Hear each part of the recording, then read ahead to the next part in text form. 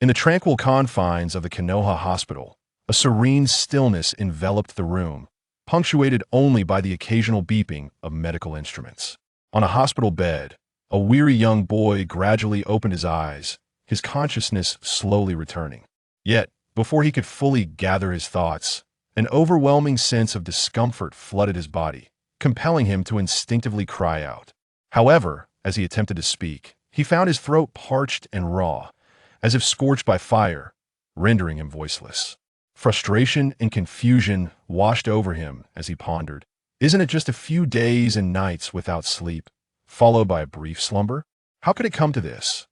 Awakening from this sleep, not only was his throat in distress, but his entire body ached as if trampled by a heavy truck. Ouch, my ribs, ouch, my elbows, ouch, my hips. Enduring the pain, the boy struggled to turn his head, beginning to take in his surroundings. To his astonishment, his eyes widened in disbelief at the sight before him. He lay in a hospital room filled with empty beds, devoid of any other patients. At that moment, a petite female nurse approached his bedside. She examined his condition with a nod, then spoke gently. The fox spirit has awakened upon hearing this unfamiliar language. A tempest of disbelief surged within the boy. Island language. Did I really end up in the land of islands after a single nap? Suddenly, a dull sound echoed as the heavy door creaked open. The boy instinctively turned his gaze toward the entrance, where a figure appeared. His eyes widened in shock as recognition dawned upon him. The individual wore the iconic green vest emblematic of Konoha's ninja. Seeing this familiar attire dispelled any lingering doubts in his mind. Lying quietly on the bed, though his body felt feeble, his gaze remained calm. He realized he had traversed worlds, implying that his former self was now deceased. The ninja clad in a vest bore an uncanny resemblance to Irika. Ah, indeed, it was Irika. Naruto, how are you feeling? Is the wound all right? Naruto, what does that mean? Am I Naruto? How could I possibly be Naruto? He scrutinized his hands, then Irika's earnest expression, and finally glanced at the reflection in the window. Golden hair, a small frame, and distinct whisker-like markings on his face, this unmistakable combination made his new identity clear. Is your body all right, Naruto? Please, don't speak. I need a moment to process this. Indeed, he was Uzumaki Naruto. While he felt a surge of joy at escaping the hellish existence of his previous life, he was simultaneously troubled. The joy stemmed from his liberation from a life of torment. Yet he was disheartened by the fact that he had become Naruto, and, worse still, a very young Naruto. Those familiar with the Naruto saga knew well the harshness of his childhood. Now, having assumed Naruto's identity, that wretched existence beckoned him, welcoming him into its fold. What was to become of his future? Gradually, Naruto began to introspect, contemplating the person he aspired to be. Reflecting on the narrative of Naruto and the experiences of his former life, he reached a resolution. I wish to be a free person. The ninja world and the village are of no concern to me. Neither war nor peace affects my resolve. I shall live by my own will. With a clear direction for his future, the tension in his body eased, and weariness washed over him like a tide. Slowly, he closed his eyes and drifted into slumber. When the first rays of morning sunlight streamed through the window and graced Naruto's face, he stirred awake. After a quick wash, he stepped out of the hospital. However, instead of heading to school, he made his way directly to the riverbank. Having not eaten since last night, and this morning, Naruto's stomach growled in protest.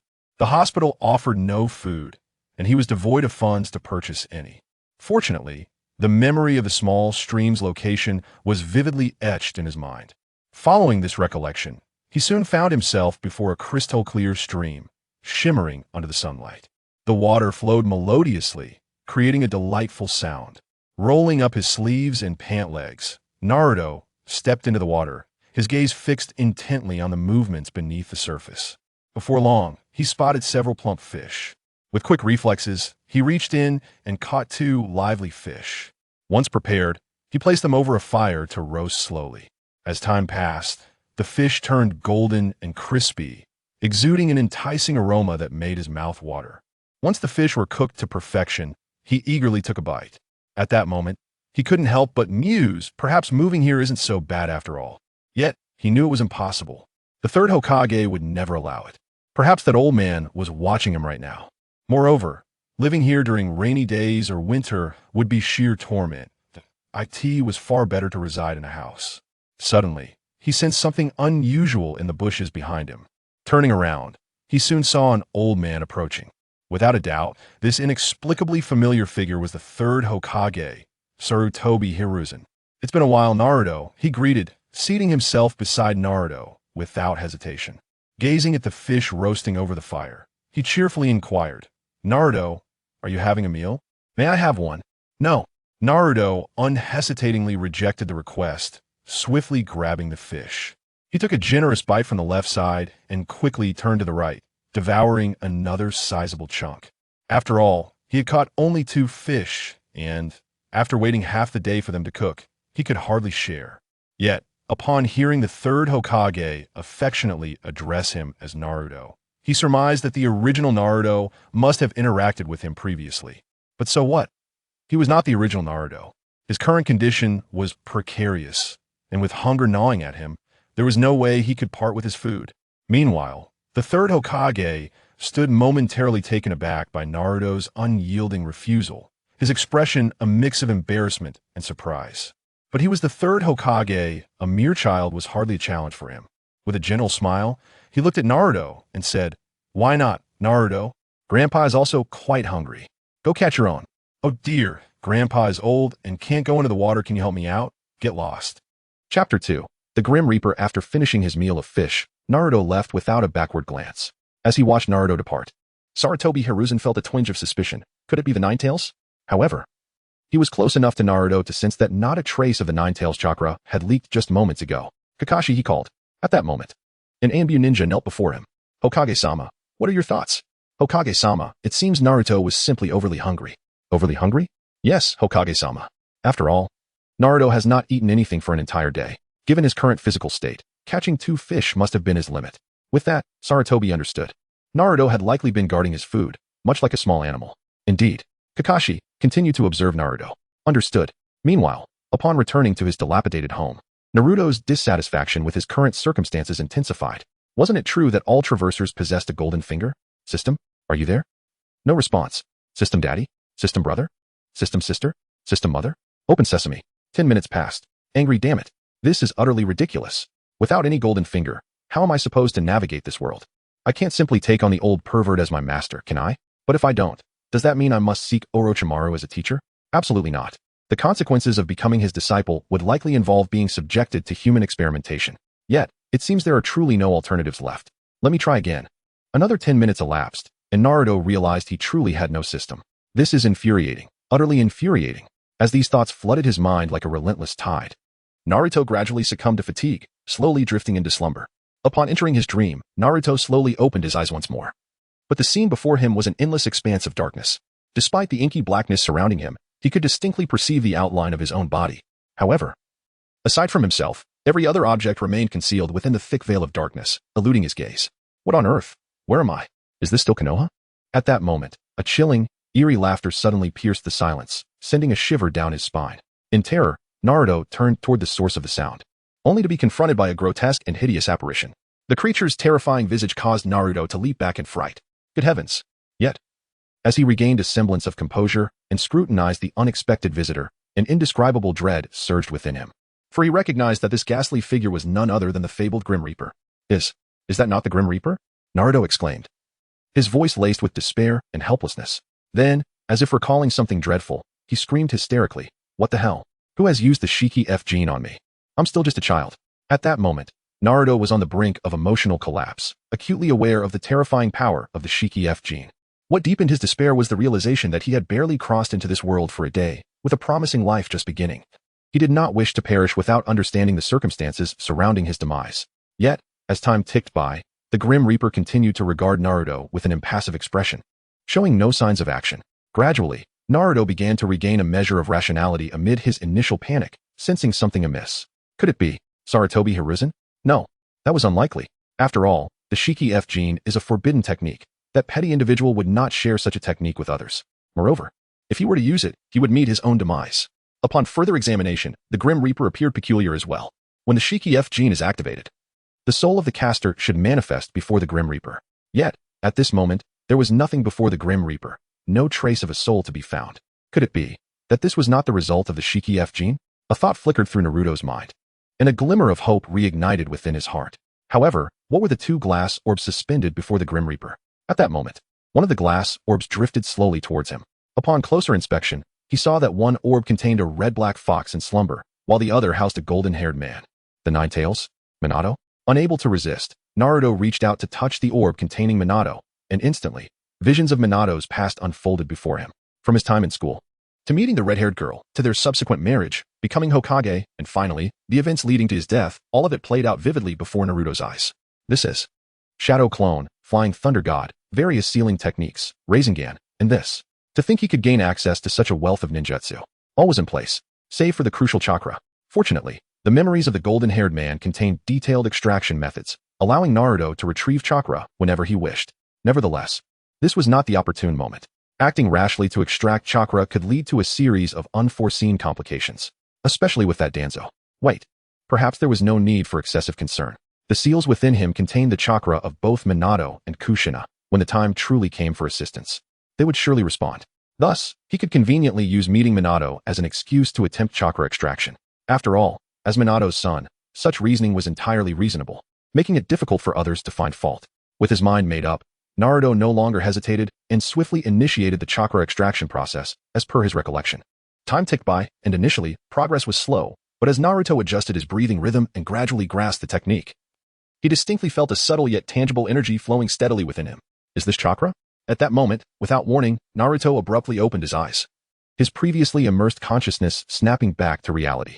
He first surveyed his surroundings in confusion, and upon recognizing the familiar arrangement of his cozy little room, he realized he had returned to his own sanctuary. Could it be that everything he had just experienced was merely a dream? Yet, he quickly shook his head to dismiss that notion, for he could distinctly sense that chakra truly existed within his being. This meant that everything that had transpired was no mere figment of imagination, but rather an authentic experience. With this realization, a radiant smile blossomed on Naruto's youthful face. He recalled all of the ninjutsu from the golden-haired man. Should he give it a try? Perhaps later. He had just awakened, and his stomach was growling. Thud, thud, thud. Chapter 3. My father. Fortunately, there were still some provisions at home, including a few packets of instant noodles. After finishing his meal, Naruto intended to step outside to practice the jutsu that lingered in his mind.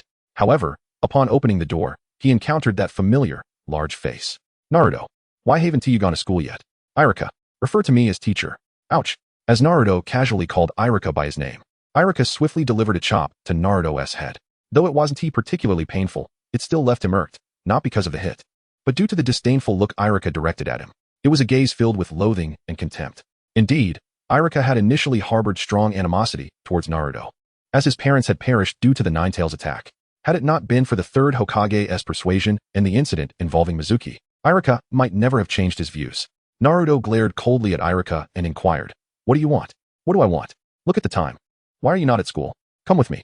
With that, Irika grabbed Naruto's arm and led him towards the school. As they walked through the streets, Naruto noticed the disdainful glances from passers-by and shopkeepers alike. Each person seemed to convey their dislike and contempt towards him, and he could even hear their curses directed at him. "Look, that demon fox is out again. Why doesn't Lord Hokage just lock it up? It would be better if it were dead. That wretched fox has made me sick today." Listening to their malicious words, a surge of anger welled up within Naruto. After all, he had just arrived in this world and had committed no wrongdoing. It was utterly baffling to be scolded and subjected to their cold stares. He yearned to retaliate against them. And as for that person who claimed to be ill, what did that have to do with him? He truly could not fathom how the Naruto from the anime could forgive such people. Magnanimity? That would be impossible in this lifetime. Naruto placed a hand on his abdomen, where a life resided, one that constantly tormented him and would continue to do so in the future. The demon fox? Ah, yes, there was indeed another entity, the Ninetales, dwelling within him. Speaking of which, after encountering the fourth Hokage's crystal ball, he had inherited the fourth S knowledge. What would happen if he touched the Ninetales crystal ball? Would it result in the fusion of the Ninetales? Or would he simply gain its immense chakra? Or perhaps he would seal another Ninetales? As Naruto pondered these thoughts, he unwittingly arrived at the school. Once in the classroom, Irika firmly placed Naruto in his seat, and then proceeded to ignore him, launching into his lesson. "Everyone, thank you for your patience. Please open your textbooks. Today we will continue discussing the will of fire." The will of fire? Well, no need to listen. I'll just sleep. When he awoke, Naruto realized that time had passed, and it was nearly time for school to end. Noticing that only a few students remained, he made his way towards the school gate. This time, he chose not to return home, but instead headed to the creek he had visited the previous day. There, he found solitude, undisturbed by others. Shadow Clone Jutsu. As the smoke dissipated, 10 versions of himself appeared before him. The Shadow Clone Jutsu allowed the memories and experiences of the clones to return to the original upon dispelling, truly a hallmark of Naruto's training in the anime. Let us create 10. After all, I'm merely testing this jutsu. Yo success. Now let the training commence. Naruto's method of climbing trees differed from what Kakashi had taught him. It was important to note that Naruto was just beginning to learn this skill. Typically, the higher one attempted to climb, the more severe the pain from a fall would be. The 10 clones swiftly set about finding suitable trees. They gathered chakra at their feet and crouched down, each stepping onto the trunk. Once one foot was firmly planted, Naruto cautiously raised the other foot, preparing to continue his ascent.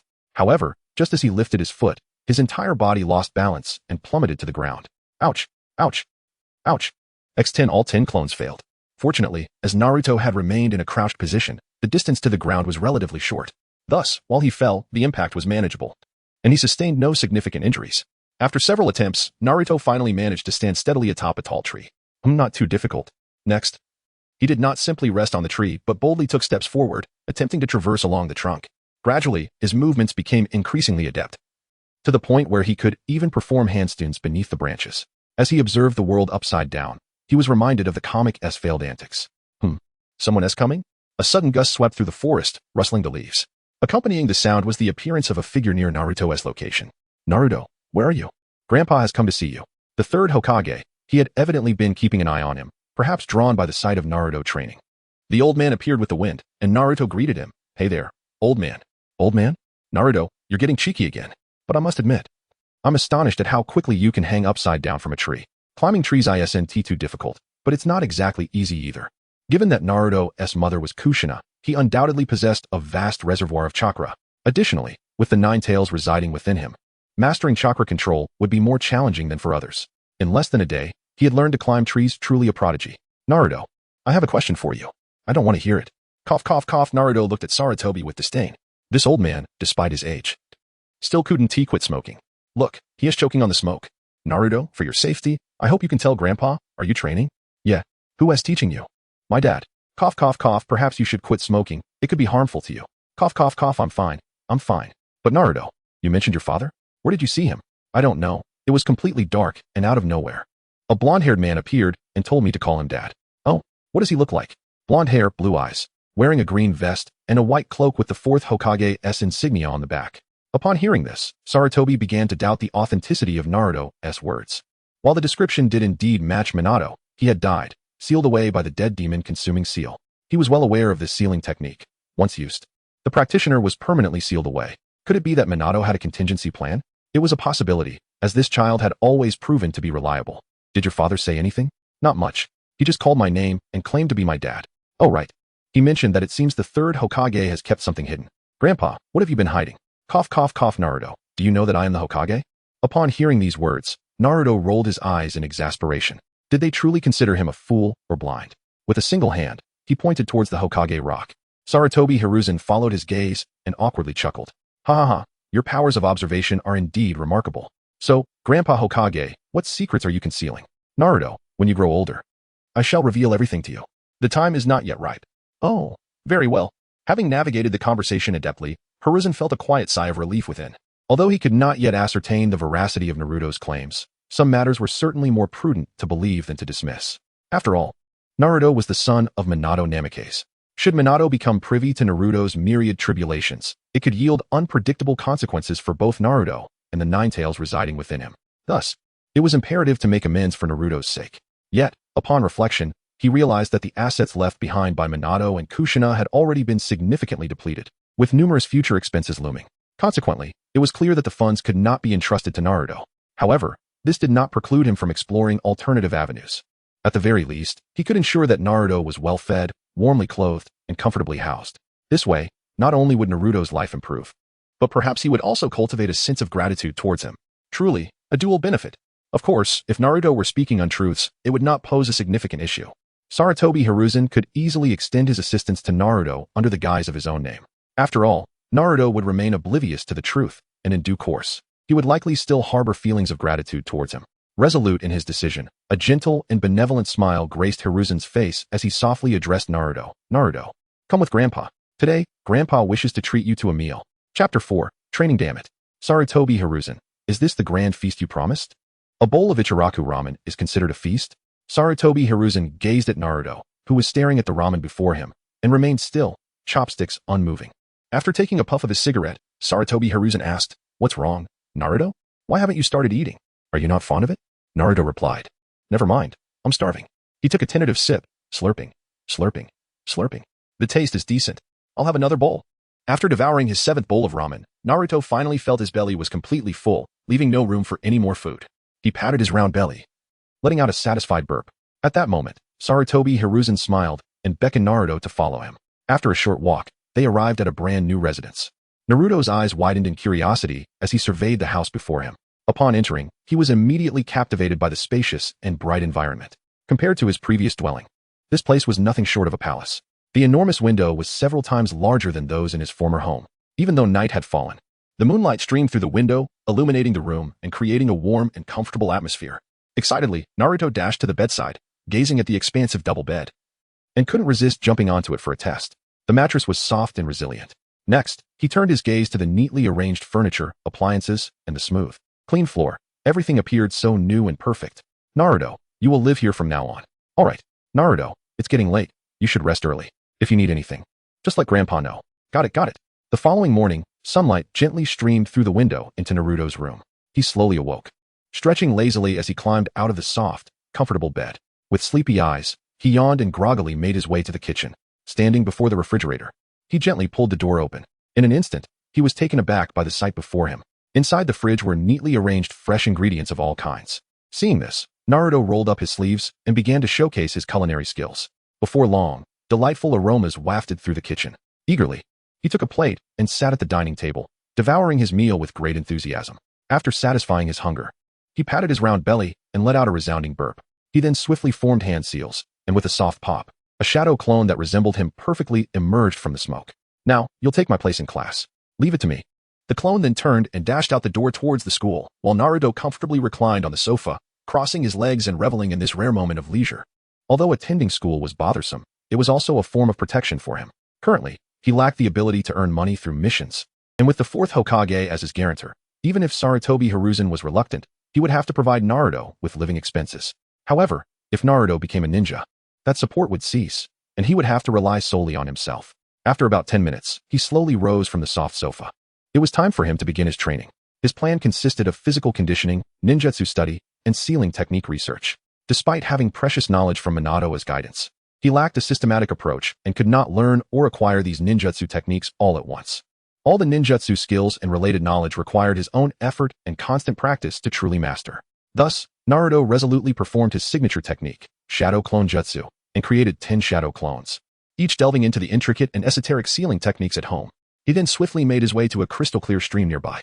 Here, he created an additional 25 shadow clones. 10 were assigned to practice standing on the water's surface, another 10 spread out to study ninjutsu diligently, while the last 5 took on logistical responsibilities. As the original Naruto, he did not slack off but prepared to fully immerse himself in rigorous physical training. He warmed up his joints and diligently began his exercises. After completing his preparations, Naruto nodded in satisfaction and muttered to himself, "All right, when it comes to training, running is undoubtedly fundamental. After all, in battle, besides the crucial chakra, physical stamina is paramount. If I wish to develop a robust physique and enhance my endurance, long-distance running is undoubtedly the optimal choice." With that thought, he took a deep breath, adjusted his breathing rhythm, and without hesitation, set off on his long-distance running journey. Of course, this time, Naruto did not utilize chakra. Time passed, second by second. Gradually, sweat began to bead on Naruto's forehead, trickling down his cheeks, quickly soaking his thin shirt. However, despite this, his pace never faltered. He maintained a steady rhythm as he continued to run. As he ran, he felt his energy waning. His shadow clones, noticing this, questioned, "By the way, how far is 10,000 meters, anyway?" "I don't know. None of us know. Don't worry about the original. Physical training requires pushing beyond limits. And don't forget, the original possesses the Uzumaki clan's bloodline, and the chakra of the Nine Tails nurtures his body, so he'll be fine. Yeah, let him keep running." Meanwhile, in a hidden corner not far away, Kakashi's sharp eyes remained fixed on Naruto. Kakashi silently observed Naruto, his gaze unwavering for even a moment. He watched as Naruto sweated profusely, diligently training, while his mind raced with various questions. After several days of observation, Kakashi couldn't help but wonder, Why is this kid working so hard? He knows he is the son of the fourth Hokage. He should understand he could live a carefree life of luxury. What drives him to exert such relentless effort in his training? With this thought, Kakashi furrowed his brow, sinking into deeper contemplation. Chapter 5. Your Regret. My shadow at this moment. In the Hokage's office, Sarutobi Hiruzen was leisurely smoking a cigarette, gazing at the glass orb on his desk. Inside the orb, a few alluring young women were in a bathhouse, playfully scrubbing each other's backs. Captivated by this exquisite scene, Hiruzen couldn't help but widen his eyes and let a smirk grace his lips. Oh, how grand. Surely one hand cannot grasp it all. My goodness, bounce, bounce, bounce. Hiruzen. Completely absorbed in the enchanting view before him, Hiruzen remained oblivious to the presence that had quietly materialized in the office. When he finally snapped back to reality, he swiftly redirected the image and looked up sharply. To his surprise, standing in the once pitch-black room was Danzo, exuding an aura of age, decay, and a palpable sense of death. Feigning calmness, Hiruzen questioned, Danzo, when did you enter? Why didn't you knock? I did knock. Oh, is that so? Ahem. Well then, what brings you here? The Nine-Tails Jinchuriki can utilize shadow clones, Hiruzen. Shouldn't you provide me with an explanation? Hiruzen's expression darkened at these words, his gaze piercing as he fixed it on Danzo, his tone icy as he responded, Danzo, are you questioning me? Despite Hiruzen's fierce glare, Danzo remained unperturbed, resolutely defending his stance. Hiruzen, you must understand that the Nine-Tails Jinchuriki must not come to harm. For the safety of the village, you should entrust the Jinchuriki to me, and I will cultivate him into the most formidable weapon for the village. Enough, Danzo. He is the son of Minato. I will not hand Naruto over to you. He will inherit the will of fire and become an indispensable strength for Konoha. Hiruzen, you will come to regret this. I am the Hokage. You. With that, Danzo turned sharply and slammed the door behind him. Hiruzen remained seated at his desk, his gaze lingering on Danzo's retreating figure before gradually shifting back to the crystal-clear glass orb. Within it, Naruto could be seen diligently training. While it was still uncertain whether the figure he encountered was indeed Namikaze Minato, there seemed to be no choice but to trust in this vision. Meanwhile, in another corner, Naruto was wholly focused on his arduous training. Even without pondering deeply on why Danzo sought Hiruzen, he could surmise the likely outcome. Setting aside the fact that he was Minato's son, how could the third Hokage allow Danzo any contact with the Nine-Tails Jinchuriki? Hiruzen, being a close friend, was well aware of Danzo's true nature and hidden motives. Thus, there was no need for excessive worry about Danzo's intentions. Hiruzen would undoubtedly protect him with utmost diligence. This meant he was absolutely safe, allowing him to train without concern. Just as he was lost in thought, the following day, Hiruzen came to visit Naruto. At that moment, Naruto inwardly grumbled, Old man, why are you here again? Hiruzen entered the room and prattled on for a while before suddenly inquiring, Naruto, have you made any new friends at school recently? Friends? Ah, he had forgotten about that. Although he had sent shadow clones to school, they merely slept through classes and had no time to forge friendships. But why was Hiruzen concerned about friends? Who would want to be friends with him? Naruto's childhood had been filled with pain and solitude. If he had to endure all this, why should he seek companionship? Feeling a wave of melancholy, Naruto replied, Grandpa, you know what kind of life I lead? No one likes me. That's not true. There are certainly people who will accept you and recognize you. Oh, who? You must seek them out yourself. Where? You can start by looking at school. I believe you will find them there. Upon hearing this, Naruto realized that Hiruzen's words left him no choice but to personally go to school. He also speculated that the old man would likely take action, instructing the children of various clans and ninjas to approach him. However, this would delay his planned training. Yet, upon reflection, he understood that haste makes waste. If he continued training as fervently as he had the day before, it might inflict considerable harm on his body. Take Lee, for example. Before receiving guidance from Guy, he had been excessively focused on training without a plan. Over time, his frail body could not withstand the strain. However, since receiving proper direction from Guy, even without utilizing the 8 gates, Lee could outperform most lower-ranking ninjas through sheer solid taijutsu. Thus, he realized he needed a teacher.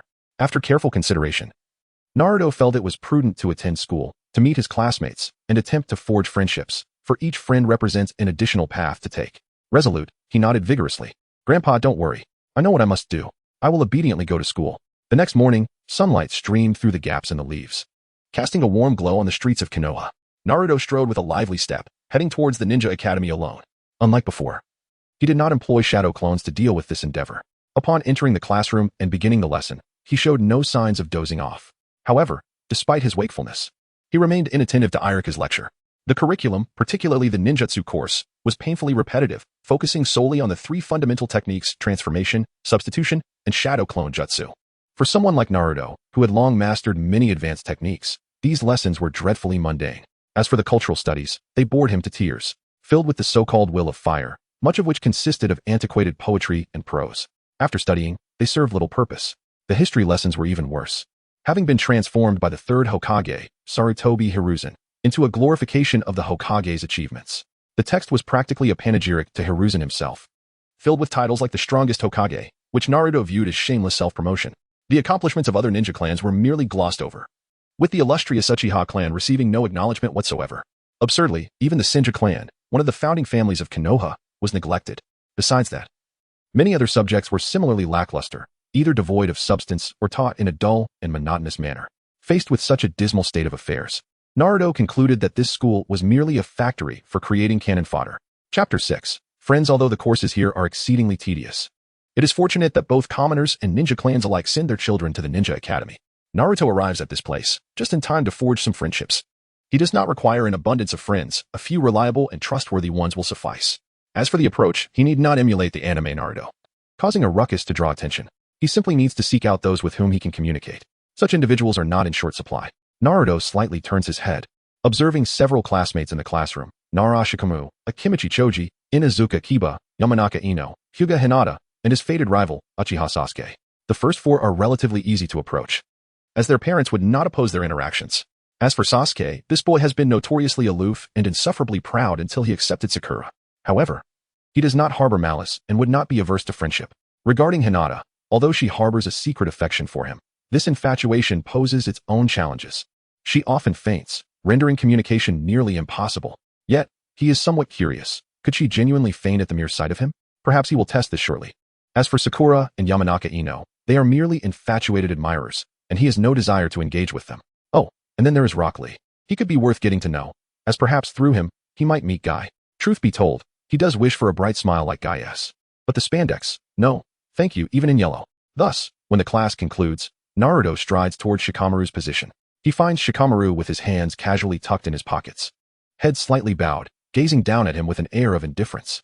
At that moment, the other students in the classroom are drawn to Naruto's actions, their whispers filling the air. Look, he is actually approaching Shikamaru. This could get messy. If a fight breaks out, should we intervene? Intervene? We should hurry to fetch the teacher. Meanwhile, Shikamaru, who has been seated the entire time, shows no change in his expression upon seeing Naruto approach him directly. He merely lifts his eyelids and inquires nonchalantly, "Is there something you need?" Unfazed by Shikamaru's cold demeanor, Naruto grins warmly, revealing a gentle and friendly smile. He then extends his right hand towards Shikamaru, introducing himself, "I am Uzumaki Naruto, and I would like to be your friend." Upon hearing Naruto's words, a wave of astonishment ripples through the classroom. The students exchange bewildered glances, utterly surprised by Naruto's overture. Shikamaru glances back, slightly taken aback, and asks, "Why me? You seem agreeable, and I have a vague sense that you are different from the others. Is that truly the only reason?" "Yes, that is indeed the reason." Shikamaru furrows his brow, his gaze piercing into Naruto's clear eyes, searching for any semblance of deceit or pretension. After a prolonged period of silent observation, he reluctantly closes his eyes and lets out a long sigh. Just last night, Shikamaru's father had advised him to seek an opportunity to converse with Naruto. Whether they could become good friends ultimately depended on Shikamaru's genuine feelings. Initially, Shikamaru had been quite unwilling, believing this to be an impending hassle. However, upon encountering Naruto today and hearing his words, Shikamaru begins to think this might be rather interesting. "Ugh, this is so troublesome, but fine. My name is Nara Shikamaru. You can call me Shikamaru." As he speaks, he rises slowly, his seemingly lazy eyes now sparkling with a hint of friendliness and curiosity. He reaches out his right hand firmly and shakes Naruto's hand. Feeling the warmth in Shikamaru's palm, Naruto beams with a radiant smile and enthusiastically responds, "I see. You too. Just call me Naruto." At that moment, Choji, beaming with joy, interjects, "Since you are now Shikamaru's friend, that makes you my good friend too. I am Akimichi Choji. You can call me Choji." Naruto looks at the amiable and welcoming Choji, nodding happily, "Hello, Choji." Under the watchful eyes of their classmates, Naruto engages in lively conversation with Shikamaru and Choji. Their laughter and playful banter make it seem as though they have known each other for years. The onlookers cannot help but display astonished expressions. They distinctly remember their parents' warnings to steer clear of Naruto. Yet, at this very moment, Shikamaru and Choji boldly choose to befriend him, leaving everyone utterly baffled. Among the crowd, only Hinata sits quietly at her desk, her eyes filled with envy. She gazes longingly at the animated conversation between Shikamaru, Choji, and Naruto, pondering, "How wonderful it would be if I could approach Naruto as they do." She has always yearned to befriend Naruto, but each time the thought crosses her mind, a wave of shyness washes over her, obliterating any remaining courage. Furthermore, whenever she sees Naruto, Her heart races uncontrollably, and a warm sensation spreads throughout her, causing her thoughts to become muddled and indistinct. Thus, despite her strong desire, she struggles to muster the courage to greet Naruto. However, witnessing Naruto's boldness in approaching Shikamaru and successfully making a friend ignites a determination within her. At that moment, she resolves to emulate Naruto's bravery and take that crucial step to express her goodwill. Finally, Hinata clenches her teeth and rises from her seat. She slowly lifts her gaze, locking onto Naruto, who is engaged in jovial conversation with his friends. Taking a deep breath, she musters all her strength to take a small step forward. Yet, just then, the implications of her actions flood her mind. As she contemplates, the world around her suddenly darkens, and everything spins chaotically. In an instant, her petite form sways like a candle in the wind before she topples backward. Hinata. What is wrong, Hinata? Hurry, call the teacher. Chapter 7. The Waterfall. At a glance, Naruto spotted Hinata collapsed on the ground. Drawing from his understanding of her, he swiftly deduced the cause of her fainting. However, knowing this only made Naruto's mouth twitch involuntarily, and a thin sheen of sweat broke out on his forehead. Hinata was indeed peculiar, often fainting without warning, as if it had become a unique skill of hers. But upon reflection, it seemed that Hinata had never truly satisfied her hunger. Could it be that her long-standing nutritional deficiencies had led to hypoglycemia? With this thought, Naruto resolved to urge her to eat more once she regained consciousness. Meanwhile, not far away, Sasuke cast a glance in Naruto's direction. After locking eyes with him for a moment, he feigned indifference and swiftly turned away. As a proud member of the Uchiha clan, Sasuke believed he had no need for friends. Yet, deep down, he envied Naruto's ability to openly approach others with such sincerity, a sentiment he would never easily confess. At that moment, Sakura and Ino, along with a group of girls, gathered around Sasuke like moths to a flame. Each wore a love-struck expression, their eyes glued to Sasuke with a gaze that seemed to strip him bare. Faced with their excessive enthusiasm, Sasuke gritted his teeth and muttered, "You're so loud. Keep your distance." "Kia." Sasuke-kun spoke to me. Naruto, watching this scene unfold, couldn't help but comment, "They are quite precocious. Women can be troublesome. I'd rather have my snacks." "Shikamaru, Naruto, would you like some?" Slowly, the hands of the clock crept toward the end of the school day. The campus buzzed with excitement as children joyfully ran to their parents, hand in hand, chatting and laughing as they left the school. After bidding farewell to Shikamaru and CHG, Naruto lingered alone near the school. At that moment, Shikamaru stood quietly at the school gate, his gaze trailing after Naruto's somewhat solitary figure, a strange feeling welling up within him. Turning around, he noticed his father, Shikaku, was watching him. Curiously, he asked, "What's up?" Shikaku smiled slightly, gently tousling his son's hair, and replied, "Oh, nothing much, just recalling some things. By the way, how was your day at school?" "Well, I had a good day, and I became good friends with that Naruto guy." "Oh, you actually made a friend with him? What is he like?" "Although Naruto can be a bit troublesome at times, overall, he is an interesting person. I don't dislike him, at least." Shikaku nodded with satisfaction, saying, "That's good. Making new friends is always a joyous affair." Unbeknownst to them, the sun sank lower, casting shadows as the day grew dim. Yet Naruto continued to wander aimlessly near the school, driven by a particular purpose. He walked on, and after an indeterminate amount of time, he heard the voice he had been seeking. 893, 894, 800, 800. Darn it. If I can't finish 1,000 sit-ups, then it's 1,000 squats as punishment. Though the voice was unfamiliar, it was undoubtedly Lee pushing himself to the limit. As Naruto approached the sound, he found Lee diligently training. "Hey, brother, who is it?" Lee paused his workout and turned to Naruto. "I'm Uzumaki Naruto. Just call me Naruto. I'm Rock Lee. You can call me Lee. Are you here to train too?" "Yeah. Wait, can you not use ninjutsu like me?" "Not exactly. I just want to work on my physical strength. Want to join me?" "Sure. Let's give it our all together." Thus began Naruto's journey of training alongside Lee. In the days that followed, during daylight, Naruto actively engaged with Shikamaru, CHG, and other friends, summoning the courage to meet more new acquaintances. As night fell, he followed Lee into the grueling depths of training. However, it must be said that Lee's regimen was nothing short of inhumane. His training was marked by extreme self-torture. Moreover, no one knew when Guy would make an appearance. After a few days of this rigorous routine, Naruto found himself at his breaking point. "Lee, can we perhaps change our training method?" "Naruto-kun, we must double our efforts. Otherwise, how can we hope to achieve our grand dreams?" "That's not what I meant. I was suggesting we could try something different." "Oh, what do you have in mind?" "Follow me." At that moment, hidden among the dense underbrush, two figures, Kakashi and Guy, observed Naruto and Lee, their eyes filled with curiosity. "Where are those two little brats headed?" Kakashi whispered. Guy, equally puzzled, shook his head in response. As time ticked away, Naruto and Lee soon emerged beneath a majestic waterfall. It turned out that this waterfall was a place Naruto had stumbled upon during his prior training by the stream. In martial arts novels and anime, it was common to see characters seeking the rigorous challenge of waterfalls for their training. Naruto shed his clothes, leaving only his shorts, and stepped towards the waterfall. As the torrent of water crashed down upon him, he felt an overwhelming force pressing against him. Steeling himself, Naruto planted his feet firmly, gritting his teeth as the water pummeled his body like a hammer. Seeing Naruto's bravery, Lee followed suit, entering the water and quickly adopting the same stance. This unique training method proved to be remarkably effective. As they endured the relentless force of the rushing water, their upper bodies inevitably leaned forward, while their bent legs had to exert far greater strength to stabilize their entire forms. Thus, the two persevered through the baptism of the waterfall. As time passed, their strength waned, yet they clung to their resolve. Finally, when they could no longer maintain their stance, they transitioned to push-ups, sit-ups, and a series of intense physical exercises.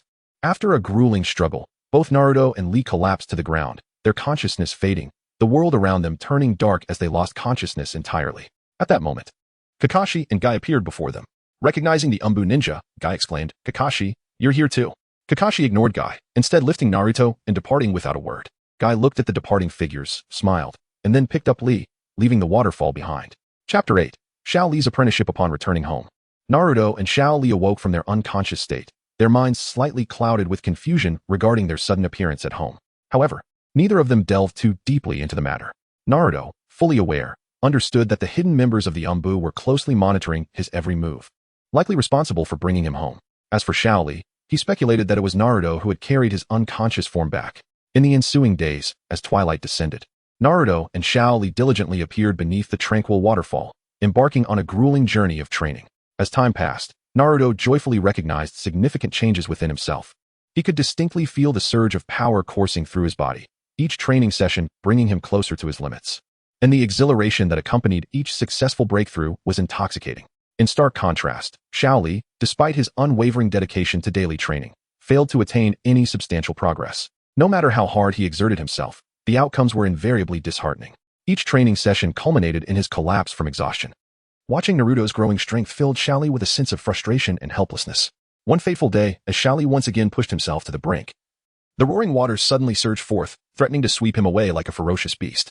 Just as he was about to be engulfed by the waterfall's depths, Naruto leaped into the water without hesitation, navigating the tumultuous currents to grasp Xiao Li tightly and laboriously pull him back to shore. Soaked to the skin, Xiao Li lay gasping on the ground, tears streaming uncontrollably down his cheeks. Through his sobs, he gritted his teeth and shouted, "Why? Why is it that despite my utmost efforts, there is no change?" Hearing Xiao Li's anguished words, Naruto's heart trembled. He wished to offer words of comfort, but found himself at a loss, standing silently beside his tear-streaked friend, who brimmed with sorrow.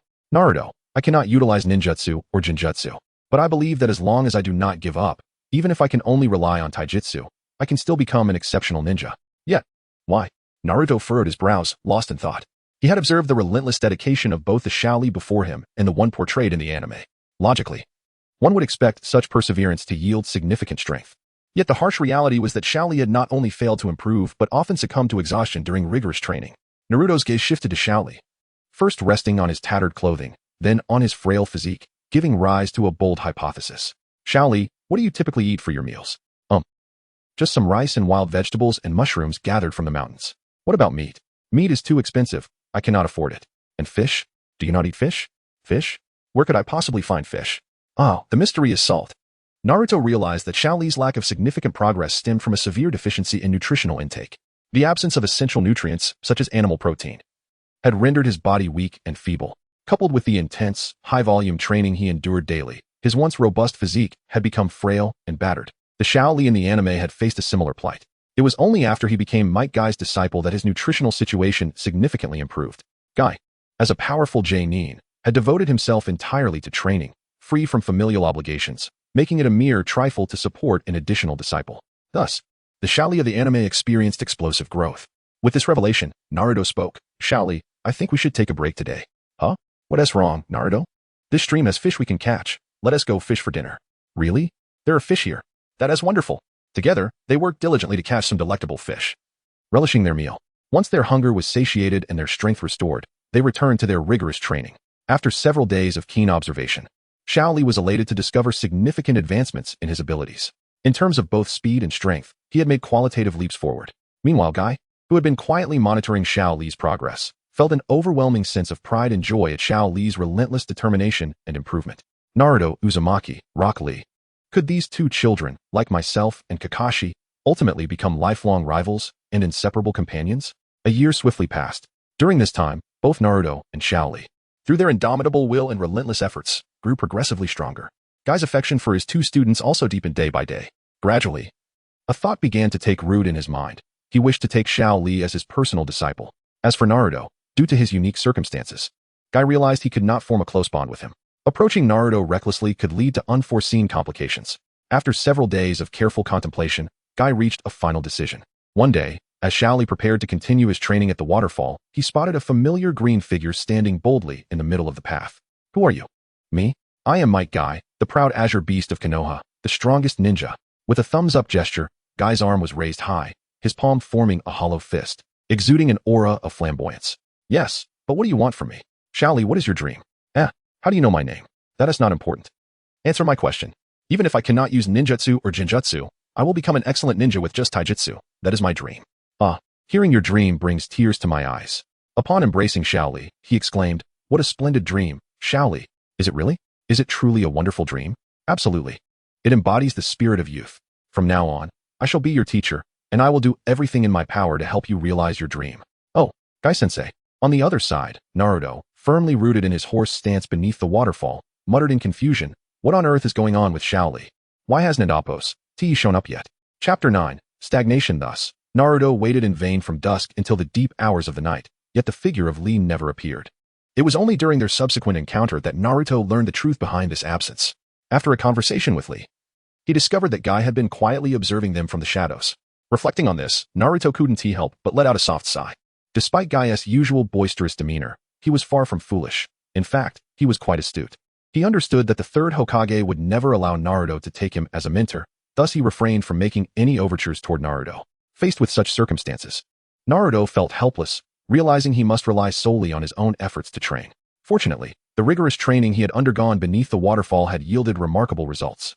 His body had gradually acclimated to the immense gravitational pressure exerted by the powerful currents of the waterfall, and this phase of training was nearing its conclusion. This meant that tonight would be Naruto's final night beneath the waterfall. After successfully completing all his training tasks for the day, Naruto slowly rose to his feet, deftly donned the clothes he had prepared nearby, and turned to leave. However, at that moment, an unexpected event occurred. With a loud splash, a figure plummeted from above, crashing into the frigid depths of the pool below. The sudden turn of events jolted Naruto into alertness, and he shouted, "Who is it?" No response came. Gradually, a lifeless body surfaced from the water.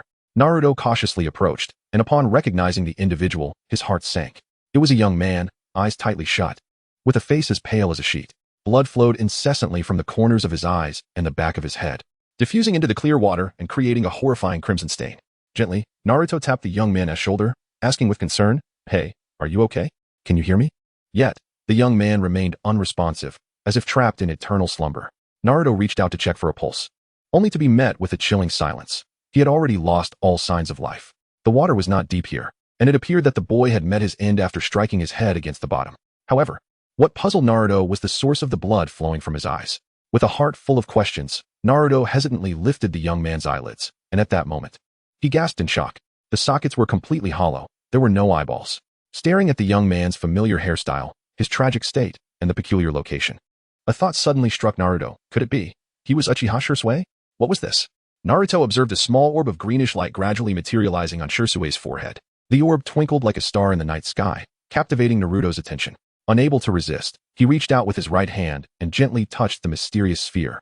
At the instant his fingertip made contact, a powerful force surged forth, swiftly drawing the orb into Naruto's being. Before he could comprehend what had transpired, a shadow flickered behind him like a specter. Startled, Naruto turned to confront it, but it was too late. The figure struck with blinding speed, delivering a vicious blow to Naruto's neck. In an instant, darkness enveloped him, and he collapsed limply to the ground. Though his body succumbed to unconsciousness, Naruto's mind remained alert. He felt as if an invisible force was pulling him back into that familiar, eerie space of darkness. In this endless void, the fearsome figure of death stood silently before him. Unlike before, this time a glass sphere rested at death's feet. Peering through the glass, Naruto could distinctly see a blurred silhouette within. Curiosity piqued, he stepped closer to examine the sphere. To his shock, the form inside was none other than Shisui, the very individual who had just tragically perished before him. Gently, Naruto brushed the surface of the glass sphere. The moment his fingertip made contact, a torrent of images flooded his mind. These flashes depicted the myriad moments of Shisui's life. As the memories surged forth, Naruto felt a profound empathy and sorrow for all Shisui had endured. As the recollection subsided, Naruto couldn't help but murmur, "Poor soul. How could you so easily trust the deceitful words of that old fox, Danzo?" Alas, it is not solely his fault. He was truly isolated, without anyone to rely upon. Even Itachi depended on him. Wait a moment. Shisui is dead, which means the night of the massacre is about to unfold. Though Naruto did not possess complete knowledge of the conflicts between the Uchiha clan and the village, he was aware of some details. The root of this turmoil stemmed from the biases held by Uchiha Madara and Senju Hashirama, which led the higher-ups of Konoha to consistently target the Uchiha clan. Foremost among their fears was the Sharingan. This eye possessed horrific power. Once awakened, it could significantly enhance one's abilities. Individuals such as Uchiha Madara, Obito, Shisui, Itachi, and Sasuke became formidable forces after unlocking its potential. Consequently, the Konoha elite feared that the Uchiha clan could utilize such power to usurp control of the village or even bring about its destruction. Undeniably, the Uchiha clan wielded immense power through their Sharingan, but it was not a gift available to all. The conditions for awakening it were exceedingly stringent. Only a handful within the entire clan had the potential to unlock the Mangekyou Sharingan. Furthermore, Naruto believed that the drastic personality changes following the awakening of the Sharingan were not uncommon. The Uchiha clan was known for their capacity to love. It was only in the wake of losing that love that they would awaken their eyes. Yet, one must consider that anyone would change after such a loss. Tsunade became obsessed with gambling after losing her loved ones. Neji accepted his fate as a caged bird after his father's death, becoming bitter and resentful. Nagato sought to inflict suffering upon the world after losing his closest friend. Countless individuals among the Hokage had undergone transformations after experiencing loss. Even Senju Hashirama, when faced with the impending loss of his loved ones, displayed a similar fervor. For instance, when he witnessed Uchiha Madara's intentions to destroy Konoha, his typically gentle and magnanimous nature vanished, replaced by an unprecedented resolve and ruthlessness. He even uttered words that left Madara astounded. "No matter who it is, even if it's my own brother, my best friend, or my own flesh and blood, if they dare oppose the village, I shall show them no mercy." Can one believe such words could emerge from the lips of the ever-loyal Senju Hashirama?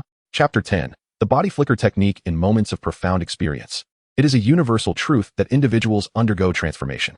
Whether it be Naruto from the anime, the first Hokage Hashirama Senju, or even figures like Ashura and the Sage of Six Paths, there are no exceptions. After all, we are all creatures of emotion. Now, we have finally arrived at the moment to explore the intricacies of the Body Flicker Technique. Within his memories, there exists a plethora of fire-style jutsu, formidable genjutsu talents, and, of course, the Body Flicker Technique itself. The Body Flicker Technique? Without a doubt, it is the aspect that piques Naruto's utmost interest. It is through this very technique that Shisui earned his formidable reputation throughout the ninja world, being hailed as the illustrious Shisui of the Body Flicker. Hence, it is imperative that he learns it. However, as he delves deeper, he discovers that the Body Flicker Technique necessitates a synergy with the Sharingan. Contemplating this, Naruto cannot help but feel a tinge of regret. After all, he is not a member of the Uchiha clan, and thus lacks the Sharingan. Utilizing such jutsu may prove. What a bother. Naruto slowly closes his eyes, striving to concentrate his chakra at his ocular region. Initially, he feels nothing extraordinary, but as time progresses, an unusual itch begins to manifest in his eyes. At that moment, when Naruto opens his eyes once more, he is astounded to find that his once blue irises have transformed into a vivid crimson, adorned with the distinct pattern of 3 tomo. Have I acquired the Sharingan? What the heck? I can't see. Wait. The Shadow Clone Technique. After creating a shadow clone, he instructs it to fixate on his eyes. The clone, upon witnessing Naruto's eyes, appears as if struck by lightning, frozen in disbelief, mouth agape, unable to utter a word, its face a portrait of incredulity and shock. By your reaction, it seems my eyes have indeed transformed into the Sharingan. The clone, seemingly bereft of speech, merely nods in affirmation. Overwhelmed with joy at the clone's confirmation, Naruto exclaims, "Quick, create a mirror." Upon receiving the command, the clone swiftly weaves hand signs. In an instant, the clone morphs into an enormous, perfectly smooth mirror. Eagerly, Naruto approaches, scrutinizing his reflection. Indeed, his eyes have transformed into the Sharingan adorned with 3 tomo. I possess the Sharingan now. Yet just then, a thought flickers through Naruto's mind. If the Sharingan can manifest in me, could the more powerful Mangekyou Sharingan also be within reach? Without hesitation, Naruto begins to channel his chakra, continuously funneling it into his eyes. As the chakra flows, he distinctly senses a peculiar sensation within his eyes. Finally, upon abruptly opening his eyes and gazing into the mirror, he realizes, this is Shisui's Mangekyou Sharingan. Does this mean I also possess the ability of Kotoeme Tsukumi? At that moment, the mirror shifts, reverting back to Naruto's original form. Without warning, the clone raises its hand and strikes Naruto with a resounding slap. Stop it, Uchiha. Wake up. In the wake of the command, a series of sharp slaps ensue. Slap, slap, slap. Enough. I'm awake. Naruto shouts, shielding his cheeks with his hands. Finally, the clone relents, stating, good to hear you're awake. With that, it dispels itself, vanishing without a trace. Naruto gazes at his reflection, noting that his once handsome visage now resembles a swollen pig's head. Unable to restrain himself, he touches his puffy face, feeling a mix of disbelief and frustration. How could I let my clone hit me like this? There is no justice in that. Should I confront that clone? But it has already disappeared. And summoning another clone may not yield the same one that struck me.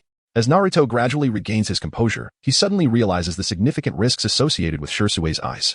Firstly, these eyes are not the eternal Manjiki Sharingan. Excessive use could lead to blindness.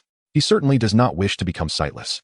It appears he must devise a method to acquire another soul, preferably one belonging to someone with the Manjiki Sharingan, to see if he can achieve the eternal Manjiki Sharingan. Wait, isn't the night of the Uchiha massacre approaching? While others may be unaware, Fugaku Uchiha possesses the Manjiki Sharingan. I must find a way to contact him after his demise. However, for now, it may be prudent to explore other options. First, Naruto weaves hand signs and produces 10 shadow clones. Subsequently, his original self forms 10 phantoms. Alright, everyone, listen to my command. When I count to 3, commence the attack. Understood. 10 alright. 1, 2, 3. At the count of 3, both sides engage in combat. Remarkably, the seemingly ethereal phantoms remain steadfast, showing no signs of dissipating under the onslaught. In stark contrast, Naruto's shadow clones shatter like bubbles upon impact, disappearing without a trace. As the last clone is obliterated, Naruto focuses his thoughts and effortlessly dispels the phantom technique. This phantom technique is truly impressive. Naruto exclaims, his eyes sparkling with excitement. Pausing briefly, he continues, next, let me attempt fire-style jutsu. As is widely known, in the original anime, Naruto's chakra affinity was limited solely to wind. Yet at this moment, he has successfully harnessed the power of fire-style chakra. Whether there are other undiscovered affinities remains to be seen through further experimentation. With this in mind, Naruto takes a deep breath and swiftly weaves hand signs. Chakra floods into his throat, culminating in a colossal fireball erupting from his mouth. Beholding the awe-inspiring fireball before him, Naruto beams with satisfaction. Haha, success. After successfully executing the fire release, great fireball technique, Naruto lifts his gaze toward the ominous figure of the Shinigami in the distance. Following his recent series of trials and explorations, he now understands a crucial truth. Any individual sealed by the Shinigami possesses ninja techniques and unique bloodline limits that can be utilized by him. However, a pressing question remains. What type of deceased individual should he seek? Must they have only recently passed, or is there a strict time constraint regarding their death? This matter likely requires further practical exploration to unravel its mysteries. Chapter 11. Hinata. Not long after, Naruto emerged from the realm of the Grim Reaper, his consciousness returning to his original body. As he regained his senses, he found himself in a familiar room. However, at that moment, a severe headache surged through him, causing Naruto to frown and gently rub the back of his neck. His expression darkened, and he muttered angrily, "Damn it, you'd better not let me catch you, otherwise you'll regret it." With great effort, Naruto suppressed the pain in his head and staggered toward the bathroom. Once inside, he turned on the tap, allowing the cool water to wash over his weary face. He then squeezed some shampoo into his hands, lathering his golden hair as white foam expanded between his fingers. After cleansing himself, he picked up a clean towel and wiped the droplets from his face. At that moment, he suddenly paused, cautiously opening one eye to peek through the damp lashes. As he did, his eye narrowed, and the Sharingan manifested itself. It seemed that everything he had experienced in the Grim Reaper's space was not an illusion but a reality. Thus, Fugaku's soul became increasingly significant to him. However, to acquire his soul successfully, it would be unwise to act recklessly. Not only was the probability of success slim, but a misstep could also lead to dire consequences. Therefore, he needed to master the fourth Hokage's renowned jutsu, Flying Thunder God technique. Yet, glancing at the time, he realized it was time for school. He decided to attend class first. Today, he was determined to win Hinata's heart. Finally, the bell rang, signaling the end of class. Naruto stretched with a sense of relief, and his gaze instinctively fell upon Hinata, who was situated not far away. Coincidentally, as Naruto looked at her, Hinata was gazing back at him with deep affection. The moment their eyes met, Hinata's cheeks flushed a bright crimson, akin to a ripe apple, and a warm sensation seemed to rise from her head, dissipating like wisps of smoke. Embarrassed, she quickly turned her head away, unable to maintain eye contact with Naruto. Noticing her reaction, Naruto scratched the back of his head instinctively. He then stood up and walked directly towards Hinata. Ah, he's coming. Naruto is really coming over. Hinata's heart raced like a startled deer, leaving her flustered and unsure of how to respond. Meanwhile, the attention of their classmates was drawn to the pair, and whispers filled the air. Some speculated curiously. Could it be that Naruto is about to confess his feelings for Hinata in front of everyone? Well, this is going to be good. Others gasped in astonishment. Oh my. Really? The classroom was enveloped in an atmosphere of flotation and excitement. Hearing their chatter, Naruto felt somewhat speechless, thinking, these kids are far too precocious. Rather than focusing on their studies, they seemed preoccupied with romance. Ignoring the others, he approached Hinata and retrieved a pre-prepared packet of candy from his pocket. Placing it on her desk. Surprised, Hinata inquired, Naruto-kun, is this for me? Yes. I noticed you often faint. And I heard that could be a sign of low blood sugar. If you ever feel dizzy again, take one of these and it should help. Really? Thank you, Naruto-kun. I will keep it safe. Make sure to eat it. Also, your low blood sugar might be due to insufficient nutrition, so try to eat enough. How did you know that? That's not important. To become stronger, one needs not only talent, but also a healthy body, a relentless spirit, and the courage to forge ahead. Healthy body, relentless spirit, and courage to move forward? I understand now, Naruto-kun. Good. Just call me Naruto from now on. Really? Can I just call you by your first name? At his words, Hinata's fair cheeks turned a dazzling shade of red, as if painted by the evening glow. Her shyness nearly overwhelming her. The world around her began to spin, and she felt herself teetering on the brink of fainting again. Seeing this, Naruto was startled. Reacting swiftly, he rushed forward, quickly unwrapping a piece of candy and placing it directly into Hinata's slightly parted lips. Hinata, hurry, eat it. Hinata instinctively began to chew the sweet candy. And as it melted in her mouth, a delightful flavor filled the air. Before long, her once clouded mind began to clear, and she felt much more alert. Witnessing this, not only Naruto but also their classmates let out a collective sigh of relief, wiping the beads of sweat from their foreheads. Hinata's previous fragile state had certainly been alarming. Fortunately, she appeared revitalized now, proving that Naruto's method was indeed effective. At that moment, Inuzuka Kiba, Yamanaka Ino, Nara Shikamaru, Akimichi Choji, and Aburame Shino approached. Ino, with her keen eye, immediately noticed Naruto's attentive care for Hinata, her sparkling eyes gleaming with curiosity and excitement, igniting her inner gossip. Unable to contain her excitement, she dashed over to Naruto, a sly smile playing on her lips, and teased, well, Naruto-kun, I never expected you to be so devoted to our lovely Hinata. Well, she was the first to acknowledge me. Oh, how enthusiastic. This is youth. Tell me more. Next time. Just then, Kiba strolled over with his dog, chuckling. You really are interesting. I'm Kiba Inuzuka, just call me Kiba. I'm Shino Aburame. You can call me Shino, another voice added. Kiba exclaimed, when did you arrive? You're being rude. Shino retorted. Ino added, I forgot to introduce myself. I'm Ino Yamanaka, just call me Ino. I'm Naruto Uzumaki, so just call me Naruto. Meanwhile, far away in the Hokage's office, Sarutobi Hiruzen observed Naruto making friends, a warm and satisfied smile gracing his face. This was precisely the scene he had hoped to witness. The Nine-Tails Jinchuriki was the village's most formidable asset. If entrusted to Danzo, he would undoubtedly become a soulless weapon. Danzo was narrow-minded and always approached situations from the worst perspective, resorting to combat, killing, and control. This was perilous for both the ninja world and the village. Therefore, he could never be entrusted to Danzo. Naruto was still young, but Hiruzen felt his own time was limited. He was uncertain how long he could protect Konoha. Thus, Naruto needed companions to safeguard. With friends, he would embody the will of fire, and with that will, he would protect the village. With the will of fire, Hiruzen would feel at ease allowing Naruto to grow stronger. However, what Hiruzen did not know was that Naruto's friendships were not without purpose.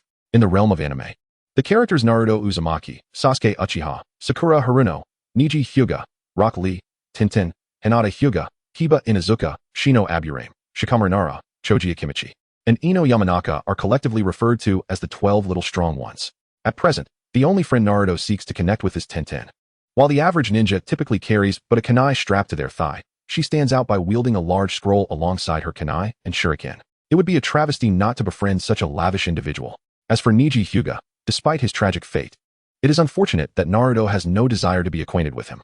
By the way, is there anyone from the Hyuga clan who has perished? Has his father already met his end? How regrettable. Perhaps he will seek an opportunity in the future.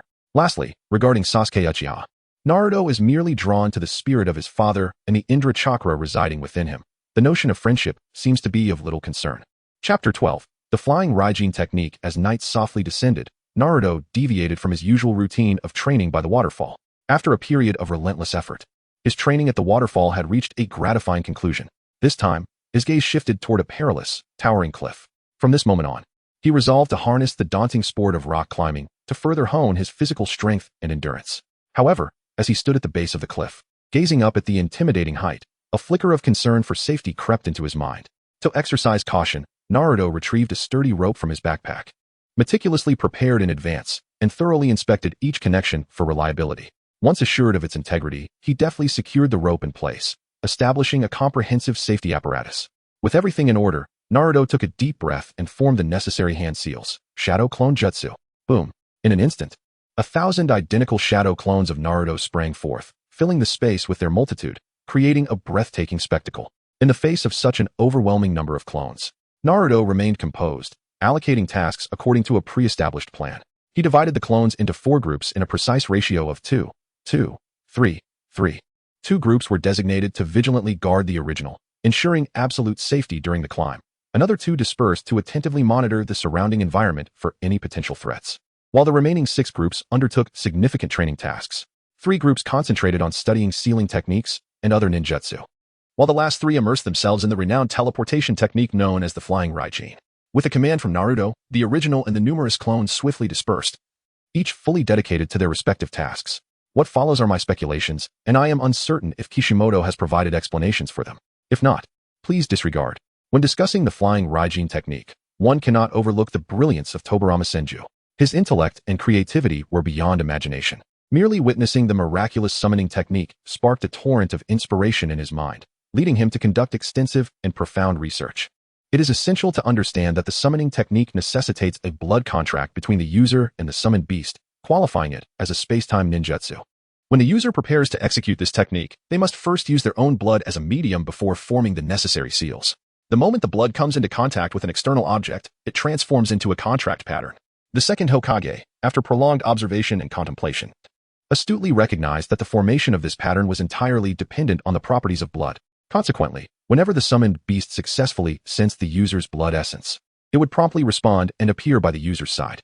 Faced with such an astonishing discovery, the second Hokage plunged into experimentation. Ultimately, through countless efforts of exploration and practical verification, he successfully adapted the pattern principle of the summoning technique, thereby innovatively creating his own contract summoning pattern. Unlike traditional summoning techniques, which typically require a one-way summon between 2 contractors and necessitate the drawing of specific patterns in blood to be effective, Tobarama's summoning technique was uniquely self-summoning. This distinctive method of summoning did not rely on blood, but rather solely on the user's chakra. Furthermore, the summoning pattern could be inscribed onto objects using chakra alone, eliminating the cumbersome sealing steps and the need for blood as a medium. With merely a thought, the inscribed pattern could instantly teleport the individual to a designated location. Once this ninjutsu was perfected, Tobarama proudly named it the Flying Raijin technique. When this technique was passed down to the 4th Hokage, Minato Namikaze, it underwent further enhancement and refinement. Through in-depth study, Minato was astonished to discover that the summoning pattern was not confined to a fixed shape. Any form that adhered to the rules of summoning contracts could serve as an effective summoning medium. Additionally, Minato realized that multiple summoning patterns could be established simultaneously, within a certain perceptual range. As long as he could clearly sense the existence of these patterns, he could effortlessly teleport to the corresponding locations. Thanks to his ingenious upgrades to the Flying Raijin technique, Minato rose to prominence in the ninja world, maneuvering with unparalleled skill, nearly unmatched by anyone, achieving true invincibility. Thus lies the essence of the legendary Flying Raijin technique. With a thorough understanding of its principles, Naruto's many clones began diligently studying this ninjutsu. Time passed swiftly, and in the blink of an eye, an hour had gone by. Yet astonishingly, Naruto's clones made no progress whatsoever. Faced with this predicament, they gathered together, engaging in discussions to uncover the reasons behind their stagnation. Through profound exchanges and analyses, they quickly identified a pivotal issue. Naruto had never utilized the summoning technique before, and thus had no personal experience of the summoning power it entails. Furthermore, having never witnessed the summoning pattern firsthand, he found it challenging to grasp the subtle intricacies contained within. Consequently, they unanimously agreed that the pressing priority was to find a summoning beast for Naruto. Only by possessing his own summoning beast could he truly grasp the essence of the Flying Raijin technique. Having clarified the solution, the next step was to relay this information to Naruto's original self. Acting swiftly, one of the shadow clones unhesitatingly dispelled its form. In that instant, all the memories regarding the exploration of the Flying Raijin's training challenges and the strategies discussed surged into Naruto's mind like a tidal wave. In an instant, it was as if enlightenment had struck him, and he comprehended the chain of events. A summoning beast, you say? That is easily resolved. Just seek out the 3 great sage locations. But, Chapter 13, the spirit contract when it comes to the art of summoning. Naruto from the anime sought out Jiraiya as his master. To be candid, Naruto was rather reluctant to take on this lecherous old man as his mentor. It was astounding how inappropriate a teacher he was. Not only did he indulge his own lascivious desires by peeping at girls in the bathhouse, but he even compelled his disciples to transform into women using seductive techniques, all in the name of writing his book or for the sake of art. Such a repugnant and shameless individual, Naruto was resolute in refusing to become his apprentice. Moreover, he had no desire to make a pact with the toads of Mount Myaboku. Those creatures, with their immense tempers and voracious appetites for insects, were simply too revolting. The wet-bone forest was a more palatable option. But Naruto had no intention of becoming a medical ninja. The slug was not suitable for him. Thus, the Dragon Cave emerged as his optimal choice. He particularly favored Sasuke's future summoning beast, the blue snake, appreciating its strength, politeness, and charm. Therefore, he considered forming a contract with the serpents of the Dragon Cave. Yet, a pressing question arose. Where exactly was this Dragon Cave? And even if he were to discover its location, how could he possibly reach it? Sitting on the ground, resting his chin on his hand, Naruto fell into deep contemplation. Suddenly, a light bulb went off in his mind. And he smacked his thigh. How could I have forgotten her? He thought of a crucial figure, Kurenai Yuhi. She had once been a disciple of Orochimaru, learning ninjutsu under him. And now, she resided in Konohagakure. If he could enlist her assistance, perhaps he could realize his plan. With the power of the Sharingan, he might even be able to persuade her to help him forge a contract with Orochimaru. But therein lay another dilemma. Naruto had no knowledge of Kurenai's precise whereabouts. However, this posed no challenge for the clever and resourceful Naruto. A solution quickly came to mind. He had heard that Kurenai had a particular fondness for sweets. If he stationed himself at the pastry shops she frequented, he was certain to catch wind of her movements. The more he pondered this idea, the more feasible it appeared, and a triumphant smile crept across his face. With a detailed plan laid out, Naruto wasted no time. He stood up, stretched his limbs, and took a deep breath, slowly retracting the shadow clones he had been training. After a period of intense training, Naruto felt a bit fatigued, but the prospect of his impending mission invigorated him. Following a vigorous brainstorming session, Naruto trudged home, his steps slightly heavy. He was in dire need of rest to replenish his energy for the challenges of the following day. As the first rays of morning sunlight streamed into his room, Naruto opened his eyes promptly. He quickly leapt out of bed, washed up, and executed the shadow clone technique. In an impressive display, numerous identical Narutos appeared before him, creating a spectacular scene. The clones immediately performed transformation jutsu, morphing into adorable animals, benevolent elders, and dashing ninjas. Each one a dazzling sight to behold. Once everything was set, Naruto made his way outside under the pretense of morning exercise, stepping out with a light-hearted gait. During his jog, he discreetly positioned his clones at the entrances of various pastry shops. Time passed steadily, and Naruto maintained his facade, running forward without a care. Eventually, he arrived at the academy and commenced his classes. However, during the lecture on the will of fire, fatigue overtook him, and he succumbed to sleep. At that moment, one of his shadow clones dispersed, returning its memories to him. Kurenai has been located. Now, every clone was intensely focused on surveilling Kurenai, ensuring they did not miss even the slightest of her movements, persistently following her until they witnessed her safely return home. Seeing this, a subtle smile graced Naruto's lips as he mused to himself. The plan is progressing remarkably well. As time quietly slipped away and night descended, Naruto cautiously opened his door, preparing to step outside. However, just before exiting, he swiftly formed several hand seals, summoning numerous shadow clones. These clones, upon receiving Naruto's orders, turned and departed the house, embarking on their arduous training journeys. Meanwhile, Naruto employed a transformation technique to alter his appearance to resemble another individual. Once the transformation was complete, he gently closed the door behind him and stealthily made his way towards Kurenai's residence. Moments later, he arrived at her window. Peering through, he observed Kurenai peacefully slumbering in her bed, completely unaware of the presence drawing near. With the grace of a nimble cat, Naruto quietly pushed open the window and slipped into the room. Yet, the instant he crossed the threshold, Kurenai's eyes shot open, her years of training as a ninja sharpening her instincts. Instinctively, she seized a kunai from her pillow and pressed it swiftly against Naruto's throat. You've got some nerve barging into my room. Speak, who are you? I don't recall ever encountering someone like you. Kurenai sneered, the kunai firmly against Naruto's skin, ready to cut his throat at the slightest provocation. Unfazed, Naruto smiled gently and slowly turned his head, his eyes gleaming with a peculiar light, the unique crimson glow of the Sharingan. The Sharingan. You must be of the Uchiha clan. Kurenai gasped, her eyes widening in shock. Just as she was about to call out, the scene before her morphed into a blur. Seizing the moment of her astonishment, Naruto unleashed a genjutsu. Kurenai felt her mind spin, and soon she lost control over her body and thoughts. With her completely ensnared by his illusion, Naruto quietly inquired, do you possess the summoning scroll for the Dragon Cave? Kurenai shook her head. Is there a summoning scroll at the Dragon Cave? She nodded. Can you perform reverse summoning? She nodded again. Very well. Once you perform the reverse summoning, bring the scroll back here. If any snakes inquire about your purpose, simply say that you have a disciple wishing to learn the art of summoning. She nodded once more. Begin. Kurenai gently bit her thumb, crimson blood oozing from the wound. She smeared the blood across her left palm, and then her hands began to weave seals rapidly. Boar, dog, bird, monkey, horse. When Kurenai finally slammed her left palm onto the tatami mat, two petite snakes appeared before her. Upon your return, promptly execute the reverse summoning technique and transport me to the white snake sage. I have urgent matters to discuss with him in person. The small snakes nodded slightly, flicking their tongues, and then vanished in an instant. Kurenai then turned to the other small snake and instructed, approximately 1 hour after my disappearance. Perform the summoning technique again to bring me back here. This small snake also obediently nodded, signaling its understanding of the task. Before long, Kurenai's figure began to fade, ultimately vanishing completely from Naruto's side. At that moment, only Naruto and the waiting little snake remained in the room. For a moment, the atmosphere grew somewhat awkward, as there seemed to be no common ground for conversation between the solitary individual and the serpent. Nevertheless, a flicker of curiosity ignited within Naruto. He recalled the adept frogs that masterfully wielded ninjutsu. Their prowess stemmed from their agile hands, which allowed them to effortlessly perform hand seals. Yet, the serpents and similar creatures before him lacked such appendages. How then did they accomplish the intricate seals required for ninjutsu? This perplexing question swirled incessantly in Naruto's mind, leaving him utterly bewildered. Before long, as time approached its inevitable passage, the little serpent initiated its action. After flicking its tongue, a summoning symbol materialized upon the ground, and Akamichi returned bearing a large scroll. Naruto was left befuddled, unable to comprehend the sudden appearance of the summoning symbol. However, the critical matter lay in the large scroll that Akamichi presented. Was there an unforeseen complication? No. However, the sage wishes to see you. Wants to see me?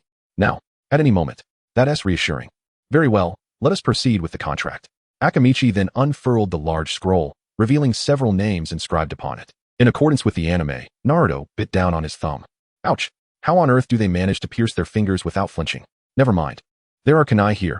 I shall use one. Naruto grasped a kunai, gazing at his thumb for a moment. Akamichi, would you kindly make a small incision on my finger? Certainly. Akamichi swiftly seized the kunai, and in the blink of an eye, he sliced open Naruto's thumb. In an instant, crimson blood gushed forth from the wound, cascading down his thumb. Without hesitation, Naruto quickly smeared the flowing blood across his remaining 4 fingers. Following this, he meticulously inscribed his name upon the blank space of the scroll. Once this step was completed, Naruto cautiously pressed his blood-stained fingers beside his newly written name, leaving a distinctly visible crimson handprint. At that very moment, the ancient toad, slumbering within Mayaboka Mountain, abruptly awoke from its dreams. It exclaimed in terror, "The future has changed." Chapter 14. Practical test. Once all matters were settled, Hondo handed the scroll to the diminutive serpent, softly urging, "Hurry and return the scroll." Naruto stood nearby, his gaze fixed on the tiny snake and the enormous scroll. Given the stark difference in their sizes, how could this little creature possibly transport such a large scroll? While Naruto was lost in thought, the small snake gradually opened its mouth wider and wider. To Naruto's astonishment, the scroll was slowly being consumed by the serpent. With wide eyes, Naruto stared, incredulous. How on earth is it swallowing the scroll without any visible change in its body? I don't know either, Hondo replied. Forget it. We can study it later. Seeing that the task was accomplished, Naruto decided to head home. Before leaving, he erased the memory of the encounter from her mind. He hurried back, eager to attempt the summoning technique he had recently learned. Standing in the center of his room, he noticed the bloodstains on his hands had yet to dry, and an idea sparked in his mind. This might prove useful. Quickly, Naruto formed the hand seals of the boar, dog, bird, monkey, and sheep, summoned a minuscule amount of chakra, and then struck the floor with a forceful slap. Instantly, an object appeared before him. To his surprise, it was a snake egg. A snake? An egg?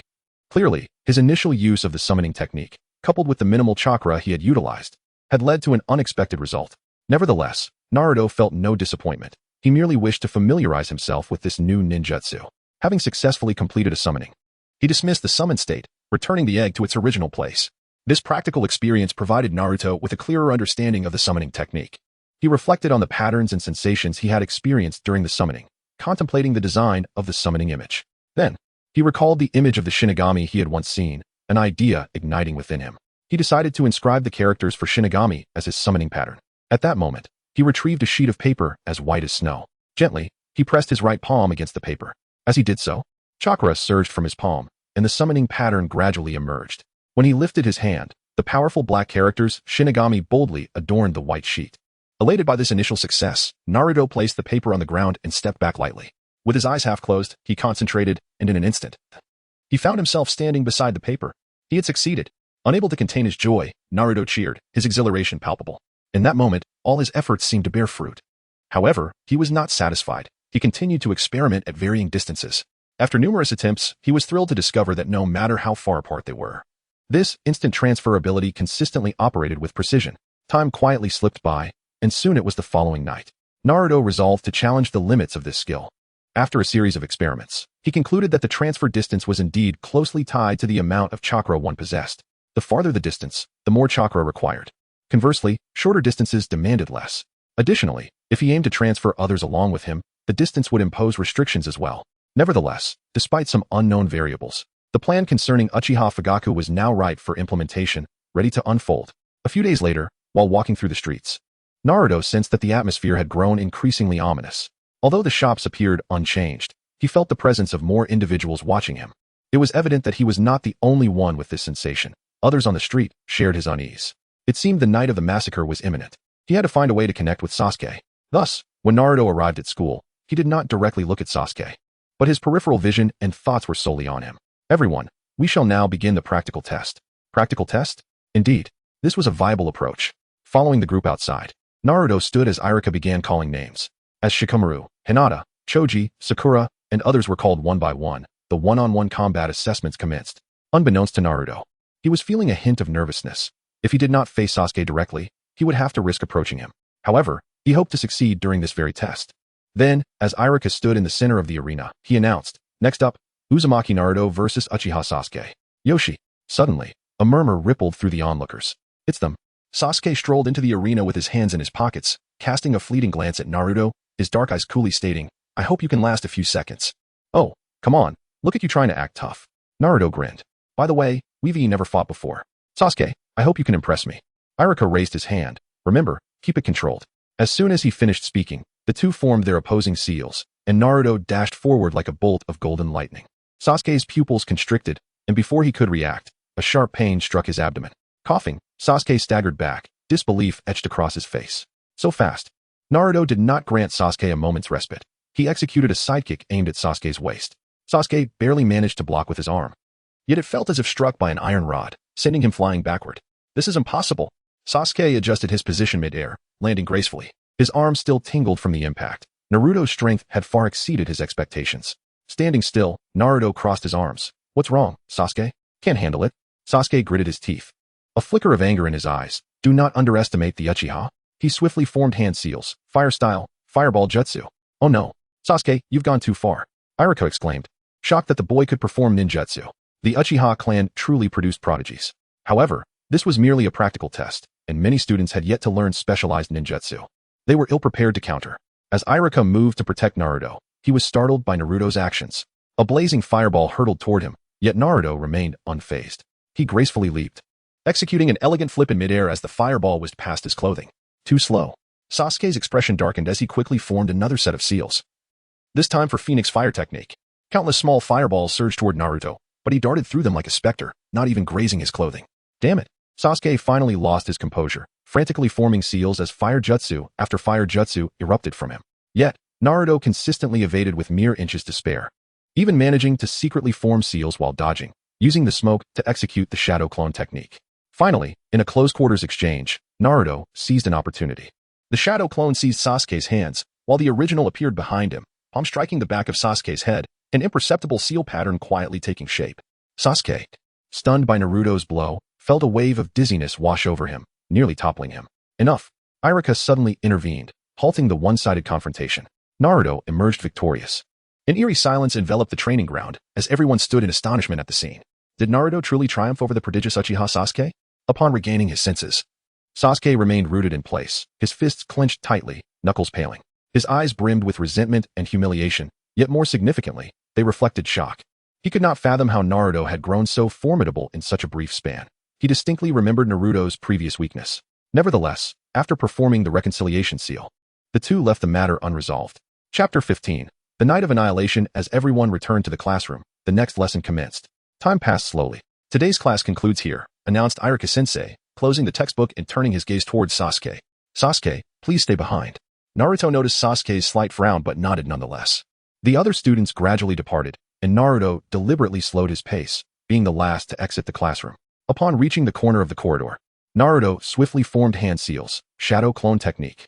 Two clones appeared beside him. Naruto whispered instructions. "One of you stay at the school to keep watch, and the other transform into a small insect to follow Sasuke. Remember, do not get detected." The clones nodded. One quietly slipped back through the classroom window, while the other transformed into an inconspicuous little bug and flew inside. Taking a deep breath, Naruto slung his backpack over his shoulder and headed home. Once home, he ate dinner as usual, washed up, and lay in bed. However, he did not fall asleep. Instead, he closed his eyes, concentrating on receiving information relayed from his clones. As night deepened, moonlight spilled through the window onto Naruto's bed. Suddenly, he felt the school clone dispel and receive the first memory. It was confirmed that Sasuke had left the school and was on his way home. At that moment, Naruto's second shadow clone held its breath, witnessing through the insect's perspective as Sasuke walked alone down the dimly lit street. The Uchiha clan's residence lay on the outskirts of the village, and there were hardly any other pedestrians on the road. The atmosphere was eerily tranquil, a tranquility that felt unsettling and terrifying. Sasuke hurried home, and as he pushed open the door, he was met with the sight of his parents' lifeless bodies and his brother wielding a knife. After a brief moment, the clone dispelled. Naruto sat up in bed, quickly formed hand seals, and left a shadow clone in the room, transforming his appearance to resemble Tobi before activating the Flying Thunder God technique. In an instant, he found himself beside Sasuke. A heavy stench of blood assaulted his senses, and Naruto suppressed his discomfort, rapidly surveying the surroundings. Moonlight illuminated the room, revealing a gruesome scene of bodies strewn across the floor. Sasuke lay in a pool of blood, tears still glistening on his face. Taking a deep breath, Naruto began to execute his plan. Standing beside Fugaku's corpse, he noticed the soul orb that usually hovered above Fugaku, emanating a faint green glow. Let us refer to it as the soul orb from now on. Glass orb sounds too mundane. Naruto reached out, gently touching the soul orb with his fingertip. In an instant, the orb surged into his body. He then turned toward Makoto's corpse. After a moment of hesitation, he extended his hand and absorbed Makoto's soul. Finally, he gazed at the unconscious Sasuke. Under the moonlight, Sasuke's face was as pale as paper, with tear stains still visible. Naruto retrieved a kunai from his ninja tool pouch, its sharp edge carving a shallow wound across Sasuke's cheek. Blood trickled down the cut, and Naruto swiftly captured some in a prepared container. Having completed his task, Naruto activated the Flying Thunder God technique once more. Returning to his room, he carefully sealed the collected blood within a scroll, hiding it in a concealed compartment beneath his bed. The shadow clone lying on the bed dispelled at the opportune moment, allowing Naruto to receive the memories of the recent events. Everything was normal. No one had discovered his actions. After returning to his bed, Naruto slowly closed his eyes, his consciousness gradually fading into the realm of the Shinigami. Before him stood a tall and imposing Shinigami. What were the conditions for entering the Shinigami space? Did one need to absorb souls to gain entry? Naruto yearned to inquire of the Shinigami before him, but soon realized that the entity seemed incapable of speech. Thus, he resigned himself to exploring slowly and methodically. At that moment, he noticed two additional soul orbs beside him. Naruto first gently touched the soul orb of Uchiha Mikoto. He began to scrutinize Mikoto and Appo's memories, and as scenes unfolded before his eyes, his heart grew heavier. Mikoto was not only a kind-hearted woman but also a close friend of Naruto's mother. Yet fate had played a cruel joke on her, binding her to a foolish man. That man ultimately led to Mikoto's demise, as well as that of their child. Such a wonderful woman, who should have enjoyed a life of happiness, was met with a tragic fate due to her unfortunate choice in partners. Had Fugaku shown greater assertiveness and discerned the sinister intentions hidden within the upper echelons, the Uchiha clan, despite their dire circumstances, would not have been doomed to such a tragic fate. Even more astonishing was the fact that this man had sent Itachi to the Yambu, subjecting him to the ideological poison of the third Hokage. Especially in the nights leading up to the massacre, the atmosphere was thick with an indescribable sense of foreboding, yet Fugaku took no action. It is no exaggeration to say that not only Mikoto but also the innocent Sasuke and all other Uchiha clan members were victims directly tied to Fugaku and the Konoha elite. After witnessing this memory, Naruto couldn't help but feel a profound sorrow for Mikoto. Alas, what a wretched man. Suddenly, Naruto's eyes underwent a transformation. His once clear and bright gaze morphed into the Sharingan. Instantly, he felt a significant enhancement in his ocular prowess. Clearly, Mikoto had not awakened the Manjiki Sharingan. Alas. Next, Naruto touched Fugaku's soul orb, meticulously exploring the fragments of Fugaku's memories. However, upon concluding these memories, Naruto couldn't help but shake his head and sigh. Fugaku resembled the tragic Emperor Chongjin of the late Ming dynasty, helplessly inheriting a family burdened with countless wounds and on the brink of collapse. Regrettably, despite being the family head, Fugaku lacked the wisdom and fortitude to alter their fate. Under the weight of a series of poor decisions, the Uchiha clan ultimately plunged into the abyss of destruction under his watch. For this, Naruto would not condemn him, as it was a matter of capability. However, when it came to his own family, he was utterly foolish. Suddenly, he sensed something unusual in his eyes. The sensation surged forth, causing Naruto's heart to tighten. He dared not be complacent, quickly shutting his eyes tightly. yet the strange feeling intensified. He could distinctly feel that his eyes were undergoing a remarkable transformation. Naruto's consciousness instantly returned to his own body. At that moment, he lay exhausted on the narrow bed, quietly awaiting the completion of his ocular transformation. Though his body was utterly fatigued, his heart brimmed with anticipation and anxiety. For he knew that once this transformation was successfully completed, he would possess the legendary Eternal Mangekyo Sharingan. Chapter 16. The Kaleidoscope Sharingan. As the morning sun streamed through the gaps in the curtains, Naruto lay in bed, acutely aware of the sharp pangs radiating from his eyes. He understood that this was the precursor to the awakening of the Eternal Kaleidoscope Sharingan. Not again. He rubbed his temples. The pain had persisted since yesterday. He still needed to attend school, and with his eyes in such a state, it would surely raise suspicions. There was no choice. Shadow Clone Jutsu. 3 clones materialized in the room. One headed to the kitchen to prepare breakfast, another began tidying up, while the last changed clothes, readying himself for school. Naruto addressed the clone going to school, entrusting him with the task. The clone nodded and departed with his backpack, leaving the original to rest at home. After school, the memories transmitted from the dispelled clone revealed that everything had proceeded normally, save for Sasuke's absence. The Uchiha clan massacre seemed to have been deliberately downplayed. Days passed, and suddenly, Naruto felt as though his eyes might ignite. An overwhelming surge of chakra coursing through his body. He staggered into the bathroom, turned on the faucet, and splashed cold water on his burning face. When he raised his head, the reflection in the mirror took his breath away. His eyes had transformed, intricate patterns swirling upon a crimson backdrop. This was the Eternal Kaleidoscope? The author's note follows the image below. What remarkable eyes they were. Unexpectedly, he had acquired the ocular techniques of both sides simultaneously. However, with gain comes loss. In acquiring one ocular technique, he had forfeited another. The Sharingan reflects the soul's essence. Thus, the ocular abilities he received resonated profoundly with his innermost desires. His left eye possessed the capability to irrevocably alter another's will. Imagine wielding the power to eternally govern a person's thoughts and actions. Such strength undoubtedly surpasses mere ephemeral manipulation. Unfortunately, even with the elevation to Eternal Kaleidoscope, utilizing the Kodoame Tsukumi just once necessitated a waiting period of 1 year before it could be employed again. Conversely, Naruto's right eye inherited Fugaku's ability to foresee the future. In battle, the capacity to anticipate events a mere moment ahead would undeniably confer a significant advantage. Once upgraded to the Eternal Kaleidoscope, this technique could be employed at will, albeit at a substantial chakra cost. What follows pertains to speculations regarding the awakening of the Kaleidoscope's ocular techniques. If there are records in the original work, or if any discrepancies arise, kindly disregard this chapter. When discussing the Sharingan, it is noted that when the host faces the profound anguish of losing a cherished one, the Sharingan awakens unique abilities reflective of the host's most intense emotions. Take Uchiha Obito as an example. He was a lowly underachiever, yet harbored deep love and aspirations for Rin Noera. He often immersed himself in dreams of a life spent together, even kissing her photograph with heartfelt longing. However, upon hearing Madara Uchiha's words and witnessing the tragic demise of his beloved, his world crumbled in an instant. In that moment, he was consumed by boundless despair and rage, unable to accept such a cruel reality, perceiving his world as a mere illusion. Thus, propelled by profound sorrow and obsession, Obito conceived the desire to escape this merciless realm, yearning to create an ideal world with Rin. Under the overwhelming pressure of these emotions, he awakened Kamui in the Kamui dimension. His belief in the world's falsity led to the awakening of Near Kamui, while his wish to bring Rin into a new world resulted in the awakening of Far Kamui. Now, consider Uchiha Itachi. Upon awakening his Kaleidoscope Sharingan, one of his ocular techniques was Tsukuyami. Its essence lies in ensnaring an enemy's spirit within an illusionary realm, where all factors, including time, location, and substance, are under the caster's control. Why did he awaken Tsukuyami? Itachi was a reclusive youth, existing within his own thoughts from an early age. Possessing extraordinary talent, he pondered many profound questions. What is a shadow? What constitutes a village? What defines a clan? Due to his father's teachings, Itachi developed a habit of burying his worries deep within, bearing the burden alone. Thus, when Shursui perished, he awakened Tsukuyami. The reason he acquired Amaterasu was due to his entanglement in the intricate conspiracies set forth by the third Hokage after joining the Umbu. He increasingly felt that the Uchiha clan was tragically ignorant, lacking the understanding of the village's significance. Each time he witnessed the foolish actions of his kin, the flames of anger within him blazed ever brighter.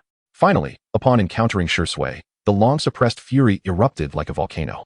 This fierce anger was directed not only at the Uchiha clan's ignorance, but also at Dan's, who had orchestrated Shursui's demise. Thus, it compelled him to further awaken Amaterasu. Lastly, let us speak of Fugaku. His character was notably composed, and he possessed a kind heart. In every endeavor, he contemplated for a better future. Consequently, he approached decisions with careful consideration, weighing various possibilities to devise the most perfect and suitable plan for the future. This was particularly true regarding Itachi's early induction into battle. Fugaku's motivation was not a mere whim, but stemmed from profound foresight. He understood that for Itachi to evolve into an exceptional and mature leader of the Uchiha clan, he must first be tempered by the fires of conflict, accumulating practical experience to lay a solid foundation. However, Fugaku's emphasis on the future was rooted in a deeply etched experience.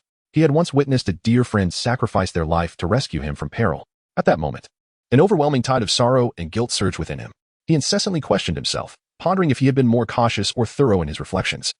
Perhaps he could have foreseen the deadly trap, thus preventing his friend's untimely death and preserving a future filled with hope. It was this heavy burden of guilt and the fear of an uncertain future that drove Fugaku to awaken the Kaleidoscope Sharingan. The abilities of these eyes were intimately intertwined with the concept of the future. Uchiha Fugaku possessed the ocular technique known as Madara. His left eye could discern the trajectories of fate, while his right eye had the capacity to predict future events. Once, Fugaku dared to employ the left eye's technique. And in that fleeting moment, he beheld the heartbreaking future of the Uchiha clan. He also witnessed the tragic demise of the Uchiha clan, observing his sons engage in mutual slaughter, and saw Sasuke awaken the Rinnegan and have a charming daughter, while Sasuke's fate brought him solace. The multitude of brutal scenes left Fugaku's heart brimming with resentment. He was acutely aware that this dreadful future was inexorably approaching. Yet his responsibilities as the clan leader forbade him from remaining passive. Thus, he exerted every effort to alter the fate of his family. However, each time he made decisions based on the future he foresaw, he found himself ensnared in profound hesitation, becoming increasingly indecisive. As time passed, no matter how fervently Fugaku struggled, events relentlessly progressed toward the terrifying future he had envisioned. Ultimately, despair enveloped his soul, and he understood that there was no turning back. In resignation, he relayed the future he had seen to his beloved wife, and together they chose to silently accept this inescapable destiny. In the end, Fugaku resolutely decided to have his eldest son Itachi end their lives, and before his death, he uttered these words to Itachi: "I do not wish to witness the slaughter of my own sons, so please, Itachi, kill me. Remember to protect Sasuke, no matter what, for he is the hope of our Uchiha clan." These words were imparted to Itachi after Fugaku glimpsed the future. The power of this ocular technique was too terrifying, prompting Itachi to destroy his father's eyes before departing. Chapter 17. Madara having acquired the eternal kaleidoscope, the next objective was the cells of Hashirama. However, there was no need to rush, for during the Nin exams, Orochimaru would inevitably employ forbidden techniques to resurrect the first Hokage, Senju Hashirama, through the impure world reincarnation. When the third Hokage, Hiruzen Sarutobi, utilized the Reaper Death Seal, not only would he successfully seal the souls of the first and second Hokages, but Orochimaru himself would not escape this fate. His arms would be sealed within as well.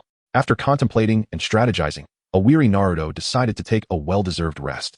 He lay down on his bed and fell into a deep slumber, awakening revitalized and ready to return to school. On this particular day, most of the students at the school took advantage of their free time to visit the severely injured and still unconscious Sasuke in the hospital. Naturally, Naruto would not miss this opportunity, and he hurriedly made his way to the hospital. Upon arriving at Sasuke's bedside, he found Sasuke still with his eyes tightly shut, showing no signs of awakening. After silently observing for a moment, Naruto turned and left the hospital without hesitation, heading straight back to school. Meanwhile, in the Hokage's office, Hiruzen Sarutobi was observing Naruto's every move through the use of a telescope technique. At that moment, Danzo entered the room with a somber expression. "Hiruzen, did you see? The Nine-Tails has made contact with Uchiha Sasuke," Danzo said coldly. "And so what?" Hiruzen replied calmly. "You are being naive. Do you not understand the consequences of the Nine-Tails Jinchuriki interacting with the Uchiha clan?" Hiruzen remained silent for a moment before responding softly. "Danzo, Sasuke is just a child. And so is Naruto. And what of it? I would suggest you hand those two children over to me." Danzo retorted. "Danzo, they are the future of Konoha, and I will not entrust them to you." Danzo scoffed. "Hiruzen, you will come to regret this. I am the Hokage. My decisions do not require your approval." Hiruzen's tone grew stern. Danzo had nothing more to say, casting a cold glance at the third Hokage before exiting the office. Bang! All that transpired in the Hokage's office had been clearly perceived by Naruto through Madara. At that moment, although the power of the Kodo Amatsukami in his left eye was not yet available for testing, he had previously utilized the ocular technique of Madara with his right eye. Before heading to the hospital, Naruto had harnessed the power of Madara to glimpse into the future, wishing to foresee what might transpire. Ultimately, what he witnessed was a scene of tranquility, accompanied by a farcical display of remorse and shadowy figures. However, each use of Madara significantly drained Naruto's chakra. Upon estimation, he realized that in his current state, he could use Madara perhaps 4 more times at most. Should he exceed this limit, his chakra would be entirely depleted. Thus, For several days, the first thing Naruto did upon awakening each morning was utilize Madara to predict the various situations that might arise that day. After all, in the pursuit of locating the elusive Danzo, Madara was undoubtedly an indispensable ally. Yet, each use of Madara consumed a fifth of his chakra, and predicting an entire day's events would nearly deplete his reserves. Looking at his still youthful and frail body, Naruto couldn't help but feel a twinge of dissatisfaction with himself. He pondered, wishing he could mature more swiftly. Suddenly, a flash of inspiration struck him. He still harbored a life within him, the Nine Tails. However, to his surprise, he sensed an unusual stillness from the Nine Tails within him today. Was it not curious about his ability to use the Flying Thunder God technique? Did it not wonder where he had learned such ninjutsu? And what of his Sharingan? Could it not see? Did it not harbor any curiosity about him? Perhaps this proud creature was simply too aloof to inquire. Well, let it be. It can do as it pleases. After all, I possess more than just the Nine Tails. Yet the foremost dilemma remained. How could he access the realm of the Reaper? Naruto racked his brain, experimenting with various methods. He even resorted to sleeping for 2 consecutive days, hoping to enter the Reaper's space, but to no avail. After considerable reflection, Naruto realized that perhaps only by harnessing the power of a deceased soul could he successfully unlock the gateway to the Reaper's realm. At that moment, a bold thought crossed his mind: Reaper Death Seal.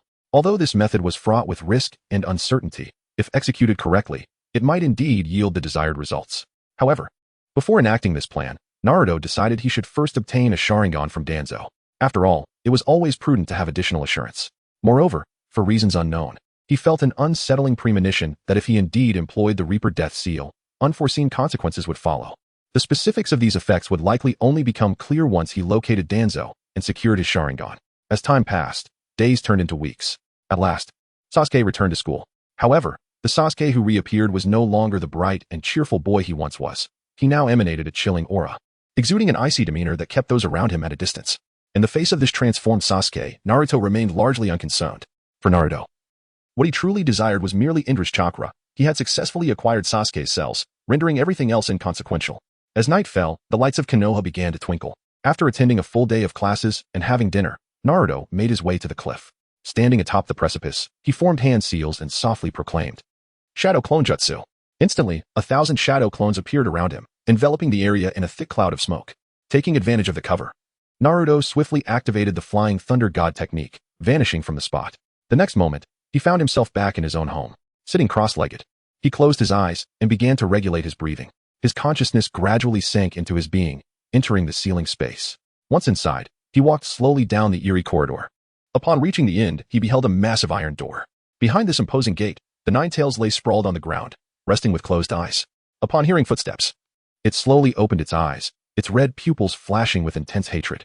"You little brat, come here," the Nine Tails growled, its voice reverberating through the space. Naruto offered no reply, merely gazing coldly at the beast. His eyes began to shift, revealing the 3-tomo Sharingan. Sharingan. The Nine Tails sprang to its feet, its immense form radiating a powerful chakra wave. "How do you possess that cursed eye?" Naruto remained silent, the Sharingan slowly spinning, its power erupting instantaneously, transforming the Nine Tails' pupils into the 3-tomo pattern, causing it to gradually lower its body. "From this moment forth, your power belongs to me," Naruto intoned softly. The Nine Tails did not respond, only bowing its head in submission. Naruto understood that he had successfully subdued the Nine Tails, but this was merely the beginning. Chapter 18. The Book of Seals. Naruto stood within the ceiling space, coldly gazing at the Nine Tails before him. Its eyes vividly reflected the pattern of the 3-tomo Sharingan, an unmistakable testament to Naruto's ocular jutsu controlling it. Unlike protagonists in other fanfictions, Naruto had no intention of forging any bonds with the Nine Tails, nor did he even address it by its name, Kurama, from the outset. To him, the Nine Tails was indeed a pitiable entity. It had been manipulated by Uchiha Madara, subsequently suppressed by Senju Hashirama, and ultimately sealed within him by 3 individuals of the Uzumaki clan. However, as the saying goes, a common man bears no guilt, yet possessing treasure invites calamity. The immense chakra within the Nine Tails naturally made it a target of envy and malice, an inevitable fate. Yet, this very reality was what prompted Naruto to seek direct control over the Nine Tails. At this moment, he had delineated a clear objective for himself. First, to firmly seize control of Shimura Danzo, and then, utilizing the divine technique of Kaiten no Jutsu, to thoroughly conquer and harness the Nine Tails. As for the fate of the entire ninja world, to hell with that. The prophesied child, let anyone who wishes to take on that role do so. However, the sealing technique presented a challenge. The 8-trigram seal established by the 4th Hokage remained robust, and Naruto found himself unable to unravel it. Moreover, the note affixed to the iron gate indicated that tearing it would summon the chakra left behind by the 4th. He understood that to fully command the power of the Nine Tails, he must locate Jiraiya, the man who held the key. It appeared that the matter of the Nine Tails would have to be postponed for now. Naruto contemplated that he must first gain control over Jiraiya.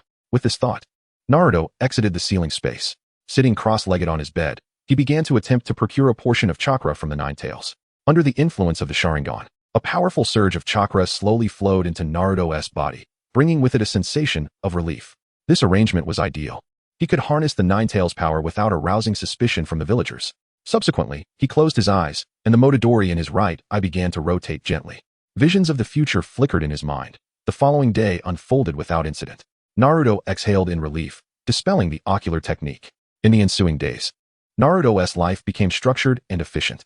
By day, he attended classes like an ordinary student, presenting no signs of abnormality. By night, he utilized the chakra of the Nine Tails for physical training, employing the Motodori to predict the forthcoming day. The continuous supply of chakra from the Nine Tails alleviated any concerns regarding his own exhaustion. As days turned into weeks, Naruto's strength steadily ascended. His physical training fortified his body, while the Motodori enhanced his grasp over the future. Finally, the week before graduation arrived, and a new dilemma confronted him. The Book of Seals. Should he attempt to steal it? Naruto stood in his home, arms crossed, brow furrowed. His gaze drifted through the window towards the distant Hokage rock, weighing the pros and cons in his mind. The Book of Seals contained countless forbidden techniques. Yet pilfering it was no trivial matter. Sitting on the edge of his bed, he supported himself on his knees, lost in contemplation. He knew that to steal the Book of Seals, he would require a plausible rationale, and he must entice Mizuki to approach him. Only then could he masquerade as a pawn being manipulated rather than the architect of the scheme. What excuse could Mizuki employ to deceive me? Naruto squinted, recalling events from the anime. Mizuki had exploited Naruto's anxiety over the graduation exam and his thirst for power, luring him to steal the Book of Seals. Yet now, Naruto's demeanor was entirely different. His chakra control was seamless, and he had mastered both the clone technique and the shadow clone technique. What led Mizuki to believe he would resort to stealing the Book of Seals out of desperation for failing the exam? Therefore, he needed a reason. But what kind of reason? Naruto murmured softly. Thus, he spent the entire day pondering this dilemma. He needed to devise a method that would allow him to appear as a failure without raising any suspicions. The next day in class, Naruto noticed a classmate arriving late. He recognized this student as someone who frequently tardied. A light bulb flickered in Naruto's mind, and suddenly, he had an idea. Yes, I could be late on that day and miss the exam. Naruto felt a surge of delight. However, while this was feasible, not attending on that day would seem too conspicuous. He required a more natural pretext. Consequently, from that day onward, Naruto intensified his training regimen. Each night, he engaged in strenuous physical training, even employing the shadow clone technique to expedite his progress. The rigorous training gradually wore down his body, and dark circles began to form under his eyes. In the following days, Naruto appeared increasingly fatigued during class. His classmates began to notice his unusual state. Naruto, what's wrong with you lately? You look exhausted, Shikamaru inquired, puzzled. It's nothing, just facing the exam. So I've ramped up my training, Naruto replied with a forced smile. Fatigue evident in his voice. Naruto, diligent training is commendable, but you must also prioritize rest. The graduation exam is just around the corner. You can't jeopardize your performance due to overtraining. Don't worry, I'll definitely graduate smoothly. At long last, the day of the graduation exam arrived. The night before, Naruto had trained fervently, even foregoing sleep. As dawn approached, his eyes were bloodshot, his complexion pale, and he swayed slightly as he walked. This should suffice. Upon returning home, Naruto gazed at his reflection in the mirror, satisfied, then donned his attire and sat at the dining table. When he could no longer endure it, he succumbed to sleep, resting his head on the table. When Naruto awoke and rushed into the classroom, the exam had already concluded. Irika-sensei spotted him and scolded, Naruto, why are you only arriving now? The exam is over. Naruto lowered his head, feigning disappointment. I'm sorry, Irika-sensei. I overtrained last night and wasn't in good condition to make it to the exam. Irika reprimanded Naruto and immediately declared him to have failed the exam. Observing this, Mizuki began to speak on Naruto's behalf, yet the outcome remained unchanged. Just as Naruto prepared to exit the classroom, Mizuki approached him. He feigned concern and whispered to Naruto, Naruto, don't be too disheartened. I actually have a method for you to graduate successfully. Naruto lifted his head, feigning surprise. What method? Mizuki smiled mysteriously, leaning closer to whisper in his ear, the Book of Seals. If you can master the techniques within, you will pass the exam. Internally, Naruto scoffed. Yet he displayed an expression of eagerness. Really? But where is the Book of Seals? Mizuki replied softly. In the secret chamber of the Hokage's office. I can tell you the exact location, but you must keep it confidential. Naruto nodded, thinking to himself. As expected, he has taken the bait. That night, Naruto stealthily infiltrated the Hokage's office. He created chaos using shadow clones and successfully seized the Book of Seals. Upon reaching a wooded area outside the village, Naruto opened the Book of Seals and was immediately drawn to the technique of multiple shadow clones. Wasting no time, he activated his Sharingan and swiftly scanned the contents of the book. 8 gates. Edo Tensei. Naruto muttered softly, excitement flashing in his eyes. The 8 gates would serve as a perfect trump card for his future, while Edo Tensei was pivotal to his plans. He needed to locate the graves of Kushina Uzumaki and Mito Uzumaki to summon their spirits and enhance his Uzumaki lineage. Next, we must locate their graves, Naruto murmured softly. Chapter 19. Becoming a djinn in the night was deep and serene, with only the whisper of the wind rustling through the leaves of the trees. Naruto sat upon a stone, cradling the Book of Seals in his hands, his Sharingan swiftly scanning the forbidden techniques inscribed on its pages. His gaze lingered momentarily on the reanimation jutsu and the 8 gates, as he quietly contemplated his next course of action. At that moment, distant hurried footsteps echoed through the forest. Naruto's ears perked up slightly, a cold smirk curling at the corners of his mouth. They were here. Indeed. Irika's figure emerged first from the thicket, his face etched with anxiety and fury. Upon spotting Naruto, he called out vehemently, "Naruto, do you have any idea what you are doing?" Naruto lifted his head, feigning innocence as he replied softly, "Irika-sensei, I merely wish to graduate smoothly. Mizuki-sensei informed me that mastering the techniques within the Book of Seals would allow me to pass the exam." Irika was momentarily taken aback, but his expression quickly morphed into one of alarm. "Mizuki? Did he instruct you to steal this?"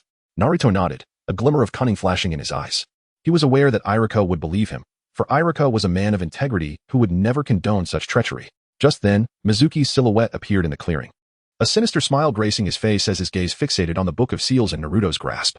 "Naruto, hand over the Book of Seals," Mizuki commanded coldly, his tone brooking no dissent. Naruto shook his head, clutching the book tighter. "No, this is essential for my graduation." Mizuki's expression darkened, a derisive snort escaping him. "Ha, graduation? Ha ha ha. You, the nine-tailed fox, think you can graduate? How laughable." He continued, "By the way, Naruto, are you not aware of a certain rule in our village?"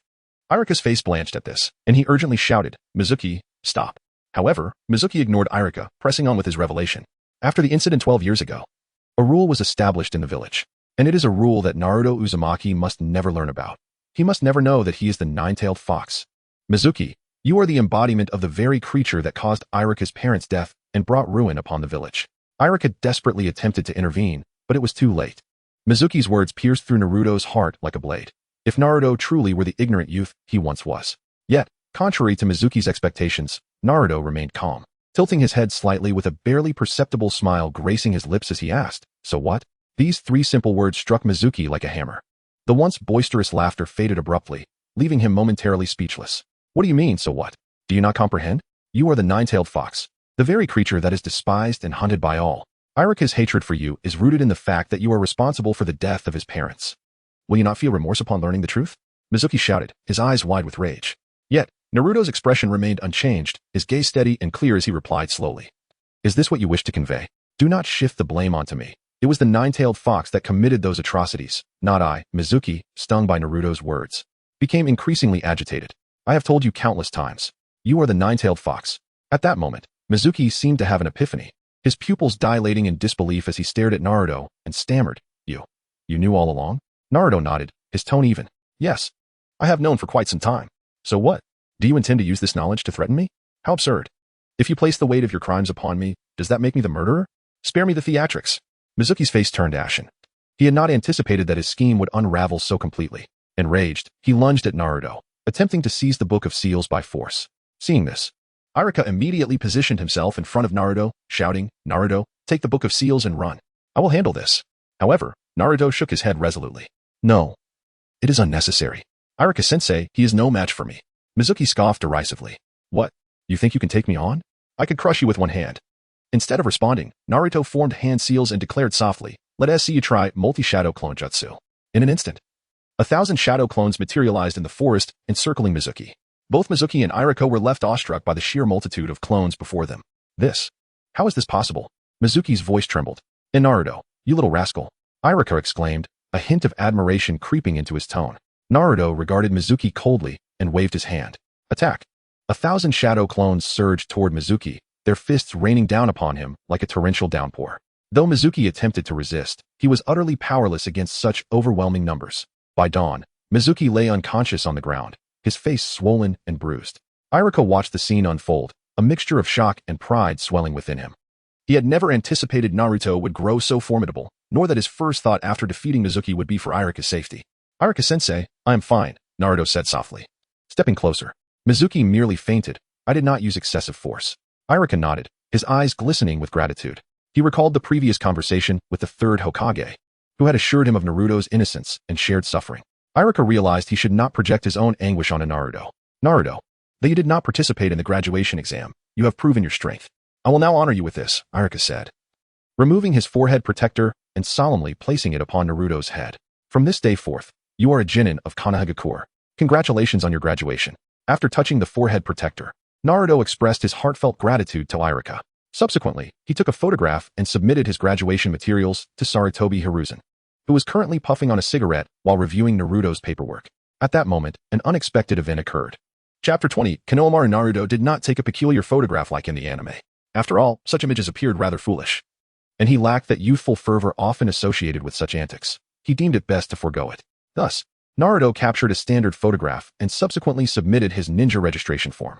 The third Hokage, Hiruzen Sarutobi, sat behind his desk, gazing at Naruto with a gentle demeanor.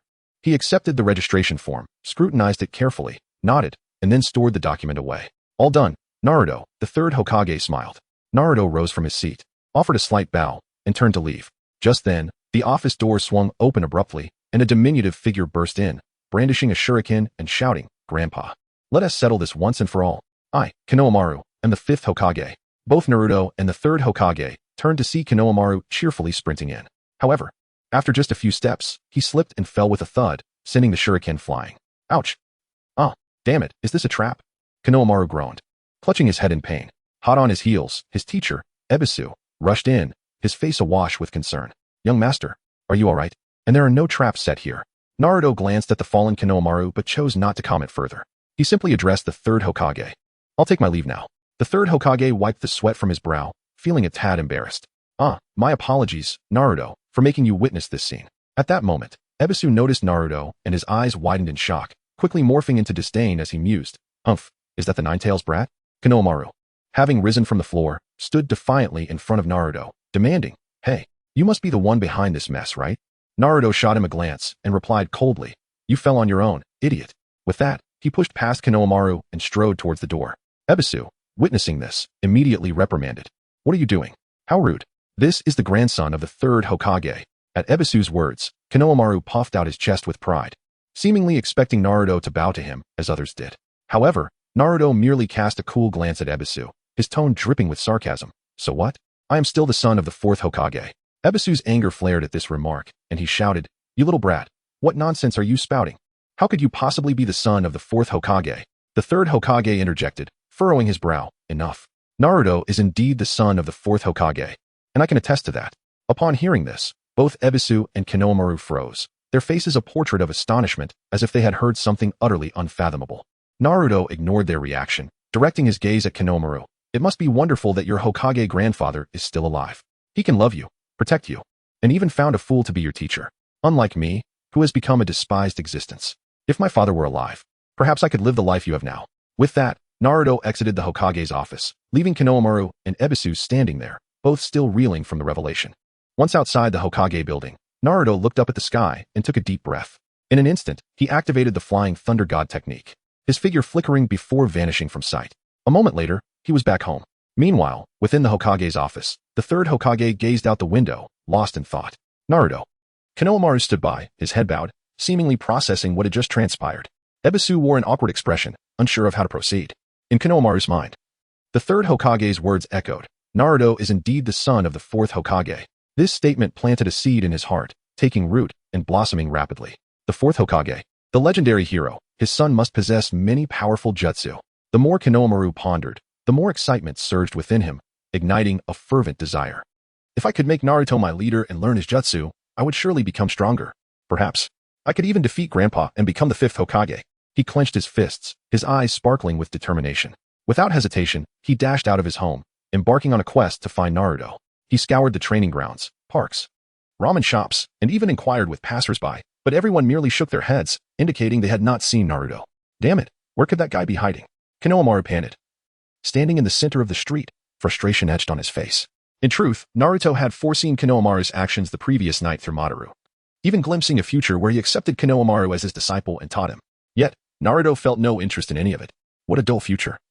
He muttered to himself, a smirk playing on his lips. He had no desire to engage with a brat or waste time teaching others. Reflecting on his own style and that predicted future, Naruto thought. He turned and leaped, disappearing into the depths of the forest. Maru's predictions may not be accurate.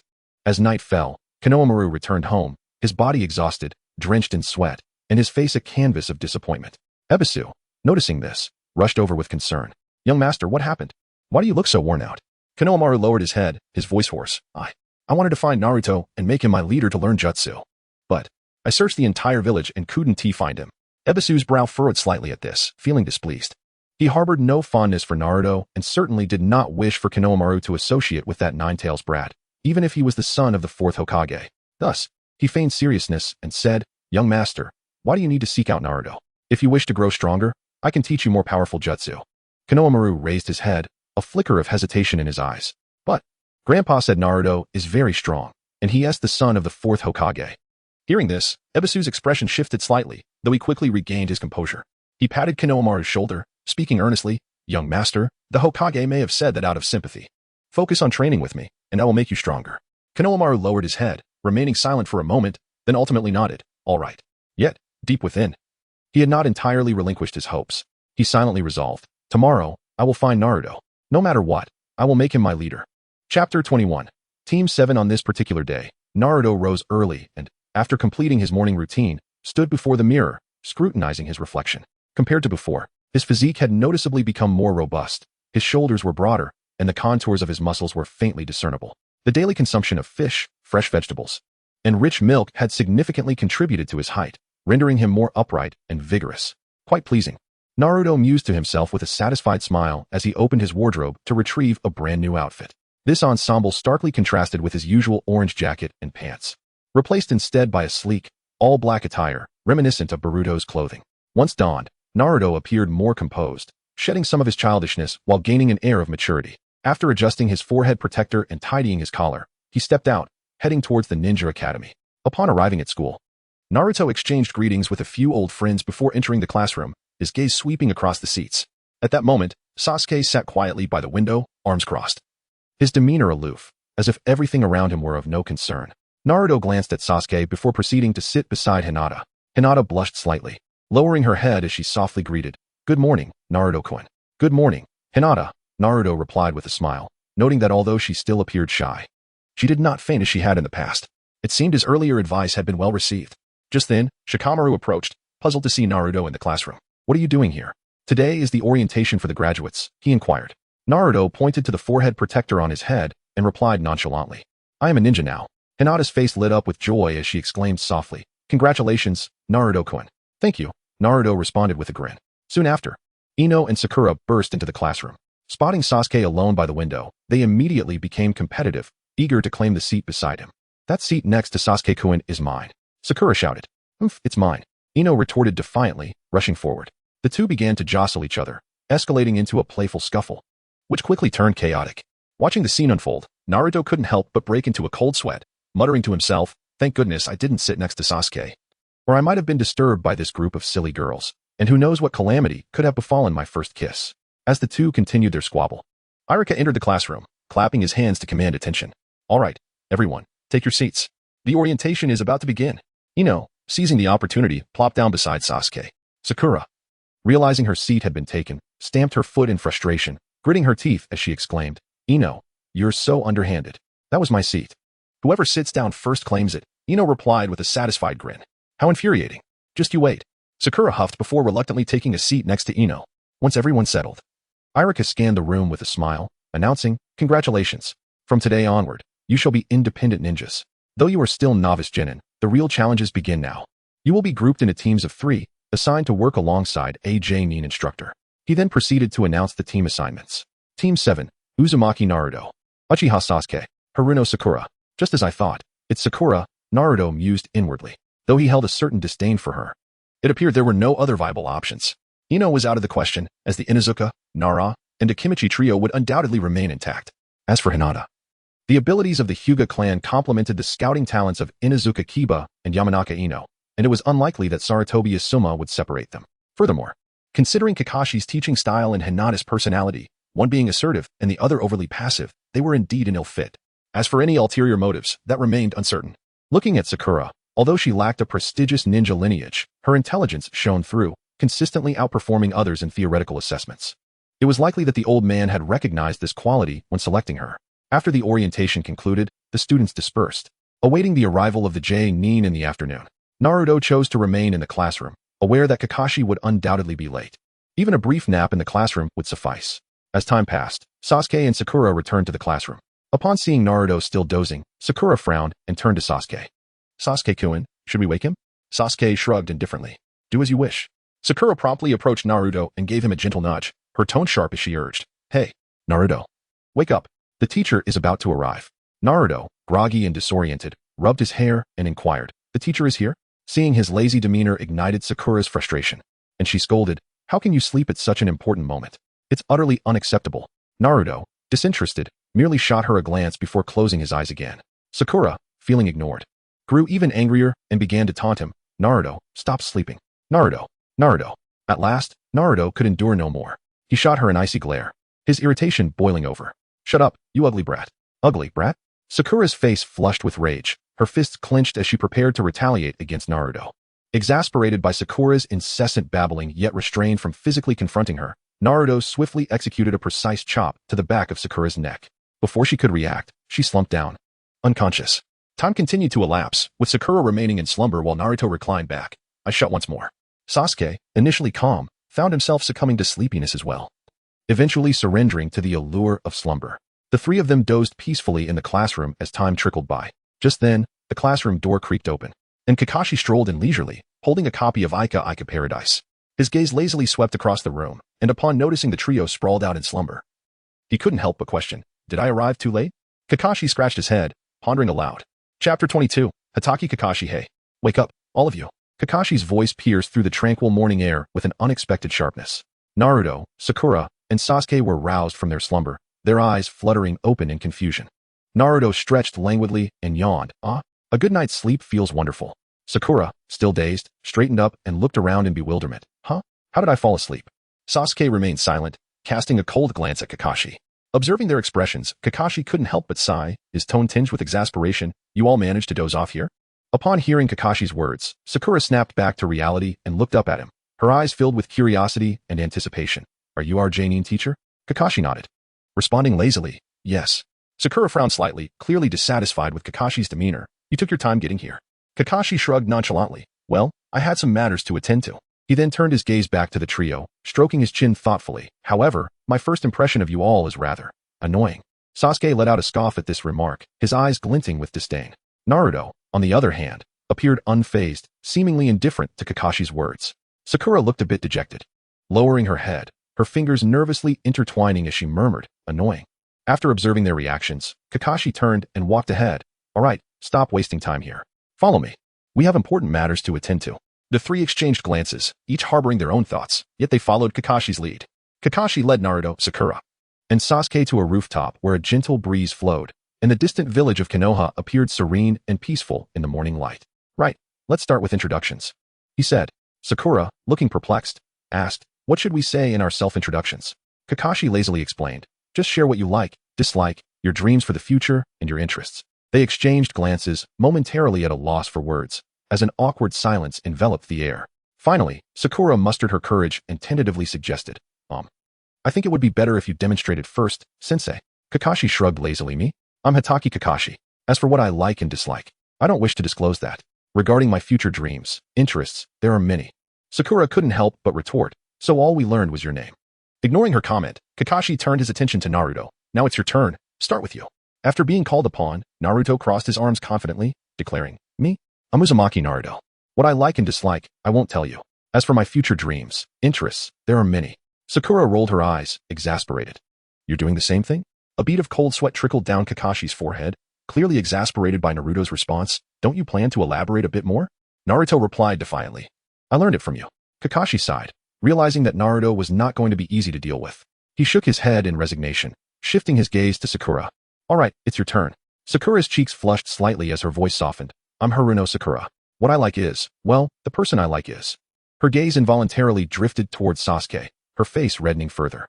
As for my interests, and my future dreams, Seeing Sakura struggle to articulate her thoughts, Naruto marveled at her unique conversational talent. Kakashi inquired, and what about dislikes? Without hesitation, Sakura replied, Naruto. Naruto nodded. I dislike you too. Sakura's expression turned fierce. Sasuke remained expressionless, as if the entire exchange had no bearing on him. Kakashi's gaze finally landed on him. All right, your turn. Sasuke coldly stated, I am Uchiha Sasuke. There are many things I dislike, but nothing I particularly like. Also, while I don't wish to merely speak of my dreams, I harbor ambitions. His voice was deep and icy, his eyes conveying a sense of determination. I aim to restore my clan, and I will personally kill a certain man. The trio fell silent at Sasuke's words, the air thick with a heavy atmosphere, as if even the wind had ceased to flow. Kakashi broke the silence, his tone lightening. Well, you all have distinct personalities. It's quite entertaining. Starting tomorrow, you'll undertake missions. However, let us begin with tasks that only the four of us can accomplish. The three remained silent, and Kakashi's voice suddenly turned cold. The mission is survival training. Sakura couldn't help but protest. Survival training? Isn't that just ordinary training? Kakashi snickered, a hint of mockery in his eyes. This isn't just ordinary training. If I told you, you would surely be shocked. He paused before continuing. Out of 27 graduates, only 9 will be recognized as genin. The remaining 18 will be sent back to school. In other words, this training has an elimination rate of over 66, making it an exceedingly difficult test. Sasuke and Naruto's expressions remained unchanged, seemingly unfazed by the announcement. Only Sakura's face turned pale, clearly alarmed by the high elimination rate. Kakashi observed the trio and concluded, all right, that's the explanation. Oh, and don't eat breakfast. It could make you vomit. With that, he vanished before their eyes, leaving only a faint trace of smoke. As Kakashi disappeared, Naruto decided to return home and begin preparing for the upcoming test. I'll take my leave now. See you in the morning, everyone, he said, departing without looking back. On his way home, he purchased some fruits, vegetables, and meat, ensuring he was thoroughly prepared for the assessment the following day. Chapter 23, Survival Exercise, Part 1. After completing his errands, Naruto returned home. As he tidied up, he reminisced about the plotlines from the anime. Although Kakashi had indeed been late in earlier episodes, it seemed that during the episodes focusing on him, he had not been tardy but rather had been lurking in the shadows, quietly observing their reactions. With that in mind, it didn't matter if he arrived early. However, Naruto was aware that he couldn't just show up without preparation. Thus, he retrieved the tent he had purchased for training, meticulously inspected it for any damages, and then proceeded to the kitchen to prepare his bento for that evening and the following morning, skillfully chopping vegetables and cooking rice. He even took the extra step of preparing additional soldier pills for unforeseen circumstances. Once he had organized his ninja tools, he neatly packed everything into his backpack, shouldered it, and headed to the designated gathering spot for the next day. While the evening light was still fading, Naruto set up his tent beneath a large tree. Although the tent was small, it was just spacious enough for him to sleep comfortably.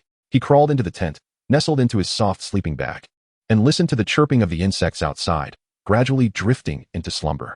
The following dawn, Sakura and Sasuke arrived promptly at the meeting point. However, as they scanned their surroundings, they noticed that Naruto was conspicuously absent. Furrowing her brow, Sakura questioned, where's Naruto? Why hasn't he arrived yet? He didn't oversleep, did he? Sasuke remained silent, his gaze fixed on a tent not far away. Squinting, he murmured, hey, was that tent there since yesterday? Following Sasuke's line of sight, Sakura indeed spotted the small tent. Surprised, she exclaimed, oh, I didn't know that. The two exchanged glances and decided to investigate. As they approached, they found a sign posted in front of the tent that read, camping here, currently asleep. Please do not disturb, as I am quite grumpy upon waking. Respecting the sign, they chose not to disturb him and instead moved a short distance away to wait quietly. However, the wait proved to be long and tedious, and soon Sakura and Sasuke found themselves leaning against a tree, gradually succumbing to sleep. Meanwhile, the light of dawn brightened the sky, and Naruto awoke from his tent. Stretching and rubbing his eyes, he felt invigorated. He had eaten the breakfast he prepared earlier, then made his way to the riverbank to wash up. The refreshing coolness of the river water fully roused him, and after tidying his tent and belongings, he neatly set them aside.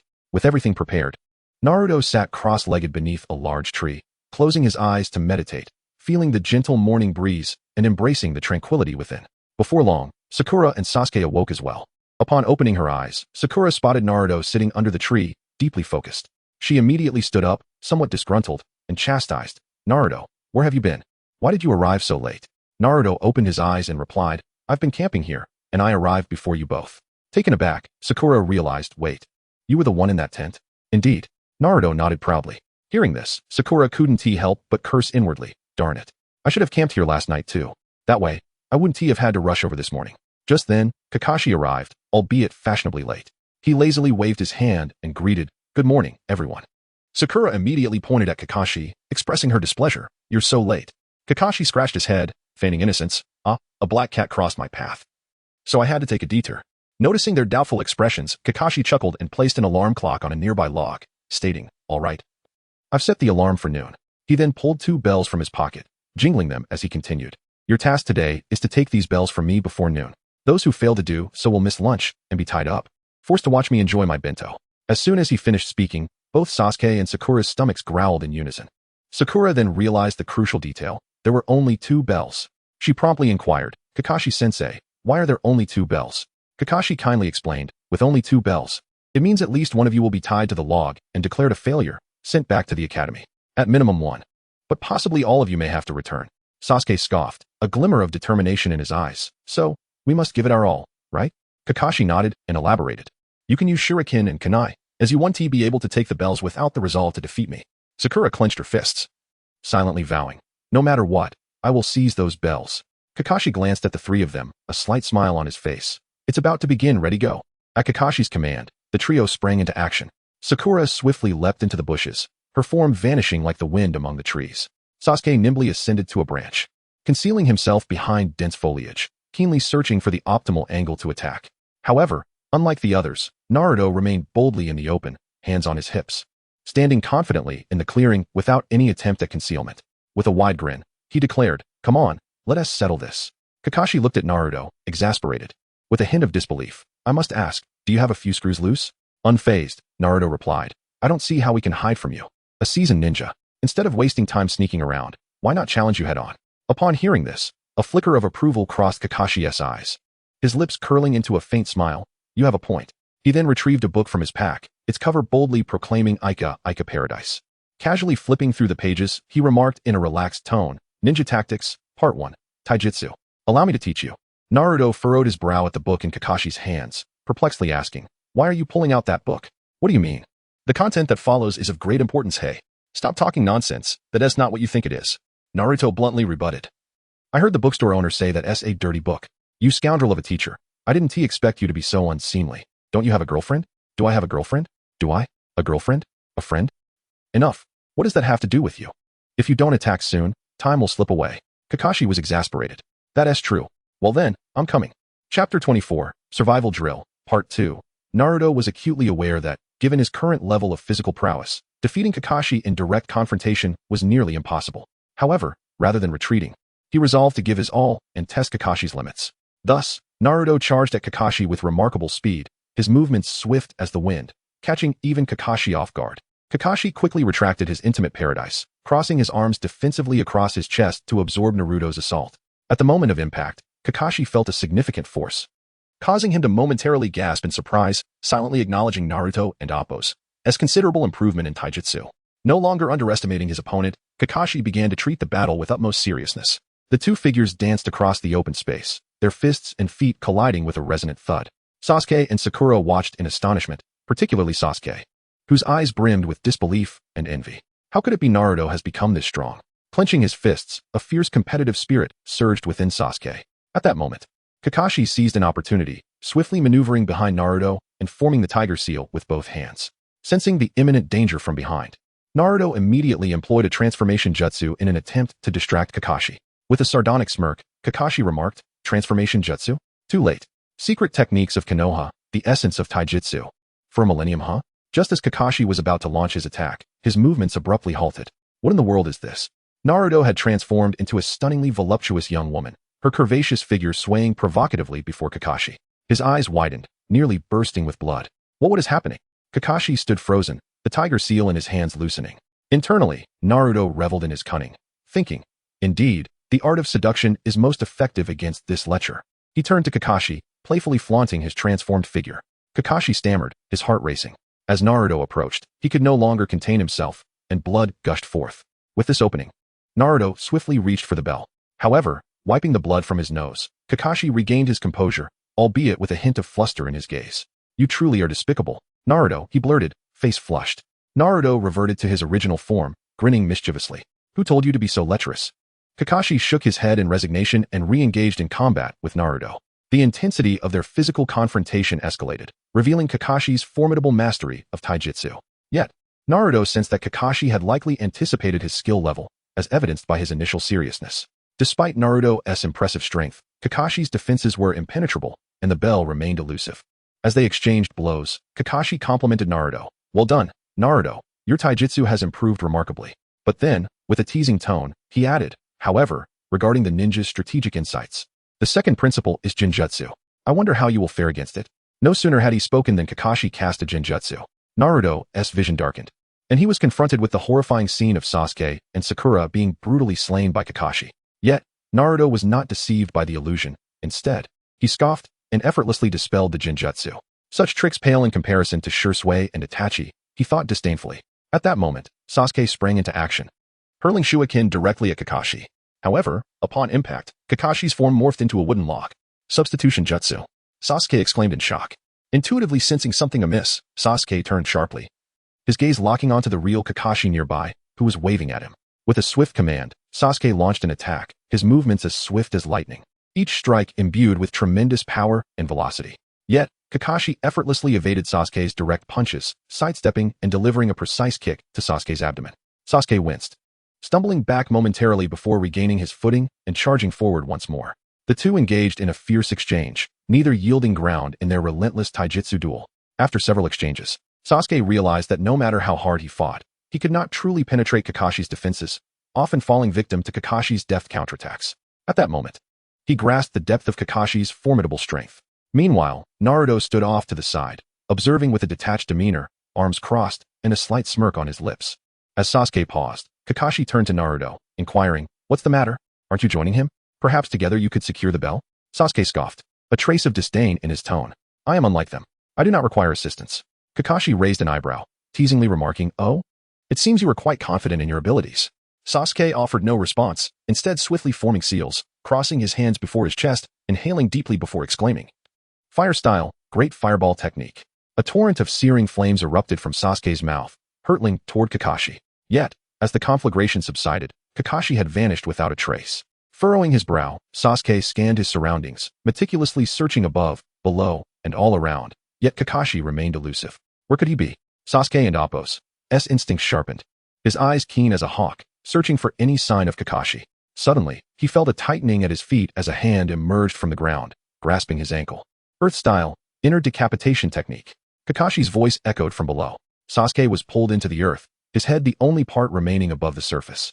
Witnessing this, Naruto swiftly kicked Kakashi away and stood protectively before Sasuke, grinning as he declared, "Ninja tactical insight, the third principle. Ninjutsu, am I right?" Kakashi emerged from the earth, nodding in acknowledgement. Naruto's smile widened, his hands forming seals with astonishing speed. Both Kakashi and Sasuke watched in wide-eyed astonishment as Naruto inhaled deeply, unleashing a massive fireball from his mouth. Fire style, great fireball technique. The scale of the flames far exceeded Sasuke's earlier attempt, a scorching wave surging forward, forcing Kakashi to retreat rapidly to evade the onslaught. Sasuke stood in shock, incredulously exclaiming, "Impossible. How could you master the great fireball technique?" Kakashi, equally astonished, questioned, "Naruto, when did you learn that?" Naruto, lowering his hands from the seals, chuckled, "I just learned it after watching Sasuke use it once." Chapter 25, Survival Exercise, Part 2. Kakashi's gaze lingered on Naruto for a moment. Rather than directly exposing Naruto's deception, he lazily shrugged and said in a casual tone, "Well, since you say so, I suppose I'll take your word for it." Hearing Kakashi's words, Naruto's lips curled into a slight smirk, as if to say, "See, I knew you'd believe me," even raising an eyebrow in triumph. However, Kakashi's mind was already racing with calculations. He scanned Naruto's expression, attempting to discern any clues. Yet, Naruto maintained an air of indifference, as if the earlier incident were of no consequence. This only deepened Kakashi's confusion and concern. It seemed imperative to investigate further. Kakashi silently resolved. He had no intention of directly confronting Naruto, well aware that Naruto would not speak the truth. Rather than startling the snake, he opted for discreet observation, to ascertain whom Naruto had been associating with or where he had been venturing lately. Subsequently, Naruto and Sasuke shared a tacit understanding and began to collaborate against Kakashi. Though no words were exchanged between them, their actions were remarkably synchronized. Naruto charged forward, while Sasuke swiftly maneuvered to Kakashi's flank, his hands deftly gripping several shuriken. His gaze sharp as an eagle's. Kakashi remained in place, feigning nonchalance, yet his eyes had grown serious. He sighed softly, muttering to himself, "Ah, these two really are a headache."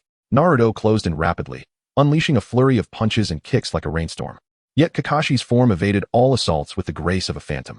His movements appeared casual, yet he consistently dodged Naruto's strikes at the last possible moment. Meanwhile, Sasuke's shuriken were launched, aimed directly at Kakashi's vital points. Kakashi slightly pivoted, the shuriken grazing his clothing as they embedded themselves into a tree trunk behind him. He glanced at Sasuke, teasingly remarking, "Sasuke, your shuriken technique is commendable." Sasuke merely snorted in response, unbothered, and swiftly formed hand seals, exclaiming, "Fire release, great fireball technique." A searing inferno erupted from Sasuke and Appo's mouth, racing towards Kakashi. Kakashi, observing the impending flames, quickly retreated a few steps, forming seals with his hands, murmuring, "Earth release, earth flow wall." A formidable earthen wall, adorned with a canine visage, rose from the ground to shield against the fireball's assault. The flames collided with the wall, producing a deafening roar, and smoke billowed into the air. In that moment, Naruto's voice suddenly emerged from the haze. "Kakashi-sensei, you fell for it." With a swift motion, a bell was firmly grasped in Naruto's hand. He beamed with pride, stepping back and waving the bell. "Kakashi, it appears I've triumphed." Kakashi glanced at his empty waist, shrugging in resignation. "Well, it seems I let my guard down." Sasuke stood in bewilderment, utterly confused by the turn of events. The bells that should have been affixed to Kakashi and Appo's waist had inexplicably found their way into Naruto and Appo's possession. This left Sasuke feeling thoroughly perplexed. Kakashi commended, "Naruto, I must admit, I did not anticipate your aptitude for genjutsu." It turned out that at the moment Naruto had raised his eyebrow, he had quietly cast a genjutsu on Kakashi and Sasuke. Moreover, the scenario depicted in the genjutsu was not overly extravagant or bizarre. Naruto skillfully intertwined reality to construct the illusion, rendering it strikingly authentic. To elaborate, the skirmish they had just engaged in was indeed real. However, when Sasuke had thrown the shuriken at Kakashi, Naruto had swiftly employed the shadow clone technique, transforming himself into a shuriken and launching himself alongside it.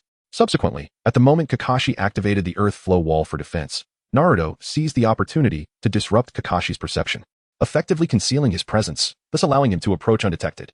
In this manner, Naruto stealthily reached his objective and successfully acquired the bell.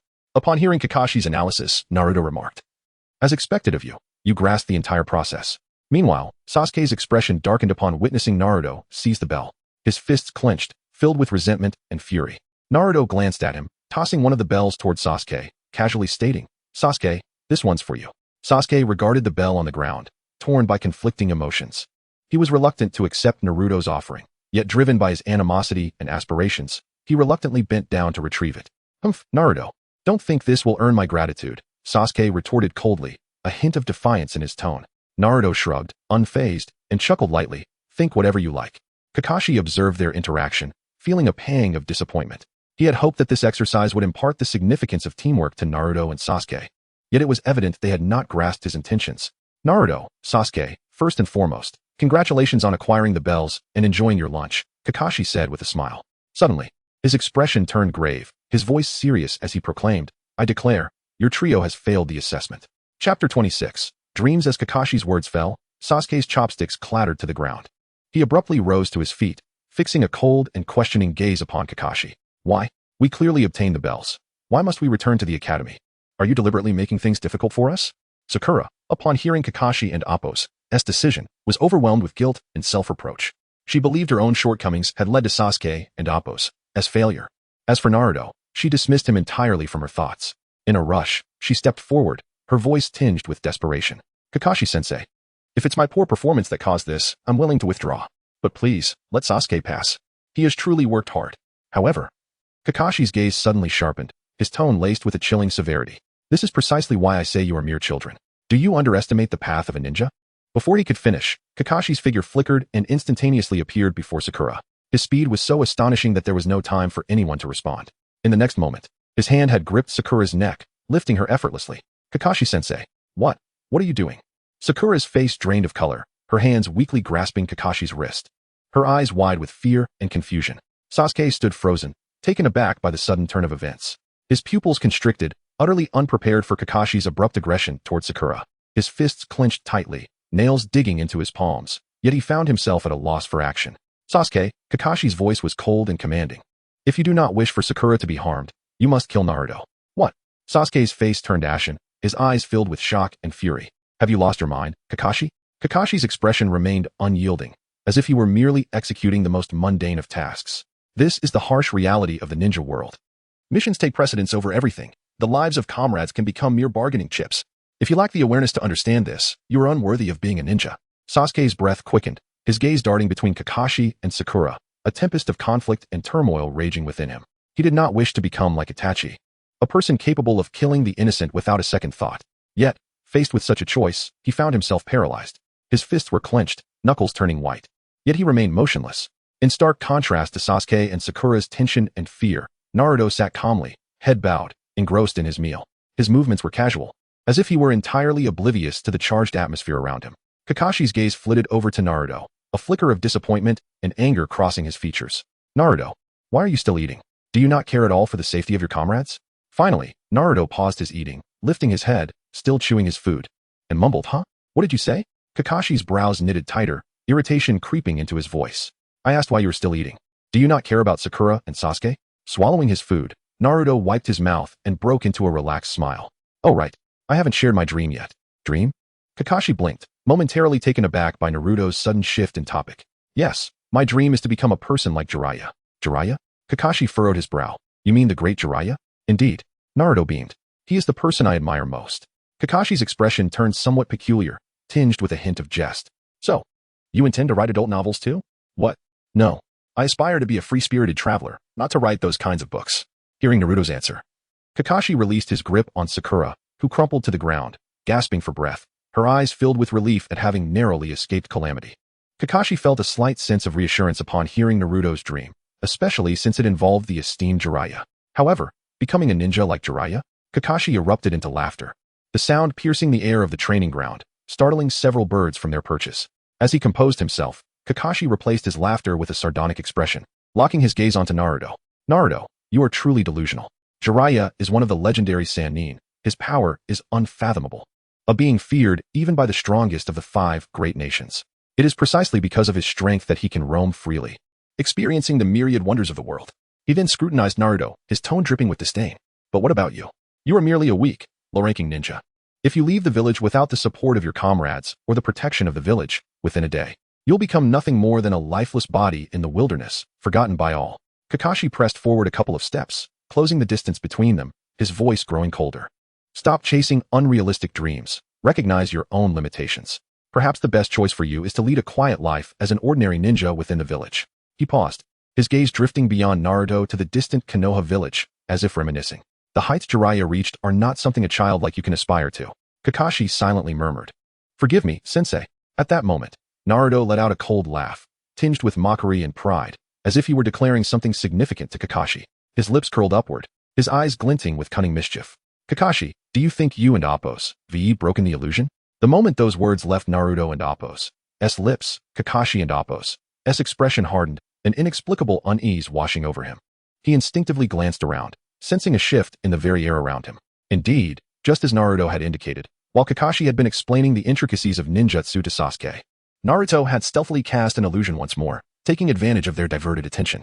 Who would have thought that Naruto had inherited the extraordinary talent for illusions akin to that of Shisui? After casting the jutsu, he had left a shadow clone behind, appearing entirely unperturbed, while his true self had slipped away unnoticed. At this moment, the shadow clone wore a sly grin, observing Kakashi as he began to grasp the unsettling truth. Kakashi furrowed his brows, hands swiftly forming seals, attempting to reassess the surrounding situation. Just as he unraveled the deeply hidden illusion, he turned to confront Naruto, only to witness the real Naruto dissolve into a plume of smoke, vanishing before his eyes. Only then did he realize he had been confronting nothing more than a shadow clone. "This child," Kakashi murmured, a mix of exasperation and resignation crossing his face. Naruto's enigmatic talent for illusions left him utterly baffled. He recalled that while the 4th Hokage, Minato Namikaze, was renowned for his unmatched speed and formidable ninjutsu, he was not known for his prowess in illusions. Where did Naruto's remarkable aptitude for genjutsu originate? Could it be that Naruto was a hidden genius in illusions, having developed this skill independently? Kakashi speculated internally but quickly dismissed the notion. Such profound mastery of illusions could not be easily attained, even by a prodigy. No. He needed to report this to the Hokage. Kakashi resolved in his heart, this matter was too suspicious concerning Naruto's growth and the safety of the village. The Hokage must be informed. Thus, Kakashi swiftly organized his thoughts and, after briefly briefing Sasuke and the others present, turned and hastened towards the Hokage's office. Along the way, the image of Naruto, confidently and mysteriously unleashing his genjutsu, repeatedly flashed through his mind, quickening his pace. Sarutobi Hiruzen listened intently to Kakashi's report, his expression grave as he plunged into deep contemplation.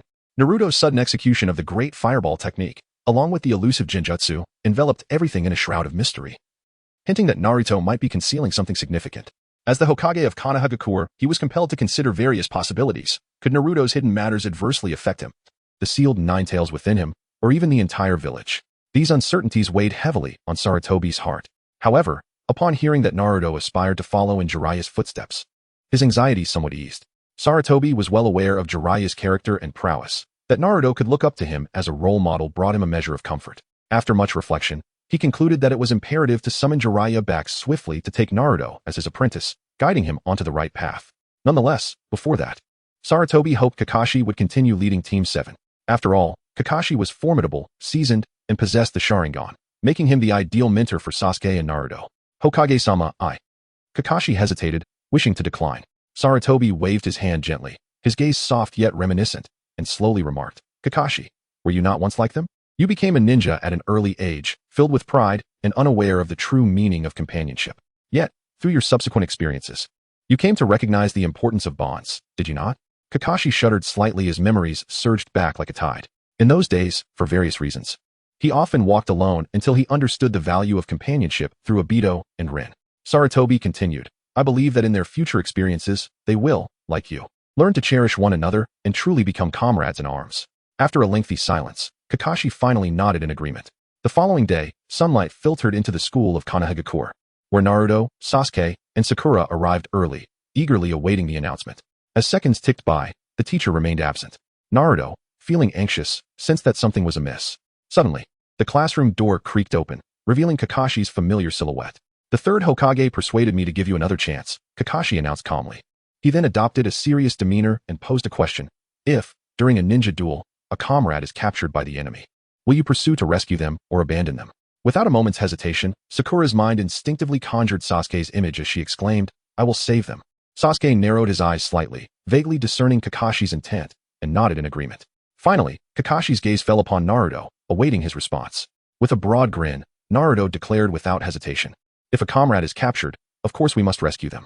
After a brief silence to absorb their answers, Kakashi's face broke into a reassuring smile. You have qualified. However, Kakashi's expression soon turned serious as he recounted the harsh realities of the ninja world, ultimately delivering the resounding maxim. Those who break the rules and laws of the ninja world, we call scum. Yet, those who do not understand the importance of comradeship are even worse than scum. Sakura's eyes shimmered with emotion, her face glowing with a radiant smile. Sasuke's lips curled slightly, revealing a cold yet approving smirk. Naruto also smiled, yet inwardly he mused, when comrades are in trouble, of course we must rescue them. But who is considered a comrade is solely up to me. If this so-called comrade is Sakura, I may indeed leave without a backward glance. In his heart, comrades were those who truly understood him, stood by him in battle, and shared life and death together, and Sakura, at this point, fell far short of that standard. Chapter 27. The Mission of the Land of Waves. As the three expressed their understanding of the importance of comrades, Kakashi nodded with temporary satisfaction.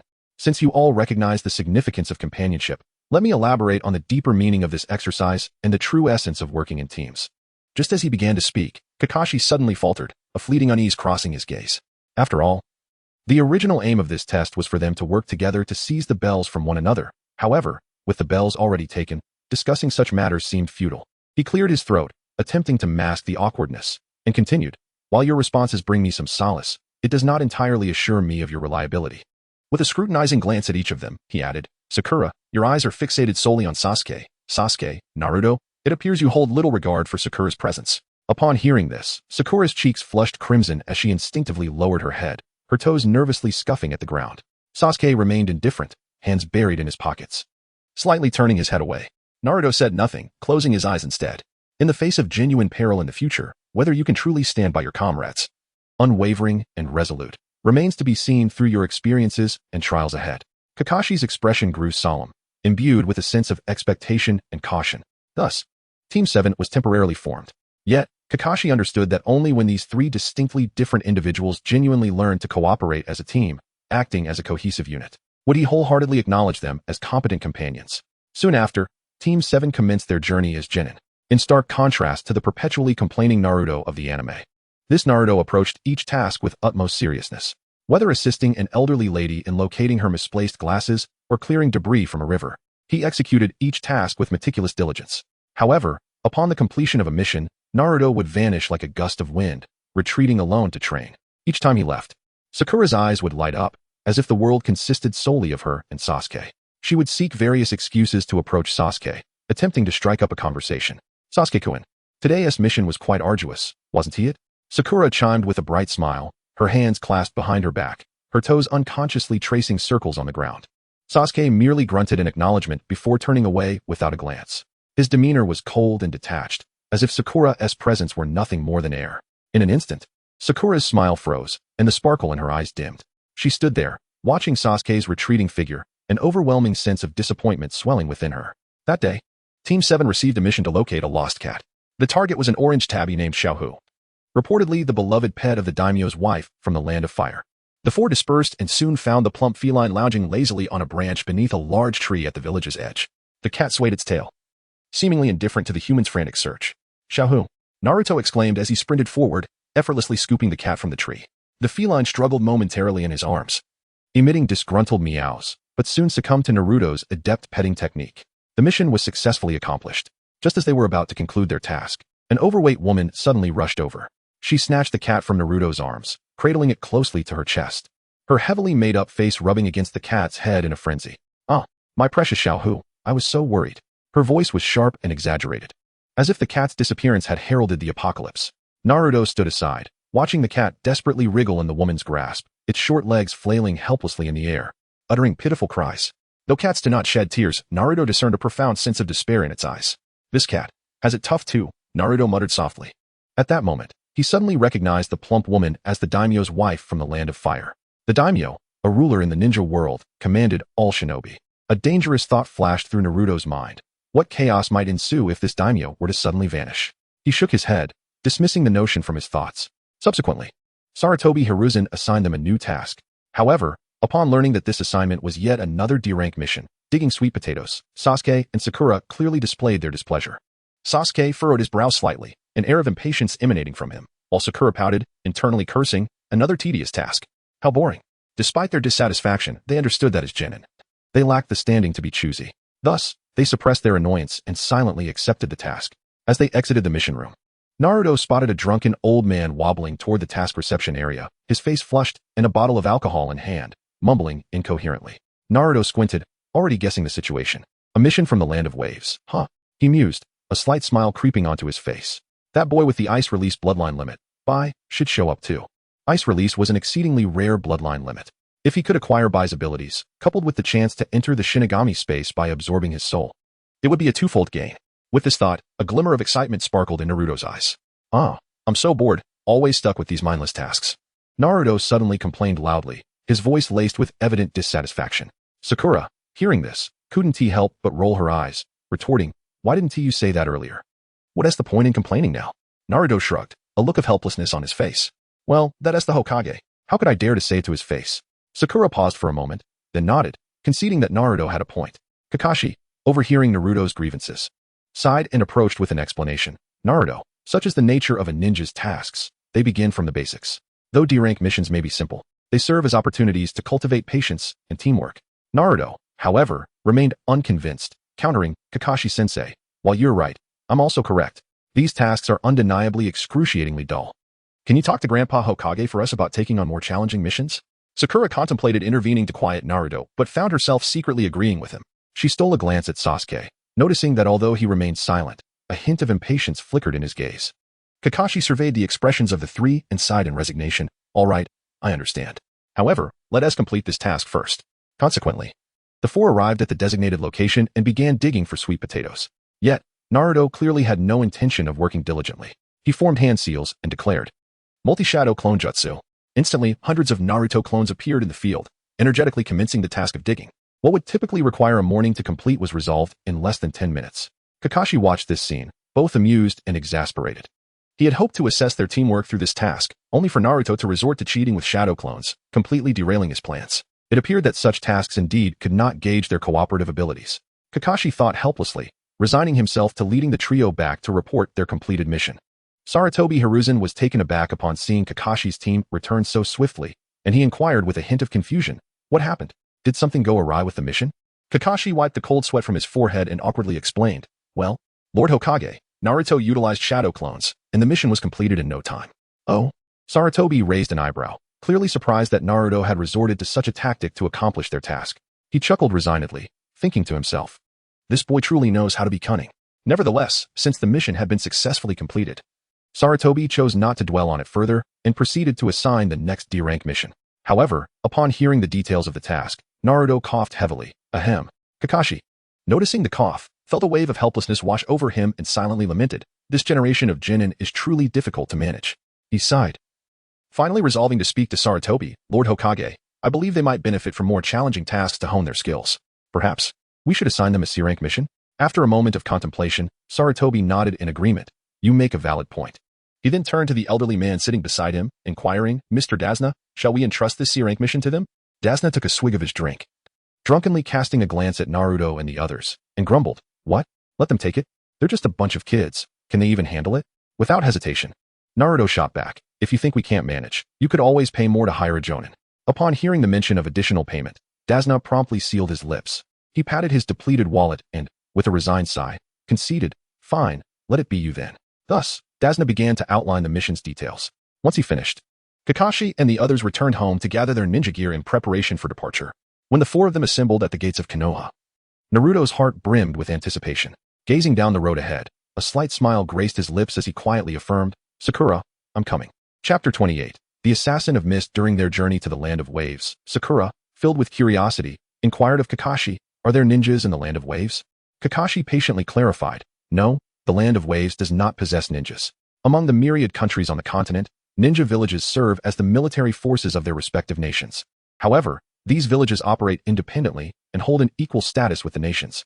There are, however, exceptions like the Land of Waves, which is situated on an island, free from interference from other nations, and thus does not require a ninja village. Even those countries with ninja villages, particularly the 5 great nations, fire, water, lightning, wind, and earth, are expansive and powerful, earning the title of the 5 great ninja countries. Each of these great nations is complemented by a corresponding ninja village, and only the leaders of these villages are entitled to be called Kage." Listening to Kakashi's narrative, Sakura couldn't help but ponder the image of Sarutobi Hiruzen, finding him rather unremarkable, merely a rather shabby old man. Naruto, overhearing this, stifled a chuckle. Among the Kage, strength varies significantly. Currently, the most formidable among the 5 Kage are the Reikage and the Tsuchikage, while the Mizukage, Hokage, and Kazekage appear comparatively weaker. To name a few, the Reikage possesses an incredibly resilient physique, capable of withstanding the tailed beast bomb, and has even severed the horn of the 8 tails. The Tsuchikage's dust release is immensely powerful, capable of obliterating a tailed beast. One must ask, which other Kage can achieve such feats?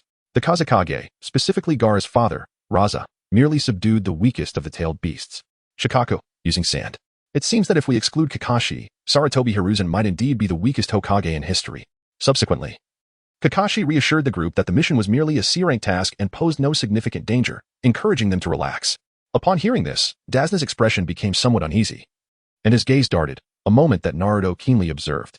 The 4 continued onward, and soon Naruto noticed an unusual puddle on the road. Kakashi glanced at it, but chose to ignore it. A subtle smile crept onto Naruto's lips as they passed the puddle when suddenly, 2 ninjas sprang forth from the water, launching an attack on Kakashi. Chains shot out rapidly, ensnaring Kakashi, while the 2 ninjas gleefully proclaimed, "First one." In an instant, Kakashi's body was violently torn apart, collapsing to the ground. Sakura gasped in horror. The 2 ninjas quickly approached Naruto from behind, ominously declaring, "Second." Just as they believed victory was assured, Naruto abruptly vanished from their sight. In the blink of an eye, he had incapacitated both ninjas, leaving them unconscious and unable to retaliate. Sakura, still in shock, was soon approached by Kakashi, who nonchalantly remarked, "Naruto, well done." With wide eyes, Sakura incredulously asked, "Kakashi-sensei, are you alright?" Kakashi waved his hand dismissively, replying, "Let us set that aside for now, let us bind them." Kakashi swiftly identified the 2 ninjas. Upon regaining consciousness, they wore expressions of bewilderment, clearly unable to comprehend how their actions had been thwarted. Kakashi turned to Naruto, gesturing for him to explain. Stepping forward with a hint of pride, Naruto bluntly stated, "Are you 2 idiots? It has rained for days. How could there be a puddle on a clear day?" Kakashi nodded in agreement, adding, "Indeed. Often, it is the details that determine success or failure. Though your plan seemed straightforward, you overlooked the most basic of common sense." The ninjas' faces fell as they realized their blunder. Dazna, do you have anything to say? Kakashi suddenly fixed his sharp gaze upon Dazna. Dazna feigned ignorance, asking, explain? Explain what? Kakashi was certain that these ninjas from the village of Mist were not targeting them, but rather, their focus was clearly Dazna. We were unaware that you were being pursued by ninjas. The mission was merely to protect you from gangs or armed groups, but given the current situation, it has escalated to a B-rank difficulty level. Upon hearing this, the group, particularly Sakura, felt that accepting such a challenging task was premature and sought to withdraw. However, Naruto was unwilling to abandon the mission so easily, especially with his beloved white still awaiting him. He stepped forward, looking at the troubled Dazna, and asked, Mr. Dazna, if we continue with the mission, will you be able to pay the remaining commission? Of course. If the bridge is successfully completed, I will definitely pay. Dazna quickly replied. Naruto nodded and turned to Kakashi, stating, then let us continue the mission. Kakashi looked to Sasuke and Sakura, seeking their opinions.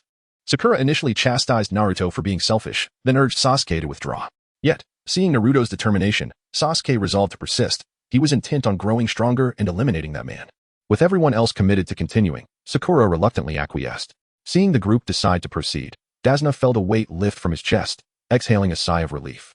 Thus, they resumed their journey, boarding a boat bound for the land of waves. Not long after, they beheld the bridge under construction. After disembarking, they continued their trek. Suddenly, both Naruto and Kakashi sensed an ominous presence as the nearby bushes rustled slightly. The group gradually halted. In an instant, Kakashi shouted, get down. At the same moment, a massive blade whistled through the air toward Dazna. He quickly crouched down, and as the blade soared over his head, Naruto, quick-witted, grasped the hilt, jesting. In this day and age, there are still many good people. Someone has even delivered a knife directly to me. But who designed this weapon? It's enormous. Clutching the oversized blade with one hand, Naruto felt utterly awkward, the sheer size of the weapon rendering him comically out of place. The broad blade was nearly as tall as Naruto himself, creating an absurd and conspicuous sight. He struggled to adjust his grip, attempting to pose heroically. Yet the weight of the blade bore down on his small hand, making it seem ludicrous. Kakashi, witnessing this scene, broke into a cold sweat. His lips twitching as he remarked, is it really wise to just reach out and grab something like this? Just then, the frosty voice of Zabuza echoed. As if emanating from an icy abyss, brat, return my sword. Chapter 29, Zabuza Momochi suddenly, Zabuza's figure appeared on a branch, looking down at Naruto with a cold demeanor. Kid, return my sword, he said icily. Naruto looked up and immediately recognized the man before him as the rogue ninja from the hidden mist, Zabuza Momochi. With a nonchalant smile, he teased, Uncle, why aren't you wearing a shirt? Are you too poor to afford one? Zabuza's aura instantly dropped to freezing levels as he warned, Kid, say another word, and I will kill you. Just as the tension escalated, Kakashi stepped forward, calm and composed. Oh, isn't this the rogue ninja from the hidden mist? Zabuza Momochi? Zabuza turned his gaze towards Kakashi and snorted. So you are the legendary Sharingan Kakashi. Upon hearing the term Sharingan, Sasuke turned to Kakashi. His eyes filled with shock and confusion. Sharingan? Kakashi? What is going on? Zabuza coldly addressed Kakashi. Sorry, I don't have time to waste with you. Quickly return my sword, and hand over that old man as well. Kakashi's expression hardened, and he slowly raised his left hand to his forehead protector, saying, Naruto, Sasuke, Sakura, form a defensive formation to protect Izuna. Do not act recklessly without my command. With that, he swiftly lifted his forehead protector, revealing his left eye, which opened to reveal the three-tomo Sharingan, radiating an eerie light. At that moment, the fog thickened around them, obscuring their vision. Naruto gripped the decapitating sword tightly, standing in front of Tazuna, while Sasuke and Sakura stood resolutely on either side, ready for action. Zabuza's voice emerged from the mist, laced with a chilling intent. While I would love to kill that old man, it seems I must deal with you first, Kakashi. Before he finished speaking, Zabuza leaped onto the water's surface, quickly forming hand seals as a torrent of chakra surged around him. Hidden mist jutsu. The fog became even denser, completely concealing Zabuza's figure, rendering even Kakashi's form indistinct. 8 vital points: throat, spine, lungs, liver, carotid artery, subclavian artery, kidneys, heart. Which one to choose? Zabuza's voice echoed in the mist, as if coming from all directions. Kakashi calmly surveyed his surroundings and suddenly shouted to Naruto, Naruto, drop the sword. No. Naruto firmly refused. Hurry. Zabuza's target is that sword. Holding on to it will be perilous. Kakashi's tone turned urgent. No, and besides. Before Naruto could finish, Zabuza appeared before him like a ghost, kunai in hand, exuding deadly intent as he struck at the decapitating sword. Clang. The sound of metal clashing was deafening, and Naruto felt a jolt through his arms, nearly losing his grip on the sword. Sasuke sensed the terrifying killing intent approaching Zabuza and felt his legs tremble, yet he gritted his teeth, ready to support Naruto at any moment. While Naruto struggled to defend himself, he shouted, Besides, the danger is already here. Zabuza's eyes flickered with surprise before he coldly laughed. Kid, to withstand my strike shows some courage, but this will be your last hit. In that instant, Kakashi's figure suddenly appeared behind Zabuza, kunai aimed directly at his back. However, Zabuza's body transformed into a puddle of water, vanishing without a trace. Not good. It's a water clone, Kakashi murmured. Naruto reacted swiftly. Forming hand seals, wind release, great breakthrough. In an instant, a fierce wind erupted from his mouth, akin to an enraged beast, dispersing the dense fog before him. Amidst the gale, Kakashi and Zabuza's figures re-emerged. Zabuza squinted, finally focusing on Naruto. Oh dear, it seems I need to take this seriously. With that, Zabuza and Kakashi moved simultaneously, their forms like lightning as they engaged in a breathtaking taijutsu duel among the trees. The sound of fists slicing through the air, legs intertwining. Each collision resonated with a thunderous boom, shaking the surrounding trees violently. Suddenly, 3 figures of Zabuza appeared, dashing towards Naruto and his companions from different directions. Seeing this, Naruto swiftly formed hand seals with one hand, multiple shadow clone jutsu. Bang, bang, bang. A series of muffled sounds erupted as countless shadow clones emerged, numbering in the thousands. Each wielding a decapitating sword, creating a stunning spectacle. What? Zabuza's eyes widened in shock. Though he had heard of the shadow clone jutsu's fame, he never imagined someone could create such a multitude at once, surpassing his understanding of ninjutsu. Everyone, follow my command, charge. Naruto shouted. And the 1,000 shadow clones surged like a tidal wave towards Zabuza's clones. While Zabuza's clones were formidable, they could only barely hold their ground against the overwhelming onslaught of shadow clones, relying on their strong taijutsu to fend off wave after wave of attacks. Kakashi observed Naruto's audacious approach with a hint of envy. That chakra. So enviable. Naruto watched as Zabuza struggled, his smile growing ever brighter. To him, Zabuza had become an excellent source of experience. The multitude of shadow clones surrounded Zabuza's clones, engaging in fierce combat, while some clones maneuvered around to directly approach Zabuza's true form. Kakashi, seeing this, stepped aside to quietly observe the fierce battle. Zabuza, despite losing his decapitating sword, used his exquisite taijutsu to repel each approaching shadow clone. One could not deny Zabuza's prowess. Each of his strikes was precise and ruthless, often dismantling a shadow clone in just a few moves. Yet, even as the shadow clones were continuously defeated, Naruto's smile remained unyielding. In this rare combat scenario, Naruto was accumulating experience through his shadow clones, making his attacks sharper and his defenses steadier. Zabuza soon realized that these shadow clones were growing more powerful, and he discerned Naruto's intent. Infuriated, he never imagined that he, the formidable rogue of the hidden mist, would be reduced to a target for a mere child to practice on. With a roar, he shattered the shadow clone before him with a powerful punch, leaping onto the water's surface behind him. Kakashi's heart tightened. He understood that Zabuza was about to unleash a potent ninjutsu. Almost simultaneously, both men rapidly formed hand seals, the chakra in the air beginning to ripple violently. Naruto, unwilling to be outdone, directed several shadow clones to form hand seals simultaneously. Wind release, great breakthrough. Fire release, great fireball technique. What? This kid lacks martial virtue. As the mighty wind intensified, the fireballs swiftly transformed into a raging inferno. Zabuza's expression shifted dramatically. His ninjutsu had yet to be completed, and facing the oncoming sea of flames, he could only hastily dive into the water, evading the assault. Kakashi stared at the terrifying blaze in awe, muttering. He even started using combined ninjutsu. Chapter 30. The appearance of Bai in the initial viewing of Naruto. The most striking scene was undoubtedly the fierce confrontation between Zabuza and Kakashi. In that episode, the two executed a total of 44 intricate hand seals. Although the resulting jutsu appeared rather mundane, merely 2 water dragons colliding and dissipating, the sheer spectacle of those numerous and dazzling hand seals was undeniably impressive. Despite the lack of internet connectivity at the time, a wave of imitation hand seals swept through the school, with some students even managing to perfectly replicate all 44 seals in mere seconds. It must be said that, whether in anime or reality, the visual of hand seals is always captivating and exhilarating. However, reality is far from anime, and there is no time to leisurely appreciate the beauty of hand seals. The blazing inferno gradually subsided, yet the air remained as sweltering as a furnace, with steam billowing from the flames, severely obscuring everyone's vision. Suddenly, from beneath the placid water's surface, a massive water dragon surged forth, roaring towards Tizuna like a beast unbound. As it passed through Naruto's shadow clone, it instantly shattered it into nothingness. Observing this, Naruto remained composed, displaying no signs of panic. At that moment, Kakashi appeared before Naruto in an instant, swiftly forming hand seals. Earth style, earth flow wall. In an instant, a sturdy wall of earth, adorned with 4 dog heads, rose from the ground, firmly shielding everyone in front of it. Yet the battle did not cease there. Zabuza's ghostly figure reappeared behind Naruto, this time with clear intent, reaching out to seize the blade from Naruto's grasp. Where's my sword? Zabuza's hand froze mid-air, incredulity washing over him as he realized. The sword had vanished. In its place was a blue glowing sphere slowly coalescing in Naruto's right hand. Not good. This sphere emanates a strange wave of power, far from ordinary. However, everything unfolded too swiftly for Zabuza to evade. Naruto surged forward like an arrow released from its bow. Zabuza hastily raised both hands to defend. Bang, bang, bang. In the blink of an eye, Sasuke, Sakura, and Tazuna transformed into Naruto, as four Narutos simultaneously wielded Rasengan, launching a thunderous assault upon Zabuza. Shimada! A chorus of anguished cries erupted from Zabuza amidst the onslaught of the four Rasengan. Kakashi turned to witness this scene, his eyes widening in shock. That is, Rasengan. It seems Naruto's claim of having seen his teacher was indeed true.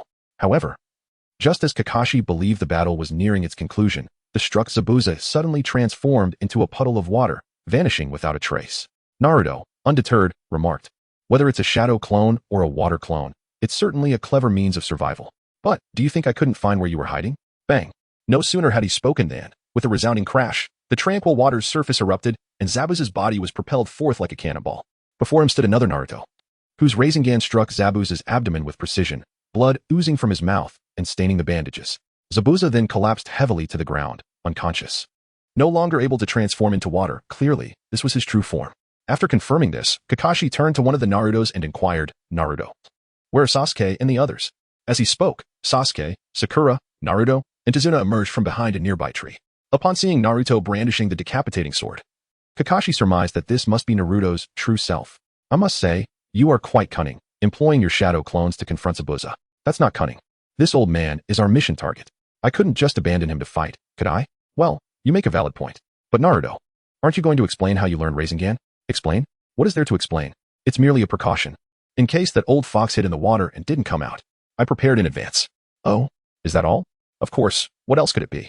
In truth, even amid the thick fog, Naruto had discreetly employed Madara to predict the potential circumstances ahead. Upon discovering Zabuza's hiding place, Naruto began to disperse the mist, engaging in hand-to-hand combat, ultimately concluding with a blaze. The reason Zabuza was propelled from the water was that during the battle, several of Naruto's shadow clones had stealthily infiltrated the water, lying in wait for Zabuza to fall into their trap. Naturally, Naruto's assault on Zabuza extended beyond this singular Rasengan. After all, his true objective was never Zabuza himself. Furthermore, Zabuza's unconsciousness was not solely due to the Rasengan's might. At that moment, Sakura gazed at the unconscious Zabuza, wiping the beads of sweat from her forehead and exhaling a sigh of relief. Tazuna looked at Naruto in astonishment, filled with doubt. Could this seemingly ordinary boy truly be a mere genin and not a genin? The power and intellect he had just displayed were unimaginable for someone of his age. Sasuke's gaze towards Naruto had already taken on a different hue. Just moments ago, he had trembled in fear, while Naruto had been strategizing on how to vanquish the enemy. This disparity filled Sasuke with resentment. He had longed to personally slay that man, to prove his strength, yet now he found himself outshone by Naruto, leaving him unable to swallow his pride. Meanwhile, Naruto appeared unfazed by the gazes of those around him. His eyes occasionally scanned the surroundings as if awaiting something. He was waiting for Bai's arrival. Kakashi, keenly observing the expressions of those present, discreetly lowered his forehead protector to conceal his Sharingan, then spoke. "All right, Naruto, you performed admirably." Just as everyone prepared to set off, an unforeseen turn of events unfolded. Countless glinting needles shot forth like a tempest, aimed at the pressure points of Naruto, Sasuke, Sakura, Kakashi, and Tazuna. Naruto and Sasuke reacted swiftly, almost instantaneously springing into action at the appearance of the needles. Naruto spun the decapitating sword in his hands, the blade cutting through the air, deflecting the needles aimed at the four of them. At the same time, Sasuke coordinated with Naruto to fend off the onslaught, while also vigilantly scanning their surroundings for the source of the needles. Kakashi, too, swiftly swung his arm, batting away the needles that approached him. However, just as he repelled the barrage, his expression shifted dramatically, and he shouted, "Not good. Zabuza is about to be taken away." Everyone turned to see a mysterious figure, masked and standing beside Zabuza. With ease, the figure hoisted Zabuza's body and stated in a calm yet authoritative voice, "Sorry, but I'm taking Zabuza with me." As soon as the words left his lips, a cloud of smoke erupted, and the figure along with Zabuza vanished before their eyes, leaving the group in stunned silence. Inwardly, Naruto thought, "You finally arrived, my boy." Chapter 31. The battle against Zabuza. Not long after, Naruto and his companions set off together to visit Tazuna's home. This time, Kakashi did not faint. After all, the battle had primarily been instigated by Naruto, who had taken on the bulk of the responsibility. Kakashi had not performed many jutsu nor utilized his Sharingan extensively, and his chakra remained abundant. The group soon arrived at Tazuna's residence. where they gathered around the table to enjoy a meal. During the feast, Sakura suddenly expressed curiosity about the identity of a certain individual, prompting her to inquire with Kakashi. In response, Kakashi began to elaborate on matters concerning the Umbu of the hidden mist. However, before he could finish, Naruto interjected, asserting, "No, he cannot possibly be one of the Umbu." Sakura, perplexed, questioned, "Why do you say that?" Naruto articulated his reasoning clearly. First, why would that person attack us? If his intention was merely to see Zabuza's corpse, he could have done so directly without the theatrics. Second, if the body of a ninja is indeed so crucial, wouldn't it be more convenient to simply take the head? Why go to the trouble of carrying him away whole? Third, Zabuza was only unconscious at that time, and could awaken at any moment. Why would that boy choose to attack us instead of neutralizing Zabuza first? Sakura pondered this. So you mean? Kakashi interjected. What it implies is that the ninja is aligned with Zabuza. Sakura's expression shifted. Are you suggesting that Zabuza may return to assault us? Kakashi's demeanor grew serious as he nodded. Indeed. Therefore, we must seize this rare opportunity to train diligently. Sakura appeared bewildered. Huh? Why must we train? At that moment, a boy's voice unexpectedly chimed in. No matter how you train, it will be futile. Confronting Kato and his men will only lead to death. Tazuna cheerfully welcomed. Ah, Inari. You've arrived. After greeting Tazuna, Inari cast a cold glance at Sakura and the others, stating, if you wish to avoid death, you should leave at once. Upon hearing this, the group fell silent, with Naruto quietly observing Inari's retreating figure, saying nothing. He understood that the boy's father had perished in his heroic defiance against Kato. In Inari's eyes, Kato had become a deity. Anyone, be they ordinary citizens or ninjas, who opposed him faced certain death. His heart was filled with despair. Perhaps only Naruto, the so-called child of prophecy, could help him rediscover a glimmer of hope. Yet, Naruto, in self-mockery, vowed never to assume the role of the child of prophecy, nor did he wish to interfere in the fates of others. Thus, Naruto rose and followed the others outside. Before long, they arrived at the forest and commenced their training. Once in the woods, Kakashi pointed out the deficiencies in their chakra usage, subsequently demonstrating how to walk on the branches of a large tree. Observing this, Naruto immediately imitated him, making his way to a nearby tree, and soon found himself standing securely on a branch. Kakashi remarked, Naruto, your task is not to train alongside me. Confused, Naruto asked, then why did you summon me? Your task is to instruct Sakura in her training. What? Both Naruto and Sakura exclaimed in disbelief. Naruto grimaced, while Sakura, surprised, retorted, Kakashi-sensei, I want Sasuke-kun to teach me. Without further ado, Naruto leaped down from the tree and turned to leave. Kakashi called out, Hey, Naruto, where are you going? Just taking a walk. Naruto replied curtly before vanishing without a trace. Kakashi sighed in exasperation. That Naruto, he actually sent a shadow clone. In truth, Kakashi had intended for Naruto to mentor Sakura as a means to ease the tension between them. His inquiries revealed that Naruto did not harbor animosity towards Yamanaka Ino, who also admired Sasuke, and they had even become friends. However, why was Naruto so resistant towards Sakura? After some observation, Kakashi discovered that Sakura often belittled Naruto to gain favor with Sasuke. Further investigation revealed that this behavior had been habitual since their time at the Ninja Academy, where many had suffered her disdain due to Naruto's unfamiliarity with her. Moreover, Sakura was not alone in this. Most girls in their class had adopted similar attitudes.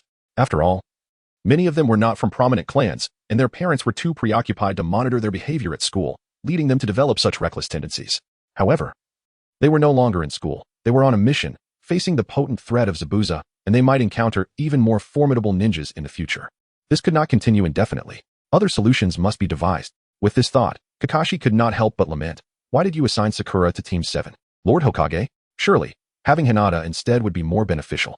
Yet, speaking of which, since it was Naruto's shadow clone that had come, where could his original self be? At that moment, Kakashi was blissfully unaware that Naruto had stealthily appeared at Zabuza's bedside. Inside the room, apart from Zabuza, who was still recuperating, stood Haku silently beside him, while Kato and two of his subordinates were present as well.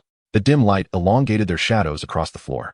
Well, everyone, it seems we meet again. Naruto's distinctly recognizable voice suddenly pierced the previous silence of the room. In an instant, several pairs of eyes, like spotlights, turned towards Naruto, filled with shock and wariness. The warrior beside Kato reacted swiftly, drawing his long sword with a swift motion to shield Kato. Almost simultaneously, Zabuza reached for a kunai, while Haku readied a handful of senbon, their glint barely visible. The two acted in perfect unison, attacking Naruto without hesitation, unfazed by Zabuza and Haku's rapid assault. Naruto swiftly performed the hand seals for the shadow clone jutsu. In an instant, dozens of Narutos materialized in every corner of the room, causing Zabuza and Haku's attacks to miss their mark. Kato, witnessing the room filled with Narutos, felt his legs weaken, his voice trembling as he shouted to his subordinates, quickly. Kill him. The two warriors, stealing their resolve, charged forward, but before they could reach Naruto, they were sent flying by a kick from a clone. Zabuza scoffed. You little brat, you've walked right into my trap, giving me the perfect opportunity for revenge. Before his words had fully left his lips, Zabuza's figure flickered like a wraith, his kunai slicing through the air towards Naruto. Due to the absence of his executioner's sword and the lack of water to assist him, Zabuza's combat prowess was undeniably diminished. Naruto managed to kick the kunai away just in time. At that moment, Zabuza swiftly formed hand seals and shouted, Mist Jutsu. Instantly, the room was enveloped in thick fog, obscuring visibility. Naruto felt as though he were surrounded by a white haze, making it difficult to catch even a glimpse of Zabuza. However, a smirk crept across Naruto's face. To conjure such dense fog without water, Zabuza, your abilities are indeed formidable. You think this is the end, kid? Zabuza's voice echoed mockingly from within the mist. He immediately commanded, Haku, go. Yes, Zabuza-sama. Haku's voice was soft yet resolute, as if he had been waiting for this moment. His figure emerged like a specter from the fog, his sunbon glinting ominously as they were aimed directly at Naruto. Chapter 32, Conquest. In the midst of an intense clash with Zabuza, Naruto remained wholly focused. Suddenly, Haku struck, launching several flying needles towards him like lightning. However, this maneuver proved entirely ineffective against Naruto. In an instant, numerous copies of Naruto manifested, employing a strategy of overwhelming numbers to engage in battle. Witnessing this spectacle, Zabuza could not help but mutter a curse under his breath. Haku was equally taken aback, as one of the many Naruto clones surged towards him with remarkable speed. Reacting swiftly, Haku used his long needle to deftly deflect the kunai that Naruto had hurled. A smirk crept across Naruto's face as he taunted, Come, let us dance together. A flicker of admiration crossed Haku's eyes as he replied, You are indeed formidable. However, before he could finish his thought, Haku's right hand blocked Naruto's assault, while his left hand swiftly formed a series of intricate seals. Water release, secret technique, 1,000 killing water shuriken. Instantly, the area was engulfed in mist, and torrents of water surged forth, morphing into a relentless barrage of flying needles that rained down upon Naruto. In that critical moment, Naruto shouted, Rasengan. He conjured a massive Rasengan, its formidable power scattering the incoming shurikens, and then launched it directly at Haku. Noticing this, Zabuza teleported beside Haku, rapidly forming complex hand seals, water release, water wall. A robust wall of water materialized before them, attempting to shield against the Rasengan's onslaught. Yet, the might of the Rasengan was terrifying, as it pierced through Zabuza's water barrier, leaving him aghast. This is bad. Recalling the intricate hand seals Zabuza had just performed, Naruto couldn't help but internally criticize, doesn't the Mist Village study ways to simplify their hand seals? At that urgent juncture, Haku summoned an overwhelming chill, exclaiming, Ice release, crystal mirror. Countless ice mirrors swiftly encircled Naruto. Just as Naruto shattered one of the mirrors with his Rasengan, Haku appeared beside him like a specter, whispering, It's over. I'm sorry. The needle in his hand lunged towards Naruto and Appo's temple. Yet, just as Zabuza and Haku believed the battle had reached its conclusion, this Naruto inexplicably vanished. With a resounding crash, they realized it had merely been a clone. Fire release, great dragon fire technique. In an instant, a multitude of fiery dragons surrounded the ice mirrors menacingly. Haku and Appo's face paled in terror. This is bad. He hastily executed ice release, Ice Rock Fortress, erecting an ice wall in front of him to barely withstand the dragons and Appo's assault. Meanwhile, beads of sweat began to form on Zabuza and Appo's forehead, feeling unprecedented pressure from Naruto's nearly overwhelming chakra. What troubled him further was Naruto's uncanny ability to foresee their plans and intentions. What on earth is happening? Zabuza murmured to himself. Just then, Naruto utilized the Flying Thunder God technique, quietly appearing behind him, teasing, What do you think? Zabuza spun around, ready to strike. But upon meeting Naruto's blood-red eyes, a tremor coursed through him, as if the outcome had been sealed in that very moment. Genjutsu, Sharingan.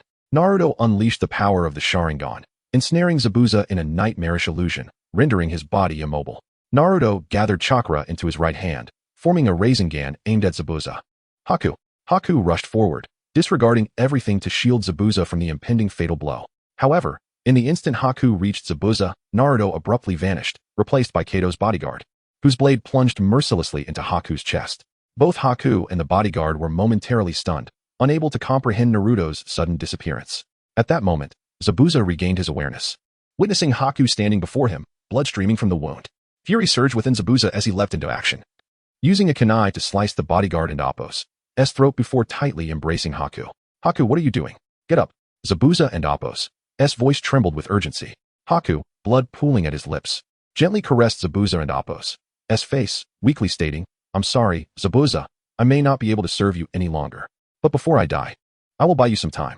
At that moment, Naruto emerged slowly from the mist, stating, "I'm sorry, Kato is my target, and since you work for him, I must take action." Haku shook his head. "No, I do not blame you. This is my fate, the fate of a tool." Naruto regarded them sincerely, saying, "Surrender. If Zabuza relinquishes Kato's commission, I shall spare him. After all, we harbor no animosity, merely a conflict of duties."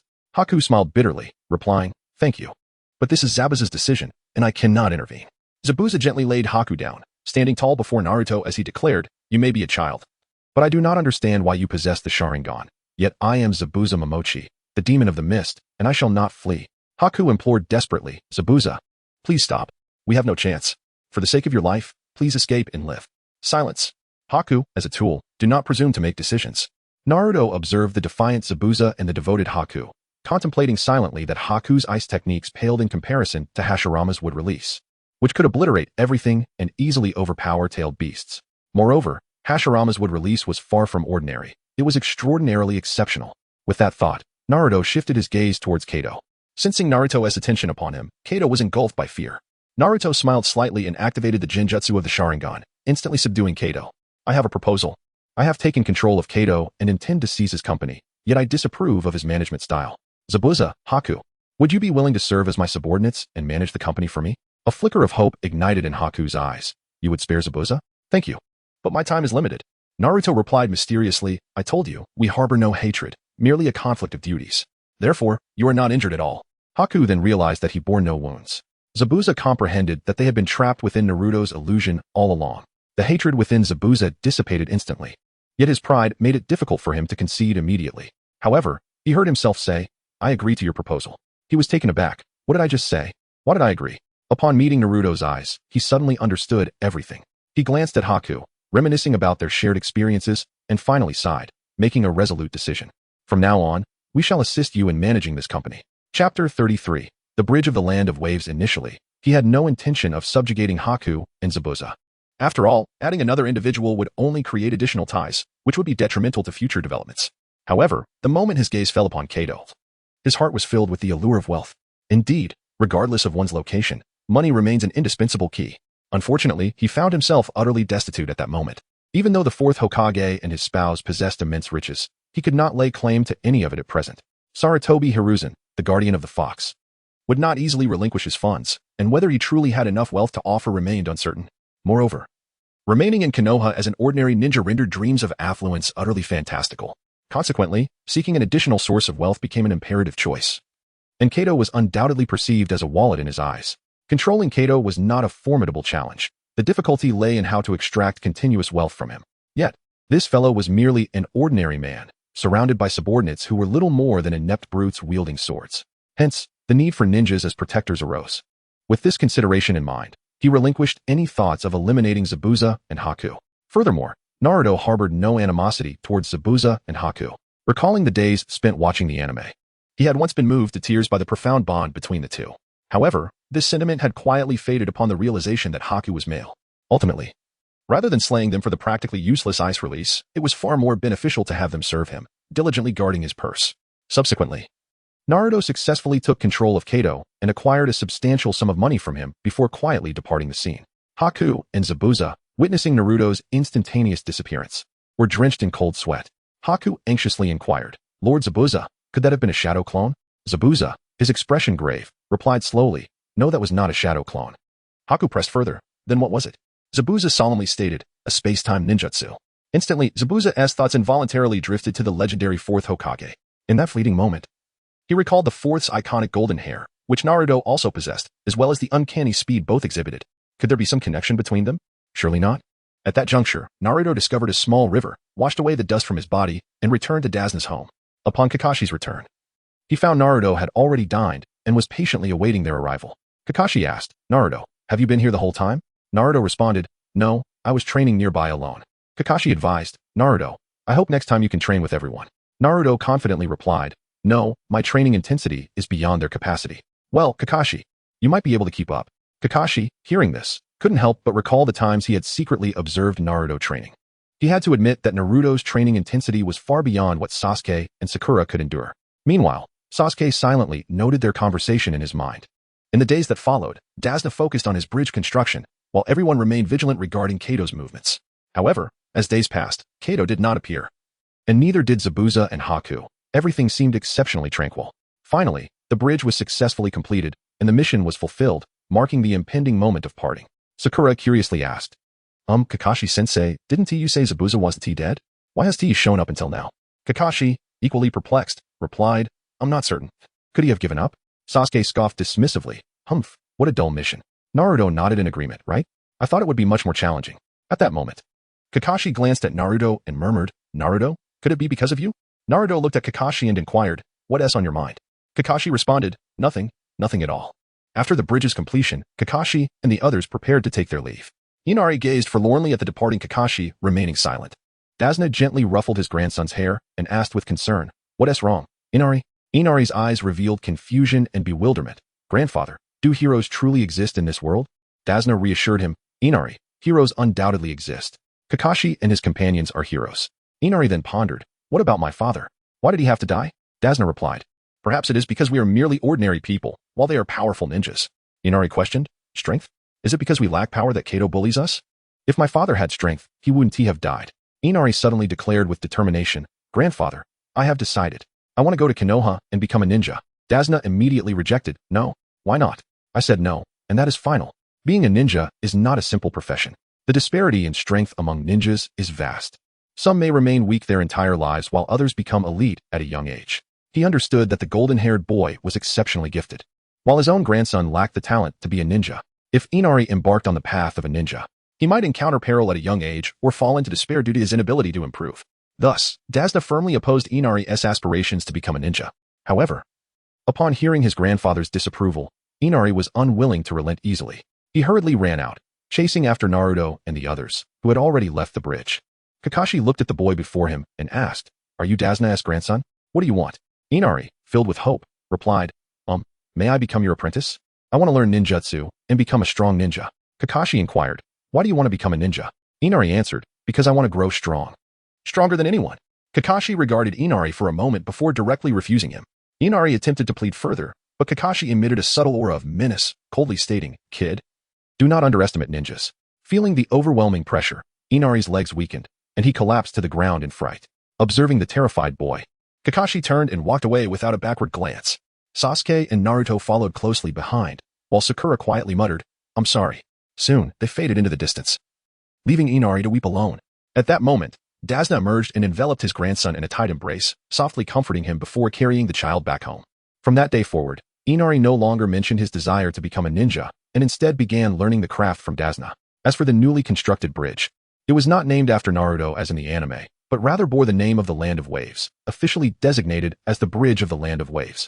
Chapter 34. The Chunin exam. As Naruto stepped into the village, his heart raced with eagerness, longing to return home for a warm bath to wash away the fatigue of his recent mission. However, before the team could disperse, Kakashi instructed them to assemble the following morning without fail. Upon arriving home, Naruto hurriedly prepared a hot bath and immersed himself in the steaming water, exclaiming in delight, "Ah, how refreshing." As he soaked, his thoughts wandered to the upcoming events. The Chunin exam was about to unfold. Familiar yet unique figures such as Gaara, Jiraiya, and Orochimaru surfaced in his mind. A sense of anticipation began to blossom within him, particularly at the thought of the third Hokage potentially witnessing the first and second Hokages in action, demonstrating the Reaper Death Seal. If he could successfully obtain the first Hokage's soul, not only would he master the true wood release technique, but he would also unveil the astonishing secrets concealed within it. Reflecting on his previous life as an anime viewer, he was filled with questions. The wood release is renowned as a formidable jutsu. Yet why was it that only Hashirama Senju could truly harness its power? As a member of the Senju clan, why couldn't Tobarama Senju utilize wood release? Moreover, as a reincarnation of Ashura, why was it that Naruto in the anime could not perform wood release? Throughout a millennium, there had been numerous reincarnations of Ashura. And if any of them had mastered wood release, legends regarding such abilities should have undoubtedly persisted.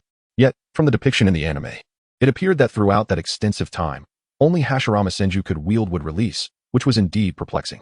Additionally, the Ashura depicted in the manga did not exhibit any use of wood release in his battles against Indra, merely employing a three-headed, six-armed golden form of the Nine Tails. Thus, the secret of Hashirama's capability with wood release could only be unveiled through the acquisition of a soul.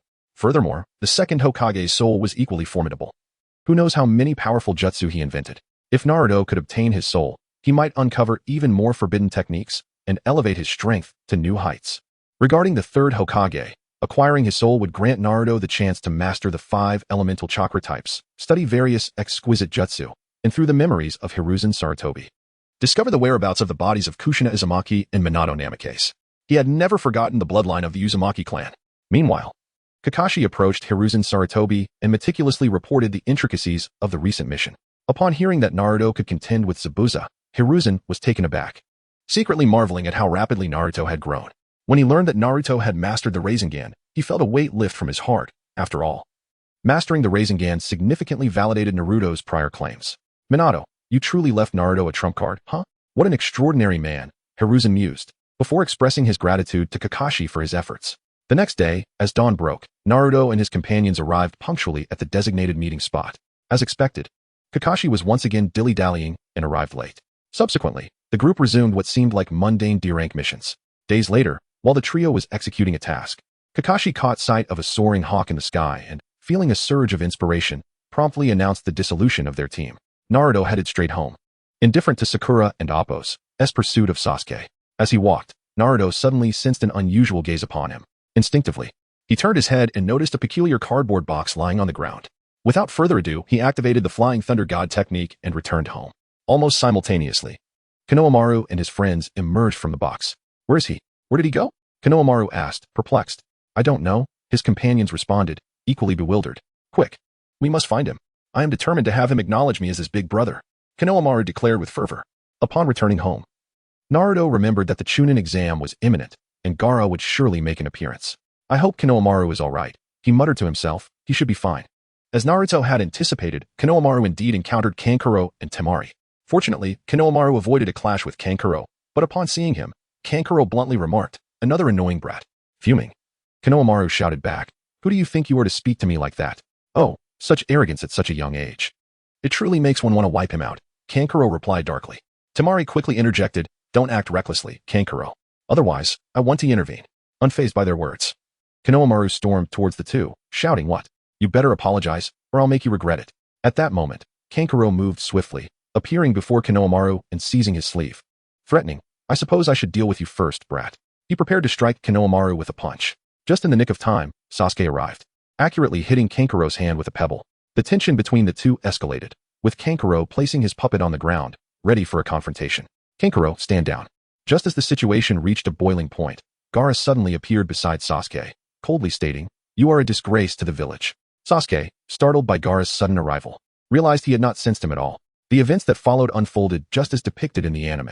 After learning Sasuke's name, Gaara departed with his companions. The next day, Sakura and Sasuke, having received word, arrived at the meeting place to await Kakashi. Naruto, however, would not rigidly adhere to the schedule. At that moment, Sakura complained that detestable Kakashi-sensei called us here early, yet he is late himself. How infuriating. And Naruto too, why is he late? As they spoke, Kakashi leisurely appeared at the bridge, greeting, a good morning, everyone. I got lost on the road of life. Sakura immediately retorted, you're lying. Kakashi then jumped in front of Sakura, only to realize Naruto was absent, prompting him to question, is Naruto not here? Just then, in the very spot where Kakashi had appeared, Naruto cheerfully materialized, mimicking Kakashi's tone, a good morning, everyone. I got lost on the road of life. Cut it out. Sakura replied, fuming, and don't come up with such a lame excuse like Kakashi-sensei. Then, Naruto leaped down, grinning. Well, it's said that a student mirrors their teacher. I've just realized that being late feels quite nice. Kakashi, sweating nervously, quickly said, Naruto, don't imitate me. Look, Sasuke is doing quite well. Naruto then inquired, so, what is the purpose of gathering us this early? Kakashi replied, I've recommended you all for the Chunin selection exam. Here is the application form. He produced the application and presented it to everyone, adding, I must clarify, this recommendation is not mandatory. It's entirely your choice whether to participate. If you wish to join, please sign the application. We will meet in classroom 301 at 3 p.m., 5 days from now. Naruto glanced at the application form, pondering that it would be agreeable to participate in the Chunin exams. Subsequently, the three of them dispersed, each embarking on their respective endeavors. As Naruto wandered aimlessly through the streets, a mysterious figure appeared before him without any warning. Chapter 35. The Trials and Encounters before the Chunin exam. On the streets of Konoha, Naruto found himself face-to-face with a strange ninja, whose forehead protector marked him as a foreigner. A wave of confusion washed over Naruto as he pondered, who is this person? Why has he suddenly appeared here? Seemingly looking for trouble? However, the stranger's words did not register in his mind. His thoughts were already adrift in the storyline of Hokage. Oh no. I always skimmed through Hokage when I watched it, missing many details, and now I have no recollection of this plot line. The mysterious figure. Noticing Naruto's complete disregard for him, wasted no time and launched an attack. Seeing this, Naruto's irritation flared. How could this person act so dishonorably with a surprise attack? Determined not to sit idly by, he declared, Rasengan. With that exclamation, a massive Rasengan whirled rapidly in his hand, exuding an impressive aura. The mysterious ninja panicked instantly. This was Iruka.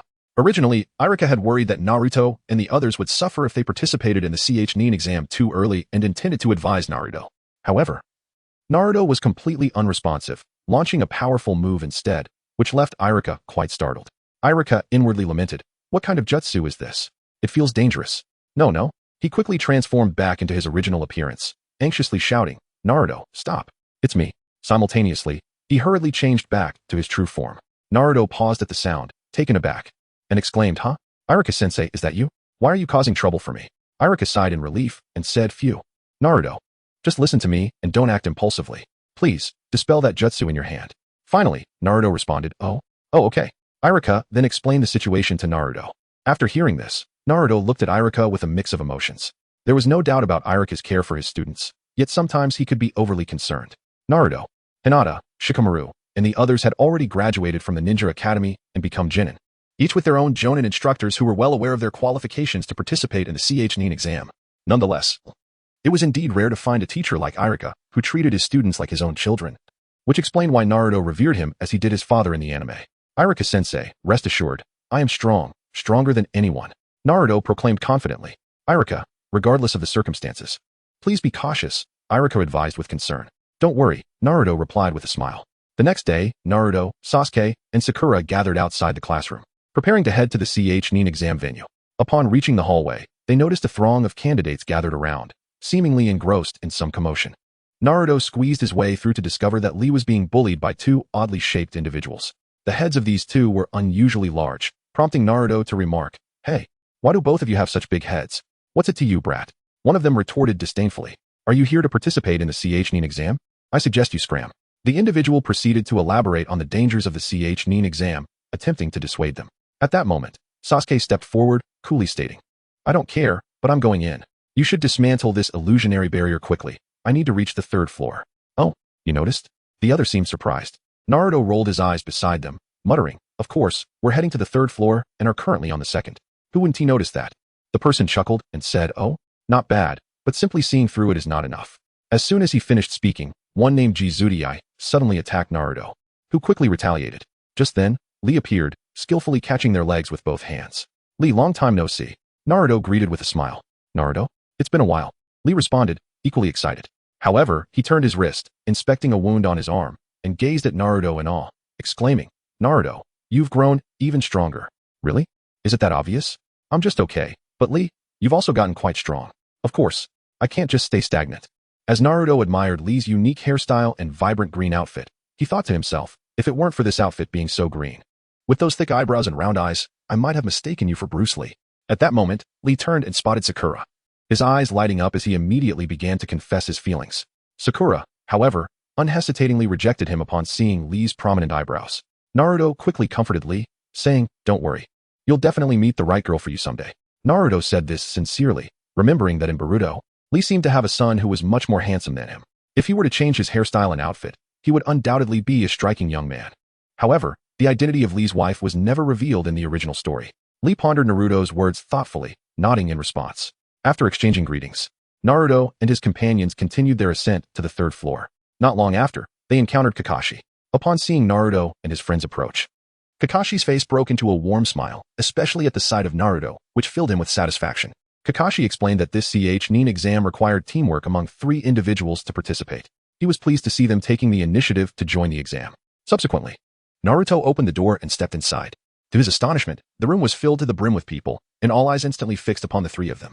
Under the intense scrutiny, Naruto felt as if he were being roasted over an open flame, grumbling inwardly. What the hell? What are you all staring at? If I could use the solar flare, I would blind you all. Yet, despite his internal thoughts, Naruto felt no pressure in his eyes. These individuals were all too weak, except for one man. At that moment, Shikamaru and his companions approached, and Ino immediately embraced Sasuke upon seeing him. Naruto greeted Shikamaru amicably, saying, "Shikamaru, you're participating in this boring exam too?" "Hey, Naruto, that's my line." Shikamaru replied helplessly. Soon after, Ino and Sakura began to bicker over Sasuke again. Just then, Hinata and her companions arrived. Naruto, noticing Hinata's vibrant spirit, complimented, "Oh, Hinata, Kiba, you're here too." Kiba, upon hearing this, exploded with rage, shouting, "Who are you calling a dog? My name is Inazuka Kiba. This here is my partner, Akamaru." Akamaru barked in agreement. "Ha ha ha, my apologies, dog. Damn it." Kiba's face turned a deep shade of red. Meanwhile, Shino quietly remarked, "By the way, I'm still here. Why didn't you mention my name?" Naruto finally registered. "Ah, you're here. What is your name again?" "Inazuka Shino." Shino repeated his name with a sigh. Kiba, disregarding the interruptions, shouted at Naruto and Sasuke, "None of that matters. Sasuke, Naruto, I will definitely defeat you this time." Sasuke coolly replied, "Who knows?" Just as Shino attempted to interject, a voice interrupted, "I suggest you all maintain a bit of decorum. You 9 are newcomers, freshly graduated from the Ninja Academy, right? You're also adorable. Yet you're making such a racket." Naruto turned his head to gaze at the bespectacled individual before him, and, without a hint of decorum, interrupted, "I must say, you appear quite aged to be participating in the Chunin exam. Are you a fool, or do you possess some extraordinary status?" The man adjusted his glasses and replied calmly, "I possess no extraordinary status, nor am I a fool. My name is Kabuto Yakushi. But rather than that, perhaps you should take a look at your surroundings." Naruto then shifted his attention to the other candidates across from him, only to find them staring at him with the same expression one might reserve for the deceased, exuding an overwhelming aura of hostility. Clearly, Naruto's earlier remarks had incited their ire. Yet, undeterred, Naruto responded with a grin, raising his middle finger and loudly proclaiming, "What are you staring at? Haven't you ever seen a handsome guy before? You bunch of ugly losers." In an instant, the atmosphere thickened with tension. Chapter 36. Written examination. At this moment, Naruto surveyed the group before him, unable to suppress the urge to voice his disdain. It was no wonder he felt compelled to criticize them. Their appearance was utterly grotesque, enough to make anyone furrow their brow in dismay. Of course, Gaara and his siblings were exceptions, yet they were nowhere to be seen at this moment. In any case, the individuals before him were not only hideous, but also glared at Naruto with an intensity that seemed to harbor sharp blades, their faces contorted with fury, as if they were ready to pounce and devour him whole. "You little brat, I will kill you. You better come here, or I'll make you wish you were never born. I'll make your life a living hell." The air was thick with a cacophony of threats and curses, transforming the scene into utter chaos.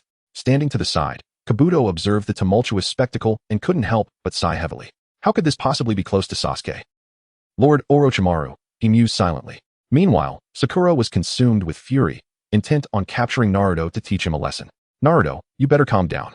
Just as she lunged forward, aiming to seize his neck, Naruto smirked and, with a swift movement, vanished from her sight using the basic body flicker technique. He then leisurely found a seat, propping his head on his hand, and muttered in exasperation, "Why is this exam taking so long to begin?" No sooner had he spoken than a thick cloud of smoke billowed from the front of the stage, and a robust, authoritative voice emerged from the haze. "Silence. You bunch of worthless fools." As the smoke gradually dissipated, a cadre of proctors materialized before the crowd. The man at the center, marked by 2 prominent scars across his face, proclaimed, "Thank you for your patience. I am Ibiki Marino, the examiner for the first stage of the Chunin selection exam." Naruto promptly submitted his application and received his seat number, quickly finding his designated spot. Ibiki began to elucidate the rules of the examination, but Naruto paid little heed. He had already seen this episode and knew precisely what the questions entailed. Even a blank paper submission would suffice. Moreover, he was well aware that this was merely a test of cheating. In his previous life, he had neither the courage nor the means to cheat, but now, within the world of Naruto, armed with the Sharingan, shadow clones, and an array of formidable ninjutsu, what did he have to fear from an examination? As the exam commenced, Naruto opened the test paper and swiftly scanned the questions. To his dismay, there were 9 questions, and upon inspection, he realized he could not answer a single one. It appeared he would indeed have to resort to cheating. He glanced at the proctors and quickly recognized one of them, the one without pupils, Kankuro's puppet crow.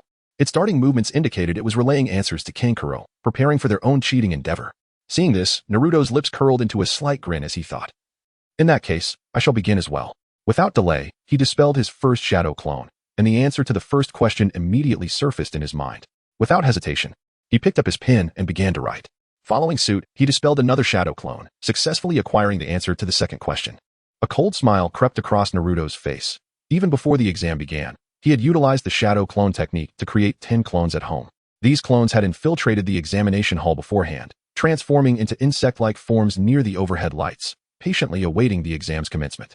Each clone bore a unique identifier corresponding to different questions. Upon confirming the answers, the clones would promptly dispel, transmitting the information back to Naruto. The 10th clone remained as a backup, prepared for any unforeseen circumstances. Time flew by, and in a mere 45 minutes, Naruto had filled out his exam paper.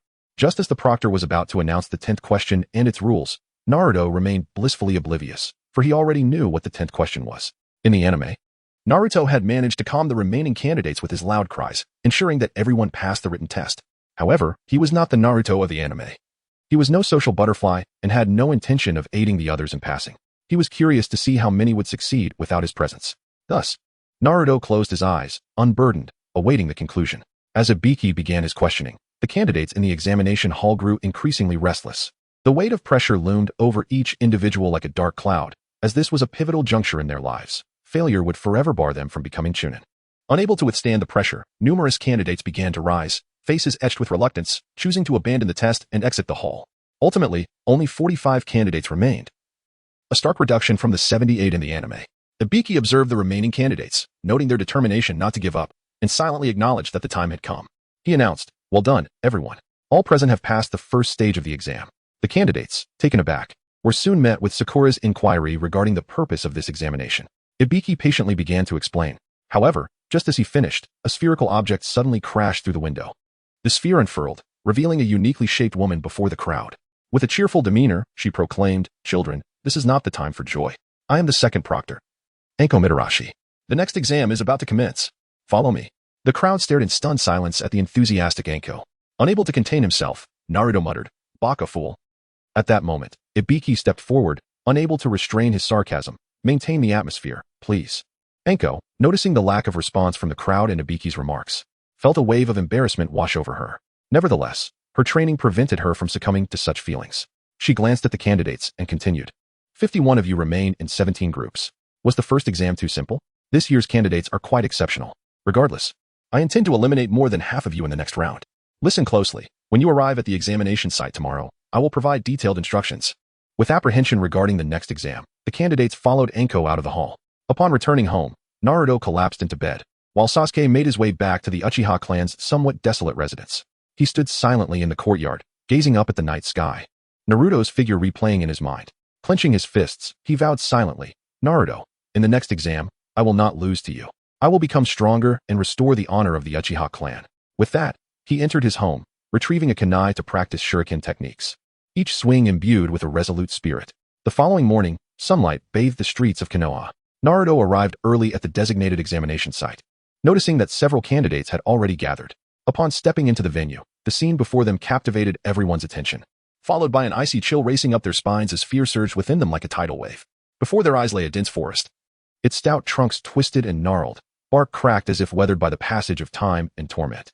The leaves displayed a dark, muted green hue, rustling softly in the breeze, resembling mournful whispers. The entire forest reeked of decay, a pungent odor of death hanging heavily in the air. Before long, Anko Mitarashi strode into the examination area with a brisk, yet commanding gait. She cast a sweeping glance around the room, cleared her throat, and announced, "Welcome to the second examination. In this round, you shall enter the forest of death." At her words, a wave of astonishment washed over the audience. The terrifying tales of the forest of death had long since circulated throughout the village, hidden in the leaves, rife with not only ferocious beasts but also various unknown perils. Akane continued, "Within the forest, you must locate two distinct scrolls, known as Heaven and Earth. Only the teams that gather both scrolls and reach the designated endpoint within the allotted time shall be deemed successful in this examination." Chapter 37. The Forest of Death. Naruto stood at the ominous edge of the Forest of Death, gazing at the towering trees that were thicker than a man's body. His imagination began to run wild. He pondered, could it be that these trees were the result of Hashirama's endeavors? Perhaps this forest was formed when Hashirama met his demise here, triggering an explosive outburst of wood release? Surely not. It couldn't be as I imagine. He then muttered quietly to himself, "Well, I suppose I'll have to rely on the third Hokage. Oh, third, please hasten and bring the first and second Hokages to their fate." As Naruto indulged in his musings, he paid no heed to the examiner's instructions. After all, he was well versed in the examination rules. Whether he listened or not made little difference. Suddenly, he recalled that Orochimaru was somewhere within this forest. Turning around, he spotted Orochimaru clad in the same attire he had worn since the very beginning of the series. That must be Orochimaru, Naruto thought, unable to suppress a grimace. Ugh, what an eyesore, utterly devoid of taste. Meanwhile, in the distance, Hanabi continued to expound on the examination rules. Growing impatient, Naruto thought to himself, how long is this going to take? Finally, Hanabi concluded her lengthy discourse. Sakura, noticing Naruto's calm demeanor, could not help but inquire, Naruto, were you paying attention? With indifference, Naruto replied, huh? It's just about obtaining another scroll within 5 days and making it to the tower. Sakura widened her eyes in astonishment. Wait, you actually listened? How incredible. Subsequently, everyone began to collect their consent forms. Glancing at the document, Naruto signed his name without a second thought. Upon finishing, he lifted his gaze and saw Hinata. Hey, Hinata, he called out. Hinata turned at the sound. Naruto? Oh, you signed too, right? Hinata replied, gently nodding. Yes, Naruto. You signed as well. Let us do our best together. As Naruto looked at Hinata, he thought to himself, what a wonderful girl, so gentle and sweet. With that, he adopted a serious expression and earnestly advised her, Hinata, let me give you a piece of advice for your team. Hinata, slightly puzzled, quickly asked, what is it, Naruto? With utmost seriousness, Naruto warned, if you encounter the 3 ninjas from Sunagakure, especially the one with red hair and no eyebrows, marked with the kanji for love on his forehead, and carrying a large gourd on his back, do not hesitate, run away at once. Hinata nodded obediently. Okay, I understand. Naruto continued to caution her, remember my words, especially regarding Inuzuka Kiba, he tends to act impulsively. If you come across that man, tell Kiba that he is a ruthless killer, with countless victims at his hands, even defeating Jonin without a scratch. Upon spotting him, you must flee immediately. Don't let your actions endanger others. Hearing Naruto's grave tones startled Hinata, and she nodded vigorously in agreement. Seeing that she took his words to heart relieved Naruto. After all, Gaara had been driven to madness by his own father, and confronting him without a means to counter Shikaku would be akin to courting death. Nevertheless, it was likely that all 3 would eventually pass the second test. When the time came, they lined up to receive their scrolls. When it was Naruto's group's turn, they received the Heaven Scroll. Without hesitation, Naruto took charge of the scroll. Sakura and Sasuke said nothing, for they had witnessed Naruto's prowess and knew it was safest in his possession. They followed the leader to exit 12. As time passed, the gates slowly creaked open. A loud proclamation rang out. The second exam begins now. The participants surged forward like arrows released from a bow, racing into the forest of death to seek out the other candidates, marking the beginning of a fierce competition. Not long after entering the forest, a series of anguished screams echoed from the depths. Wow, I didn't expect someone to make a move so soon, Naruto remarked coolly, narrowing his eyes as he listened to the cries. Those are human screams, right? Sakura's complexion paled slightly, her voice tinged with anxiety. Just then, several shurikens shot toward them like lightning. Reacting swiftly, Naruto, Sasuke, and Sakura drew their kunai and deflected the incoming projectiles with precision. Almost instantaneously, a ninja clad in a yellow bodysuit and wearing a breathing mask appeared before them without warning. That forehead protector. Is he from Amigakure? Naruto thought, his gaze fixed on the uninvited guest. Among the minor nations, only Orochimaru's Sound Village and Pain's Amigakure left a lasting impression on him. The Amigakure ninja's greedy eyes swept over the trio before settling on their tool pouches. Which one of you possesses the scroll? Hand it over, and you shall avoid suffering. Sasuke smirked with disdain. Just you? You really underestimate us. Indeed, Naruto chimed in. Sasuke, show him what a great ninja can do. TCH. As if I needed your prompting. Sasuke retorted, his eyes flashing with determination. Without hesitation, he brandished his kunai and leaped towards the Amigakure ninja like a cheetah, igniting a fierce battle. Before long, the sounds of agony filled the air again. Wow, I didn't expect it to start so quickly, Naruto observed, unfazed. Those were human screams, weren't they? Just then, shurikens flew towards them. The trio deflected the shurikens, and suddenly, a ninja in a yellow bodysuit and breathing mask appeared before them. A ninja from Amigakure? Naruto mused. Recalling the 2 notable villages among the minor nations, Orochimaru's Sound Village and Pain's Amigakure. With a greedy gaze, the Amigakure ninja scrutinized Naruto and his companions, demanding, who has the scroll? Hand it over. Sasuke sneered, is it just you? You truly underestimate us. Naruto concurred, exactly. Sasuke, teach him a lesson about the might of a great ninja. Cut it out. I don't need your advice. Sasuke replied, swiftly drawing his kunai, propelling himself off the ground and launching into action, knowing that in this perilous forest of death, there could be no delay. A swift resolution was imperative. Moving like lightning, he swung his kunai, forming an icy arc, while simultaneously weaving hand signs, shouting, fire release, Phoenix fire technique. In an instant, a barrage of small flames erupted from his mouth, shooting toward the Amigakure ninja like a meteor shower. The ninja from the rain-hidden village, evidently seasoned in battle, faced Sasuke's fierce strike with a focused gaze. His feet danced swiftly, evading left and right as the blazing flames shot past him, narrowly missing his form. Sasuke furrowed his brow, taken aback by his opponent's rapid evasiveness. It seemed he had no choice but to unleash his most formidable skills. A glimmer flickered in his eyes as the blood-red Sharingan emerged, the black tomo gradually rotating. As they clashed once more, Sasuke utilized the Sharingan's extraordinary dynamic vision to effortlessly anticipate his opponent's movements. Each strike was executed with ghostly precision, successfully suppressing the rain-hidden village ninja. The pressure on the latter intensified, beads of sweat cascading from his forehead as he struggled to keep pace. Seizing a prime opportunity, Sasuke feigned an attack to the upper body while subtly repositioning himself. The rain-hidden village ninja, predictably falling for the ruse, hastily assumed a defensive posture. In that fleeting moment, Sasuke moved like a specter, swiftly circling behind his foe, his kunai thrusting decisively towards the ninja's chest. With a sickening sound, the kunai pierced deeply, blood gushing forth and staining the ninja's garments crimson. Although this blow did not inflict a fatal wound, the rain-hidden village ninja understood he was at a disadvantage. Continuing the fight would surely cost him his life. Gritting his teeth against the searing pain, he turned and fled desperately into the depths of the forest. However, as he stumbled through the underbrush in his frantic escape, Naruto appeared silently before him, blocking his path. With a stern expression, Naruto coldly declared, "Where do you think you're going?" The rain-hidden village ninja, both alarmed and enraged, shouted back, "Don't block my way, you little brat." Naruto swiftly formed hand signs, proclaiming loudly, "Fire style, great fireball technique." Given the proximity, the rain-hidden village ninja had no time to evade. A massive fireball surged towards him with overwhelming force, consuming him entirely in an instant. A chilling scream echoed through the forest, filled with agony and despair. The fireball continued to blaze, turning everything around it to ash. And the rain-hidden village ninja ultimately met his end in that inferno. Chapter 38. Orochimaru. Naruto, Sasuke, and Sakura had not ventured far along the winding forest path when suddenly, the trees ahead seemed to be agitated by an invisible, furious force. A torrential storm surged forth, accompanied by the relentless sound of cracking branches, as trees were uprooted or snapped in half, creating a scene of utter devastation. As the fierce wind swept menacingly toward them, Naruto swiftly formed hand seals with hands like shadows and then shouted, "Wind release. Great breakthrough." In an instant, a powerful blade of wind erupted from his mouth, charging forward with an unstoppable momentum to meet the oncoming storm.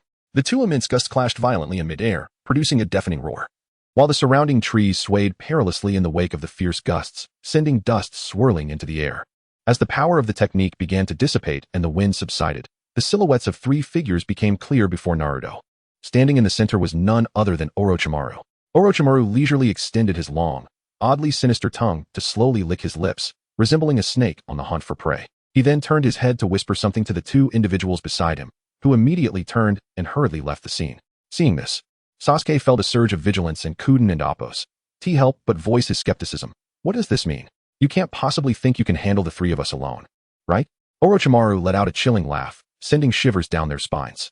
After his laughter subsided, he calmly produced a scroll from behind him, revealing the Book of Earth. "Oh, I see you are all keenly aware of our Book of Earth, especially since you possess the Book of Heaven," he declared boastingly, raising the scroll to his mouth and then wrapping his grotesque tongue around it, swallowing it whole. "Now, let the battle for the scroll begin," Orochimaru taunted, casting a challenging glance at Naruto and his companions. "I refuse," Naruto replied firmly. "Huh." Sasuke and Sakura exchanged puzzled glances, utterly bewildered by Naruto's refusal. "Because you are simply too unsanitary. Just look at you, with saliva everywhere and swallowing the scroll whole. It's disgusting, with stomach acid and spit. Ugh, so filthy," Naruto said, wrinkling his nose in distaste. Upon hearing this, both Sasuke and Sakura fell silent, momentarily at a loss for words. Was the crux of the matter really about hygiene? Naruto's peculiar line of reasoning was utterly perplexing, especially at this life and death juncture when he was fixating on such seemingly trivial concerns. As Sasuke and Sakura were left stunned by Naruto's unexpected reaction, a chilling murderous aura suddenly emanated from Orochimaru, akin to a bone-chilling wave of cold crashing upon them. Sakura and Sasuke felt as though they had plunged into an icy abyss, as if the scythe of death was poised at their throats. Enveloped by an overwhelming sense of impending doom, fear washed over them like a tidal wave, causing their legs to buckle, and they collapsed to the ground, trembling uncontrollably. Sakura, in particular, was so frightened that tears streamed down her face, a testament to her terror. "We can't be afraid. If we are, we will surely die," Sasuke thought, fighting to suppress his inner dread as he glanced at Sakura. "What's wrong, Sasuke? It's just a bit of murderous intent, and you're this scared?"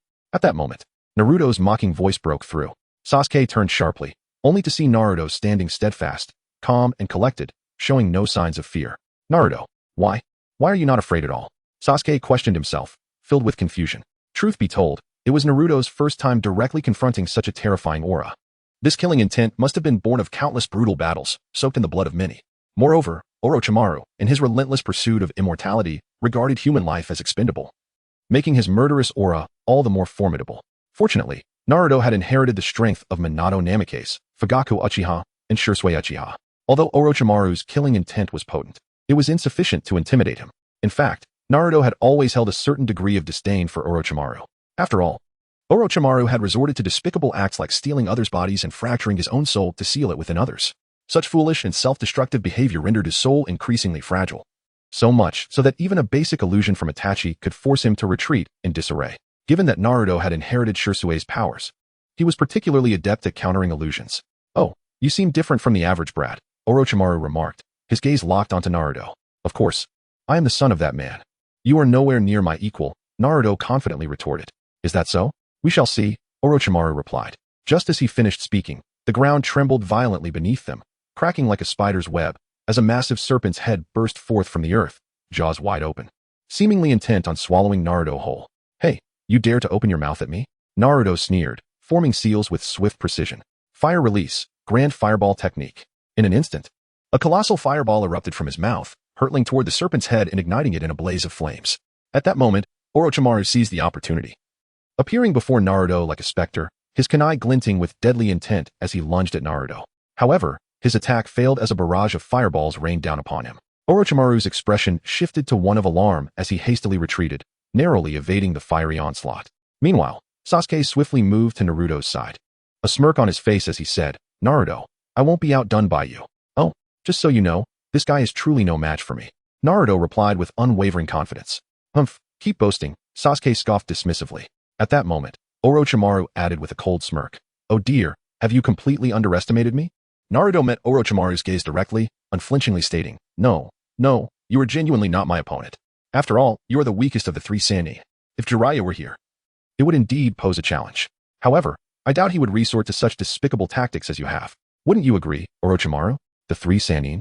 Sasuke and Sakura exchanged bewildered glances, clearly unfamiliar with the term. Suddenly, Orochimaru burst into laughter. "Ha ha ha. I can't believe you recognized me." After his laughter subsided, he slowly peeled away the human skin mask from his face, revealing his true, cold, and sinister visage. "But I must say, I have been gravely underestimated. Being called the weakest, even less than that fool." Naruto continued to taunt, "I haven't spoken incorrectly. Jiraiya is a man acknowledged by the entire Mount Myaboku and has inherited the power of the sage. Not even the Hokage, if he were to go all out, could match him," Naruto added, his confidence unwavering. You aren't wrong there. If Jiraiya were to employ that power, I would indeed be no match for him. Although I don't know how you came to learn this about me. Don't forget, the three Sannin are not just us two. There is one more," Orochimaru said ominously. "Oh, of course I haven't forgotten. She is the granddaughter of the god of shinobi, the first Hokage, Hashirama Senju, and possesses incredible strength as a medical ninja, Tsunade," Naruto replied. "The god of shinobi?" Sakura was perplexed upon hearing this title. Wasn't it stated in the book that the third Hokage was the strongest? What then is this god of the shinobi? Why does it sound as though he surpasses the third Hokage? Surely that cannot be the case? You are not mistaken. But you wouldn't naively believe that a mere medical ninja could stand against me, would you? Orochimaru scoffed, with her full strength unleashed. "Tsunade could easily overpower even the third Hokage," Naruto remarked earnestly. "Are you implying that I am inferior to that old man?" Orochimaru's gaze grew increasingly frosty. "Indeed. You are indeed lacking.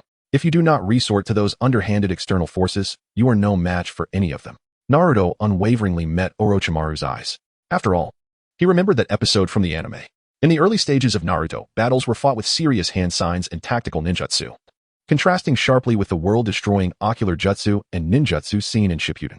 Although Hiruzen Sarutobi had grown old and had not fought in a long time, that did not signify his weakness. During their confrontation, it was primarily Hiruzen who held the upper hand. Had it not been for the immortality of the first and second Hokage, Hiruzen would not have resorted to the Reaper Death Seal. At this moment, upon hearing these words, Orochimaru did not react with the expected fury. Instead, he slowly extended his tongue and licked his lips. Interesting, it seems the rumors hold true. Indeed, the fourth Hokage left some special means within your body. A glimmer of greed flickered in Orochimaru's eyes. "You are welcome to try," Naruto boldly challenged. The atmosphere was charged with tension, on the brink of a fierce confrontation. Just at this critical moment, Sasuke suddenly shouted, "Wait a moment, Naruto." All eyes instantly turned to Sasuke, curious about his intentions. Chapter 39, Sasuke's challenge as a disciple of Senju Tobirama. None are anything less than exceptional. With Sarutobi Hiruzen undoubtedly standing as the most distinguished representative among them, the apprentices of this strongest disciple are naturally remarkable in their own right, each possessing unique traits. One is fervently drawn to voyeurism in bathhouses, another is addicted to gambling, perpetually embroiled in defeat, and yet another is obsessed with the study of ninjutsu and the essence of life. Despite their respective flaws, their combat styles are strikingly divergent. Jiraiya champions the philosophy of strength overpowering strength, employing a methodical approach that adheres to traditional ninjutsu combat techniques. Tsunade counters with brute force, disdainful of intricate ninjutsu, relying solely on her prodigious strength to obliterate all obstacles. Orochimaru excels in utilizing poison against his foes, often depending on serpents and toxins, with little recourse to elemental ninjutsu. His vitality is remarkably resilient, nearly impossible to extinguish completely, and he possesses an extraordinary proficiency in evasion. Should Naruto find the first two adversaries formidable, what of facing Orochimaru? He might concede that he cannot utterly vanquish Orochimaru, yet he harbors unwavering confidence in his ability to force Orochimaru into a hasty retreat. Just as Naruto prepares to act, Sasuke abruptly halts him. What could he possibly intend? Naruto, you must not interfere.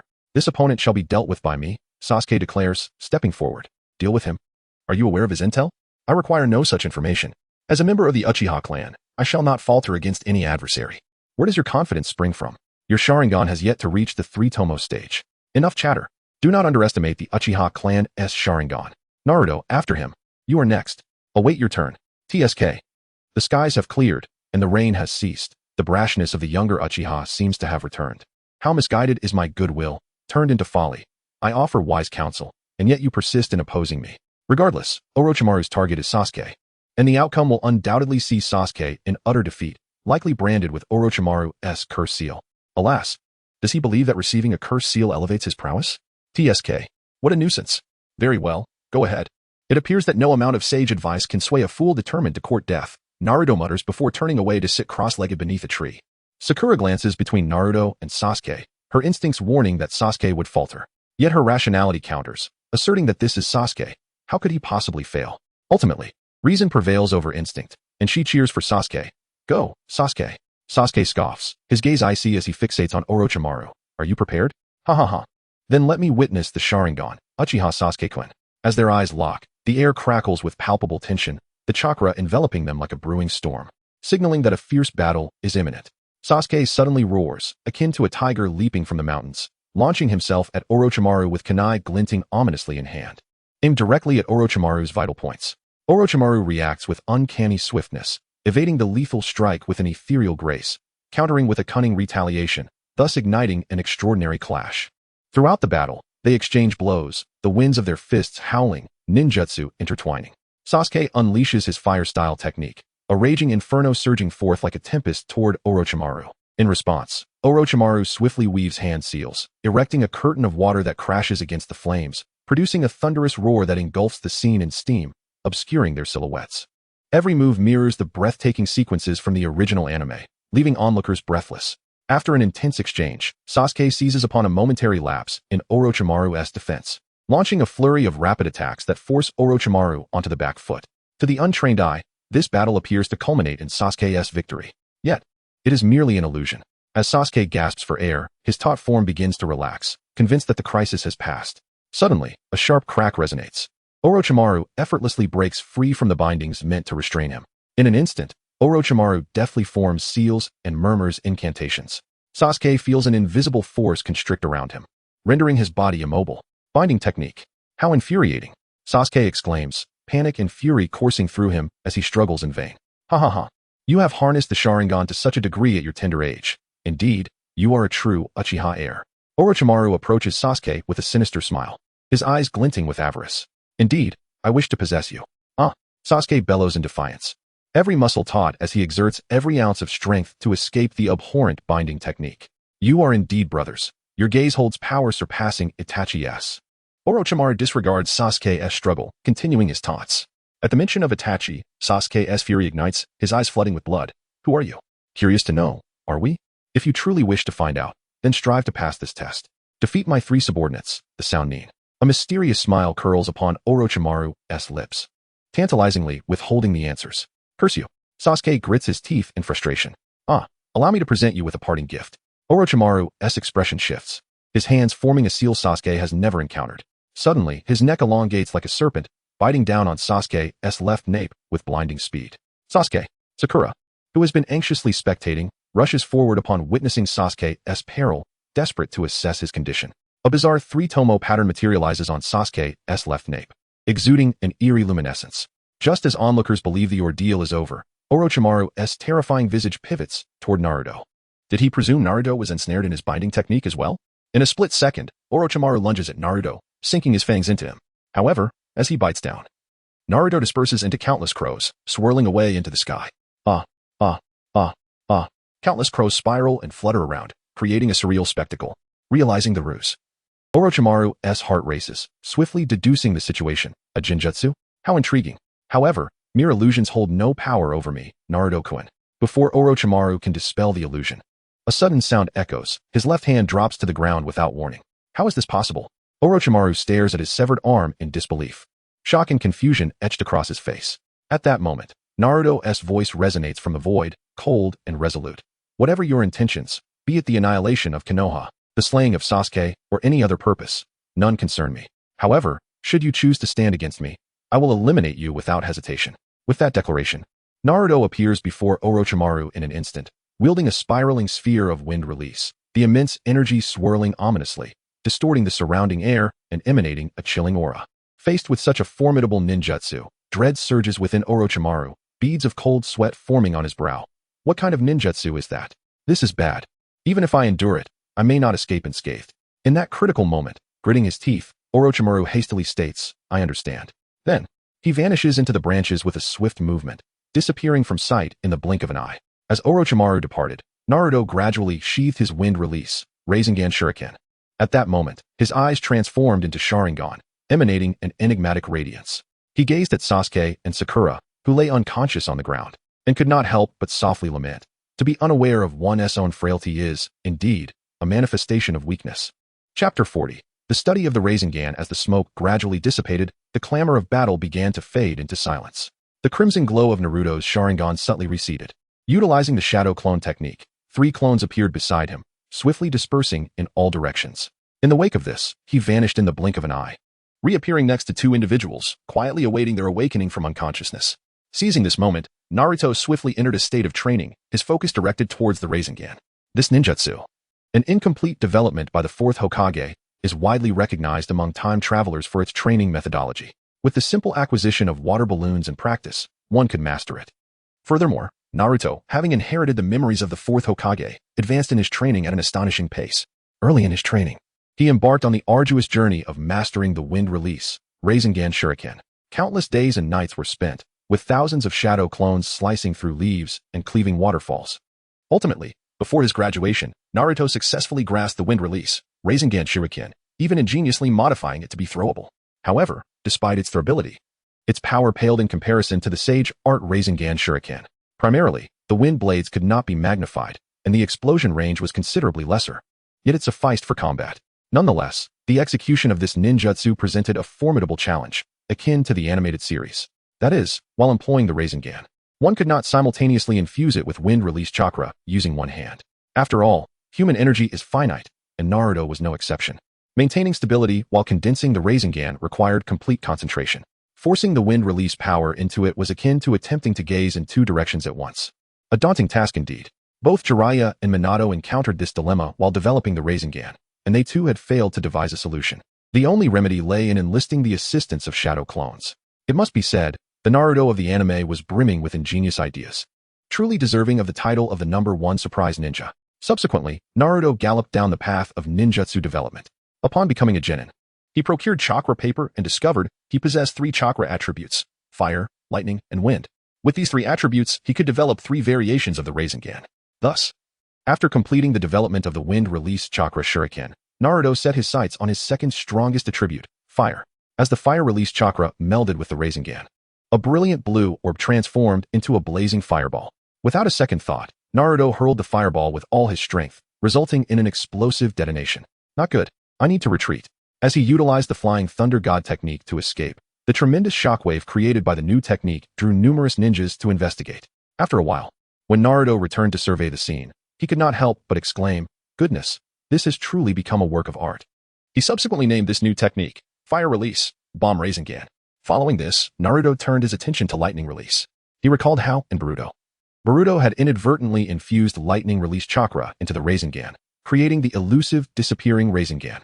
Full of curiosity, Naruto pondered why the lightning release, known for its penetrating and paralyzing properties, utilized by Kakashi to develop the Chidori, would cause the Rasengan to vanish. Carefully, Naruto infused lightning release chakra into the Rasengan. Contrary to Boruto's experience, the Rasengan did not disappear. Instead, it transformed into a sphere radiating blinding lightning. Within this sphere, the lightning writhed restlessly, akin to 1,000 frenzied electric snakes, desperately struggling to break free from their confines. The sound was thunderous, reminiscent of a dragoness roar, reverberating painfully in the ears of those nearby, who could feel the overwhelming aura pressing upon them. Seeing this, excitement flickered in Naruto and Appo's eyes as he unhesitatingly launched the lightning sphere Rasengan. In an instant, it shot forth like a bolt from a crossbow, enveloped in lightning, surging forward with astonishing speed. Nothing could withstand its ferocity. Trees and rocks alike were effortlessly penetrated, leaving behind charred holes as debris and sparks flew in every direction. After traversing a considerable distance, the lightning within the sphere ignited like a lit fuse, plunging into chaos and turmoil, the sphere rapidly expanding at a visible rate. In the blink of an eye, the violent lightning erupted, penetrating nearby trees, filling the air with the acrid scent of burnt wood as charred remnants tumbled to the ground in the wind. Witnessing this spectacle, Naruto was resolute. Boruto's Rasengan vanishing was evidently not due to the lightning release's influence. Observing his creation, a slight smile graced his lips as he named this new ninjutsu, Lightning Release, Thunder Explosion Rasengan. Next, pondering the vanishing Rasengan, Naruto recalled that Boruto possessed wind, lightning, and water chakra attributes. Could it be that during his training, he unconsciously infused all three attributes simultaneously, resulting in the disappearance? Determined to uncover the truth, Naruto, lacking water release chakra but possessing wind and lightning, decided to experiment. However, wind acted as a poor conductor for lightning, and recklessly attempting this posed significant risks. Thus, he first endeavored to combine wind and fire. He soon discovered the immense difficulty in mastering the balance of two chakra types, leaving him to question how Naruto and Sasuke had achieved such seamless fusion in the anime. Suddenly, inspiration struck: Sharingan. Utilizing the Sharingan and Appo's formidable insight, Naruto meticulously observed the chakra flow within the wind release Rasengan Shuriken, gradually integrating the fire release chakra. After countless attempts, he finally discerned the perfect ratio, successfully completing the new technique. The name of this technique, as the fourth Hokage had once dubbed it, was Scorch Release, Light Will Tempest Black Arrow Zero. That's a splendid name, he mused, contemplating a change to reflect his respect. He ultimately named it Scorch Release, Rasengan Shuriken. Following this, Naruto immersed himself in experiments combining wind and lightning, yet faced repeated failures. Even with shadow clones working day and night, he remained at an impasse. With time at his disposal, he revisited the mystery of the vanishing Shuriken. What could be the cause? Furrowing his brow, he murmured to himself. This disappearing ninjutsu had become an enigma he could not unravel. Unbeknownst to him, a considerable amount of time passed before Sakura stirred awake. She abruptly sat up, the terrifying visage of Orochimaru flooding her mind. Frantically scanning her surroundings, she spotted Naruto calmly seated nearby, while Sasuke remained asleep, not far off. Sasuke, wake up!" Sakura implored, her voice laced with urgency and concern. At that moment, Sasuke's face contorted in agony, beads of sweat rolling down his brow, his features twisted in distress. Observing Sasuke's suffering, Sakura's heart ached, and helplessly she turned to Naruto. "Naruto, what should we do? Seriously, if there's a problem, call Naruto. If not, call Sasuke, right? Ugh, he's not some pushover, and he's surely one to coddle Sakura." Naruto remarked disdainfully, casting a cold glance at Sasuke. "Naruto, how can you say that? Do you have no conscience?" Sakura glared at him, her eyes filled with reproach. He brought this upon himself. Who can he blame? He couldn't even withstand the opponent's killing intent and yet dares to dream of defeating them? It's utterly absurd, Naruto scoffed, his voice dripping with derision. "Then why don't you step in? Didn't you say he wasn't your match?" Sakura retorted, her emotions flaring as she raised her voice. "Are you questioning me?" Naruto shot back, his gaze icy as a flicker of anger sparked in his eyes. This time, he was genuinely infuriated. Sakura was taken aback by Naruto's chilling stare, as if she could feel the weight of his ominous killing intent. "First, I was going to intervene, but Sasuke wouldn't listen and even attempted to strike at me. Humph, since he is so intent on seeking his own demise, let him be. I am neither his father, nor his brother, and certainly not his friend. If he wishes to court death, then so be it. We are all ninjas, and we must take responsibility for our own actions." "You," Sakura exclaimed, rendered speechless by her anger. "Secondly, this may not be an unfavorable situation for Sasuke. He is a vengeful soul, and it is imperative that he recognizes the extent of his own frailty. Do you comprehend the magnitude of his adversary's strength?" "Sasuke's adversary?" Sakura gazed at Naruto with confusion. "His enemy is the one who murdered his parents." His father's prowess surpasses even that of Kakashi. Even Orochimaru, whom we just encountered, would not dare show his face before that individual, fearing for his own life. Naruto paused before continuing. What? How is that possible? Does that mean Sasuke is in grave danger? Sakura's face was a mask of terror, her voice trembling. That depends on Sasuke himself. If he is sufficiently strong, he will emerge unscathed. Should he remain this weak, his demise is inevitable. No, I must stop Sasuke. I cannot allow him to throw his life away. Stop him. Do you truly believe that is feasible? The enmity of an entire clan, witnessing one's parents perish before one's very eyes. Such profound hatred. Can you really intervene? Naruto scoffed, his eyes betraying a hint of helplessness. Sakura fell silent, unable to fathom such an indelible hatred, fully aware of her own impotence to intervene. Sakura opened her mouth, yet no words emerged. I will not give up. I will surely bring Sasuke back to his senses, she declared, her teeth clenched, determination renewed. You are remarkable. You hold yourself in such high regard, Naruto retorted, curling his lip in disdain. Chapter 41. Karen, there exists a profound adage. Do not advise others to do good without having experienced their suffering. Do not criticize other shortcomings without understanding their pain. Take Sasuke. For instance, it is bewildering that some would dare to wish for his change of heart. To put it plainly, they desire for him to relinquish his quest for vengeance, a notion that is utterly fantastical and profoundly naive. Pain and hatred, though seemingly akin, are in fact worlds apart. Pain is a thorny path that every individual must traverse in their life's journey, while hatred is a raging inferno ignited deep within the soul upon losing that which is most cherished. Inner turmoil may gradually be soothed through the interplay of people and events, much like Kakashi, whose heart was shattered by the loss of dear friends and mentors. Yet, in time, he found warmth in the company of his students and companions like Might Guy. However, what of hatred? Once it takes root, if left unresolved, it burrows deep within, never to dissipate. Obito and Madara's abhorrence for war, Sasuke's seething resentment towards Itachi and the higher-ups of Konoha, Nagato's grievances against the great nations, all exemplify this truth. Even Naruto, who once failed to grasp Sasuke's plight, naively believed that Sasuke's return would resolve everything. It was only in moments of loss, when mentors, friends, and village faced peril, that he truly understood the bitter taste of hatred. Confronted with such animosity, he too felt the urge to unleash fury and eliminate his adversaries, willing to release the Nine Tails if necessary. Had it not been for the fourth Hokage's timely intervention, providing a glimmer of solace that tempered his wrath, he might have lost all reason when facing Nagato, leading to irrevocable consequences. If Nagato had not resurrected the villagers of Konoha, Naruto's anguish might have remained eternally unredeemed. Thus, for Sasuke's hatred to be assuaged, the truth must be revealed by Itachi, and those culpable must receive their due punishment. Yet, at this moment, this matter seems to hold no relevance for Naruto. Sakura, upon hearing Naruto's sardonic remarks, remained oblivious, her heart and gaze solely filled with concern for Sasuke, gently wiping the sweat from his brow. Naruto sat quietly beside him, awaiting his awakening. Before long, the sound of approaching footsteps drew near. Who could it be? In an instant, Sakura reacted, swiftly drawing her kunai and assuming a defensive stance, her eyes brimming with vigilance. Yet Naruto remained as steadfast as a mountain, arms crossed, showing no signs of alarm. Naruto, what are you doing? Someone is coming. Haven't you heard? You need to protect Sasuke. Sakura exclaimed anxiously. Be quiet, and wait until you see who it is before you speak. Naruto retorted coldly. Sakura, filled with confusion, suddenly recognized that the approaching figure was Naruto himself. Wait, Naruto? Naruto turned to his shadow clone, calmly inquiring, did you return? The three clones responded in unison. I obtained the Book of Earth. I acquired the Book of Heaven and then met Hinata, whom I gave it to. I rescued someone. Naruto nodded slightly, taking the Book of Earth from the clone before dispelling it. With the clone's disappearance, Naruto absorbed all their memories. The Book of Earth had been seized from a Rain Village ninja, while the Book of Heaven was obtained from a Grass Village ninja. Shortly after acquiring the Book of Heaven, he encountered Hinata and her group, learning they only possessed the Book of Earth. So he generously gifted them the Book of Heaven before they hurried towards the tower. The other individual Naruto saved was Karen.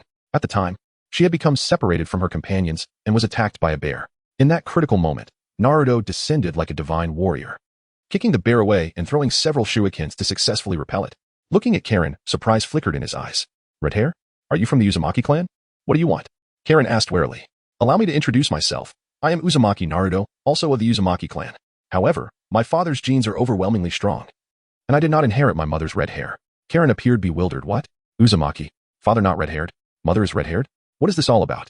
Seeing her confusion, Naruto patiently explained, my father is not from the Uzumaki clan, my mother is. I bear her surname, and like you, she is of the Uzumaki clan. My mother's name is Uzumaki Kushina, and my father is Namake's Minato. Oh, by the way, my father was the fourth Hokage. What? Your father is the Hokage? Are you here for an experience? Karen exclaimed, her mouth agape in astonishment. Thus, Naruto recounted the romantic tale of his parents, from their first meeting to their love story, their heroic sacrifices to protect the village, and his own lonely and arduous childhood. When Karen heard about Naruto's dream of becoming a free-spirited individual, her heart was profoundly touched. After all, her life in the grass village with her mother had been filled with unbearable memories, a painful past unimaginable to others. Gazing at her arms, Karen began to envision a future of freedom. Naruto observed her with sincerity, extending his hand. And what is your name? I am Karen. Karen, would you like to come to Konoha? Konoha? Do you wish to use me? A glimmer of fear crossed Karen's eyes. No. As a fellow clansman, I promise to protect you with all my might and shield you from harm. That is my vow. Protect? Let me think. Karen's words trailed off as two of her companions approached, grumbling loudly. Upon hearing their voices, Karen trembled, her face betraying fear rather than joy. Naruto's heart ached for her as he witnessed the toll those individuals had taken on her spirit. Those who would harm a girl like this, treating her as less than human, are truly despicable. Gently, Naruto reassured her, it seems you have endured much suffering in the grass village. Would you mind if I eliminated them? Whatever you wish, Karen replied, her voice quivering. Naruto smiled, placing a hand softly on Karen's head, soothing her distress. Then he suddenly turned, fire style, great fireball technique. A massive dragon-shaped flame erupted from Naruto's mouth, instantly engulfing the two grass village ninjas. They left not a single word behind as they were reduced to ashes. Watching the two lifeless forms, Karen felt her tension begin to ease. Eventually, she looked at Naruto with determination, saying, I have made my decision. Let me follow you. Follow me? Very well. If we encounter Tsunade, let her treat your wounds, after all. She is also a descendant of the Uzumaki clan. Wait, there are more Uzumaki in Konoha? Yes, she is similar to me. She is a descendant of the Senju and Uzumaki clans, and she too has blonde hair. Why does every Uzumaki from Konoha have blonde hair? Will my future children also have blonde hair? Future matters can wait. I still have exams to attend to. You should rest at my home for now. With that, Naruto activated the Flying Thunder God technique, transporting Karen back to his home. He prepared warm water for her to bathe, transformed into various personas to buy her new clothes and food, and settled her down for the night. Once everything was arranged, Naruto hurried back to the Forest of Death. Chapter 42. Sasuke's decision. At this moment, one of Naruto's shadow clones was racing down a secluded path. Suddenly, an eerie aura enveloped him. With keen senses, he detected something amiss and immediately halted, scanning his surroundings with vigilance. From the dense thicket of the forest, three figures clad in distinctive attire emerged, the Sound Ninja Trio. Their faces bore cold, cruel smiles, and their eyes glinted with a predatory hunger. Upon spotting Naruto's clone, the trio momentarily froze, seemingly caught off guard by the sight of him alone. They exchanged glances filled with cunning and malice. Recognizing Naruto as Sasuke's comrade, their lips curled into a more sinister grin, akin to a venomous serpent lying in wait for its prey. That guy must be Sasuke's teammate, right? If we dispose of him, perhaps we can witness an amusing expression on Sasuke's face, Tosuzan whispered, his voice gravely low. Time is of the essence. Let us proceed. Sakura concurred, a greedy glint in his eyes. Are you looking for me? Who is looking for you? Who are you? The trio instantly reacted to the unfamiliar voice. Just as they attempted to evade, the only female among them, Kin, collapsed to the ground. You seem to be subordinates of Orochimaru, don't you? You know Lord Orochimaru? Tosuzan, taken aback by Naruto's words, realized they had already encountered Sasuke. Thus, they needed to set out promptly to find him. This meant that Naruto had to be dealt with swiftly. That woman is utterly useless, collapsing so easily. Naruto scoffed. How you choose to deal with Sasuke is your own affair, but how dare you set your sights on me? Lament your own weakness. Sakura began. But before he could finish, Naruto executed a body flicker technique, appearing before him and delivering a punch that rendered him unconscious. Now, only Tosuzan remained standing. Naruto regarded him with a chilling smile as he slowly advanced. You don't come any closer. Tosuzan stammered, suddenly realizing that Naruto was far from a mere genin. That body flicker technique. Could a genin even perform such a feat? The speed was comparable to that of Lord Orochimaru. Feeling the malice radiating from Naruto's grin, Tosuzan sensed his life was in peril. In desperation, he decided to go all in. Soon, another figure lay unconscious on the ground. Their bodies sprawled haphazardly, clothes tattered by the fierce winds, faces contorted in pain. Naruto took a glance at the fallen Sound Ninja Trio, choosing not to kill them. After all, he remembered that Orochimaru had used them as living sacrifices during the reanimation of the first and second Hokage. With that, Naruto turned and continued his swift journey toward his original form. Thus unfolded the events experienced by Naruto's clone. After confirming everything, he patiently awaited Sasuke's awakening. Before long, Sasuke slowly opened his eyes. His first sensation was the surge of formidable power within him, the heavenly curse mark bestowed by Orochimaru. A flicker of excitement and combativeness ignited in Sasuke's eyes. He immediately yearned to duel Naruto to test his newfound strength. "Naruto, let us battle," Sasuke declared. Rising to his feet, his gaze sharp and focused on Naruto. Yet Naruto flatly rejected him, his tone calm but laced with disdain. "You are far too weak. You are no match for me." Upon hearing this, Sasuke's expression darkened. He felt belittled. Fueled by anger, he launched himself at Naruto, determined to showcase his prowess. His movements were swift and precise, his fists slicing through the air toward Naruto's face. However, Naruto remained unfazed. He retaliated with equal force, their fists colliding and sending Sasuke flying. Refusing to relent, Sasuke gritted his teeth, enduring the pain in his right hand as he continued to assault Naruto. Fire Style, Phoenix Fire Technique. Fire Style, Phoenix Fire Technique. Naruto countered each of Sasuke's attacks with ease, matching taijutsu with taijutsu and ninjutsu with ninjutsu. Despite the power granted by the heavenly curse mark, Sasuke found himself struggling against Naruto. Each attack was effortlessly deflected, and he was gradually forced back. After an intense exchange, Sasuke was left panting while Naruto remained composed and unruffled. Then, unexpectedly, Naruto vanished from his line of sight. "Where did he go?" "Behind you." Before Sasuke could react, Naruto materialized behind him and struck him on the back of the neck, rendering him unconscious. The Flying Thunder God mark will never fade. Long before the night of the Uchiha massacre, Naruto's Flying Thunder God mark had been etched into the back of his head.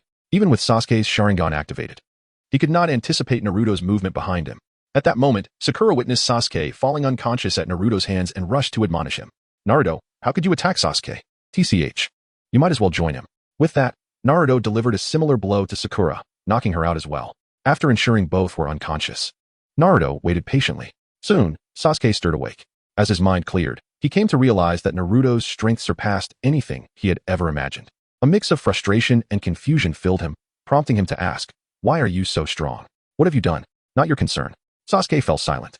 His fists clenched tightly, nails digging into his palms. Naruto's words pierced his heart like a blade. He had always believed he was the most diligent, only to discover that Naruto had already surpassed him. Seeing Sasuke's despondency, Naruto sighed and reminded him, "Sasuke, every strong warrior has traversed the path of weakness. Becoming powerful requires considerable time and training. Your enemies did not become formidable overnight, did they?" Upon hearing this, Sasuke bowed his head, the marks of the curse gradually fading until they returned to the seal. His heart felt like it had weathered a storm, ultimately finding tranquility.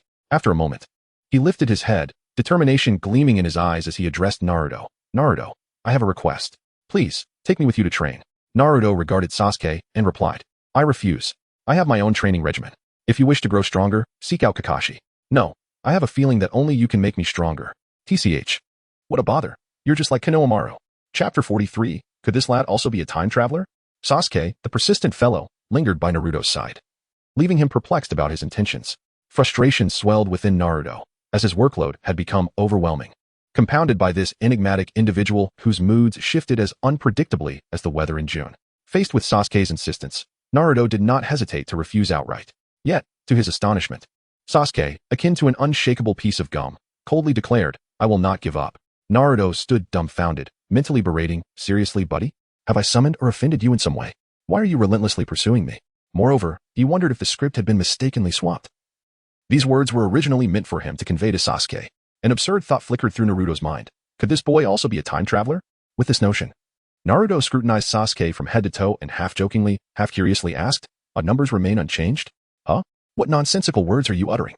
Sasuke replied, his face a portrait of confusion. "You truly do not understand?" Naruto pressed on, unwilling to relent. "I have no idea what you are rambling about. However, wait for me. I will soon catch up to you, and then defeat you." Sasuke maintained his stubborn and resolute demeanor. "What a bother. Let's hurry and conclude this troublesome affair. I long for a comfortable bath back home." Naruto sighed in exasperation. "Indeed, Sasuke, let us hasten. I can hardly endure this any longer." "I have been yearning for a bath," Sakura chimed in, surprisingly aligning with Naruto. After all, enduring 2 days in this desolate wilderness without a bath was a torment for someone as cleanliness conscious as her. Thus, the trio sped towards the towering structure. As their figures faded into the distance, a figure named Kabuto emerged from behind a large tree, his brow furrowed in perplexity. Strange, why have they exited so early? Initially, Kabuto had planned to utilize his guise as a spy to approach Sasuke, seeking an opportunity to disclose critical examination details and seamlessly integrate himself into their ranks. However, observing Sasuke and his companion's current state, it appeared they had successfully gathered the scrolls. Yet, Kabuto was not one to concede easily. He schemed to find another chance to draw closer. At that moment, his two teammates arrived.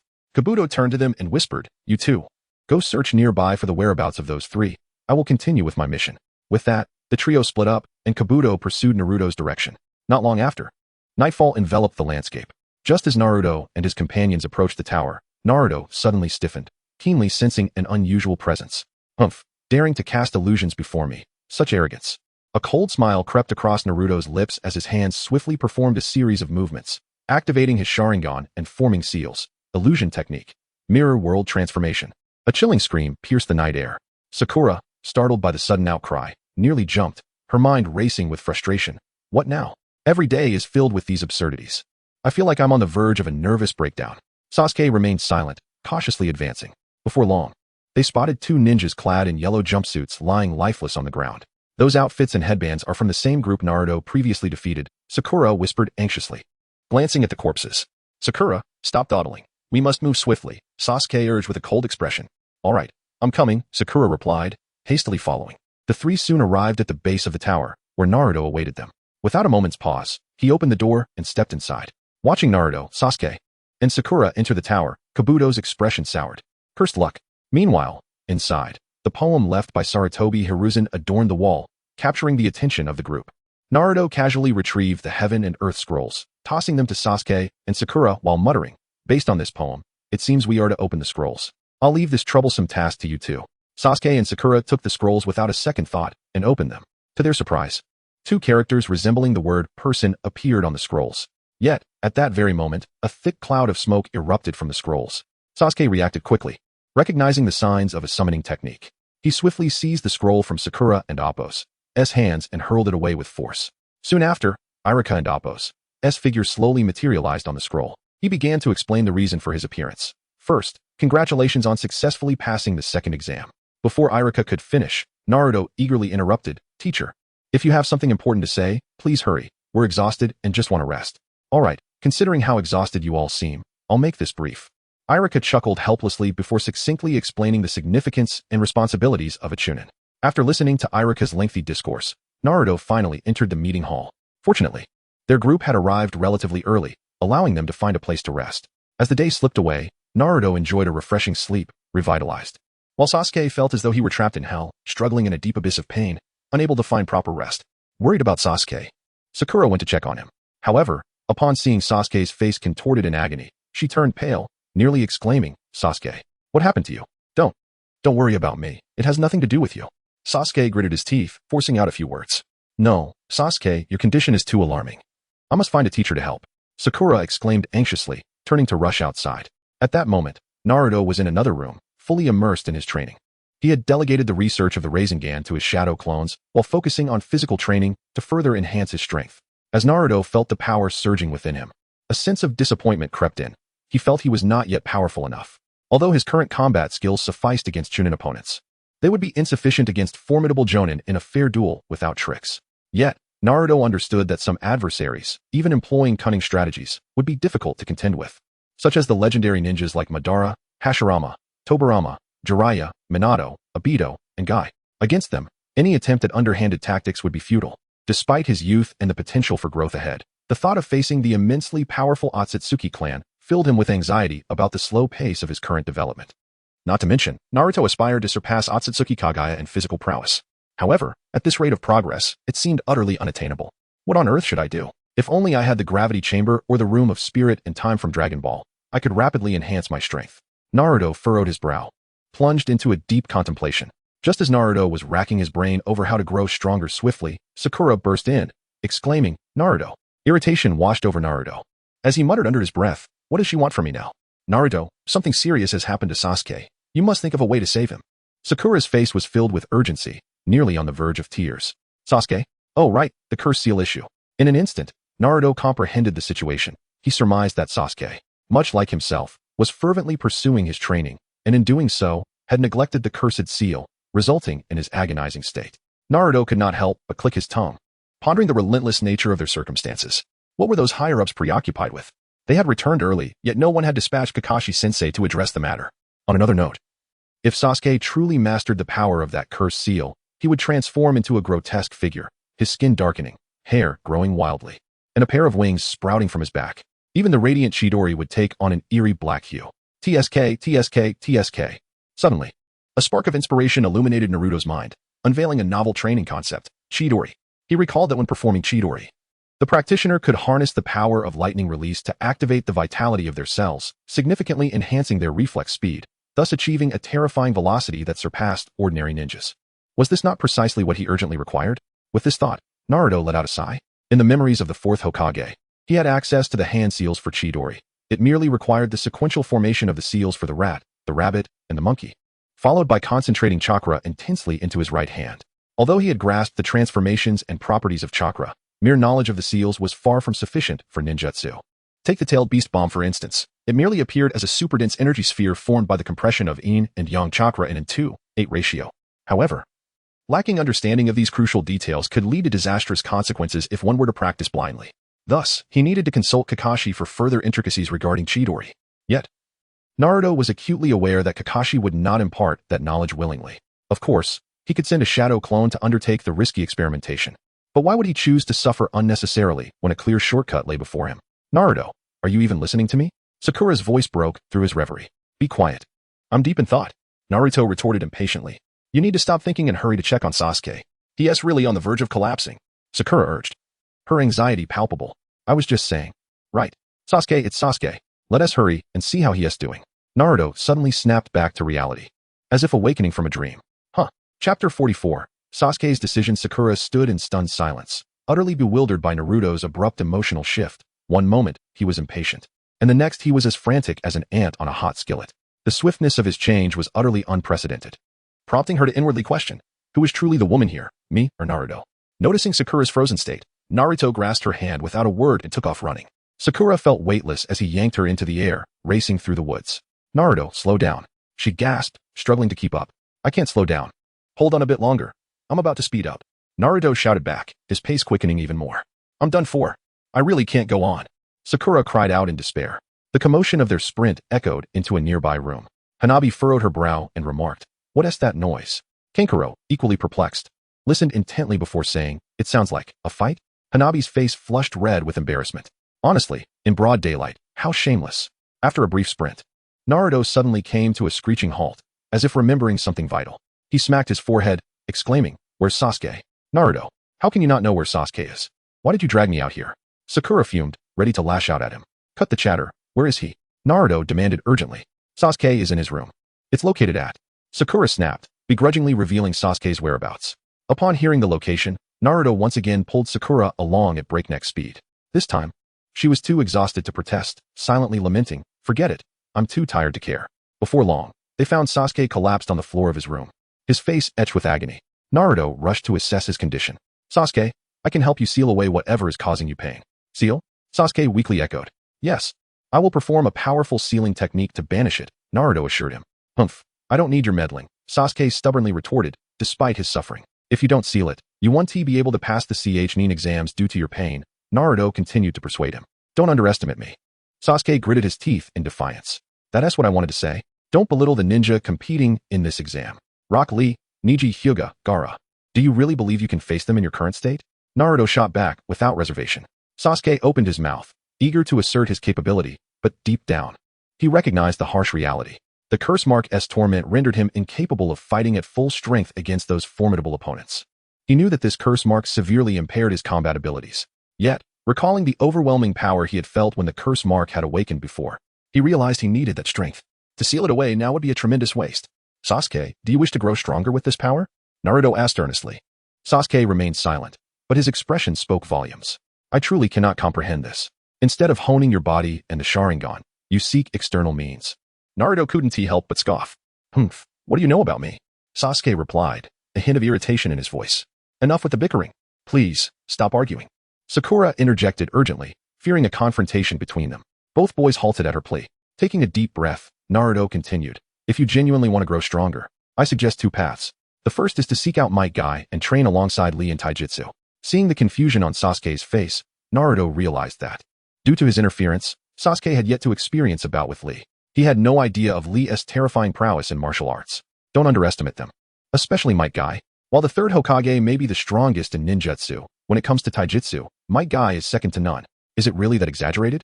Sasuke questioned skeptically. Let me put it this way. Might Guy's father, during the Third Great Ninja War, faced the 7 ninja swordsmen of the mist and achieved a record of 4 deaths and 3 escapes, Naruto explained with earnestness. The 7 ninja swordsmen? What is that? Sasuke inquired, intrigued. They're the most elite forces of the Mist Village. It's said that together, they can obliterate a small nation in a single night. Nani? Sasuke gasped, his eyes wide with astonishment. At one point, I wanted to seek Might Guy as my master, but alas, my unique circumstances prevented it. Naruto shrugged helplessly. In summary, you can consult Kakashi for ninjutsu. He has the most experience with the Sharingan. For taijutsu and other training, seek out Might Guy. That's your first option. The second option is to follow Orochimaru. However, this path is fraught with peril. You might meet your demise before avenging your family. Why? Sasuke asked, puzzled. Because he gives off the impression that he desires your body, as if he wishes to possess it, Naruto speculated. What? Sasuke exclaimed in shock. Images of Orochimaru lifting his chin and whispering, Sasuke-kun, I wish to possess you, flashed in Sasuke's mind. No way. That guy is a homosexual. Not in that way. I mean, he might want to take over your body. Naruto quickly clarified upon noticing Sasuke's bewildered expression. Take over? How could that even be possible? Sasuke struggled to comprehend. It is quite possible. Earlier, I noticed a hidden soul within the pattern, and it resembled Orochimaru, Naruto stated gravely. Both Sasuke and Sakura were left speechless, astonished by the existence of such bizarre ninjutsu and the presence of someone like Orochimaru. If you wish to pursue him, you need to gather intelligence first, Naruto continued. What kind of intelligence? Sasuke pressed. That Orochimaru has already taken over other bodies. I don't believe that seizing someone else's body is a simple task. Once he has taken over, there will surely be a period of preparation, which will not be brief. Sasuke, if you wish to pursue him, you must do so after he has taken over, and during his preparation. You need to do everything in your power to grow stronger. Otherwise, before you can avenge your family, you may become his vessel, Naruto analyzed in detail. Sasuke sat there, deep in thought, his brow furrowed, torn between the urgent desire to grow stronger and the daunting unknown risks ahead. His gaze was filled with conflict, making it difficult for him to decide. Meanwhile, Sakura was fuming, her face flushed with anger, eyes wide in disbelief, convinced that Naruto was pushing Sasuke into the fire. What are you plotting? She shouted, her voice trembling with rage as she lunged forward, gripping Naruto's collar tightly, pulling him close, her chest heaving with fury. Eyes reddening with the urge to strike. Are you trying to make Sasuke a rogue ninja? At that moment, Sasuke raised a hand to stop her. Stop it. Sakura. He called out. Sasuke. Sakura looked at him, her expression filled with concern. Sasuke gazed at Naruto and declared, I choose the first path. I must uphold the name of the Uchiha clan within our village. I cannot simply abandon it. Furthermore, I require Kakashi's assistance. Naruto, please help me seal away the burden upon my neck. Very well, Sasuke. I shall perform the sealing, and I will also provide you with the key. Should you ever find yourself in need of this power to confront a crisis in the future, you may release the seal. Thank you, Naruto, Sasuke said earnestly. There's no need to rush your gratitude. I have conditions, Naruto replied with a sly smile. What conditions? Sasuke inquired. If Kakashi teaches you the Chidori technique, you must in turn teach it to me, Naruto stated his terms. Is that all? I agree, Sasuke responded without hesitation. All right then. I will proceed to seal that thing now. Please remove your shirt and turn away from me, Naruto instructed as he began to prepare the hand seals. Upon hearing this, Sakura's eyes widened in shock, her inner self exclaiming, what? He is going to take off his shirt. Oh my. At that moment, she felt a tumult of emotions. On one hand, she was deeply concerned for Sasuke's well-being, unable to shake her worry for him. On the other hand, the scene was overwhelmingly intense, leaving her feeling embarrassed about simply walking out.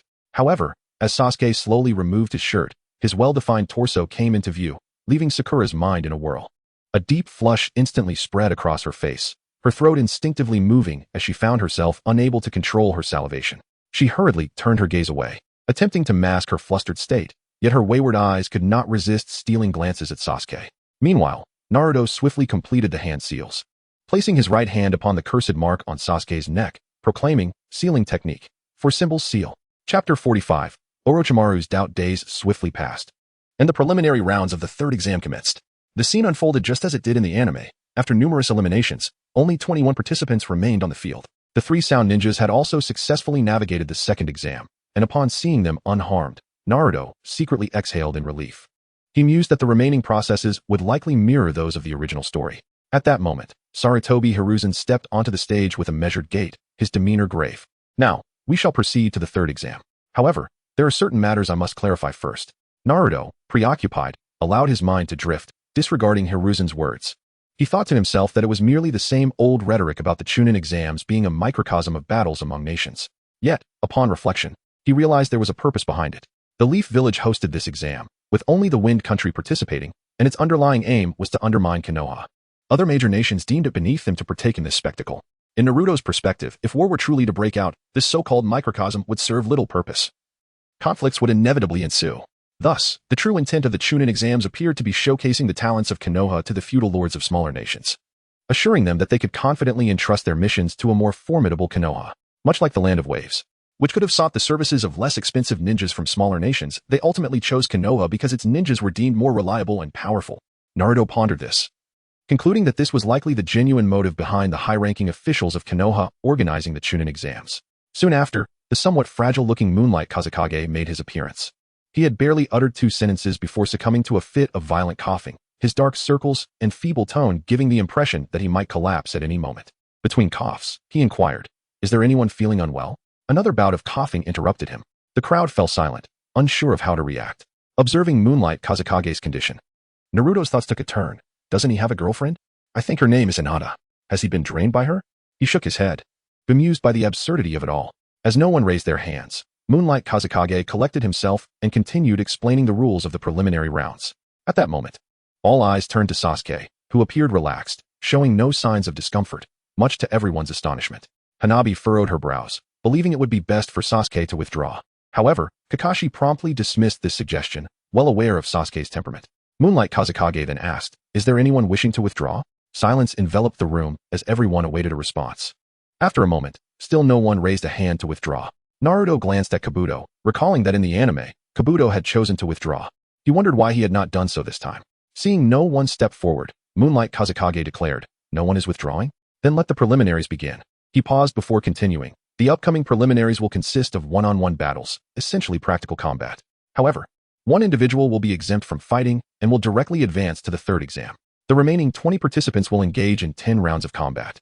The victors of each round will qualify for the 3rd exam. There are no rules. The match concludes only when one party surrenders, falls, or perishes. However, should I deem it necessary to determine a winner, I will intervene to halt the contest in order to minimize casualties. With that, a screen appeared in the upper left corner of the wall behind Moonlight Kazekage. This screen would display the randomly selected individual exempt from the practical combat, as well as the 2 candidates for each round. "Let us commence by announcing the lucky individual," he proclaimed. The large screen began to flicker, and all eyes were glued to it, eager to discover who would be the fortunate one to advance without facing the exam.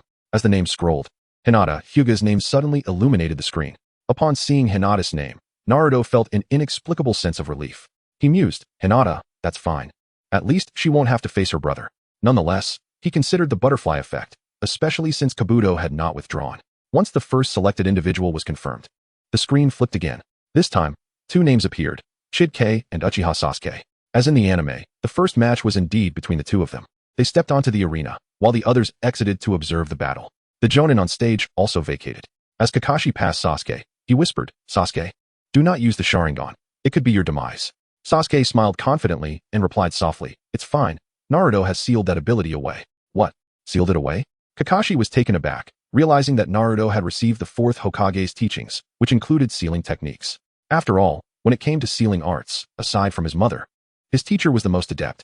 With everyone having exited the arena, the battle commenced in earnest. Sasuke unhesitatingly activated his Sharingan, the crimson eyes with swirling black tomo reflecting his resolve. Observing Sasuke's activation of the Sharingan, Orochimaru's expression shifted. He finally showed a flicker of concern. "The Sharingan? What is happening? Is he not worried about the curse mark causing adverse effects?"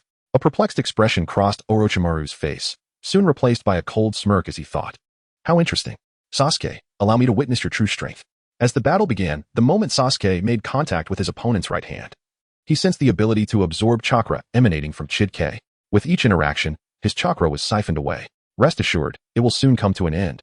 Chidkei sneered coldly. "Is this truly your ability?" "How utterly tedious," Sasuke retorted, his disdain evident. Chidkei was taken aback by Sasuke's composure in the face of such circumstances.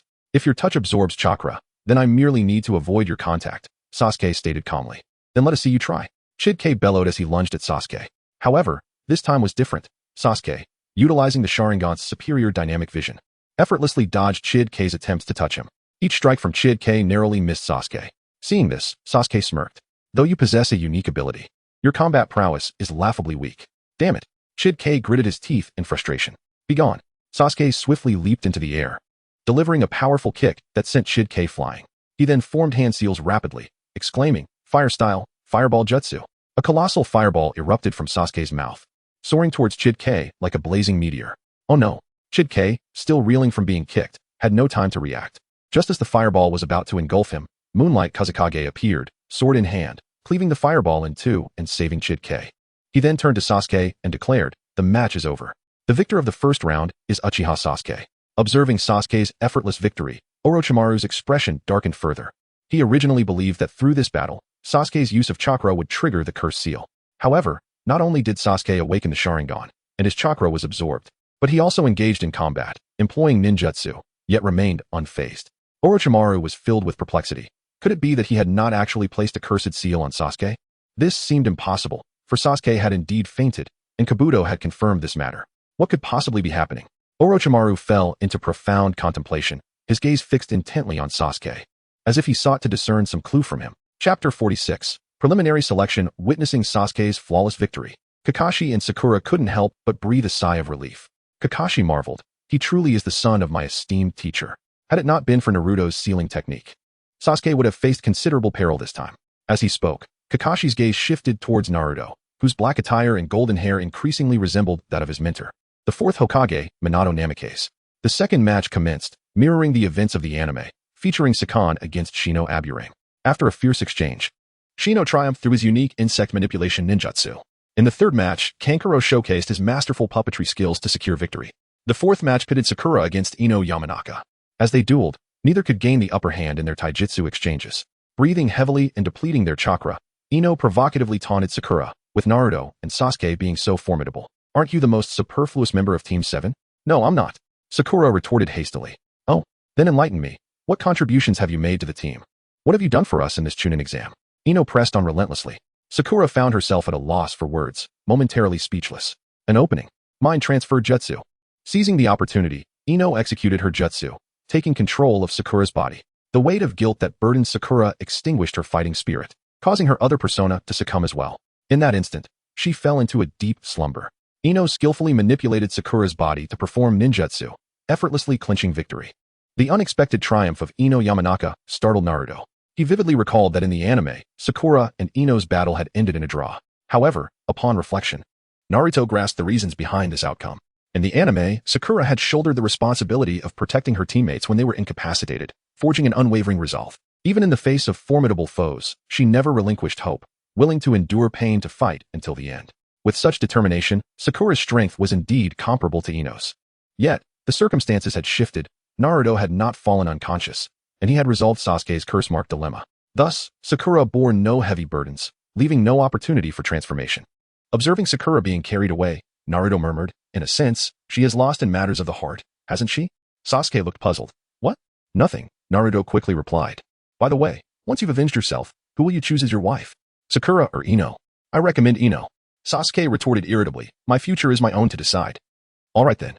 The subsequent match featured Tenten against Temari, where Temari decisively emerged victorious through her sheer prowess. Naruto gazed at Temari's mountain of shuriken, kunai, and sickles, internally lamenting, what on earth does Tenten's family do? They must be incredibly wealthy to possess so many weapons. It's beyond mere financial investment. Next was the battle between Shikamaru Nara and Kankuro. Shikamaru utilized his exceptional intellect to devise an intricate strategy, ultimately securing victory. Following this, the screen displayed the names of the upcoming combatants, Naruto Uzumaki versus Kabuto Yakushi. Kabuto? Naruto turned to Kabuto, his eyes filled with derision, silently contemplating. "So, what shall I do? Will you reveal your true strength? Or will you concede? Perhaps you're planning to throw the match?" However, before Naruto could step into the arena, Kabuto raised his hand and declared, "I concede." As expected, he chose to forfeit. Yet, Naruto found himself puzzled as to why Kabuto didn't concede earlier. Unbeknownst to Naruto, Kabuto intended to observe Sasuke during the match, having missed the opportunity in the previous round. Following the conclusion of the second examination, he had approached Orochimaru at the tower, where Orochimaru had advised him to concede if he encountered Naruto. Kabuto was baffled by Orochimaru's reasoning. With a cold chuckle, Orochimaru wiped the sweat from his brow and explained, "That boy possesses talent rivaling Itachi's." As Kabuto followed Orochimaru's gaze to his severed arm, he instantly comprehended the depth of Orochimaru's warning. Originally, Kabuto had hoped to face other competitors in this match, win, and then approach Sasuke as a third-round contestant. Yet, he never anticipated that his opponent would be Naruto. He couldn't help but mutter, "Is this sheer misfortune or a conspiracy?" Now, let the next round begin, announced Moonlight Wind. As the roster was confirmed, the battle between Inuzuka Kiba and Hyuga Neji commenced. Those two. Naruto mused, recognizing that Kiba was likely destined to lose. With Moonlight Wind declaring the match to start, the two quickly engaged in combat. Byakugan, Neji shouted, activating his bloodline limit, his veins bulging as his Byakugan locked onto Kiba. As Kiba approached, he was met with a precise, gentle fist strike, immobilizing him instantly. Neji then unleashed a flurry of strikes, executing the gentle fist technique. 8 trigrams, 64 palms. Arc. Kiba cried out in despair as he glanced at Akamaru, who lay incapacitated, and shouted, Akamaru, help me. Akamaru weakly yelped, Woof, I can't do anything. The barrage of 64 strikes concluded in a tempestuous flurry, leaving Kiba unconscious on the ground, and Neji declared the victor. Kakashi remarked, how unfortunate. Ino chimed in, Kiba, this isn't your fault. Guy added, this was unavoidable. Shikamaru commented, wouldn't it have been better to concede? Choji noted, he didn't even have the chance to say so. Ino swooned, so handsome. I adore him. Shikamaru and Choji exchanged astonished glances. Huh? Naruto, however, remained serious as he gazed at Gaara, recalling that the next match would be a showdown between Rock Lee and Gaara. At that moment, Gaara seemed unable to contain the murderous intent brewing within him, advancing toward the arena's edge. Meanwhile, the screen displayed the names of the combatants, Gaara versus Rock Lee. Upon realizing he was about to take the stage, Lee became fervently excited. His mentor, Guy, mirrored his enthusiasm. The two huddled together, speaking in hushed tones and pointing at the suspicious gourd on Gaara's back, exclaiming, that gourd looks dubious. Oh, I see. Yo shrimp. Go for it, Lee. Yes, Guy exclaimed enthusiastically. Wait. Just as Lee was about to leap into the arena, Naruto stepped forward, blocking his path. Lee halted, confused. Naruto, I'm about to compete. Why are you stopping me now? Naruto approached Lee with a serious expression, looking him in the eye and saying, Lee, for this match, you must concede. I refuse. Lee replied without hesitation. Naruto understood Lee's character well. He could not employ ninjutsu, and taijutsu was his sole means of proving himself. Naruto knew Lee would never surrender easily. But if you have no chance of winning, would you concede? Naruto inquired once more. Never.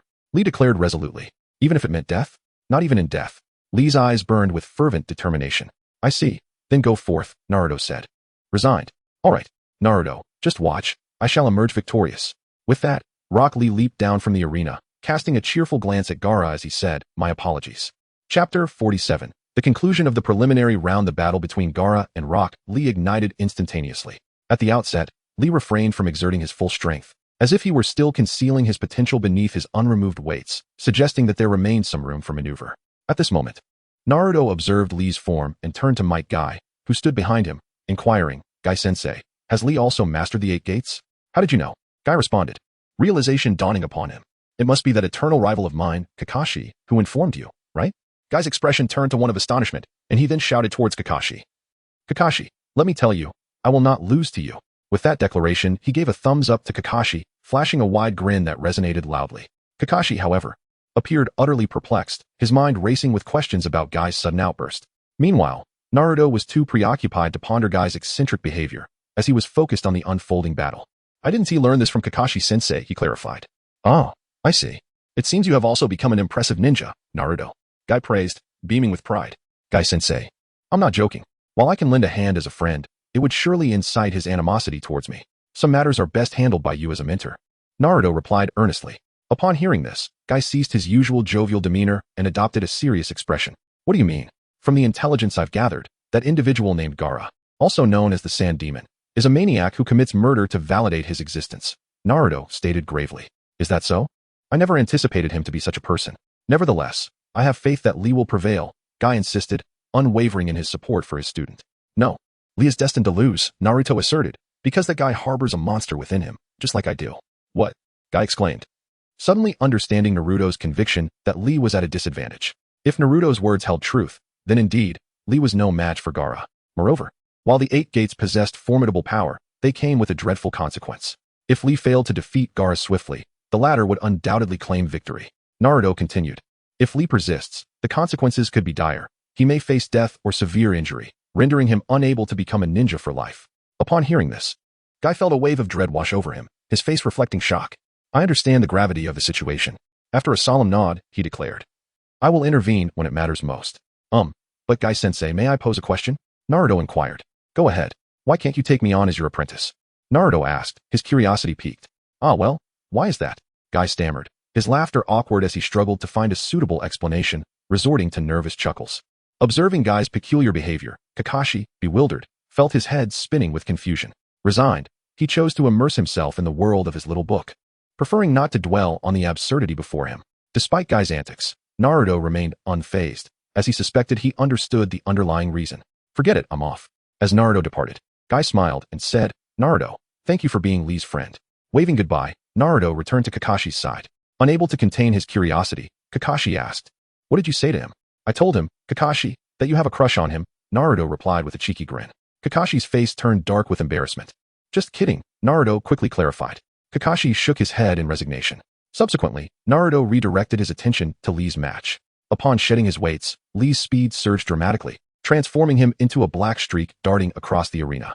Sasuke, witnessing this astonishing acceleration, was filled with disbelief. Naruto, noticing Sasuke's reaction, playfully asked, what do you think? Can you keep up with his speed? Sasuke shook his head earnestly but soon grinned. This is interesting. Training alongside him will make me stronger. With that, he began to anticipate the challenges ahead. Before long, realizing that conventional attacks could not subdue Gaara, Lee resolved to unleash the Lotus technique. Upon opening the fifth gate, his speed reached unprecedented heights, leaving Gaara struggling to keep pace. As Lee dominated the battle, Lee mercilessly pummeled Gaara, rendering him powerless to retaliate. Observing Lee's extraordinary velocity, Sasuke could no longer suppress his awe, exclaiming, is this the speed of a human? As Lee prepared to deliver the final blow, his body sustained severe injuries, his muscles torn and his meridians damaged. With the final strike, Guy noticed Gaara's gourd beginning to disintegrate, forming a solid shield. Realizing the imminent danger, Guy understood that Lee had already lost, and it was time for him to act. Indeed, Lee, battered and bruised, struggled to rise, unwilling to abandon his ninja way. At that moment, Gaara commanded the sand, forming a colossal hand that inched toward Lee. Desperate to escape, Lee found his body unresponsive, immobilized. Just as the sand was about to ensnare his limbs, Guy lunged forward like a green lightning bolt, dispersing the sand with a swift motion. Upon witnessing his sensei's arrival, Lee, filled with confusion, murmured, Guy-sensei, why? Before he could finish, he collapsed from exhaustion. Guy sighed in relief. That was close, far too close. Yet, Gaara was bewildered by Guy's intervention. Why save him? Guy, resolute, replied, because he is my most cherished student. As Gaara prepared to depart, the announcer was about to declare the result when Lee, swaying unsteadily, rose to his feet, striking a fighting stance. However, he was utterly drained of energy and soon fainted. His act of standing was merely a testament to his refusal to relinquish his ninja way. Moved by Lee's determination, Guy rushed forward and embraced him tightly. Naruto, watching Lee, felt a sense of relief wash over him. Perhaps when Lee regained consciousness, he might harbor resentment towards Guy, but Guy was not just his teacher. He embodied a mentor and father figure. The one who understood Lee best was Might Guy, for they shared similar childhoods and experiences. Guy comprehended Lee's ninja way and aspirations, and he knew how to guide Lee through this defeat. The Nin exams were not a matter of life and death. Losing this time was inconsequential, as there would be future opportunities to prove oneself. If Lee were to gamble everything on this single chance, failure would cast a shadow over his future. Such a risk would not be worthwhile, bringing only endless suffering. Though in the anime, Lee received Tsunade's aid and recovered, some pain is best avoided.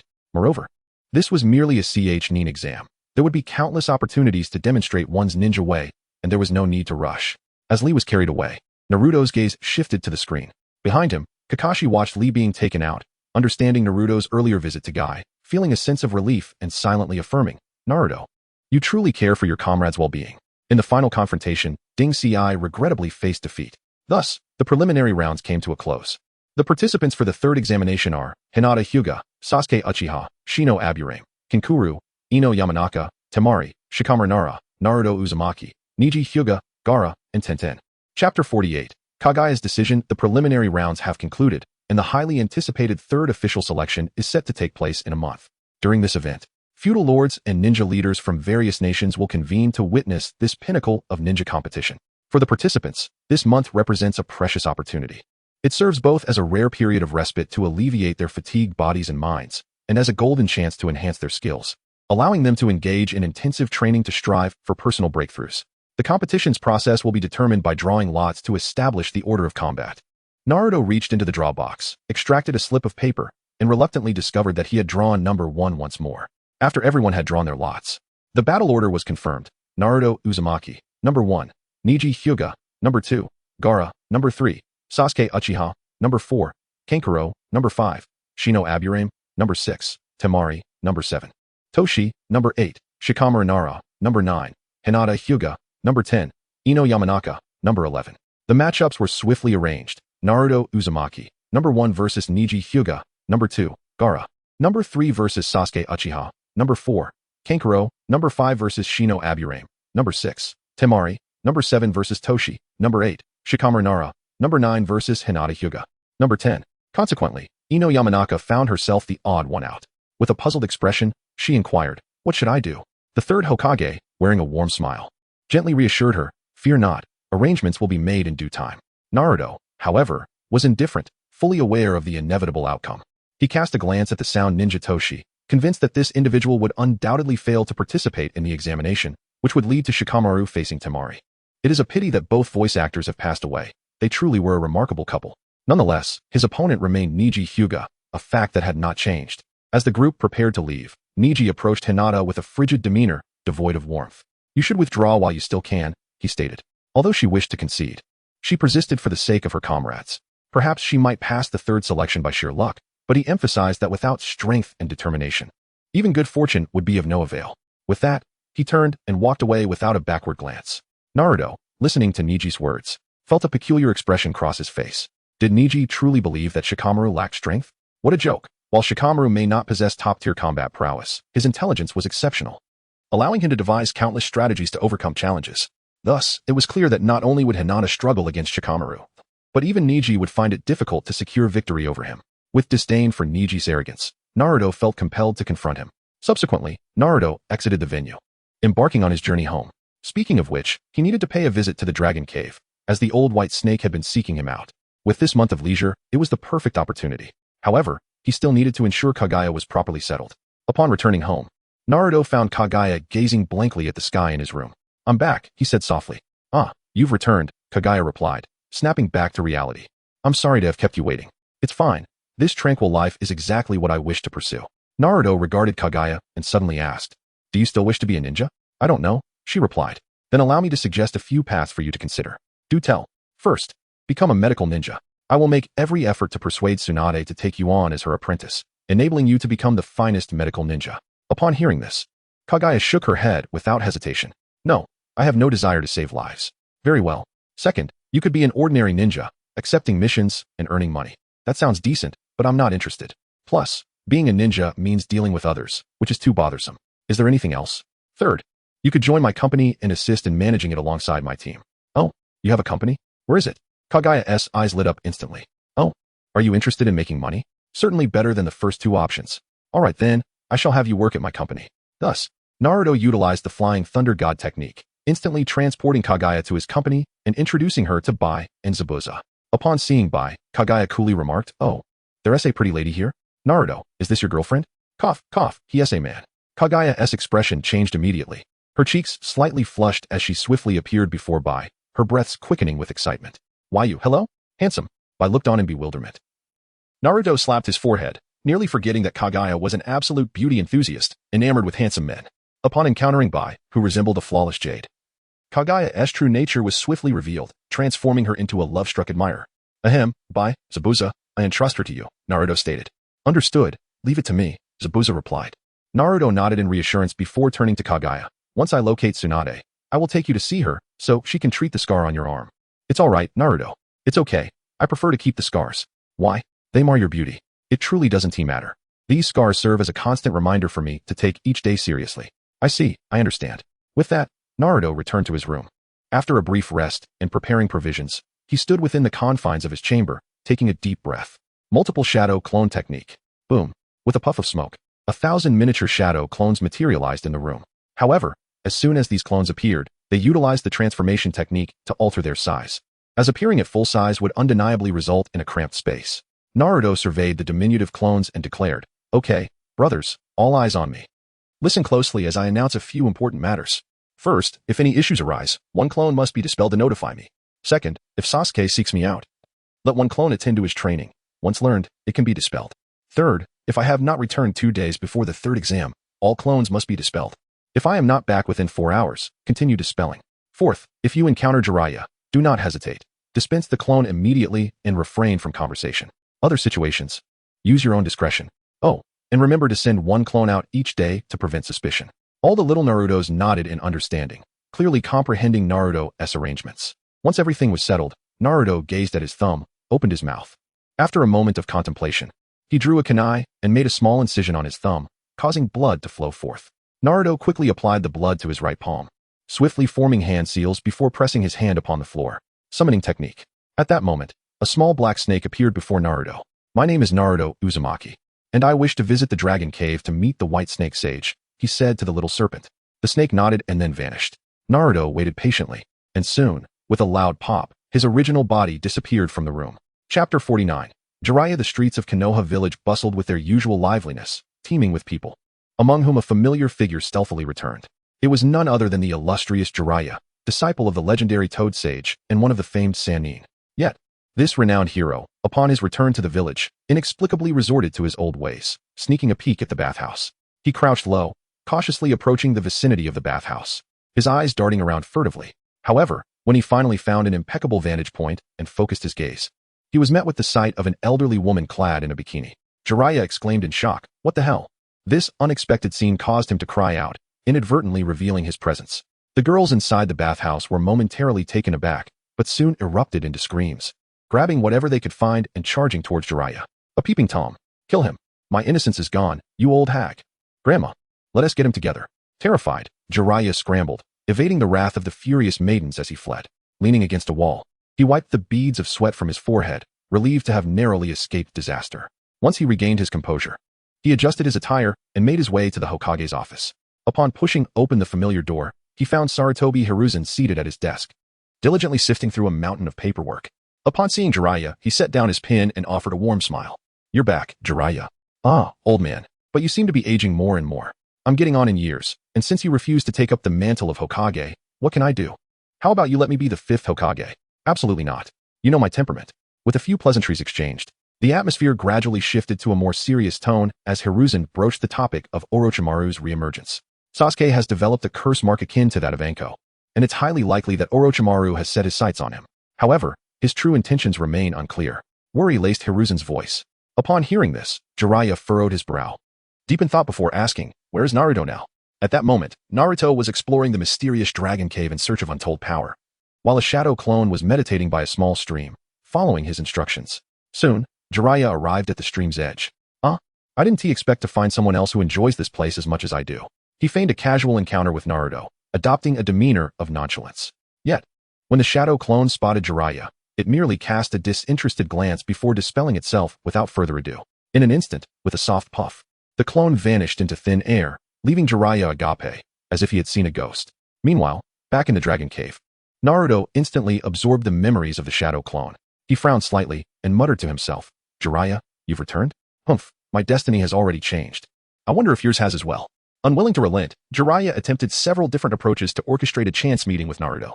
However, each time, Naruto either vanished in an instant or dispelled the clone, leaving Jiraiya with no opportunity to connect.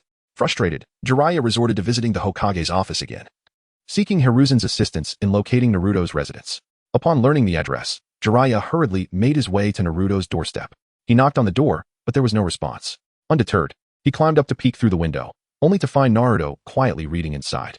Noticing the commotion outside, Naruto glanced up, saw Jiraiya, and sighed in exasperation. "What do you want?"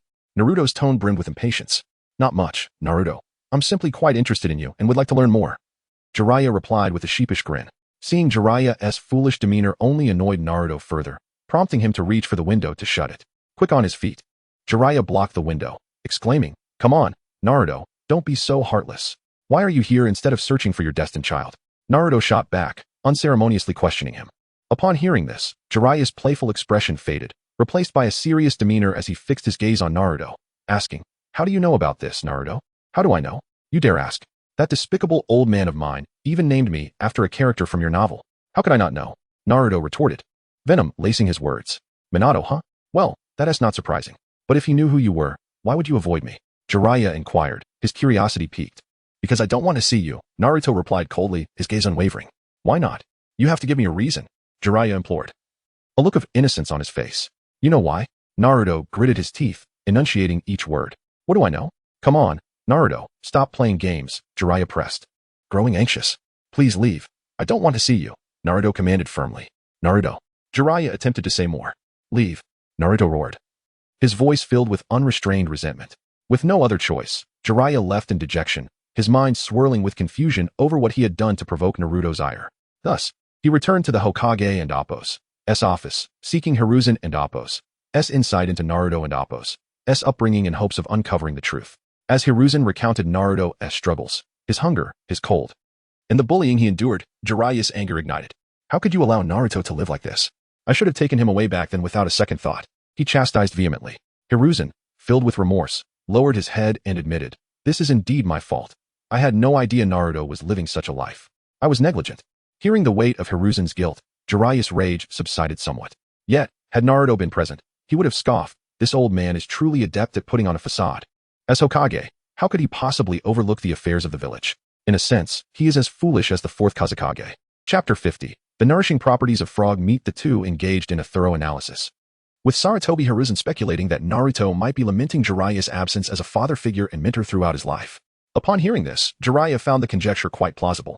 From that moment on, he devised various strategies to bridge the gap and compensate for the years of neglect. However, after half a month, Naruto remained as skittish as a frightened hedgehog, fiercely guarding himself against Jiraiya, making it difficult for him to even approach Naruto's doorstep. In desperation, Jiraiya stood beneath Naruto's residence and bit his thumb, invoking the summoning technique. With a loud crash, a massive red toad wielding a spear-like weapon appeared amidst a cloud of smoke. The toad's immense size caused the ground to tremble upon landing. Startled by the sudden commotion, Naruto angrily flung open the window and shouted, "Hey, what do you think you're doing? Are you trying to destroy my home?" The surrounding neighbors, disturbed by the ruckus, peered out and joined Naruto in berating Jiraiya. However, upon catching sight of the gigantic toad, they fell silent in astonishment. In light of the spectacle, Jiraiya felt a wave of embarrassment wash over him and instructed the toad to leave. As the toad departed, it dejectedly remarked, "Indeed, I am still quite foolish." Upon returning to the Hokage's office, Jiraiya relayed the incident to Sarutobi Hiruzen, who scolded him directly. "Jiraiya, what on earth are you thinking? Do you wish to ruin the village?" Acknowledging his misstep, Jiraiya quickly reassured him, "I apologize. I merely wish to connect with Naruto more, to make up for the years we lost." "Well, fine, I will assist you in arranging this," Hiruzen replied, resignedly. The following day, Hiruzen accompanied Jiraiya to Naruto's door. Upon opening it, Naruto's expression turned icy at the sight of the two men, and he snapped, "Are you done yet? Naruto, do you harbor any misunderstandings towards Jiraiya?" Hiruzen inquired gently. "Grandfather Hokage, since you wish to mediate, let me pose a question," Naruto retorted coldly. "Go ahead, Naruto," Hiruzen encouraged. Why was he absent the night the Nine-Tails attacked? If he had been there, would the fourth Hokage still have perished? Naruto's eyes blazed with rage as he fixed his gaze on Jiraiya. Hiruzen, hearing this, turned his attention to Jiraiya as well. Indeed, why was Jiraiya not present in the village during Kushina's pregnancy? The Nine-Tails posed an existential threat to Konoha, and Kushina was the beloved of Jiraiya's student. During childbirth, the ceiling was at its weakest, marking the most perilous moment, yet Jiraiya chose that time to leave. Had he remained, perhaps the fourth Hokage and his wife could have been spared, though Jiraiya's absence was due to his quest for the prophecy of the great sage Toad, which he undertook for the future of the ninja world. An understanding that Hiruzen could appreciate, questions lingered. Why had he chosen to depart at such a critical juncture? Even Hiruzen found himself grappling with uncertainty, his gaze fixed intently on Jiraiya.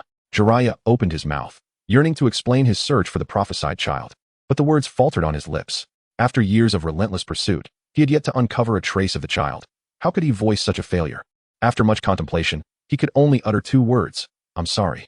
Seeing his mentor in such despair, Hiruzen felt a pang of sympathy and quickly devised a cover, saying, "Naruto." Jiraiya was on an important mission. Naruto, however, scoffed and dismissed the claim, allowing the matter to rest for the time being. Yet, days later, Jiraiya reappeared at Naruto's doorstep once more. "Are you ever going to stop?" Naruto nearly lost his composure. "Naruto, I genuinely apologize. The events surrounding your parents were my fault. To make amends, allow me to teach you some techniques," Jiraiya said earnestly. Not interested, Naruto replied without hesitation. "Don't say that, Naruto. I am your father's teacher, and I possess many remarkable jutsu to share with you," Jiraiya implored. "No thanks," Naruto remained resolute. "Don't be so stubborn, Naruto. Let me show you some impressive techniques." "I assure you, you'll be intrigued," Jiraiya persisted. As Jiraiya continued his relentless persuasion, Naruto's forehead throbbed with frustration, a large vein pulsing prominently. At the opportune moment, while Jiraiya was animatedly speaking, Naruto swiftly gathered chakra into a Rasengan and launched it at Jiraiya. With a resounding crash, Jiraiya was struck by the Rasengan, soaring through the air like a kite severed from its string. Watching Jiraiya hurtle away, Naruto quipped, "I truly admire your tenacity." It appeared he was beginning to understand Kakashi's feelings toward Guy. This relentless persistence was truly exasperating. Upon landing, Jiraiya felt as though his insides had shifted. A mouthful of blood involuntarily escaped him. Struggling to regain his footing, he made his way to Sarutobi Hiruzen after receiving treatment at the hospital. "Old man, what is going on with Naruto? How did he suddenly master the Rasengan?" Jiraiya inquired. Hiruzen beamed with pride and replied, that is also due to Minato's influence." Minato? Through Hiruzen's explanation, Jiraiya learned that Naruto had not only encountered the fourth Hokage within himself, but had also received his legacy, mastering the Rasengan and sealing techniques. Over the years, he had trained diligently, achieving a level of skill comparable to a special J-Nin and excelling in Jinjutsu, effectively becoming a versatile warrior. Jiraiya could not help but exclaim, it seems I have little left to teach him. Wait, I still have something to offer. Thus, refusing to concede defeat, Jiraiya approached Naruto once more. Naruto, confronted by this undeterred elder, wore an expression of exasperation. Jiraiya, fearing another attack from Naruto, quickly raised his hands in a placating gesture. "Naruto, I am here to teach you a jutsu today." "Absolutely not." Naruto shot back without a second thought. "What about that enormous toad I summoned last time? Wasn't it impressive? Would you like to learn?" Jiraiya tempted. "The toad? Well, maybe." Naruto pondered for a moment before reluctantly agreeing. It's settled then. Let's go learn now." Jiraiya exclaimed with enthusiasm. As they walked, Naruto murmured to himself, "Toad meat is indeed a treasure, nourishing and strengthening the body, enhancing immunity, aiding digestion, improving skin, and regulating endocrine functions. That gigantic toad would provide sustenance for quite some time." Upon hearing this, Jiraiya abruptly halted, his mouth twitching in frustration. He turned to Naruto and scolded, "Stop. This toad is not for eating. Cast aside those ridiculous notions." Naruto glared coldly at Jiraiya, retorting, "I won't be discarding anything. How about you give me 2 toads instead? I and Appos am rather hungry." "Not a chance." Jiraiya furiously huffed. With a smirk, Naruto replied, "What a pity. Toad meat is highly nutritious. If you won't eat it, why keep the toads around?" "Hey, that is incredibly rude. Toads are not for consumption. They are our comrades in battle." Jiraiya fumed. His face flushed with indignation. Only you and the 4th Hokage could consider a toad as a companion," Naruto scoffed. Jiraiya took a deep breath, repeatedly reminding himself, "Do not be angry, do not be angry. This is the child of Minato." After much effort in suppressing the fiery wrath within him, just as he was about to engage in a debate with Naruto, the latter vanished without a trace once more. That wretched little brat." Jiraiya fumed, his rage boiling over as he roared in frustration. Meanwhile, in the Dragon Cave, the real Naruto had spent some time passing the trials of the 3 goddesses and had now encountered the Sage of the White Snake. At this moment, the sage was not in the form of an old woman, but rather a colossal white serpent, exuding an aura that was both mysterious and ancient. Naruto respectfully inquired, "I have heard you were looking for me, Sage of the White Snake." Chapter 51. Xianya. The colossal eyes of the White Snake Sage fixated on Naruto, brimming with curiosity, as it slowly inquired, "Child, you are not of the Uchiha clan, yet you possess those sinister eyes. How is this so?" A subtle smile graced Naruto's lips, shrouded in mystery, as he replied, "Well, that is my secret." The White Snake Sage nodded slightly, its tone softening. "It is of no consequence if you choose not to disclose, since you have entered into a pact with me at the Dragon Cave. I presume you have yet to forge a personal contract with our great serpent here?" Naruto and Appos' eyes sparkled with intrigue, and he promptly asked, "Do you have any recommendations?" With a glimmer of certainty in its gaze, the White Snake Sage responded, "I have a feeling that there is a certain being who would resonate with you quite well." "That being? Who is it?" Naruto inquired eagerly. "Xianya," the White Snake Sage succinctly answered. "Well, that sounds acceptable. It seems formidable and should suit me well," Naruto mused. Nodding in agreement after a moment's contemplation, the White Snake Sage kindly divulged some of Xianya's weaknesses. However, just as the words left its mouth, it abruptly shifted its tone, expressing a hint of anticipation. "Once you have tamed Xianya, do remember to bring me its reverse scale." "Are you commanding me?" Naruto retorted, his eyes suddenly igniting with an eerie light as they transformed into the eternal Mangeki Sharingan. The ominous glow pierced through the depths of the White Snake Sage's memories, evoking haunting recollections of a time long past. The White Snake Sage felt a chill run through its being and quickly donned a smile, waving its hands dismissively. No. If you wish to keep it, then by all means." Subsequently, the White Snake Sage summoned a small serpent, gesturing for it to lead Naruto. After a brief journey, Naruto beheld a colossal crimson serpent soundly asleep before him. "Xianya. All right, now watch me. You can return," Naruto softly instructed the small serpent. The little serpent nodded energetically and darted away like a streak of black lightning. Approaching with caution, Naruto halted a short distance from Xianya and called out, "Are you Xianya?" Upon hearing its name, Xianya's remaining left eye slowly opened, revealing a flicker of wariness and fury. As it recognized that a mere human was addressing it, its wrath surged uncontrollably. Without hesitation, it opened its gaping maw, akin to a torrent of crimson rage. Lunging fiercely at Naruto, Naruto reacted swiftly, evading Xainya's onslaught with agile finesse. Then, he focused intensely and activated his Sharingan. At the instant their gazes intertwined, Naruto bellowed, "Jinjutsu, Sharingan." In that fleeting moment, Xainya was confronted by a memory it most loathed to revisit, its master's betrayal and the cruel harm inflicted upon it. Witnessing the figure it despised, Xainya let out a thunderous roar. Die. Accursed ninja! Just as it prepared to devour the illusion of the man before it. Time seemed to freeze, as if a phantom hand had pressed the pause button. Wah! What is happening? Xainya's eyes widened, filled with terror and confusion. Now, Xainya, do not be hasty, Naruto whispered, appearing like a specter above Xainya, gently placing a hand on it to soothe its fury. Get down here. I will swallow you whole. Xainya howled in rage, thrashing its body, its roar echoing through the cavern, causing stones to tumble around. I said do not rush. Naruto reiterated softly, his voice a gentle breeze, attempting to quell Xainya's tempestuous emotions. Then, with a light snap of his fingers, the scene within the illusion abruptly shifted. This time, not only did the man reappear, but another version of Naruto emerged as well. The past replayed like a somber film before Xainya's eyes. And its hatred surged like a tidal wave, threatening to consume it entirely. Humans, I shall ultimately eradicate all humans. Xainya's roar brimmed with unending resentment. At this juncture, Naruto spoke slowly, his voice deep and resonant. That man, in truth, sacrificed himself to save you. Upon hearing this, Xainya's fury found a more intense outlet. Almost bursting forth, I only wish to kill you. Release me. That man had every capability to kill you when you were unguarded and trusting. Yet he merely injured your right eye. Do you know why? Naruto patiently urged, seeking to calm Xainya. I do not wish to hear your excuses. Xainya retorted angrily, its scales rasping against one another. Calm yourself first, and observe the expression on that man's face, Naruto continued, his tone imbued with an unyielding strength. As Naruto spoke, the scene before them transformed again. A man and a serpent fought valiantly side by side on the battlefield. Yet the odds were heavily against them. The entire arena appeared shrouded in a veil of despair, seemingly sustained only by their efforts. They fought in perfect harmony.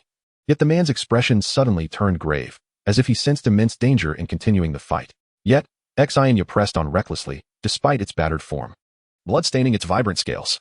As the man attempted to retreat, Xainya resolutely chose to remain and battle. He understood that if they continued, both would perish there. In that critical moment, the man seemed to resolve himself, striking out to blind one of Xainya's eyes, after which Xainya collapsed to the ground. When Xainya finally regained consciousness, it was greeted by an endless desert, silence enveloping the surroundings, with no trace of enemies to be found. In disbelief, Xainya erupted in fury. Humans, I should never have trusted you. Especially you despicable ninjas, who are utterly unworthy of trust. Naruto then gently remarked. After injuring you, he left you unconscious, creating the illusion that you had been slain. Thus, the enemy would think twice before troubling the corpse of a summoned beast. Upon awakening to find no enemies, it was because all had been drawn away by him. Upon hearing this, Xainya stood frozen, as if ensnared by a spell. Impossible. This cannot be. Its voice trembled, resisting the truth. If it were impossible, why are you still alive? Why, upon awakening, did you find no enemies? Naruto pressed, striving to help Xainya confront reality. Xainya fell momentarily speechless, grappling for a retort. Xainya, you are fortunate. You have encountered a companion who values you and wishes to protect you. However, he must long to explain his burdens and apologize. Alas, he has perished. Naruto spoke softly, his tone laced with a hint of sorrow. Silence enveloped Xainya as the flames of anger gradually extinguished, replaced by a complex expression. Subsequently, Naruto gently waved his hand, restoring Xainya from the illusion. For a considerable time, Naruto conversed with Xainya. Although he could not fully fathom the depths of Xainya's suffering, he deeply understood the man's desire to protect his comrades. It was precisely due to this understanding that Naruto declared, should Xainya become his friend, he would dedicate himself wholeheartedly to safeguarding it. Upon hearing Naruto's sincere words, Shinya paused for a moment before huffing. Suit yourself. After speaking, he slowly began to retreat. But after a short while, he turned his back to Naruto and said, if you ever need me, don't hesitate to call. Upon hearing Shinya's words, a radiant smile blossomed on Naruto's face as he replied, is that so? Thank you, my friend. By the way, my name is Uzumaki Naruto, but you may call me Naruto. Understood, Naruto, Shinya responded. With Shinya and Appo's acknowledgement, Naruto smiled contentedly. As he continued on his path, Naruto encountered a charming large snake. Are you the blue snake? Naruto inquired with curiosity. Who are you? What brings you here? The blue snake asked, a glimmer of confusion in its eyes. So adorable. Naruto exclaimed without restraint. The blue snake looked utterly incredulous, thinking, what kind of person praises a male snake upon meeting it? Truly a peculiar human. I am Naruto. Here to make friends. I just forged a bond with a powerful ally, Naruto explained with a grin. Oh, the blue snake replied nonchalantly before gradually slithering away. At that moment, as Naruto watched the blue snake depart, he called out, until we meet again, blue snake. He then continued on his journey. Upon reaching the white snake sage, he respectfully stated, I have returned. Oh, did you obtain Shinya's reverse scale? The white snake sage queried. No. That item can remain with him, Naruto replied. Have you then failed? The white snake sage asked, somewhat puzzled. Naruto let out a cold laugh and, with determination, bit his thumb, causing blood to flow forth. He swiftly formed a hand seal and then slammed his palm onto the ground. Boom. Accompanied by a cloud of smoke. Shinya suddenly materialized behind Naruto. Fuming, Shinya glared at the large white snake before him, exclaiming, I heard you seek my reverse scale. Beware, or I shall end you. The white snake, observing Shinya's arrival, smirked slightly and replied coldly, Heh, I see. Truly, you are as formidable as ever. Turning to Naruto, the white snake sage said, Your name is Naruto, correct? Should you wish to learn sage arts, you are always welcome. Naruto shook his head. No need. I have other means to learn sage arts. Oh, it seems you possess quite a few secrets, the white snake sage remarked, curiosity flickering in his eyes. Heh, who knows? Naruto replied with a mysterious smile. Naruto then turned to Shinya and said, Shinya, I must return now. I have an exam to attend. Oh, do visit often, Shinya responded. Understood, Naruto replied. The two shared a knowing smile, and amidst another puff of smoke, they each returned to their respective places. Upon returning home, Naruto gazed at his multitude of shadow clones and gently waved his hand to dispel them. After absorbing all their memories, he soaked in the warm water, contemplating sigh. Now it's time for me to face Jiraiya. Chapter 52, Lightning Release Body Refinement. The third stage of the Nin exams drew ever closer. With less than 10 days remaining, everything unfolded as Naruto had anticipated. Kakashi ultimately imparted the Chidori technique to Sasuke, as Sasuke devoted himself entirely to mastering Chidori. He found himself grappling with the complexities of the Sharingan. After much contemplation, he set aside his usual pride and approached Kakashi, seeking guidance on the use of the Sharingan. Kakashi, you have wielded the Sharingan for many years. You must possess a wealth of experience. Would you teach me? Kakashi was taken aback by Sasuke's humble request. In his memory, Sasuke had always been aloof, and this initiative was entirely unexpected. Witnessing his student's eagerness, Kakashi generously shared his extensive knowledge regarding the Sharingan without reservation. Well then, since you wish to learn, I shall teach you. First, the Sharingan. As Sasuke listened, a wave of astonishment washed over him. He had not anticipated that Kakashi, not of the Uchiha clan, had such profound insight into the Sharingan. After a day filled with intense focus and training, night quietly fell. Under the moonlight, Sasuke approached Naruto's shadow clone, resolved to pass on the methods of Chidori. From that moment, Naruto's shadow clone immersed itself in Chidori training. One could not deny the remarkable power of Chidori. Its formidable strength was nearly on par with the Rasengan. However, after some time, the results achieved by the shadow clone did not meet Naruto's expectations. It became evident that to truly unleash Chidori's full potential, he himself needed to engage in the training. Thus, having completed its phase of training, the shadow clone relayed all experiences and memories related to Chidori back to the original Naruto, who was in the Dragon Cave. Upon receiving these memories, Naruto immediately began his own Chidori training. When he successfully unleashed Chidori for the first time, an overwhelming surge of lightning power coursed through him like a torrential flood, astonishingly invigorating the vitality of his cells. In that instant, Naruto felt his reflexes sharpen dramatically, as if time itself had slowed within his perception, granting him a terrifying speed that surpassed that of ordinary ninjas. In the following days, Naruto, drawing from his memories of ninjutsu from the anime, continuously researched and developed various techniques based on Chidori. Upon his return to Konohagakure, Naruto faced two dilemmas. On one hand, he sought every means to evade Jiraiya's enthusiastic pursuits. On the other, he began to experiment with physical training utilizing lightning release, hoping to further explore his potential and enhance his abilities. One day, after returning to Konoha, Naruto ascended a towering cliff, preparing to embark on a new round of training. Taking a deep breath, he slowly summoned the lightning chakra within him. In an instant, the lightning chakra surged through him like a raging current, enveloping his entire being. Ah! Naruto cried out in agony. The overwhelming power did not bring the exhilaration of enhanced strength, but instead a piercing pain. He felt as though his body was engulfed in flames, his skin slightly singeing, producing a sizzling sound, and his muscles felt as though they had lost all control. An overwhelming sense of weakness washing over him.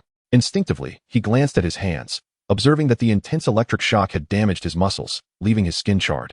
Fortunately, the Nine-Tails chakra reacted swiftly, beginning to heal his injured body. Under the nurturing influence of the Nine-Tails chakra, Naruto gradually felt his strength returning, and the relentless pain began to subside. Once his body had somewhat recovered, Naruto's legs buckled, and he sank down, releasing a deep breath in an attempt to dispel the torment he had just endured.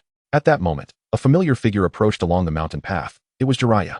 He looked at Naruto, his eyes filled with concern and compassion. Naruto, you really don't need to torture yourself like this. What I choose to do is none of your business, Naruto retorted, his tone laced with evident resistance and detachment. Naruto, you are the original body now, aren't you? Jiraiya keenly sensed something unusual about the Naruto before him. Oh, you noticed? Naruto was momentarily taken aback, a flicker of surprise crossing his eyes. Where have you been? Do you realize that while you're away from the village, you could be in danger at any moment? Jiraiya exclaimed urgently, his voice betraying an unmistakable worry. At this point, Jiraiya was already aware of the Akatsuki's existence and was beginning to suspect their intentions regarding the tailed beasts. Hence, he was particularly concerned for Naruto's safety. What danger could there be? Even you wouldn't be able to catch me, Naruto countered defiantly, a stubborn light gleaming in his eyes. Naruto, don't be naive. Jiraiya attempted to persuade him further, striving to make Naruto comprehend the seriousness of the situation. However, before he could finish his sentence, Naruto abruptly vanished before him, leaving Jiraiya standing in stunned silence. Familiar with such instantaneous disappearance techniques, Jiraiya exclaimed, Flying Thunder God technique? He then chuckled self-deprecatingly. If he can use Flying Thunder God, not even the ninjas from other villages could catch him, let alone me. Ha. Surprisingly, Jiraiya did not feel anger at Naruto's attitude. Rather, a sense of pride and relief welled up within him. Witnessing the child of Minato grow into such an exceptional and formidable ninja filled him with genuine happiness. Moreover, the Flying Thunder God technique was indeed an invincible ninjutsu. Even if Naruto were to face a formidable opponent, no one could hinder his escape. Having spent several days with Naruto, Jiraiya had gradually come to understand his temperament, realizing that forcing him to do anything would be futile. Therefore, he resigned himself to the situation. Well, there's nothing else to be done. Let him be. Since I have free time, I might as well go have a drink, Jiraiya said with a resigned shake of his head, turning to leave. After that, Naruto continued his rigorous training regimen, employing lightning chakra for physical conditioning every day. Each session felt like being tempered in the fires of hell, excruciatingly painful. Yet, remarkably, each time he recovered, the enhancements he gained were substantial. During his training, Naruto discovered that lightning chakra should never be indiscriminately applied to his internal organs. On one occasion, when he attempted such a feat, he nearly met his demise. Fortunately, at the critical moment, the Ninetales chakra sprang into action, swiftly restoring his body and allowing him to escape disaster. Thus, Naruto adjusted his strategy, focusing on conditioning his skin, muscles, and bones. Remarkably, this approach proved effective. Although each training session remained as painful as facing death, he could distinctly feel his body growing increasingly resilient, as if donning an invisible suit of armor. With his strength steadily augmenting, when enveloped in lightning chakra, his speed became astonishingly swift, resembling a streak of black lightning. Gazing at his hands, Naruto smiled confidently. Though I may not yet match the speed of the Raikage, this is just the beginning. He firmly believed that as long as he persevered in his training, one day, his physical prowess and speed would rival that of the third or fourth Raikage. However, for today, his training would come to a close. The highly anticipated third round of the Chunin exams is set to commence the day after tomorrow. He must ensure to rest well tomorrow in order to face this challenge in optimal condition.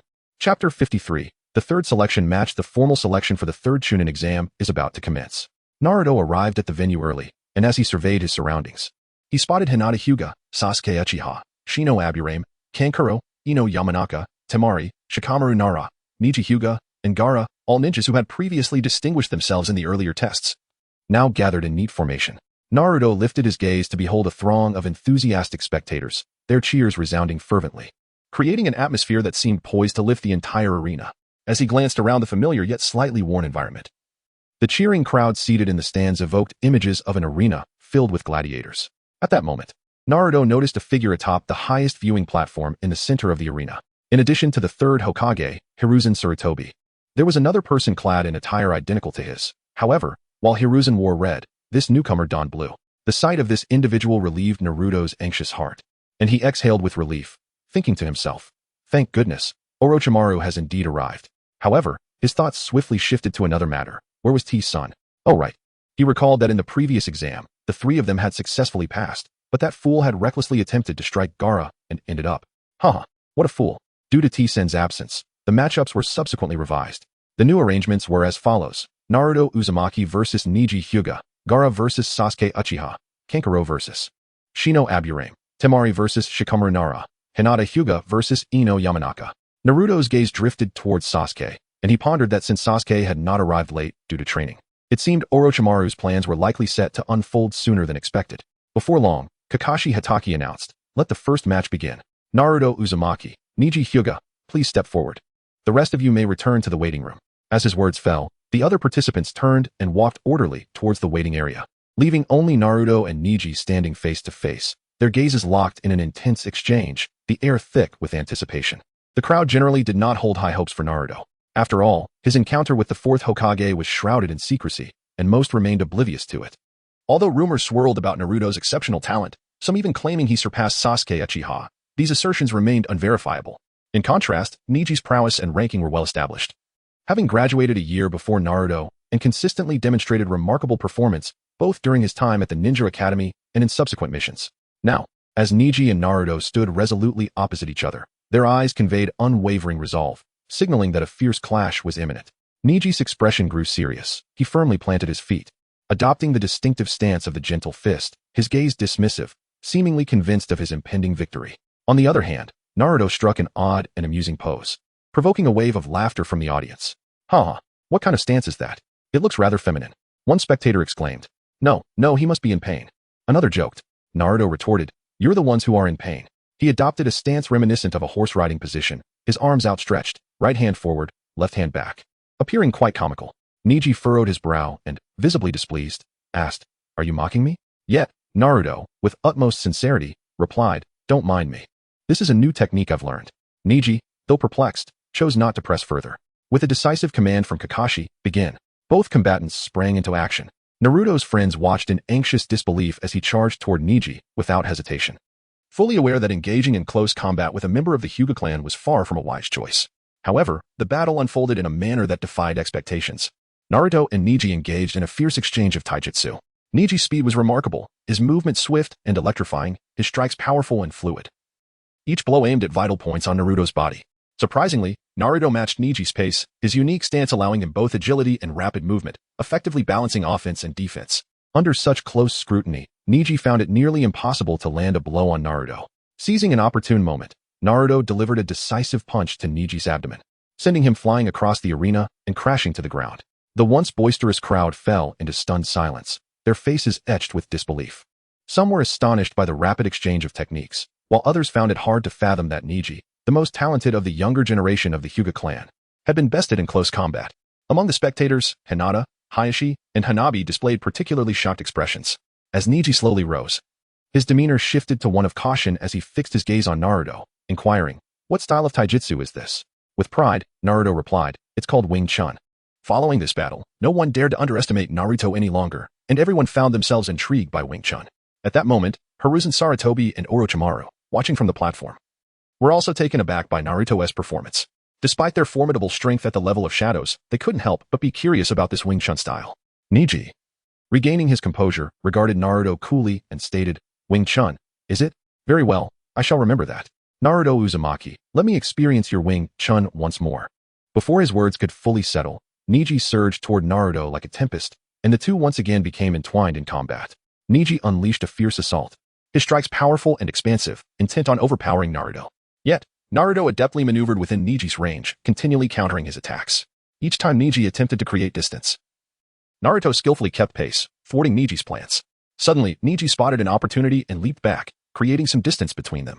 In an instant, a massive green hexagram appeared beneath his feet. Try to withstand this. Gentle fist.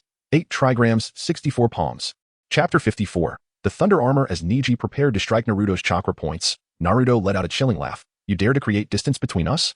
In an instant, Naruto swiftly formed hand seals and shouted, "Fire style, great fireball technique." A colossal fireball surged toward Niji with astonishing speed, nearly grazing his face. Recognizing the imminent danger, Niji decisively halted. 8 trigrams palm. Return heaven. In that fleeting moment, he released a vast amount of chakra from his chakra points, spinning rapidly to form a spherical barrier that encased him. The fireball collided with the barrier and dissipated instantly. As Niji ceased his rotation, he had yet to regain his footing when Naruto appeared before him like a specter, a blue sphere coalescing in his right hand. Without hesitation, Naruto launched the Rasengan at Niji, exclaiming, "Rasengan! Return heaven!" Niji's face paled as he hastily spun to form another protective sphere, striving to fend off Naruto's assault. When the Rasengan met Niji's chakra barrier, it was akin to two celestial bodies colliding, generating a tremendous shockwave of energy. A blinding light and gusts of air radiated outward from the two combatants, cracking the ground beneath them and swirling dust into the air. As the brilliance waned and the smoke began to clear, Naruto and Niji re-emerged before the spectators. In that moment, Niji was inwardly astounded by Naruto's prowess. Within a short span, Naruto had exhibited not only formidable physical techniques, but also a masterful command of various ninjutsu, coupled with extraordinary combat intelligence. Each time Niji attempted to unleash a decisive move, Naruto deftly countered and immediately retaliated. Meanwhile, Naruto held deep respect for Niji, recognizing that despite being struck multiple times, Niji remained undaunted, a testament to his lineage as a genius of the Hyuga clan. Taking a deep breath to steady himself, Niji resumed his stance in the gentle fist style. He understood that to overcome Naruto, he could not afford to be complacent. He had to give his all. Niji initiated the attack, this time with even greater speed and ferocity. Like a swift hawk, he lunged at Naruto, each punch cutting through the air with a whistling sound. Naruto, undeterred, relied on agile footwork and the techniques of Wing Chun to evade Niji's onslaught, seeking opportunities to counterattack. Their figures darted across the field, fists clashing in a dazzling display that left the audience entranced. Hinata clenched her fists nervously, her eyes fixed on the battlefield, torn between rooting for Naruto and fearing for his safety. Hyuga Hayashi furrowed his brow, observing the duel closely, marveling at Naruto and Appo's performance. Though both were embroiled in fierce combat, their expressions remained composed. Naruto was acutely aware that simply defeating Niji was not a daunting task. Genjutsu and ninjutsu were his weapons, capable of besting his opponent. Were it not for the fact that Niji was Hinata's cousin, Naruto could effortlessly unleash the fire style, bomb Rasengan, lightning style, lightning release Rasengan, or even the wind style, Rasengan Shuriken. Such fearsome techniques, once unleashed, would render Niji's return heaven futile. Moreover, the number of pure taijutsu experts in Konohagakure was limited. As the selection event unfolded, with Niji, a master of taijutsu, present, Naruto saw this as an opportunity to assess his training progress. From the ongoing battle, it was evident that Naruto's physical prowess had significantly strengthened. Yet, it was time to test a new technique.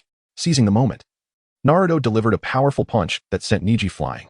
He swiftly formed a peculiar hand seal, enveloping himself in a whirlwind of chakra, with arcs of lightning crackling around him, resembling an enraged thunder dragon spiraling about.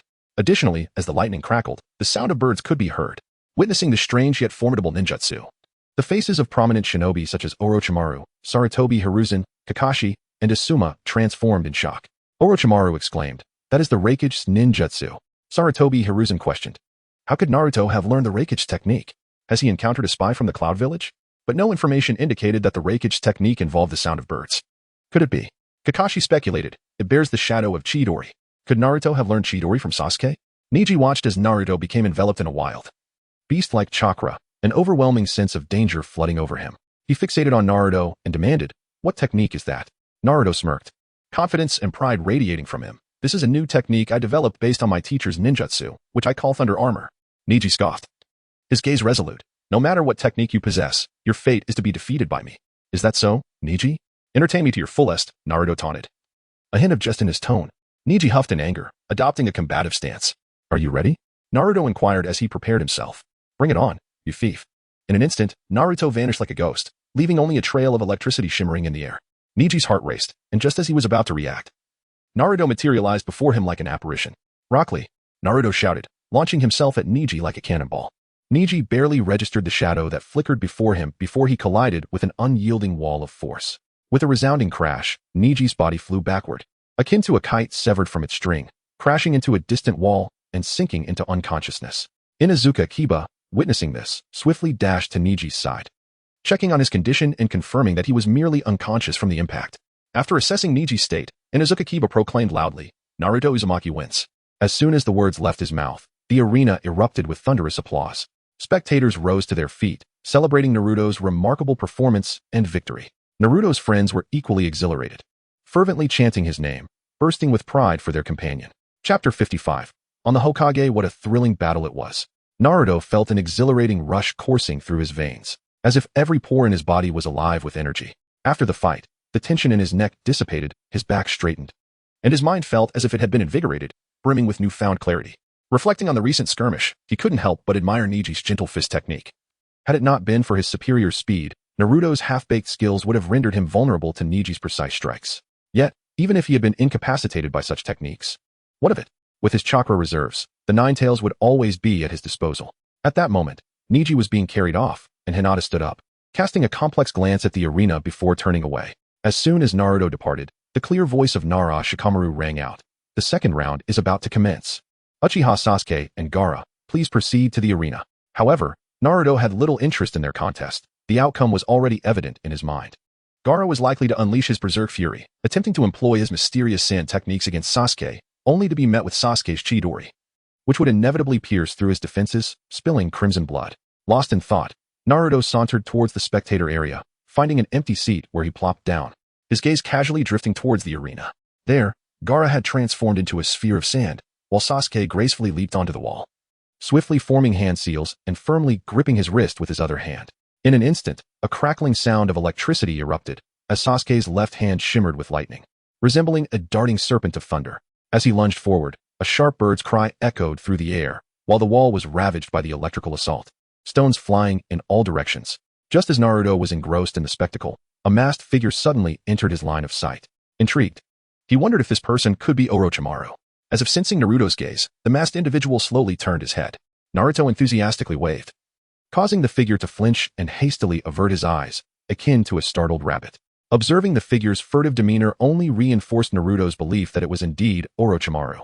In the midst of his contemplation, a muffled explosion resonated from the direction of the Hokage's office, followed by a flurry of white feathers cascading from the sky. Release.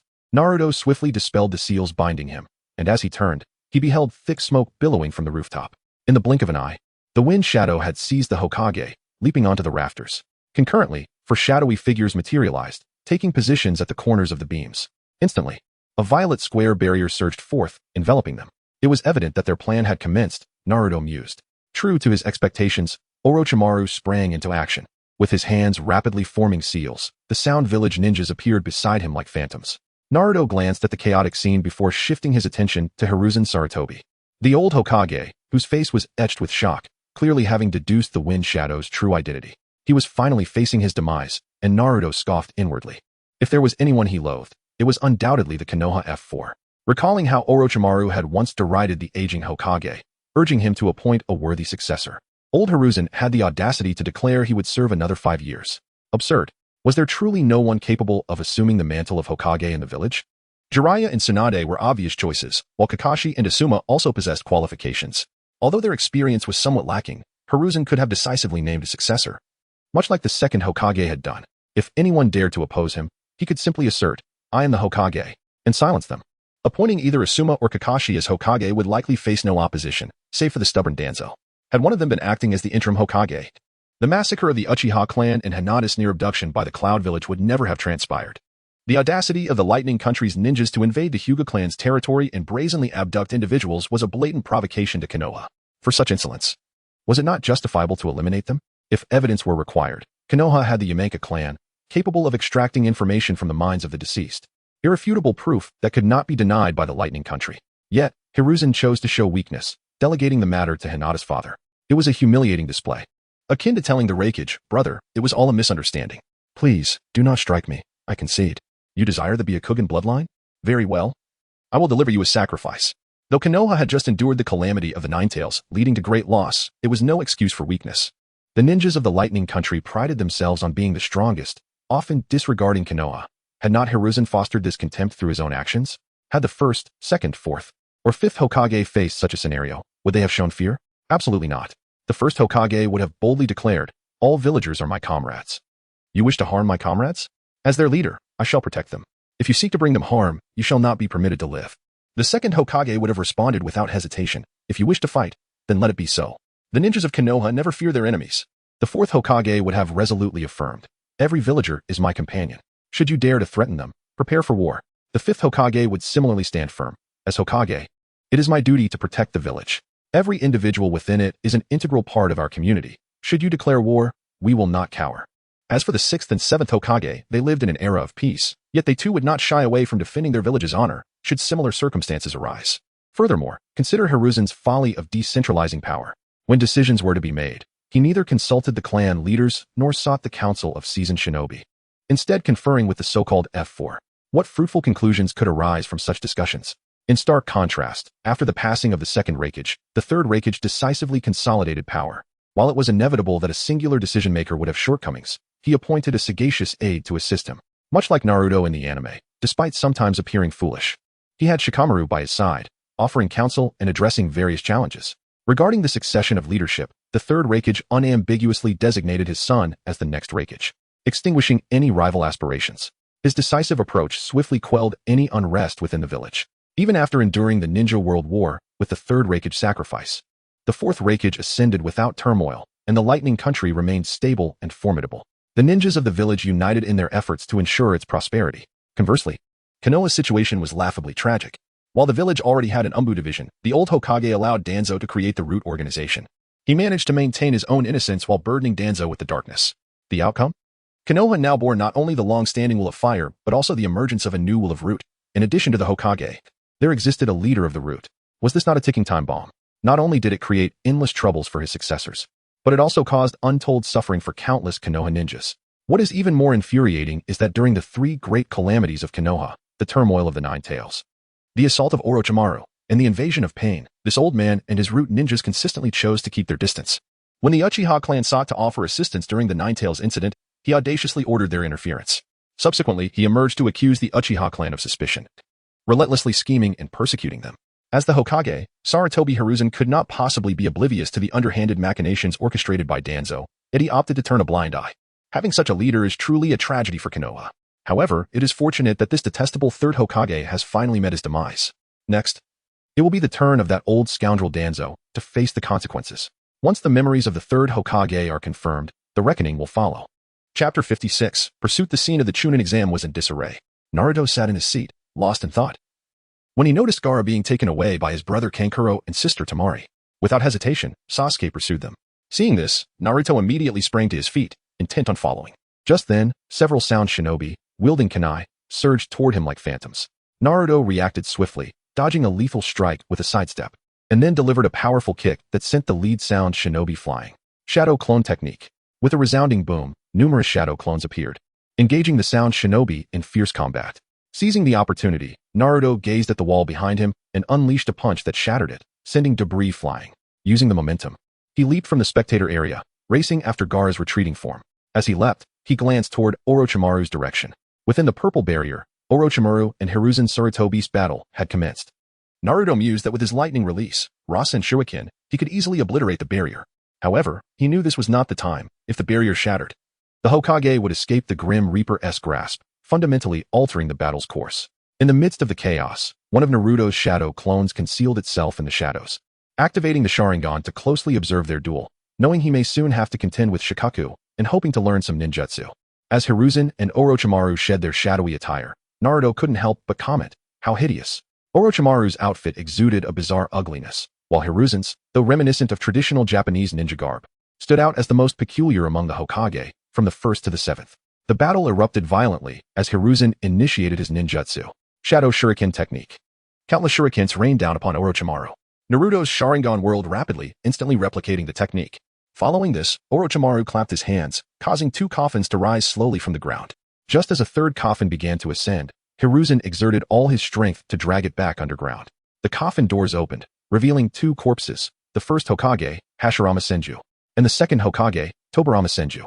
Unlike the later version of the Edo Tensei improved by Kabuto, Orochimaru's technique preserved the corpses' characteristics. Their eyes were vacant, devoid of soul, and their limbs appeared rigid.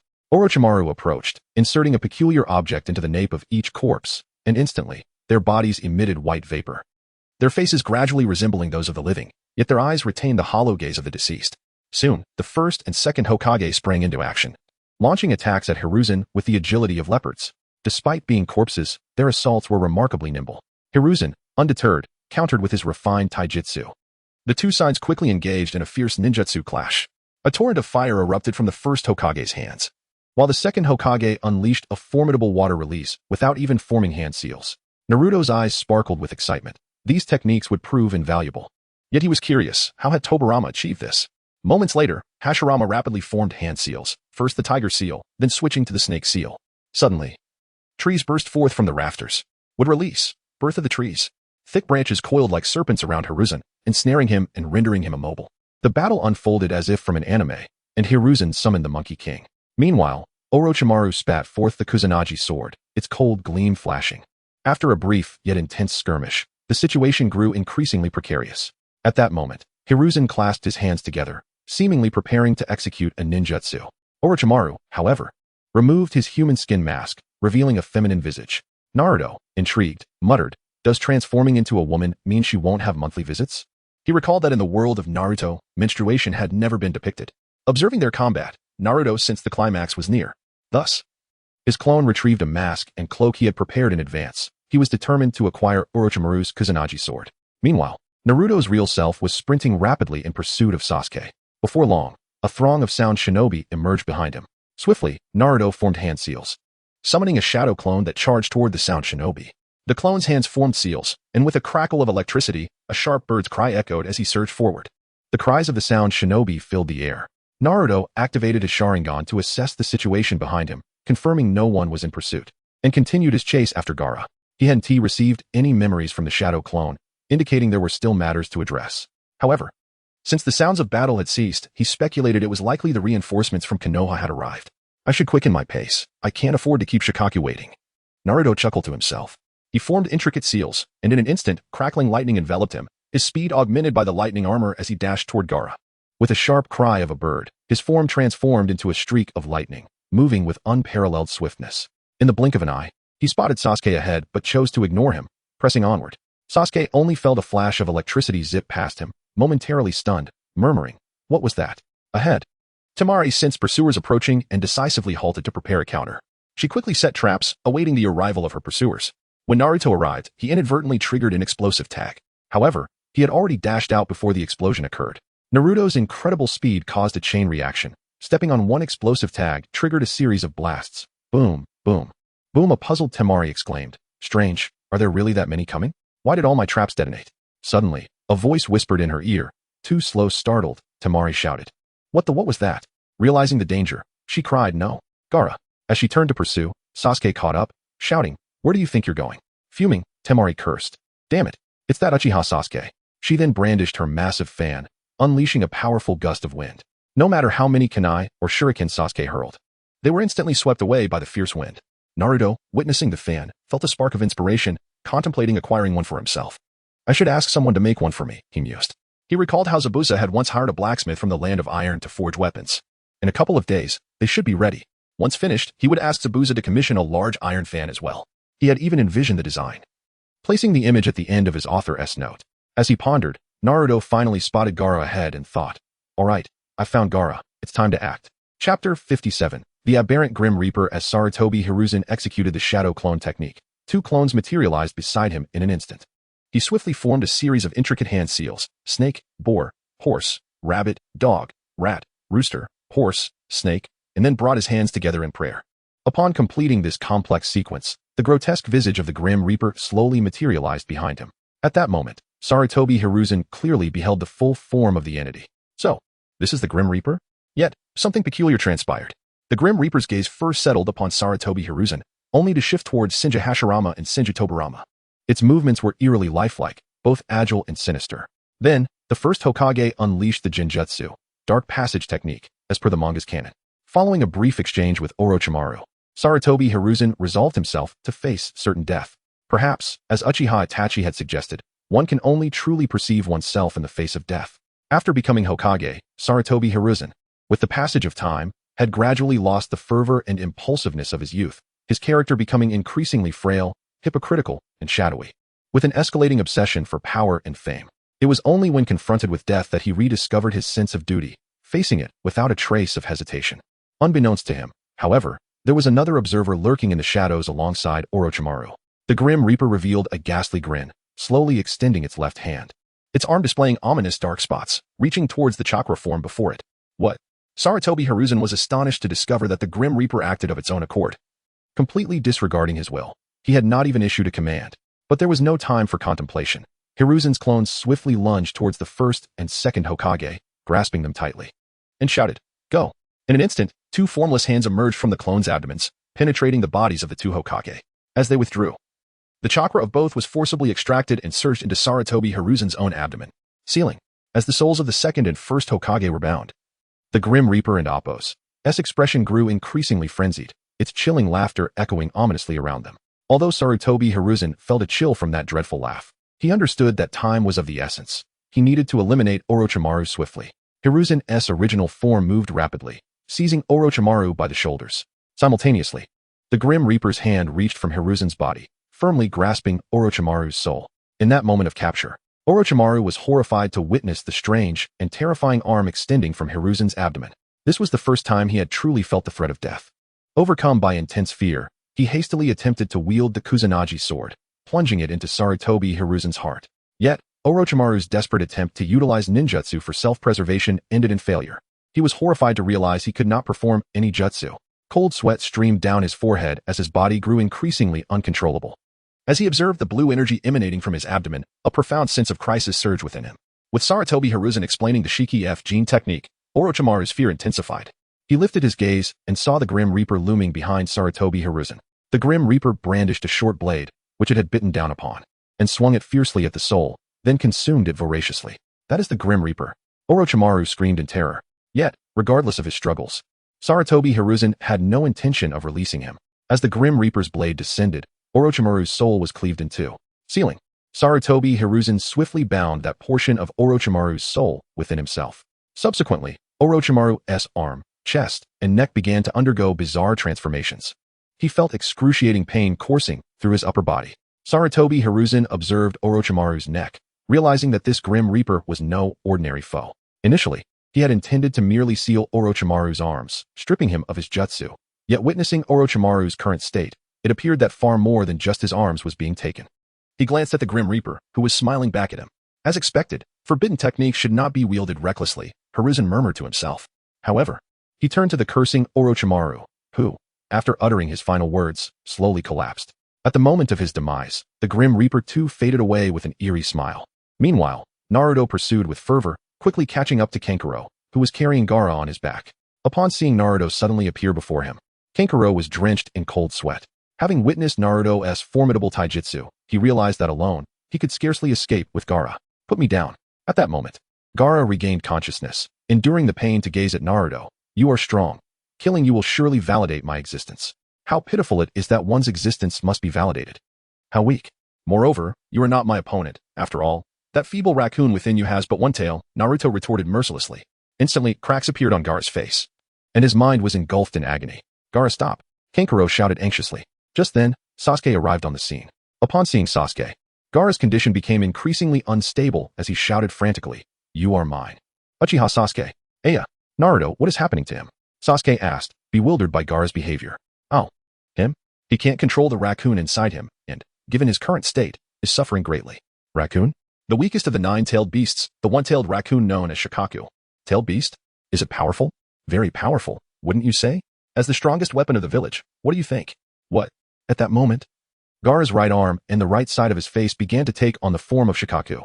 As Sasuke observed Gaara's transformation, his eyes widened in shock. Is that Shikaku? Sasuke inquired, trembling slightly. No, not quite yet. However, I must say, Shikaku is indeed weak, not even appearing in its chakra cloak form. Huh, what? Sasuke looked at Naruto, perplexed by his apparent knowledge of Gaara and Appo's predicament.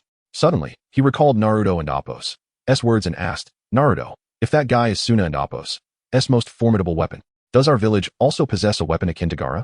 After a moment of silence, Naruto replied, You really have a way with words, don't you? Though what you said is indeed true. Yes, our village possesses one, and that weapon is the nine-tails fox within me. What? Sasuke was left utterly astonished. Chapter 58. The monster. At this moment, Gaara leapt fiercely towards Sasuke, harnessing the power of Shikaku in his right arm. Naruto, quick-witted, pressed down on Sasuke's left shoulder and instantly utilized the Flying Thunder God technique to evade the attack. Gaara's strike unleashed a violent shockwave, devastating the surrounding trees. Sasuke, as a fellow monster, I will handle him, Naruto declared.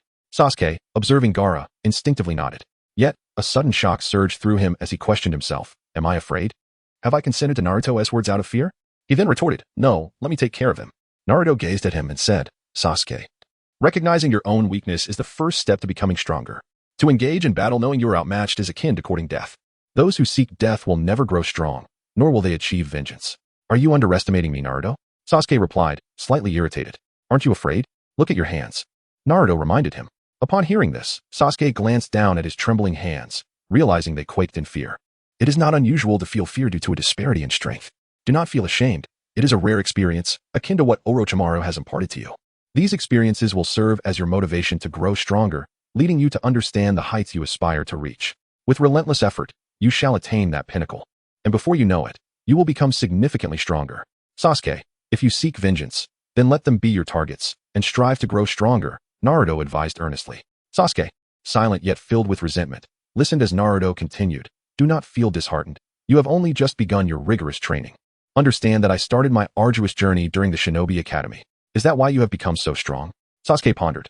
He recalled his time at the academy, where he either sought to impress or merely trained to earn his father's praise. Reflecting now, those efforts pale in comparison to his current endeavors. Since training with Kakashi, his left arm had suffered from the rigors of Chidori, and under Gaia's tutelage, he often fainted from overexertion. Day after day of such grueling labor.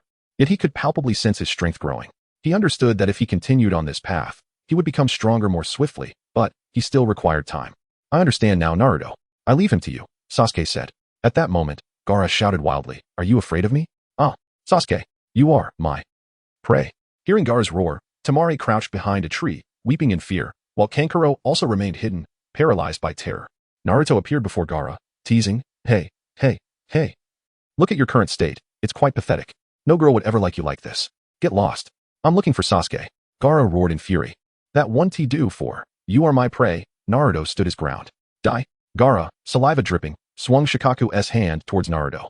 In an instant, Naruto was enveloped in lightning and effortlessly dodged the attack. With a swift kick, he struck Gaara and Appo's head, knocking him to the ground.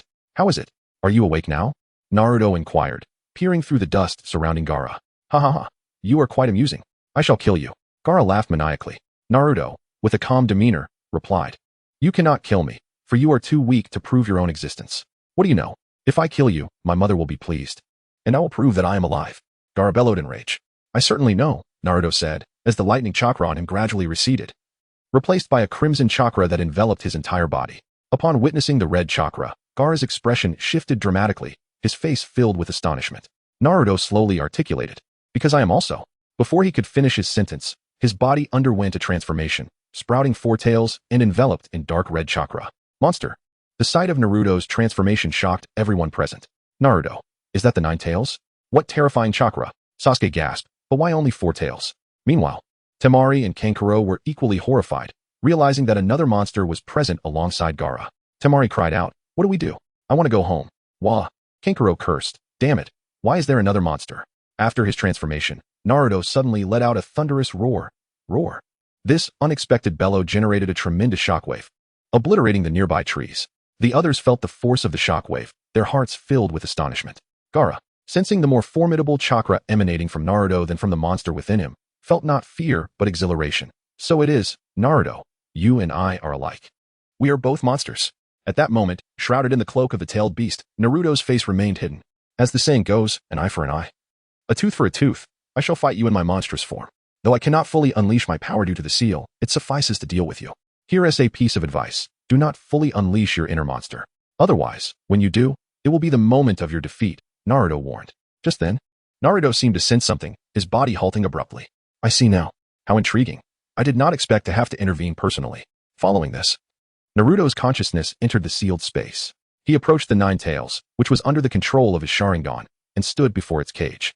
The Nine Tails lowered its head to look at Naruto, its eyes still vividly reflecting the Sharingan.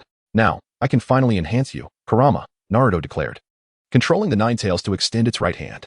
Upon contact, he transferred the soul sphere from the Death God's realm into Kurama's body. Instantly, the Nine Tails grew to twice its size, regaining its original form, rendering the cage that had confined it seemingly minuscule. However, Kurama's eyes remained imbued with the Sharingan. Suddenly, Naruto, now outside, spoke in a deeply resonant voice. Oh, this feeling. Is that Shikaku? Gaara, sensing this voice within him, scoffed disdainfully. Is that you, Kurama? Indeed. Naruto, controlling the Nine Tails, mocked the One Tail, for these two monsters had always bickered upon their encounters, with the Nine Tails often belittling the One Tail's weakness, a fact Naruto was well aware of. Thus, Naruto temporarily relinquished control of his body to the Nine Tails while his consciousness shifted to the Death God. When he reopened his eyes, he found himself facing the third Hokage and Orochimaru, among others. Observing his attire, he realized he was wearing the Death Goddess garments, and there lay a soul before him. He moved his tongue, discovering he was biting down on a cylindrical object, resembling the hilt of a sword. Naruto remained silent, merely observing Sarutobi Hiruzen and the others with a calm demeanor, internally reflecting, "Indeed, I am the death god." Chapter 59. The abominable Sarutobi Hiruzen. Sarutobi Hiruzen fixed his gaze upon the Shinigami, only to be astonished to find that the deity was equally observing him. Emanating a presence reminiscent of the living, exuding an air of superiority as if regarding a mere insignificant ant. What could this mean? Was the Shinigami truly alive? A chill coursed through Hiruzen's heart, yet he was keenly aware that the situation was dire, leaving no room for contemplation. There was no time to waste. Sealing Orochimaru was of utmost priority. Gritting his teeth, Hiruzen resolved to act. In an instant, his shadow clones darted forth through the darkness like phantoms. 2 clones, akin to hunters in the night, adeptly seized the first Hokage, Hashirama Senju, and the second Hokage, Tobirama Senju. Meanwhile, Hiruzen's true self summoned every ounce of chakra, striving to maintain a firm grip on the Shinigami summoned by the Shikifujin. At that moment, Naruto sensed Hiruzen's urgent intent, as if it were an unspoken signal for action. "Oh, is it time to strike?" A smirk crept onto Naruto's lips, excitement flickering in his eyes. He would not hesitate. Swiftly, he raised his left hand, adorning his arm with a peculiar string of beads, and soon, a torrent of chakra enveloped his left hand. In the blink of an eye, dark markings, reminiscent of the Shinigami's palm, emerged and spread across his arm. Yes, Itadikamasu. He was well aware of the general course of action ahead, having watched this anime in his previous life. Gradually, Naruto extended his arm into the swirling mass of chakra before him. To his astonishment, as he fully immersed his arm, a remarkable phenomenon occurred. The abdomen of Hiruzen's shadow clone mirrored his arm. Naruto pressed on, delving deeper until he reached the bodies of the first and second Hokages. He felt as though he had grasped something, a peculiar sensation akin to rubber, yielding yet firm. With a determined grip, he began to withdraw, sealing. As the souls of the first and second Hokages were successfully extracted, Hiruzen's clones promptly sealed these formidable spirits. In an instant, the dark void dissipated like bubbles, revealing Orochimaru, who appeared somewhat disheveled before everyone. Naruto held the souls of the first and second Hokages in his hands, which emitted an otherworldly glow, appearing to him as delicious fruits. Enticing and irresistible. Unable to restrain himself, Naruto licked his lips, mimicking Orochimaru's habitual gesture, before consuming the souls. Delectable. Unfortunately, this scene did not escape Orochimaru's notice, who was ensnared by Hiruzen. As their eyes met, Naruto revealed a disturbingly enigmatic smile. Internally, he mused, "Brother, thank you." Orochimaru, sensing an inexplicable dread, screamed, "Why is he smiling at me? Why? No." Subsequently, Hiruzen conveyed another message to Naruto. Internally, Naruto muttered, "My apologies, brother," accepting benefits while alleviating others' troubles. With that, Naruto repeated his earlier actions, reaching for Orochimaru's soul. However, after a brief struggle, he discerned Hiruzen's intention. "Please, just seal his arm. Please." A shiver ran down Naruto's spine as he contemplated. "Oh, this old fool realizes he is alive. Yet, how utterly despicable. How could Tobirama, with his keen insight, have chosen such a disciple?" Orochimaru, ruthless and malevolent, had claimed countless lives in pursuit of his twisted ambitions. Moreover, he orchestrated this entire calamity, attempting to annihilate Konoha. At this critical juncture, how could you still cling to the bonds of master and disciple, hesitating to strike him down? For every life he has taken, have you ever reflected upon it? The anime portrays a bright image of Konoha's ninjas uniting against adversity. Yet, here you are, the leader, willing to spare the architect of this disaster. The more Naruto pondered, the angrier he became, mentally cursing, "Oh, for heaven's sake. The bandits from the land of lightning caused trouble, and you eagerly send representatives to negotiate. After finally winning the Shinobi World War, you not only refuse compensation but also sign contracts to deliver resources to other villages. Are you truly Konoha's Hokage, or perhaps a spy sent by another village? And what of Kakashi Hitaki, who, despite enduring immense malice within the village, remained a passive observer, merely spectating? He was well aware of Danzo's machinations. Yet this old fool did nothing, effectively driving individuals to their demise. Reflecting on his own upbringing, what kind of life had he endured? Starvation, tattered clothing, and contempt from others, facing scorn, ridicule, and even violence daily. As a descendant of heroes and the son of the Hokage, his treatment paled in comparison to that of Tobirama's grandson, who enjoyed a life of comfort and support from a devoted teacher. Even Tsunade, despite her parents' absence and the loss of the first and second Hokages, lived a life of luxury, surrounded by wealth, and was a direct disciple of the third Hokage. Yet, her upbringing had fostered a brash, arrogant, and violent character, addicted to gambling. How unfair. And that Danzo, whatever he uttered, you simply believed. Could Danzo truly have the village's best interests at heart? What an absurd notion. Once he succumbed to his own desires, all his motives became self-serving. striving for the Hokage title to satiate his vanity and prove himself superior to the second Hokage. As for the village's welfare or the citizens' plight, he cared not at all. Damn it, if you refuse to let Orochimaru perish? Fine. Watch this. Stealing his resolve, Naruto forcefully extracted Orochimaru's soul, though not entirely, leaving him with a fragment. As the upper half of Orochimaru's soul was consumed by Naruto, he gasped for air as if half his life had been siphoned away, struggling to breathe as though death loomed imminent. Believing Hiruzen to be the architect of his plight, Orochimaru unleashed a torrent of profanities, the unspeakable words providing a strange sense of satisfaction to Naruto. Yet, he couldn't help but admire Orochimaru's resilience. Even with half his soul missing, he still clung to life. Naruto mused, when it comes to immortality, Orochimaru truly excels. Observing Orochimaru's agony, Naruto turned to Hiruzen, a chilling smile gracing his features. Sarutobi Hiruzen, I shall not spare your soul. At that moment, Hiruzen, locked in Naruto's gaze and confronted by that sinister smile, finally comprehended the gravity of his teacher's warnings against misusing forbidden techniques. Yet, the world offers no remedy for regret, and his chances had slipped away. Gradually, Hiruzen closed his eyes, his breath faltering. As Naruto claimed Hiruzen's soul, his consciousness surged back into his own body. Chapter 60, The Bagua Seal. After completing all the operations, Naruto let out a cold chuckle as his consciousness returned to his body. At the moment he re-entered his physical form, he beheld Gaara, whose upper body had completely morphed into that of Shikaku, tightly bound by one of its own tails, rendering him immobile. Oh dear. It seems Gaara has been bullied by the Nine Tails, Naruto teased. Gaara shouted in fury. Naruto, observing the peculiar form that Gaara had taken, couldn't help but burst into laughter. Ha ha ha. Gaara, seething with rage, demanded, What are you laughing at? What is so amusing? Between gasps of laughter, Naruto replied, As fellow Jinchuriki, you are quite the sight to behold. Look at your tailed beast mode. You still have hair, and that kanji for love remains atop your head. Your corpulent body is paired with slender legs. How can you not find that comical? Curse you. Let me go. Gaara struggled desperately, the sand around him swirling violently with his fury. I won't let go, Naruto taunted, continuing to provoke him. Within me resides the mightiest of the tailed beasts, the Nine Tails. Currently, I'm merely in my four tails form, and I've only used one tail against you. What do you think would happen if I unleashed all four? Don't underestimate me, Gaara retorted, taking a deep breath. Strangely, numerous mouths emerged across his body, inhaling simultaneously. Then, as they exhaled, a powerful gust of sand erupted forth as he shouted.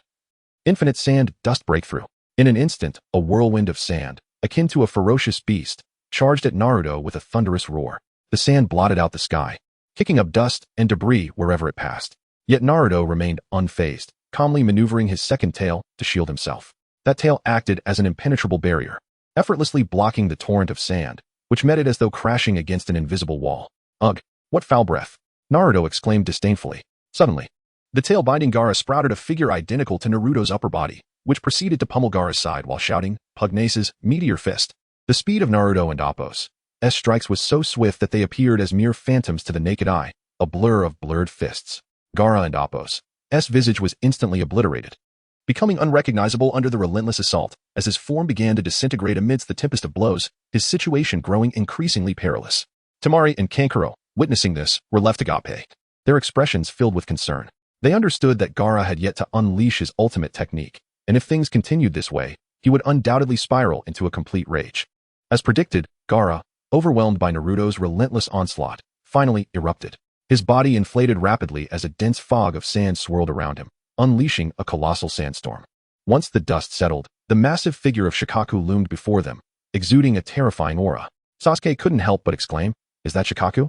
Temari blurted, Incredible. Kankuro gritted his teeth, cursing, Damn it. Naruto, however, remained composed, stating, We're just one step away. At that moment, Gaara fixed his murderous gaze upon Naruto, raising his right claw and bellowing, saying, Instantly, countless grains of sand surged forth, wrapping tightly around Naruto's body, ensnaring him completely. Roar! Naruto bellowed, his voice resonating with authority and strength. The shockwave from his roar dispersed the sand binding him, scattering it like leaves in the wind. Then, Naruto leaped into the air, vanishing from sight in an instant, leaving only an afterimage. Gaara barely had time to react before Naruto appeared before him like a wraith. With a swift turn, Naruto's four tails expanded rapidly, delivering a tremendous blow to Gaara's Shikaku face with immense force. Bang! The impact was thunderous, sending Shikaku soaring like a kite severed from its string, carving a deep trench into the ground.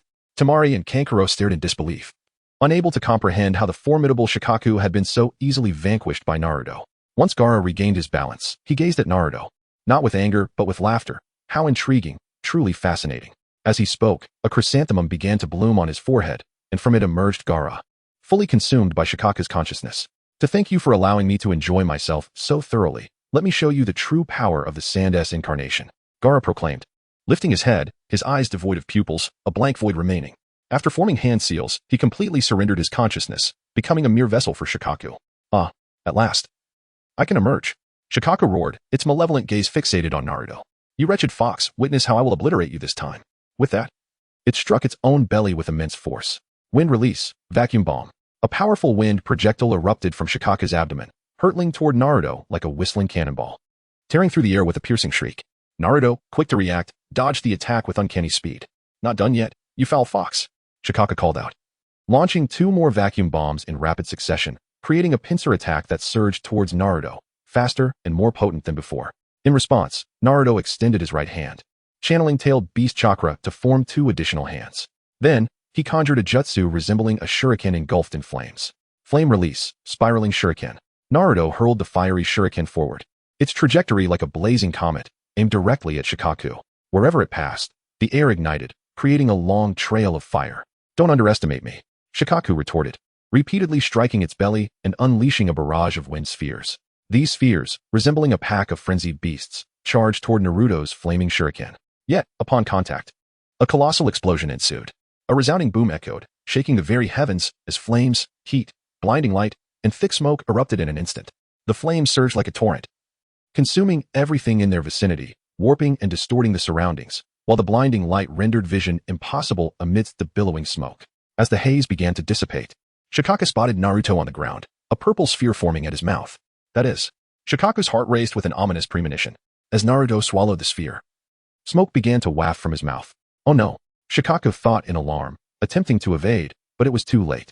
In an instant, Naruto expelled a beam of crimson light from his mouth, the brilliant beam striking directly at Shikaku's belly. Subsequently, a far more tremendous explosion ensued, enveloping Shikaku's form in an instant blaze. The shockwave generated by the blast radiated outward like a force of annihilation, shattering the surrounding earth and uprooting trees from their very foundations. Gradually, as the thick smoke from the explosion dissipated, onlookers beheld the devastated figure of Shikaku, its body in tatters, with grains of sand cascading down like snowflakes. The once formidable Shikaku now appeared utterly disheveled, riddled with cracks, from which sand continuously fell, resembling a sand sculpture on the verge of collapse. Witnessing Shikaku's pitiful state, the most astonished were Temari and Kankuro, who had accompanied Gaara for many years. They had never before seen Shikaku in such a disarray. The once feared and powerful entity that instilled dread in countless foes had been defeated. They couldn't help but cast their gaze towards Naruto, who remained in his four-tailed state in the distance, exclaiming in awe, "Is that the monster from Konoha?" But the onslaught was far from over. Naruto had no intention of granting Shikaku even a moment's respite, proclaiming loudly, "Fire style, bomb spiral shuriken." A colossal fireball rapidly formed in his hand before being hurled forcefully toward Shikaku. Upon contact, the fireball erupted violently, the energy from the explosion spreading forth like tumultuous waves and culminating in a massive mushroom cloud that surged toward the heavens, seemingly striving to breach the sky. Goodness! How fierce! Naruto himself was momentarily taken aback by the sheer power. During his previous endeavor to develop this fire-style, bomb spiral shuriken, he had hurried away without witnessing its magnitude. He had not anticipated it to be so astonishing. While the power was indeed remarkable, he mused that if the mushroom cloud were to grow larger and perhaps exude a hint of radiation, it would be quite intriguing. As the mushroom cloud gradually faded, the scene was left enveloped in thick smoke, a chaotic aftermath. At that moment, Naruto vanished from their sight like a gust of wind. His speed was such that even Sasuke and Appo's Sharingan could merely catch a fleeting shadow, rendering it impossible to track his movements. Unbeknownst to them, Naruto had already approached Gaara. As he released the chakra of the Nine Tails, the crimson energy ebbed away like a receding tide, revealing his originally sunny and handsome visage. Subsequently, he gently placed a hand upon Gaara's head, his consciousness instantaneously entering Gaara's mental realm. Upon entering the mental space, Naruto discovered a realm shrouded in darkness, cloaked beneath a thick veil of gloom. Gaara lay beside him in a deep slumber, his brow furrowed tight, seemingly enduring endless torment even in his dreams. Observing Gaara's tranquil yet troubled state, Naruto crouched beside him, whispering softly, "Poor child, how long has it been since you last slept peacefully? Damn it! You are the Jinchuriki of the Nine Tails. Get out of here." Turning his gaze, Naruto found Shikaku glaring menacingly at him, its eyes glimmering with a feral light, as if intent on devouring him. Naruto laughed coldly, unperturbed, retorting, "That is not for you to decide." In an instant, his eyes transformed into the Sharingan, the crimson orb swirling with three tomo. "Submit, One Tail." That eye. Damn it, it's that eye. Shikaka roared in defiance, yet its growls soon ceased. Its eyes succumbing to the might of the Sharingan, morphing into the same. Naruto then approached Gaara, gently prying open his eyes. Jinjutsu, Sharingan. Naruto unleashed an illusion, projecting his memories into Gaara's mind, allowing him to witness his own experiences within the dreamscape. Naruto had always admired Gaara as a character at such a young age. He had become a leader, excelling and embodying an admirable charm. Although Gaara had once appeared as a madman, Naruto believed that, if healed and transformed, they would emerge as brothers of great camaraderie. Meanwhile, outside, Shikaku raised its gaze skyward, and the onlookers, obscured by the smoke, remained oblivious to Shikaku's transformation, failing to notice its eyes had turned into Sharingan. Within Gaara, Naruto slowly approached Shikaku, glancing back at the slumbering Gaara, and said, "You should be grateful, Gaara. From now on, you shall sleep well." Sealing technique. 8 trigram seal. Instantly, Shikaku flowed like water into Naruto's abdomen. When Naruto saw that Shikaku had dwindled to a mere tail, he ceased the absorption, and that tail fell to the ground. Meanwhile, outside, Shikaku's form disintegrated into sand, cascading to the earth, the once colossal entity vanishing without a trace, leaving only a blanket of dust behind. Chapter 61. The wretched father upon witnessing the disappearance of Shikaku. Sasuke, Temari, and Kankuro hurriedly dashed in the direction it had vanished. When they beheld Gaara seated on the ground, enveloped in silence, Temari and Kankuro instinctively positioned themselves protectively in front of him. Temari, with a vigilant tone, inquired, "What do you intend to do to Gaara?" Kankuro resolutely added, "I won't allow you to harm him any further." Naruto observed the two with a gentle smile and remarked, "What is this? Don't you care for your loved ones? I, on the other hand, have lost all of mine. You are far more fortunate than I, Gaara." Temari and Kankuro exchanged perplexed glances, clearly bewildered by Naruto and Appo's words. At that moment, Gaara broke his silence, asking, "Why? Why are you so strong? Why do you protect those who have wronged you? And doesn't that monster within you affect you?" Temari and Kankuro turned to Gaara, noticing that his once ferocious gaze was now replaced with profound confusion. Temari softly called out, "Gaara." After a moment of contemplation, Naruto replied, "Since you have sincerely asked, I shall respond. Why am I so strong? Because my arduous training has never ceased. As for why I protect them, what a joke. I have no intention of safeguarding them. Should disaster befall them, I might even lend a hand in their demise." Gaara appeared utterly bewildered. Naruto continued, "Of course, if my brothers are in trouble, I will assist them. After all, they are quite decent fellows, and we can share meals and enjoy outings together." Temari interjected, "Wait. Then why were you pursuing us?" Naruto answered, "Well, naturally, it was to spar with Shikaku." Temari and Kankuro were left in astonishment. "Just for that?" "Indeed." Temari pressed on. "Was it not because we are invaders?" "Yes. As for your question about whether it affects me, do I appear to be affected?" Gaara pressed further. "How do you manage it?" Naruto smirked inwardly. "That is my secret. However, I have addressed your sleeplessness issue in passing. You will be able to sleep soundly from now on." Gaara, skeptical, asked, "I can truly sleep normally. But what about Shikaku?" Naruto assured him, "Do not worry, it dares not emerge. After all, the essence of Shikaku now resides within me, leaving only a remnant behind in you, incapable of causing any turmoil." Nonetheless, to be safe, Naruto took additional precautions. "If you don't believe me, take a look at your abdomen," he suggested. Gaara lifted his garment and gazed at his midsection, where he discovered a spiral pattern. "This is the 4-symbol seal. Shikaku is thoroughly sealed within. Here, this is the key to the seal," Naruto declared, tossing a scroll to Gaara. Gaara caught the scroll and stared at it, lost in thought. "Naruto, I have one last question," he said, lifting his gaze filled with anticipation.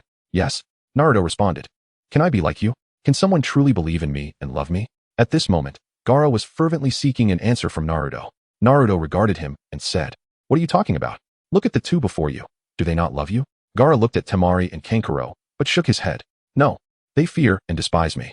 Naruto countered, "Then why do they protect you?" I don't know," Gaara replied, confusion etched across his face. "If you wish to know the answer, return and ask them yourself." In that moment, observing Gaara's turmoil, Temari and Kankuro felt an unprecedented sense of his fragility. Naruto continued, "Moreover, you may have misunderstood something. The sand that protects you possesses an exceedingly gentle chakra. I can assure you it is not Shikaku's chakra." Gaara gasped in astonishment. "What?" Naruto elaborated. "Now, the question arises, where does this chakra originate, and why does it seek to protect you?" Gaara's eyes widened, as if he were on the verge of an epiphany, yet he hesitated to believe it, recalling his uncle's words, "Your mother never loved you. I can sense that chakra is imbued with profound affection and a powerful will to protect you," Naruto stated earnestly. "But, he said my mother loathed me," Gaara exclaimed, agitated. Naruto sighed. Although I do not know who you refer to, I suspect he was merely executing a task. However, if that is indeed the case, That individual is as much a scoundrel as my father. Temari and Kankuro gasped in disbelief. No way. Gaara questioned, your father? Naruto replied, my father is the fourth Hokage. Upon hearing this revelation, Gaara suddenly grasped everything, erupting into laughter. Ha ha ha. What a coincidence, Naruto. We are remarkably alike. We both have the same wretched fathers. And they are both fourth Hokages. Naruto chuckled. It seems you have come to an understanding.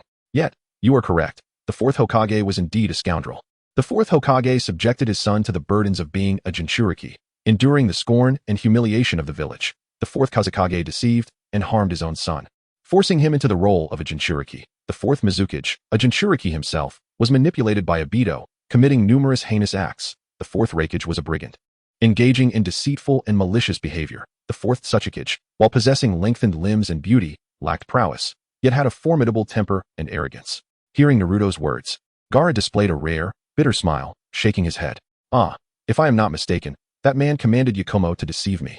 What a farce. Such a person can hardly be called a father. Naruto feigned deep thought before stating, if the fourth Kazekage is indeed your father, then he should be dead by now. Subsequently, Naruto recounted his observations of the Kazekage's transformation into Orochimaru and pieced together the clues from the Chunin exam to formulate his deduction. Upon hearing of the Kazekage's demise, Gaara felt an overwhelming sense of relief. That scoundrel is finally dead. I have never received such wonderful news in my life. Gaara suddenly erupted into manic laughter. However, as his laughter crescendoed, it abruptly ceased, giving way to deep, sorrowful sobs. At first, the sobs were faint, but gradually they grew louder, culminating in a heart-wrenching wail. Wah! Ah! Gaara wept profusely, as if striving to expel all the grievances and anguish harbored within him through his cries.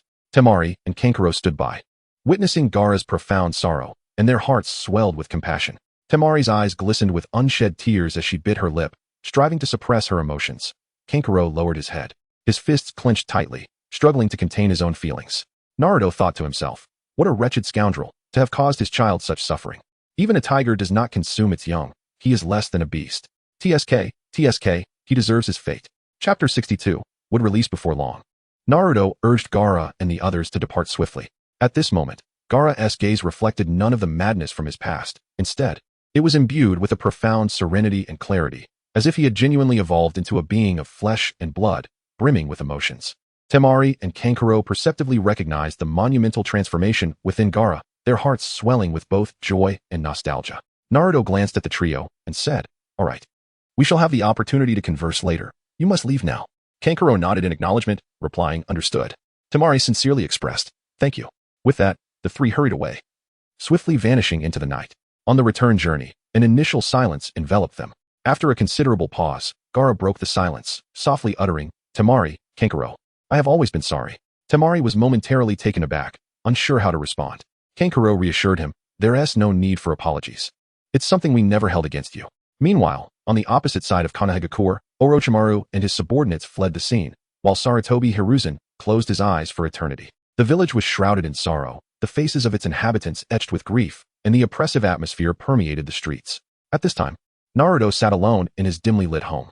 He quietly stared at the book in his hands, his expression devoid of emotion. Suddenly, a knock at the door shattered the stillness. Rising to answer, he found Sasuke and Sakura clad in somber black attire, their expressions grave. Naruto, the time is drawing near. Sakura spoke softly. I understand, Naruto replied calmly. The three then stepped outside together. As they walked, Sasuke's thoughts roiled like a tempest as he observed Naruto's silhouette.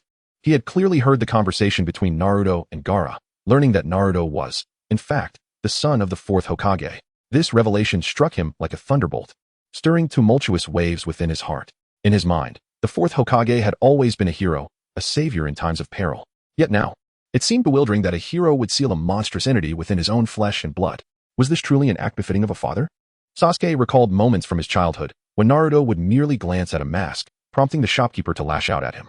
Through his observations, he had discerned an undercurrent of animosity directed towards Naruto from the entire village. He had once sought answers from his brother and father but found none. Now, the truth dawned upon him. It was the fear of the Nine Tails sealed within Naruto that bred this hostility among the villagers. No wonder Naruto had always been on edge, relentlessly honing his skills. In a village rife with malice, weakness could invite calamity. Anyone could become a weapon against him. Reflecting on his own plight after the loss of his family, Sasuke recognized the animosity he had felt from the village. However, consumed by the flames of vengeance, he had unconsciously overlooked it.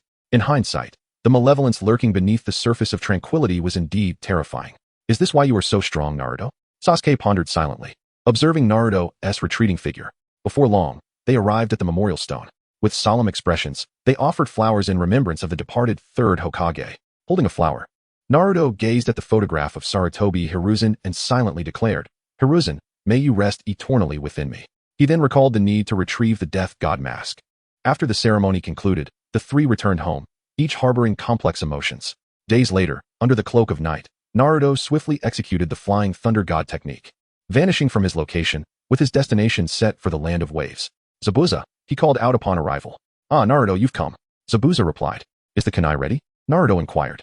Upon seeing the box, he opened it to find it filled with kunai resembling those of his father, Minato. "Quite impressive," he remarked. Eagerly, he approached Zabuza, sharing his vision for a new weapon and presenting the meticulously drawn schematics. Zabuza unfolded the plans, his expression clouded with confusion as he questioned, "Why use a fan when you have blades?" "Because it looks cool," Naruto asserted confidently. Zabuza repeated the word cool with evident perplexity. "Indeed, it will be very stylish," Naruto affirmed. With a resigned shrug, Zabuza conceded, "All right then, you're the boss. I'll follow your lead." After relaying his instructions, Naruto once more utilized the Flying Thunder God technique to return home. Collapsing onto his bed, he closed his eyes, and his consciousness was instantly drawn into the enigmatic realm of the Death God. Entering the space, Naruto beheld the Death God exuding an eerie aura and smiled with newfound assurance, exclaiming, "I knew I would arrive." As anticipated, for soul, orbs began to materialize before him. His gaze settled on the orb belonging to Hashirama Senju. Truthfully, a colossal question had lingered within him. Why had only Hashirama mastered wood release to such an extraordinary degree over the millennia? Such a potent ability. Yet neither Tobirama nor their father could wield it. If it were due to Ashura's chakra, why was he, a reincarnator, unable to do so? Furthermore, wood release was vastly different from the Sharingan, whose legendary prowess had been passed down through generations, known to all. The formidable Mangekyo Sharingan had even consumed Tobirama's efforts in research, leading him to develop the Flying Thunder God technique, which allowed him to covertly eliminate Uchiha Izuna. As Naruto contemplated Hashirama's soul orb, he mused that the enigma plaguing the shinobi world for centuries might finally be unraveled today. He reached out, gently touching the orb. In an instant, an extraordinary power surged through his arm and into his body, catalyzing a profound transformation. The cells within him rejoiced as if quenched after a long drought, voraciously absorbing the strength contained within Hashirama's soul. Simultaneously, a deluge of information flooded his mind. All the jutsu mastered by Hashirama vividly revealed themselves to his consciousness. "Huh, is this wood release? How remarkable!" Naruto exclaimed, laughter bubbling forth. However, before his excitement could fully dissipate, he sensed an unsettling shift. "Wait, this feeling is off." As he spoke, a seed materialized in his hand. He tossed it forward and rapidly formed hand seals, proclaiming, "Wood release, birth of the tree world." To his astonishment, the seed took root and began to grow, but ultimately blossomed into a slender, unimposing tree. "What is this? Isn't this the Yamato version of wood release? Why is it so different from Hashirama's?" Naruto gazed incredulously at the diminutive sapling. Faced with this perplexing dilemma, Naruto hesitated not and immediately delved into Hashirama's memories for answers. As the images flashed through his mind, he was left astounded, muttering, "No wonder." His expression shifted to one of profound complexity. Chapter 63, The Secret of Hashirama, since Kishimoto did not elaborate. I shall venture a guess. It appears that wood release is not an inherent ninjutsu passed down through the Senju clan for generations. Within Hashirama's memories, neither his father nor his grandfather, nor any of his ancestors possessed this ability. Furthermore, there are no relevant records within the Senju clan. This implies that wood release is a bloodline limit developed by Hashirama Senju through his own innate talent and fortuitous circumstances. Reviewing his memories and reflecting on Hashirama's life, the journey related to wood release can be broadly divided into 3 stages. The first stage is the awakening of the bloodline limit. In his youth, while traveling, Hashirama visited the land of waterfalls.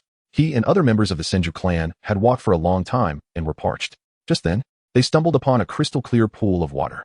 Thirsty, they drank from it. Little did they know, this water would cause their chakra to explode. Naruto, observing the water, wondered aloud, could it be the water of heroes? The water of heroes is a sacred liquid that emerges once every 100 years from beneath the great tree, known as the God Tree. Consuming this water can increase one's chakra tenfold, yet it bears a dual nature. As a price for acquiring immense chakra, it gradually consumes the user's life force. Upon witnessing the dramatic surge in chakra, it was evident they had ingested the water of heroes. Indeed, shortly thereafter, those who had drunk the water exhibited a marked increase in combat prowess, becoming exceedingly exhilarated. Many members of the Uchiha clan fell to their hands. However, problems soon arose. Those who had consumed the water began to perish one after another. Hashirama, however, was the exception. At that time, Tobirama worried that Hashirama might also succumb. Yet as time passed, not only did his brother survive, but he also awakened wood release. The power of his wood release was terrifying, capable of vanquishing even deities. Later, Tobirama took the Water of Heroes for extensive research, ultimately arriving at the conclusion. There was no conclusion. He could not ascertain why others perished after drinking it, while his brother remained unscathed. Nevertheless, he deemed the Water of Heroes to be exceedingly dangerous, akin to a drug that drives one to madness. Thus, he chose to suppress the information. As a time traveler, Naruto speculated that the greatest distinction between Hashirama and others was that he was the reincarnation of Ashura. Upon drinking the Water of Heroes, the chakra of Ashura within him might have resonated strongly with the water, leading to a rapid awakening and amplification of Ashura's chakra. The fusion of Ashura's chakra, the energy of the Water of Heroes, and Hashirama's physical form allowed him to attain the sage body of Ashura. This bears resemblance to the conditions for awakening the Rinnegan. Only the reincarnates of Indra can activate the Rinnegan by transplanting Ashura's chakra into their bodies or cells. Similarly, to attain the sage body, an Ashura reincarnate must consume the water of the god tree or acquire its chakra. As for the truth behind wood release, it is rooted in the fact that the 10 tails originates from the god tree. Those transformed by the god tree become white Zetsu, who possess wood release and formidable vitality. The sage body also derives from the god tree, hence Hashirama naturally awakened wood release, akin to the white Zetsu. The second stage involves the development of ninjutsu. One must not underestimate Hashirama Senju. Despite his seemingly simple and honest demeanor, he possessed extraordinary wisdom.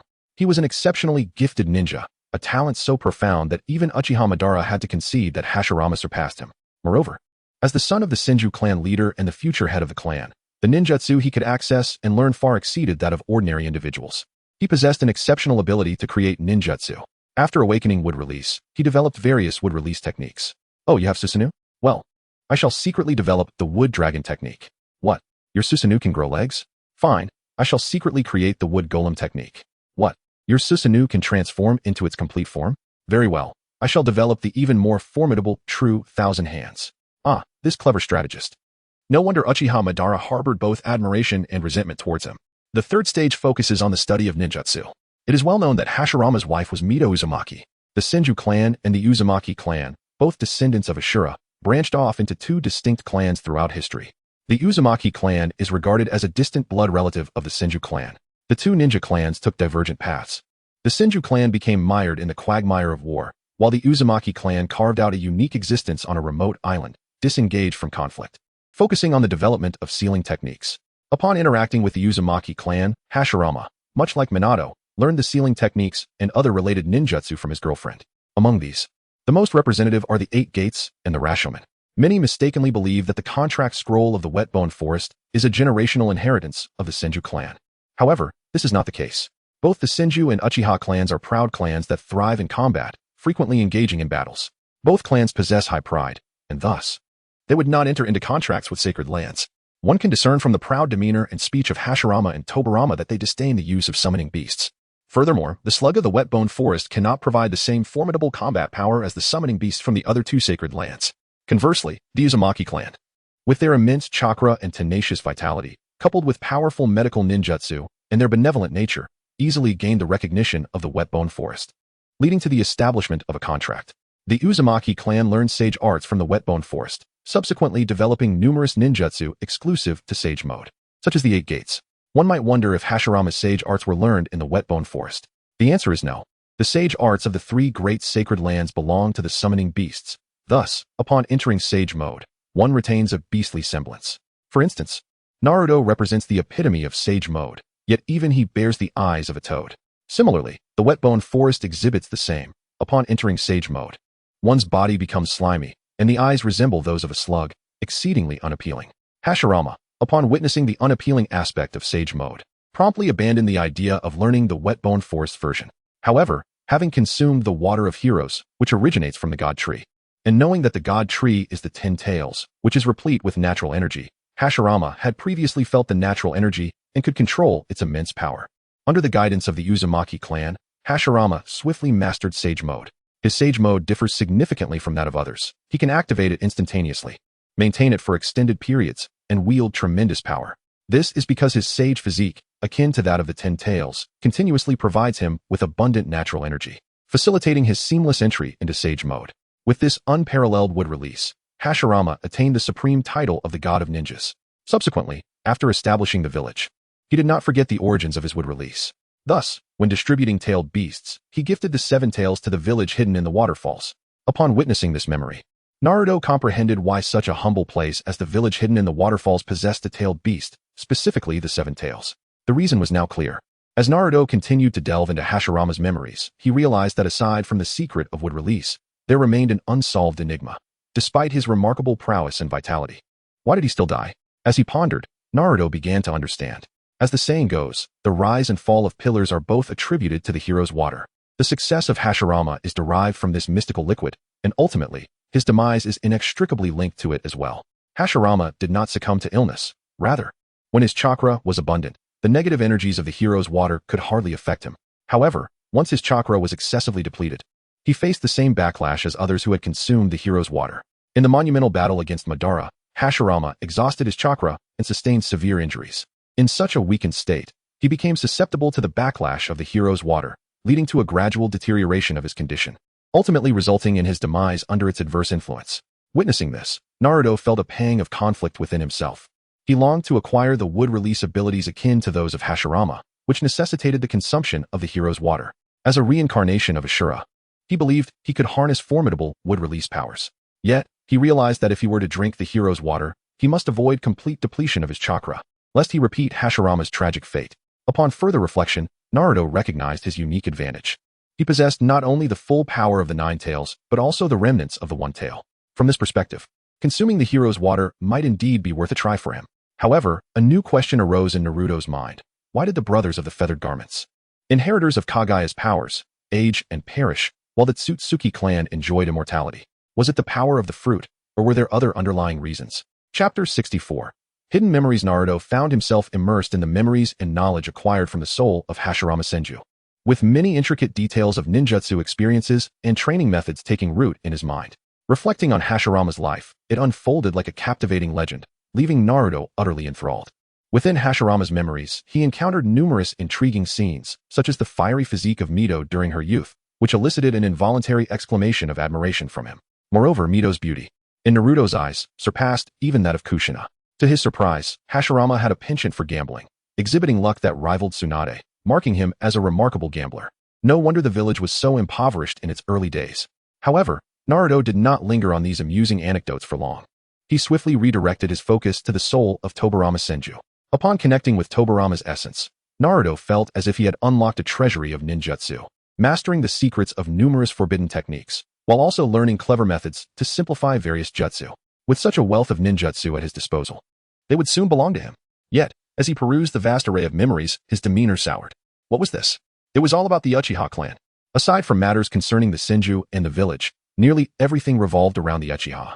Whether it involved battling the Uchiha alongside his father or standing shoulder to shoulder with his brother against them. The founding of the village was intertwined with the machinations of Madara Uchiha, while he remained perpetually on guard against the Uchiha, expending considerable energy to study them. Uchiha. It was all Uchiha. How deep-seated was his hatred for them? No wonder Danzo was so hypocritical, both fearing the Uchiha and coveting their Sharingan. The root of it all lay within Tobirama Senju. As for women and family, there was naught to be found. Truly, a heart devoid of women breeds a sword drawn with ease. After exploring Tobirama's soul, Naruto turned his attention to the soul orb of Hiruzen Sarutobi. Now, let us see the treasures you possess. Upon contact, Naruto gained a comprehensive understanding of the ninjutsu mastered by Hiruzen. He marveled at the sheer number of techniques possessed by one heralded as the doctor of ninjutsu. Yet, most of these jutsu resided within the elemental categories. And due to limitations in chakra and energy, Hiruzen had only a superficial grasp of many of them. Nevertheless, the elemental jutsu would suffice for Naruto's needs. Peering into Hiruzen and Appo's memories, Naruto witnessed glimpses of his youth. In those days, he brimmed with vitality and passion, reminiscent of Jiraiya. However, everything shifted upon his ascension to Hokage. Lacking the pedigree of the Senju and being relatively young, the clansmen of the village did not hold him in high regard, with many seeking to exploit his weaknesses to oust him. To solidify his position and manage affairs better left in the shadows, Hiruzen directed Danzo to establish the route. Whenever dirty work arose, Hiruzen would delegate it to Danzo. Should anyone pose a threat to him, Danzo would take action. Allowing Hiruzen to maintain an image of an unblemished sage, soothing the various clans. Of course, Danzo was not one to suffer in silence. Although he accepted these tasks, he demanded commensurate power in return. Aware that Danzo was a longtime friend and had nurtured many AMBU operatives, Hiruzen granted him certain authority. Little did he anticipate that under Danzo's management, Root would grow increasingly powerful and operate ever more insidiously. Hiruzen was fully aware of the nefarious deeds perpetrated by Danzo and his cohorts within Root. After all, he had placed individuals within their ranks and could easily ascertain the truth. Yet he chose to turn a blind eye. For his saintly image had become deeply ingrained in the hearts of the people. He needed Danzo and Root to conduct the unsavory business. Their relationship akin to two sides of a coin, mutually dependent. Even when Danzo attempted to assassinate him, as long as Danzo did not threaten the very foundation of Konoha, Hiruzen could forgive all his transgressions. The establishment of Root and the Elder Council were initially Danzo's propositions. Aware that he could never attain the position of Hokage, Danzo sought other avenues for power. He understood that to gain power, one needed support, thus targeting Hiruzen, who lacked the people's favor at the time, proposing this scheme. Accomplices like Mito and Koharu, equally covetous of power, echoed his suggestions, trusting his friend's counsel. And faced with the pressing need to prevent enemy infiltration and manage wartime intelligence along with a myriad of other issues, Hiruzen acquiesced. Once the hierarchy was established, his workload did indeed lighten, yet he chose to ignore the ensuing complications. Danzo, Mito, and Koharu indulged in corruption, while Danzo brainwashed individuals and even murdered innocent villagers, all of which Hiruzen feigned ignorance toward as long as their actions did not become excessively egregious. After all, they were his people, and he required their assistance. As for Orochimaru, who committed atrocities within the village in pursuit of Hashirama's cells and the secret to immortality, Hiruzen also turned a blind eye until the situation escalated to a point of public unrest and panic, forcing him to act. But crucially, he did not act against Orochimaru. It was Hiruzen who had allowed Orochimaru to escape. And yet again, when Orochimaru sought to annihilate Konoha, he merely sealed his hands? Hiruzen was indeed ill-suited for leadership. As Danzo remarked, his indecisive character was his undoing. Had their traits merged into a single entity, they might have fashioned a Hokage to rival Tobirama. Furthermore, Naruto uncovered some amusing revelations within Hiruzen's memories. This old Hokage was quite the lecher, frequently employing a technique to spy on the bodies of beautiful women. Astonishingly, even his daughter-in-law was not spared. Hinata's figure was indeed alluring, especially in that dress, truly captivating. How unfortunate that Asuma grew up resembling an unevolved primate. It was a wonder why Kurenai chose him. This technique of peeping was far too perilous. It would be prudent for him to safeguard it instead. Oh, he should also seek the burial locations of the previous Hokages and their wives. Found it. What a well-concealed site. Who could ever discover it? More importantly, there were seals placed by Mito in her lifetime, preventing anyone but the Hokage from approaching. Wait, how did Orochimaru manage to resurrect the first and second Hokage? Why not reanimate Mito and Kushina? Never mind, the answer would soon reveal itself. However, now that he knew where they lay buried, he could refine his Uzumaki bloodline. Lastly, Naruto gazed into Orochimaru's soul orb. Although Orochimaru's essence was fragmented, Naruto still managed to acquire several of his jutsu, including the reanimation jutsu and various unique techniques of his own invention. Orochimaru and Appo's memories aligned closely with those depicted in the anime. His pursuit of immortality stemmed from the trauma of losing his parents, which instilled a profound fear of death, solidified further by the demise of his disciple, Kin. Most of the other memories were rather mundane, lacking significant depth for exploration. Regarding the earlier inquiry about how Orochimaru obtained the physical forms of the first and second Hokage, it began with the reanimation jutsu, which necessitated extracting a certain amount of flesh from the deceased, invoking their souls from the afterlife, and binding them. Then, utilizing the corporeal forms of the living as vessels for the souls of the deceased, the spirits are bound to these vessels, and the living bodies are cloaked in dust, thereby transforming into the likeness of the deceased in their former life. In the latter part of the series, Orochimaru is able to directly summon the first and fourth Hokage using the reanimation jutsu, as the souls of the four had just been released from the belly of the Shinigami, eliminating the need to summon their spirits through physical bodies.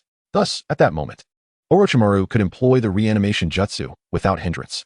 However, in the earlier stages, the souls of the first and second Hokage resided in the underworld, necessitating the use of their physical forms for summoning. The reason Orochimaru possessed a portion of the first and second Hokage's remains was that these were provided to him by Hiruzen Sarutobi. In simpler terms, Hiruzen, eager to study Hashirama's wood-release techniques, granted Orochimaru what he sought.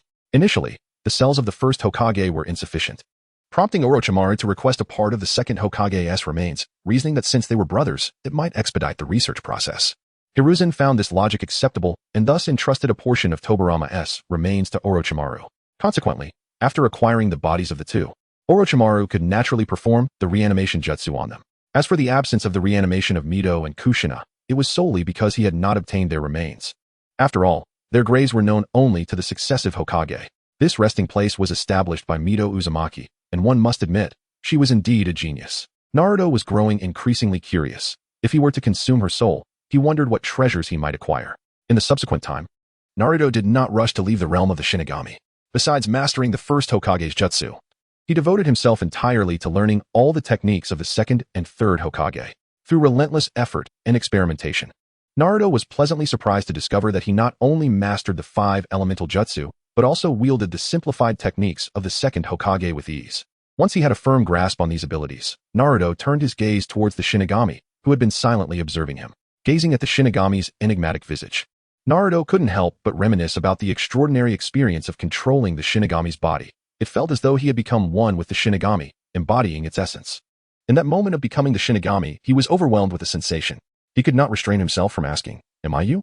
Yet, the Shinigami remained silent, merely watching him with composure. Suddenly, a thought flickered through Naruto's mind, recalling the Shinigami's mask.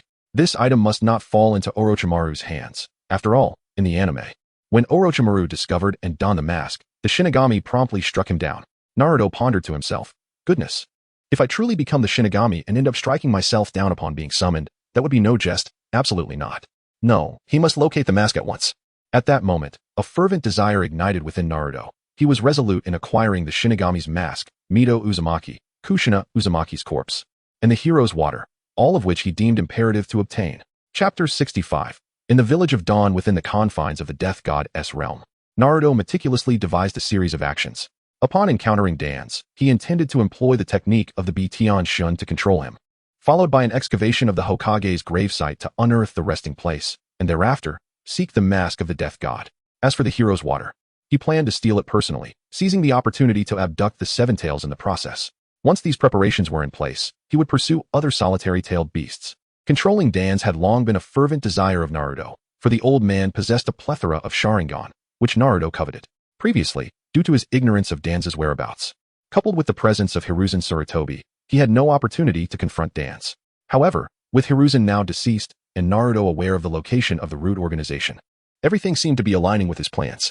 After laying out his strategy in detail, Naruto resolved to procure a mask the following day. Yet, as night fell, he realized he could not linger in the Death God's realm indefinitely. His physical body required rest. Thus, he exited the space and indulged in a rejuvenating slumber.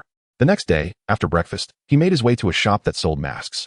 Upon entering, he began to examine the various masks on display. "Welcome. What would you like to purchase? Oh, it's you again." The shopkeeper, who had initially greeted him warmly, was struck by revulsion upon recognizing Naruto, his expression shifting as if he had encountered something unsightly. "Get out. Your presence brings misfortune to my humble shop. It's because of you that Lord Fourth sacrificed himself. And now even Lord Third is in peril. How infuriating. I've always said, what good is keeping that demon fox alive? It has caused us so much calamity." Naruto coldly regarded the shopkeeper's curses, merely sneering without uttering a word before turning to leave. To waste breath on such an insignificant individual seemed utterly pointless. The masses were largely blind, akin to weeds swaying in the wind, believing whatever was proclaimed. They had branded Naruto as the source of disaster. Even if they were informed of his lineage as the son of the fourth Hokage, they would remain skeptical. Furthermore, the third Hokage had never disclosed Naruto's identity, leaving the villagers unable to truly comprehend his significance.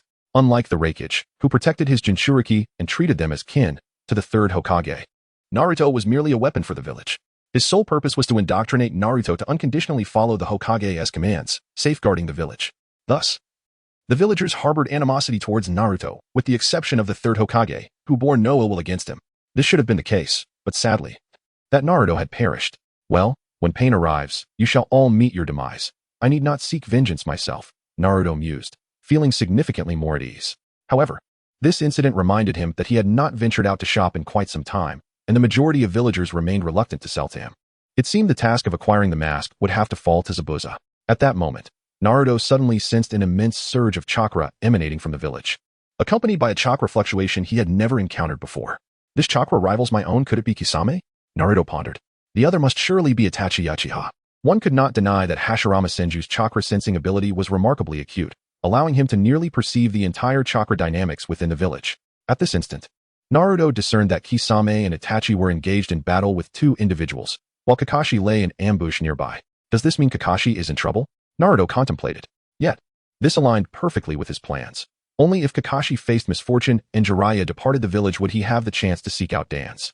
Thus, Naruto resolved to first satisfy his hunger. Not long after, he arrived at the Ichiraka ramen stall. The enticing aroma of ramen wafted through the air, prompting him to pat his stomach. Since I'm here, I might as well indulge. He stepped inside and took a seat. Uncle, I'd like a large bowl of tonkatsu chashu ramen, please. Oh, Naruto, coming right up. The owner of Ichiraku replied warmly. Before long, a steaming bowl of ramen was placed before Naruto. I'm diving in, he exclaimed, eagerly slurping the noodles. Suddenly, a voice rang out, Naruto. Cough, cough, cough. Naruto nearly choked on his noodles at the unexpected call. Oh dear, Naruto, you seem so excited to see me. Jiraiya chuckled, his usual jovial demeanor on full display. You're insane. Naruto shot back, his irritation flaring as he turned to face Jiraiya. At that moment, he felt an overwhelming urge to punch the old man. Come on. Don't be angry. Boss, I'll have a bowl of tonkatsu chashu ramen too. Jiraiya paid no heed to Naruto's frustration. Damn it. Naruto suppressed his anger. Reminding himself that wasting food was shameful, he would finish eating before confronting Jiraiya. He returned to his noodles, slurping away. Jiraiya's bowl soon arrived, and after a few bites, he praised, homemade ramen is absolutely delicious. After a few more mouthfuls, he paused, his expression turning serious as he gazed at the steaming noodles in his chopsticks. Naruto, train with me afterward. Absolutely not. Naruto replied without hesitation.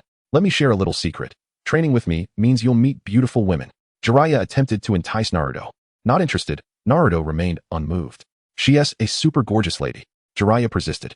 Take Kakashi with you. He's the one interested in beautiful women, Naruto suggested. No. I'm not familiar with him. Jiraiya quickly waved his hands. I'm not familiar with you either, Naruto coldly countered. Don't say that. I'm your father's mentor. Jiraiya invoked their connection. That man is dead, Naruto replied icily. Upon hearing Naruto mention Minato's death so callously, Jiraiya paused. Sensing the deep resentment Naruto harbored not only towards him but also towards his parents. Yet, he knew he had to take Naruto with him, should he leave the village. Naruto would be in peril. Naruto Jiraiya attempted to persuade him once more. Slurp Naruto, slurp, listen to me.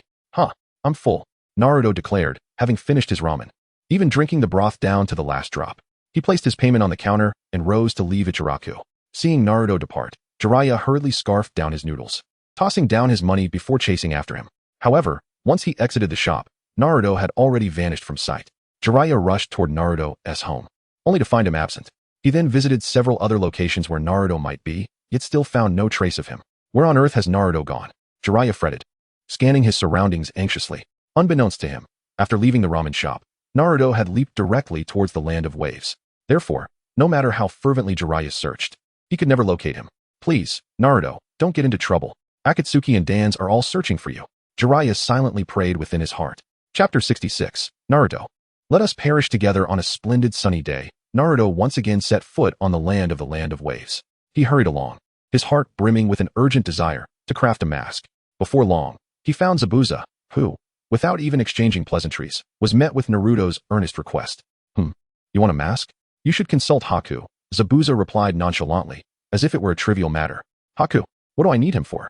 Naruto asked, a look of confusion spreading across his face as he scratched his head. The mask Haku wore previously was crafted by him. If you seek him out, he will surely have one ready for you in no time, Zabuza explained. Oh, he possesses such skills? Where can I find him? Naruto inquired eagerly. Walk out, head right for 100 miles, and the room on your left is where he resides. With clear directions, Naruto dashed towards that location. Soon enough, he spotted Haku, diligently engaged in the task of creating ice blocks. Haku, what are you doing? Naruto asked curiously. Oh, someone ordered a large quantity of ice, and I'm rushing to fulfill the order, Haku replied, not lifting his gaze, his hands continuing their work. Ice? Who thought of such a business? How clever, Naruto exclaimed, momentarily distracted. By the way, I almost forgot the main point. Haku, I heard you can make masks. Could you assist me in crafting one? Of course. What kind do you envision? Haku responded readily. Naruto quickly retrieved the design he had prepared and handed it over. Haku examined the blueprint closely, nodding in acknowledgement. All right, wait here. It will be ready shortly. No sooner had he spoken, Haku vanished in a flash, utilizing his body flicker technique. Approximately 10 minutes later, he returned, holding a mask crafted according to Naruto's design. Naruto, take a look at this mask, Haku said, presenting it. Eagerly, Naruto accepted the mask and donned it immediately. Haku then used his ice release to fashion a similar mask for Naruto. Gazing into the mirror, Naruto smiled in satisfaction. The mask is quite nice. However, it lacks something. What is missing? Haku queried, puzzled. It was made precisely according to the blueprint. there shouldn't be any discrepancies. In response, Naruto performed a jutsu, changing his hair color to black. Upon looking in the mirror again, the fox-like mask, combined with his black hair and dark attire, made him resemble the infamous Uchiha Bido. Naruto cleared his throat, deliberately mimicking a Bido and Appos. As tone, this is a farewell gift. Wow, it's remarkably similar, Haku remarked, observing Naruto's antics with curiosity. But why do you want to wear a mask and conceal your identity? Because it looks cool, Naruto replied solemnly. Haku was momentarily taken aback, but soon understood that Naruto did not wish to reveal his true motives. Thanks, Haku. I'll treat you to a meal later. Naruto promised before carefully storing the mask and returning to Konoha. However, rather than heading home directly, he felt an inexplicable urge to visit the Uchiha clan's grounds. Upon entering this desolate territory, an unprecedented silence enveloped him, an eerie emptiness that sent chills down his spine. Naruto closed his eyes, quietly absorbing the atmosphere, and in a fleeting moment, he thought he could hear the anguished wails of vengeful spirits, each cry filled with unending resentment. Naruto, who was calling his name? Naruto? Tormented spirits, can you hear my heart and amp? Appos, plea? Do you require my assistance? Naruto, what is wrong? Wake up. Suddenly, Naruto felt someone gripping his shoulders tightly, shaking him violently. Who the hell? Naruto opened his eyes abruptly, nearly face to face with Jiraiya. Are you alright? Jiraiya asked, his expression laced with concern. Am I alright? What kind of question is that? Naruto snapped back. Then why did you not respond when I called you? I was constipated. Jiraiya stared at Naruto in bewilderment, having briefly thought Naruto had fallen under a Jinjutsu. Realizing Naruto was genuinely fine, he sighed in relief, only to feel a surge of frustration. With a swift motion, he delivered a punch to Naruto's head. However, just as the fist was about to connect, Naruto transformed into a wooden plank. What? A substitution technique? Jiraiya exclaimed. This kid has escaped again. No way, I cannot allow him to run off. I must take him with me. Naruto, you cannot escape, he shouted as he sprinted after him. Thus began a day filled with Naruto's elaborate evasion tactics. With Jiraiya trailing behind, panting and exhausted. As dusk approached, Naruto returned home, only to find Jiraiya perched at his window, out of breath. Naruto, you must come with me. Jiraiya insisted. Are you done yet? Don't push me, or I swear I'll slap you. Naruto retorted, fury boiling within him. Go ahead. If you slap me, I'll drag you along too. Jiraiya declared, resolute. How infuriating. In that case, Naruto's expression turned resolute. What are you planning? Jiraiya exclaimed, immediately adopting a defensive stance, fearing Naruto might unleash a Rasengan on him. Then I shall accompany you, Naruto stated, abruptly changing his tone. Curse you. You really are going to give me a Rasengan? Jiraiya replied, bewildered. Naruto offered no explanation. In truth, his agreement to follow Jiraiya was not solely due to Jiraiya's relentless pursuit. He was also eager to meet the legendary beauty, Tsunade, from the world of Naruto. Moreover, he was curious to see if the rumors about her endowments were true. Although he had seen Tsunade through the memories of Orochimaru and Hiruzen Sarutobi, there were some things he wished to witness with his own eyes. The journey of master and apprentice begins, a comedic adventure the following day. After Jiraiya had coordinated various matters with the village's higher-ups, he finally set off on his quest to find Tsunade. Upon reaching the entrance of Konoha village, he spotted Naruto, idly waiting for him, seemingly indifferent. Oh, Naruto, you're here, Jiraiya greeted with a smile, attempting to create a relaxed atmosphere. Yeah, Naruto replied curtly, his tone flat, revealing no emotion. Wait, where's your luggage? Jiraiya suddenly noticed that Naruto was empty-handed, carrying nothing at all. I didn't bring any, Naruto responded succinctly. Naruto, you cannot embark on a journey without any belongings, Jiraiya frowned, feeling exasperated. After all, the journey would be long and arduous. Essential supplies could not be overlooked. Just buy it, Naruto retorted defiantly, a hint of mischief in his eyes. Excuse me? Why should I? Jiraiya's eyes widened in disbelief, clearly taken aback by Naruto's audacity. You begged me to follow you, so you at least owe me something, right? Clothes, food, accommodation, bathing, rest, water, Arin and Appos. All those expenses on you? Jiraiya was rendered speechless in his frustration. This kid was far too calculating. He wanted nothing more than to outsmart him. However, he knew well that Naruto possessed the Flying Thunder God technique and could leave at any moment. If he did not concede to Naruto's demands, he would likely be left to search for Tsunade alone. You're not going to agree, huh? Then goodbye. As Naruto pretended to turn away, Jiraiya panicked. Wait, I agree. Jiraiya reluctantly acquiesced, inwardly cursing, what a troublesome lad. It seems I must resort to monetary means to retain him. Oh, my precious funds. The thought of his soon-to-be depleted wallet caused him a pang of anguish. Meanwhile, Naruto's lips curled into a barely perceptible smirk. His hands casually clasped behind his head as he strode confidently out, exuding an air of assured victory. Days later, Jiraiya gazed at Naruto, his expression heavy with despair, and solemnly declared, Naruto, let us meet our fates together. Chapter 67. Tsunade in recent days. As Jiraiya accompanied Naruto, he profoundly experienced what it meant to bear a sweet burden, a torment beyond imagination. Naruto was extraordinarily particular about every aspect of life, seemingly intent on compensating for the pleasures he had previously missed, which caused Jiraiya's wallet to rapidly deflate. Moreover, this rascal had a penchant for sudden ambushes, often vanishing only to re-emerge unexpectedly, each time startling Jiraiya to the point where he felt his heart might leap from his throat. After enduring such antics, Jiraiya felt as though he had survived a brutal war in the ninja world, unable to suppress a lament of despair. Observing Jiraiya's woeful expression, Naruto reveled internally, unable to stifle his laughter. It must be said, spending someone else's money felt vastly different from spending one's own. The thrill of such indulgence was rather enjoyable. Throughout their journey, Jiraiya seemed to hope that imparting ninjutsu to Naruto might alleviate the situation. Along the way, he contemplated teaching Naruto the summoning technique. Yet Naruto remained obstinately uninterested. Undeterred, Jiraiya showcased the summoning technique, successfully calling forth Fukusaku the toad, brimming with pride.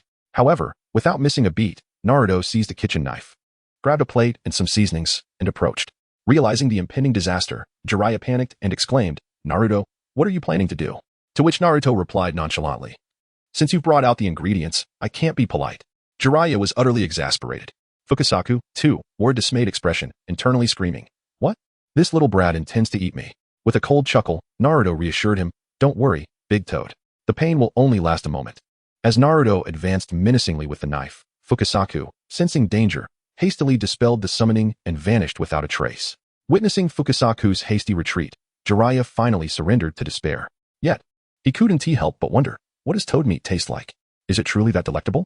No, how could he harbor such irreverent thoughts? Darn it. This must be Naruto's bad influence. At that moment, Naruto cast a smirk at Jiraiya and leisurely remarked, "If you want to eat, just summon them." Furious, Jiraiya retorted, "Not a chance." Naruto scoffed dismissively in response. After that, the two fell into a stony silence, each refusing to acknowledge the other. Not long after, they arrived at a small town. Upon reaching the town, Jiraiya first found a place for Naruto to settle and then busied himself gathering information.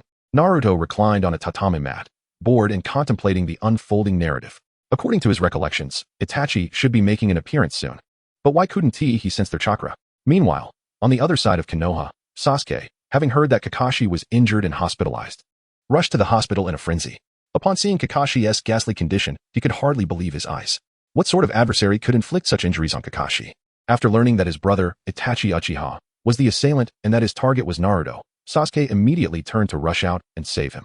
However, as he reached the doorway, he suddenly froze. He recalled that Naruto likely did not require his rescue. Naruto was a Jinjutsu-type ninja, astonishingly swift, and bolstered by the terrifying chakra of the Nine Tails. Particularly vivid in his mind was the memory of Naruto's formidable jutsu during the tailed beast battle against Gaara. After a moment of contemplation, Sasuke decided it was best to continue his training. At that moment, Sakura, witnessing Sasuke's fervent demeanor, assumed he was rushing to save Naruto and called out, "Sasuke, wait. Don't be hasty." Asuma Sarutobi chimed in, "Sasuke, we Jonin will ensure Naruto's safety." Sasuke, looking exasperated, replied, "No, I'm not going to find Naruto. I'm just going to train." Sakura? Asuma? Sasuke marched directly to Guy, continue my training. Guy's eyes sparkled with excitement. Indeed, youth. Sasuke, let us run upside down around the village. Sasuke grimaced in disdain. Then follow me, Guy exclaimed, seizing Sasuke and dashing off with zeal. Meanwhile, Naruto lay quietly in his lodging, gazing at the ceiling, patiently awaiting the arrival of events. As time ticked by, he couldn't help but mutter in confusion, why haven't they arrived yet? Finally, he decided to utilize the power of his Mangekyou Sharingan. Mtor. As Naruto activated the Sharingan, he glimpsed the forthcoming events. After witnessing the scenes, his expression shifted to one of perplexity. Through the foresight granted by his Sharingan, he saw Jiraiya diligently searching for Tsunade's whereabouts, while Itachi Uchiha and Kisame Hashigaki were en route. Naruto concluded that, unlike the original anime, he had not undergone the journey of training. He had arrived directly at this location, which meant Itachi and Kisame would arrive relatively late. Damn it, I came too early. Naruto couldn't help but grumble. Additionally, he observed that Tsunade had yet to encounter Orochimaru. In fact, they had arrived at Tsunade's vicinity ahead of Orochimaru. Tsunade was likely still at the casino, losing herself in gambling, and it would be inappropriate to approach her in such a state. Having discerned Tsunade's impending location, Naruto closed his Sharingan and made his way towards the izakaya. After all, Tsunade would soon arrive at the izakaya, and waiting there would be prudent. He found a seat, ordered some food, and leisurely passed the time. Just then, Jiraiya stormed into the establishment, spotting Naruto indulging in a feast. and couldn't he help but bark, "Naruto, if you're going out, can't you at least inform me?" Naruto replied nonchalantly, "Well, since you didn't eat, let us eat together." "Of course. I'm going to eat. I'm paying, so I shall eat," Jiraiya shouted irritably. After a while, Jiraiya became thoroughly inebriated and began lamenting to Naruto. "You little brat are truly difficult to please. If you weren't Minato's child, I might have considered ending you." Naruto continued eating silently, completely ignoring him. Seeing Naruto's indifference, Jiraiya pressed on with his complaints. "Oh, you're really unlovable." Before long, Naruto sensed a powerful chakra disturbance in the establishment. Soon after, a figure approached and sat down at the table to his left, calling out loudly, "Boss, bring me some sake." Hearing that familiar voice, Jiraiya, in a daze, wondered, "Strange. Why does that voice sound so familiar?" Turning to look, Naruto was met with the sight of Tsunade, the very person Jiraiya had been desperately searching for. Upon seeing Tsunade's ample bosom, Naruto couldn't help but exclaim internally, "Wow, that's quite impressive." At that moment, both Jiraiya and Tsunade noticed each other's gaze and immediately stood up in excitement. Jiraiya, Tsunade. Chapter 68, The Fool Within the Tavern. The lively atmosphere was further intensified by the rich aroma of alcohol. The moment Jiraiya's gaze met Tsunade's, a tide of memories, both fervent and profound, surged within their hearts. Silently, they took a seat at a table, each lifting their cup and downing it in a fervent gulp. Naruto observed Tsunade from the side, his eyes reflecting a hint of scrutiny. After some light-hearted banter, Tsunade drained her glass with a sudden force, placing it heavily on the table. Her expression shifted instantly, becoming sharp as she fixed Jiraiya with an unwavering stare and inquired, "Speak, why have you summoned me?" Jiraiya, noticing her demeanor, straightened up, his expression turning grave as he replied slowly and deliberately, "Tsunade, to the point, the village wishes for you to assume the position of the 5th Hokage." "The 5th? Both Shizune and the nearby Tun-Tun paused in astonishment upon hearing this news.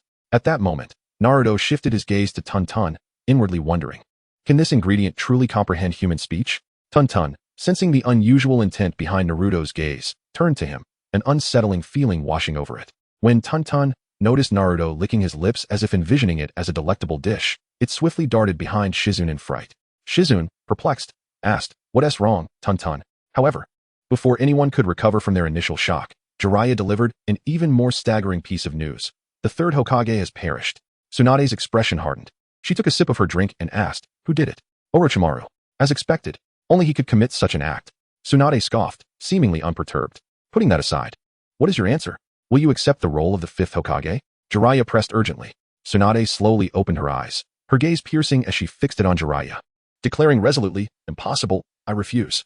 Upon hearing Tsunade's refusal, Jiraiya revealed a confident smile. He began recounting the past when Tsunade had confessed her feelings to him, only to be rejected. He rambled on about various matters before asking once more, "Cut it out, why are you bringing that up?" "Regardless, I will not take on the Hokage position," Tsunade said impatiently. "This is a decision from the higher-ups," Jiraiya emphasized. "What does that have to do with me?" Tsunade remained resolute, shaking her cup as her thoughts seemed to drift back to painful memories. Then, as if a floodgate had opened, she unleashed a torrent of vitriol against the various Hokage, devaluing them completely, and finally adding vehemently, "The Hokage is worthless, only a fool would aspire to be Hokage." Jiraiya was momentarily struck dumb, uncertain how to respond. At that moment, Naruto chimed in, "The Hokage is worthless, only a fool would want to be Hokage." "Well said," Jiraiya exclaimed in surprise. "Naruto?" Naruto glanced coldly at Jiraiya, his tone laced with disdain. "Don and Appos, treat me like an idiot." Tsunade, intrigued by Naruto's alignment with her views, scrutinized him and asked, "Interesting, boy, what is your name?" "Uzumaki Naruto, son of Kushina Uzumaki and Minato Namikaze." "Nanny? This child is the offspring of that man?" Shizunkuden and Appos, helped but exclaim. Tsunade continued her inquiry. "Oh, Minato and Appos, as son? I can and Appos, believe you, and Appos, ve grown so much. Tell me, why do you share my opinion?"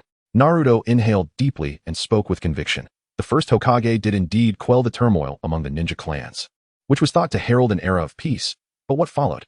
It ignited even more brutal conflicts between the villages. Countless lives were lost, and many were left homeless. As for the 2nd Hokage, he took on many disciples, yet one of them, Orochimaru, sought to annihilate the village. And the 3rd Hokage? After the war, he only focused on compensating others. Did he ever consider the village's interests or those villagers who perished in the war? As Naruto continued, the others found themselves at a loss for words. They could not evaluate the 1st and 2nd Hokage, but Tsunade's departure from the village was undeniably linked to the 3rd. The 3rd Hokage not only failed to prevent Orochimaru's betrayal, but also neglected to develop the village's strength post-war, choosing instead to compensate the defeated villages. For instance, when the leader of the Hyuga clan and Appos' daughter was nearly abducted by the Hidden Cloud and Appos, ninjas. Saratobi Hiruzen did not demand compensation, but instead sent the corpse of the Hyuga clan leader and Appo's brother to them, which was utterly incomprehensible. Truly, he should enjoy his retirement in peace. Why return to such a burden? Naruto observed the two impassive figures, his emotions escalating as he continued. As for the fourth Hokage, my father, he had the heart to seal the nine tails within his newborn son, subjecting him to the hatred of the entire village, malnourished and shunned. Barely surviving his first day, tortured and nearly suffocated, scalded with boiling water, surviving on scraps from trash bins. Damn it, the more I talk about it, the angrier I get. If I see him again, I swear I'll make him pay. As Naruto poured out the memories of his tragic past, Tsunade remained stoically drinking, while Jiraiya and Appo's fury intensified. His hands unconsciously clenched tightly, his knuckles whitening from the pressure, inwardly raging. Old man, you swore to take care of Naruto. Is this your idea of care? What kind of life has Naruto endured? I should have never trusted your promise and should have kept Naruto by my side to prevent him from suffering this way. However, as a son, it felt inappropriate to vilify his father, so Jiraiya couldn't help but urge, Naruto, don't speak ill of your father. He had his reasons. To hell with his reasons, Jiraiya, you were too foolish. That guy, Minato, sealed such a dangerous beast within his own son. I see him as no better. Tsunade joined in the condemnation. Thus, the position of Hokage is something only a fool would pursue. Only a fool would desire to become Hokage, Naruto asserted firmly. Indeed. Well said. Tsunade concurred enthusiastically. Jiraiya, observing the camaraderie between Naruto and Tsunade, found himself at a loss for a counterargument. He sighed helplessly, thinking, alas. Minato, old man, you may have truly erred. Then he added, so what will you do if you refuse the Hokage position? The village cannot remain leaderless. Naruto shot Jiraiya an exasperated glance. Fool. Ha ha ha. Naruto, you and Appo's. Rewrite. He is a fool. Come, let us drink. Tsunade and Appo's fondness for Naruto grew, and she laughed heartily as she grabbed his arm. Her strength was such that Naruto could not escape, and she forcefully pressed his head against her chest, slightly tipsy, laughing loudly. Ha! You little rascal, you are just to my liking. I cherish you dearly. Naruto suddenly found it hard to breathe, struggling desperately. I can't breathe. This is unbearable. Jiraiya looked on enviously. I can't believe it. I'm so envious. Shizune, alarmed, shouted, Lady Tsunade, Naruto is about to suffocate. Yet Tsunade merely laughed uproariously. Huh? And so, the night passed, with each returning to their respective quarters. As dawn broke, Naruto lay in his bed, first activating the Mangekyou Sharingan's Mod Aro ability to assess the day's events. Oh, is Orochimaru here?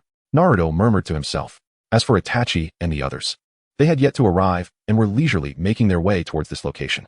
After pondering for a moment, Naruto resolutely decided to return to the village that very day. Without a second thought, he utilized the Flying Thunder God technique and instantly reappeared in Konohagakure. Shortly thereafter, Jiraiya, noticing that Naruto had not yet awakened, went to knock on the door. Receiving no response, he opened the door only to discover the room was empty. Unable to contain his frustration, he exclaimed, Naruto, why are you still asleep? This brat has spent my money and vanished. Chapter 69. The Mask of Death. Once again, Naruto departed without a word, inciting a furious response from Jiraiya, whose face contorted with rage as if he could ignite the very air around him.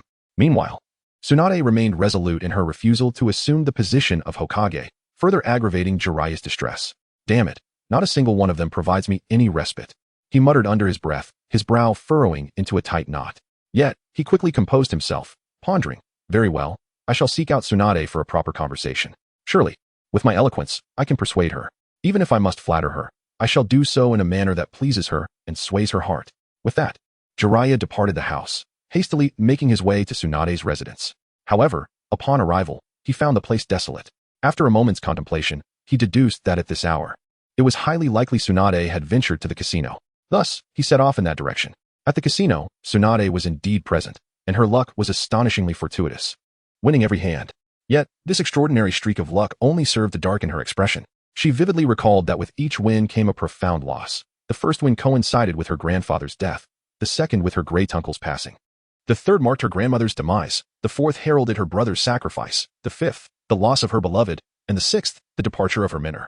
With each victory, she wondered who might be next to suffer. Who else do I hold dear? She pondered. Shizune, Taunton, and Jiraiya. A wave of anxiety gripped her at the thought of Shizune and Taunton. They cannot be the next to face tragedy.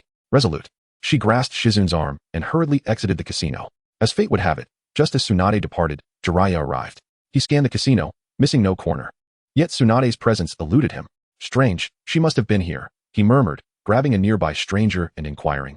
Good sir, has a stunning beauty passed through here? Large chest, Golden hair, the one who loses at everything? The man recalled Tsunade but hesitated at the mention of her losing streak. There was indeed such a beauty. But she played remarkably well, winning every game. What? Winning? How can that be? When did she leave? Which way did she go? Jiraiya exclaimed, astonished. She just left. You should head right to catch up with her. Oh, thank you. Jiraiya expressed, racing off in the indicated direction. However, the man had mistakenly pointed left as right. Thus, Jiraiya and Tsunade missed each other yet again, heading further apart. Oblivious to Jiraiya's relentless search, Tsunade walked alongside Shizun down a narrow alley, her mood already troubled. Yet, fate seemed intent on tormenting her further, as she encountered the last person she wished to see, Orochimaru. Before her sat Orochimaru, a pitiful sight. His body ensnared in layers of bandages, rendering him incapable of more than slumping in a wheelchair, devoid of vitality. His words were jumbled, his former malice replaced by a frail and woeful demeanor. At that moment, Kabuto emerged from the shadows, bowing respectfully to Tsunade before articulating their purpose. Orochimaru sought Tsunade's exceptional medical ninjutsu to heal him. In exchange, he promised to resurrect the two individuals Tsunade cherished most. Tsunade's heart jolted at this proposition. The two she longed for, the ones she missed dearly, immediately flooded her thoughts. Yet, her internal struggle prevented her from responding outright, leaving her standing in silence. Her expression a complex tapestry of emotions. At that tense juncture, a familiar voice broke the stillness. Oh, is that Orochimaru? How have you fallen so low? Jiraiya had arrived, unable to resist mocking Orochimaru's pitiful state. Orochimaru's eyes flashed with resentment at the remark, but his weakened body prevented him from retorting, leaving him only able to glare at Jiraiya. Tsunade, exasperated, interjected, Jiraiya, not you again. Jiraiya, undeterred, declared, if you do not agree, I shall pursue you relentlessly. Tsunade stood firm, replying, no matter how you plead, I refuse. At this, Kabuto interjected once more, his tone still respectful, yet laced with an undeniable insistence. Regardless, Lady Tsunade, we hope you will give this matter careful consideration. With that, he wheeled Orochimaru away, their figures gradually fading into the depths of the alley. Seeing them depart, Jiraiya was not one to concede easily. He immediately re-engaged Tsunade, attempting once more to persuade her to accept the position of the fifth Hokage. On another front, Naruto returned to the hidden leaf village stealthily. He knew he must remain inconspicuous, for a sudden reappearance could draw unwanted attention, disrupting his subsequent plans. Furthermore, this brief absence would serve as evidence of his absence from the village, laying the groundwork for his operation against Danzo that night. Tonight was pivotal for Naruto. He had meticulously planned to confront Danzo, altering the undercurrents that threatened the village. However, the hour was still early, noon had yet to arrive, making it unwise to seek out Danzo just yet. After a moment of contemplation, Naruto resolved to attend to another crucial task, locating the Mask of Death. Fortuitously, through the memories of Hiruzen Sarutobi, Naruto had discerned the mask's hiding place. Yet, for the operation to proceed smoothly, he required a fabricated identity. Transformation jutsu, he exclaimed, swiftly forming seals with his hands and uttering incantations, transforming in the blink of an eye into an inconspicuous classmate from his time at the Ninja Academy. Although he could not recall this classmate's name, as an unremarkable passerby, he was certain he would attract no undue attention. Prepared, Naruto utilized the Flying Thunder God technique, his form a blur as he instantaneously transported outside the Hokage office. Recently, he had developed the habit of discreetly marking important locations with the Flying Thunder God seal, preparing for unforeseen circumstances. Seizing the moment when no one was watching, he stealthily made his way to the remnants of the Uzumaki clan at the edge of the village. As he anticipated, no one paid heed to the movements of this unremarkable figure. Before long, Naruto arrived at the site of the Uzumaki clan. The scene was one of desolation, ruined walls, and rampant weeds. Once a glorious clan, now reduced to this forsaken state. Gazing upon this bleak landscape, Naruto reflected. Had Hashirama Senju not perished, perhaps his prowess could have protected the Uzumaki clan, preventing this place from becoming a desolate wasteland that no one dares to approach. Yet, on the other hand, he felt a sense of relief. It is precisely because of this that I can come here without concern. Subsequently, Naruto navigated the familiar path to the storage hall where the Uzumaki clan kept the masks, revealing a neatly arranged collection of masks. With a swift glance, he recognized the Mask of Death among the assortment, its distinctive visage etched in his memory. In that moment, a thought struck him. Since no one is around to care, why not take them all? Without hesitation, he produced 2 storage scrolls.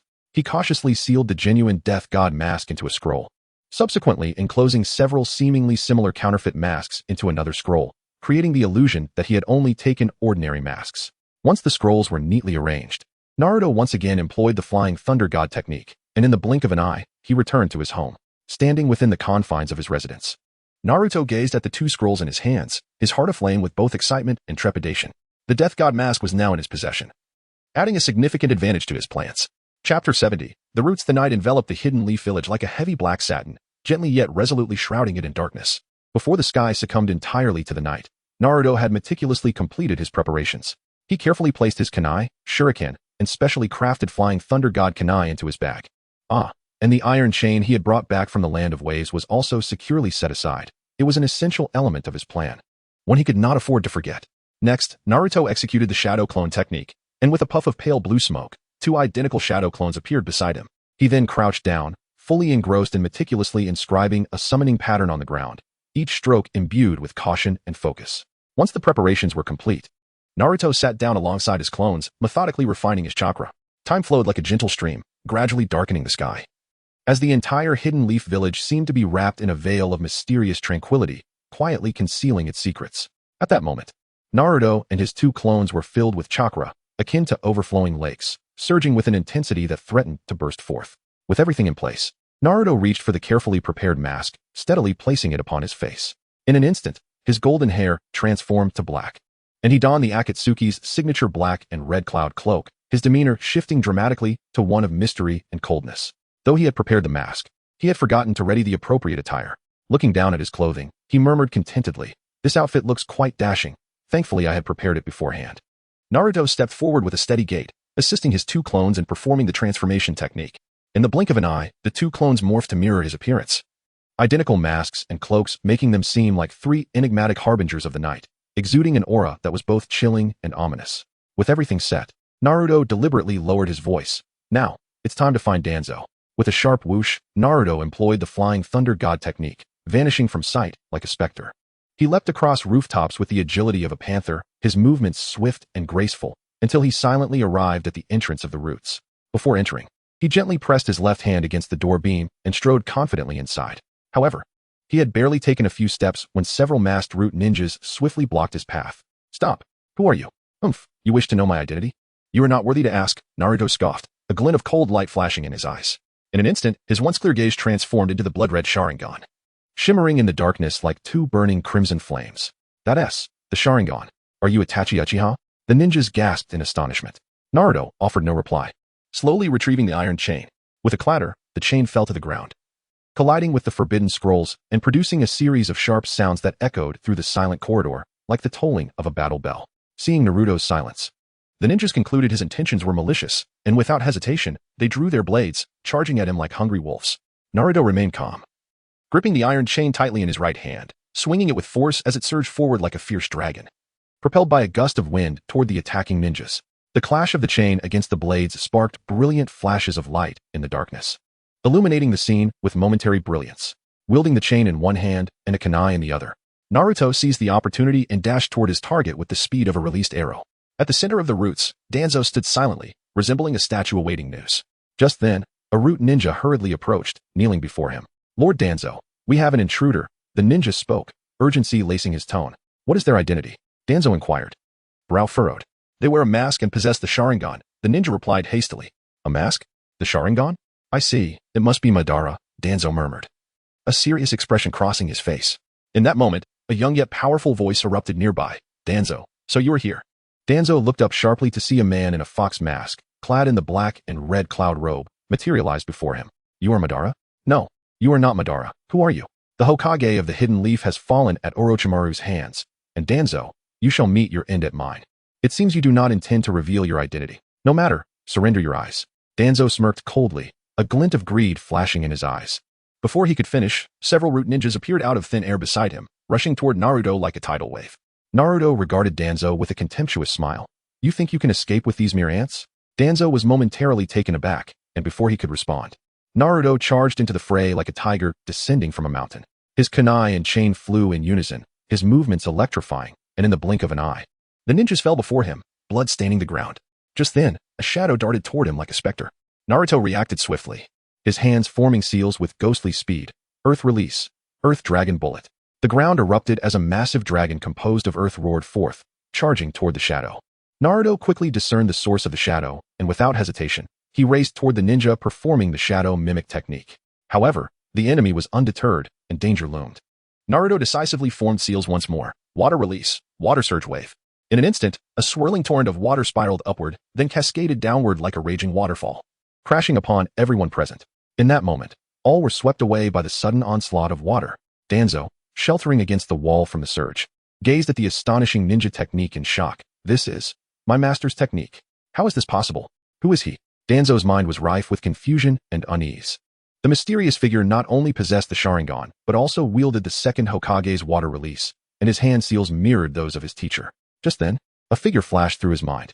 No, it can't be Kagami. He is dead. Danzo pondered, convinced that Kagami would never seek to kill him. But who, then, was this person? Danzo understood he must take this seriously. Gritting his teeth, he began to unravel the seals on his right arm, one by one. When all seals were released and the wrappings fell away, his right arm, adorned with 11 Sharingan, was fully revealed to the air. Now, let the battle of eyes commence.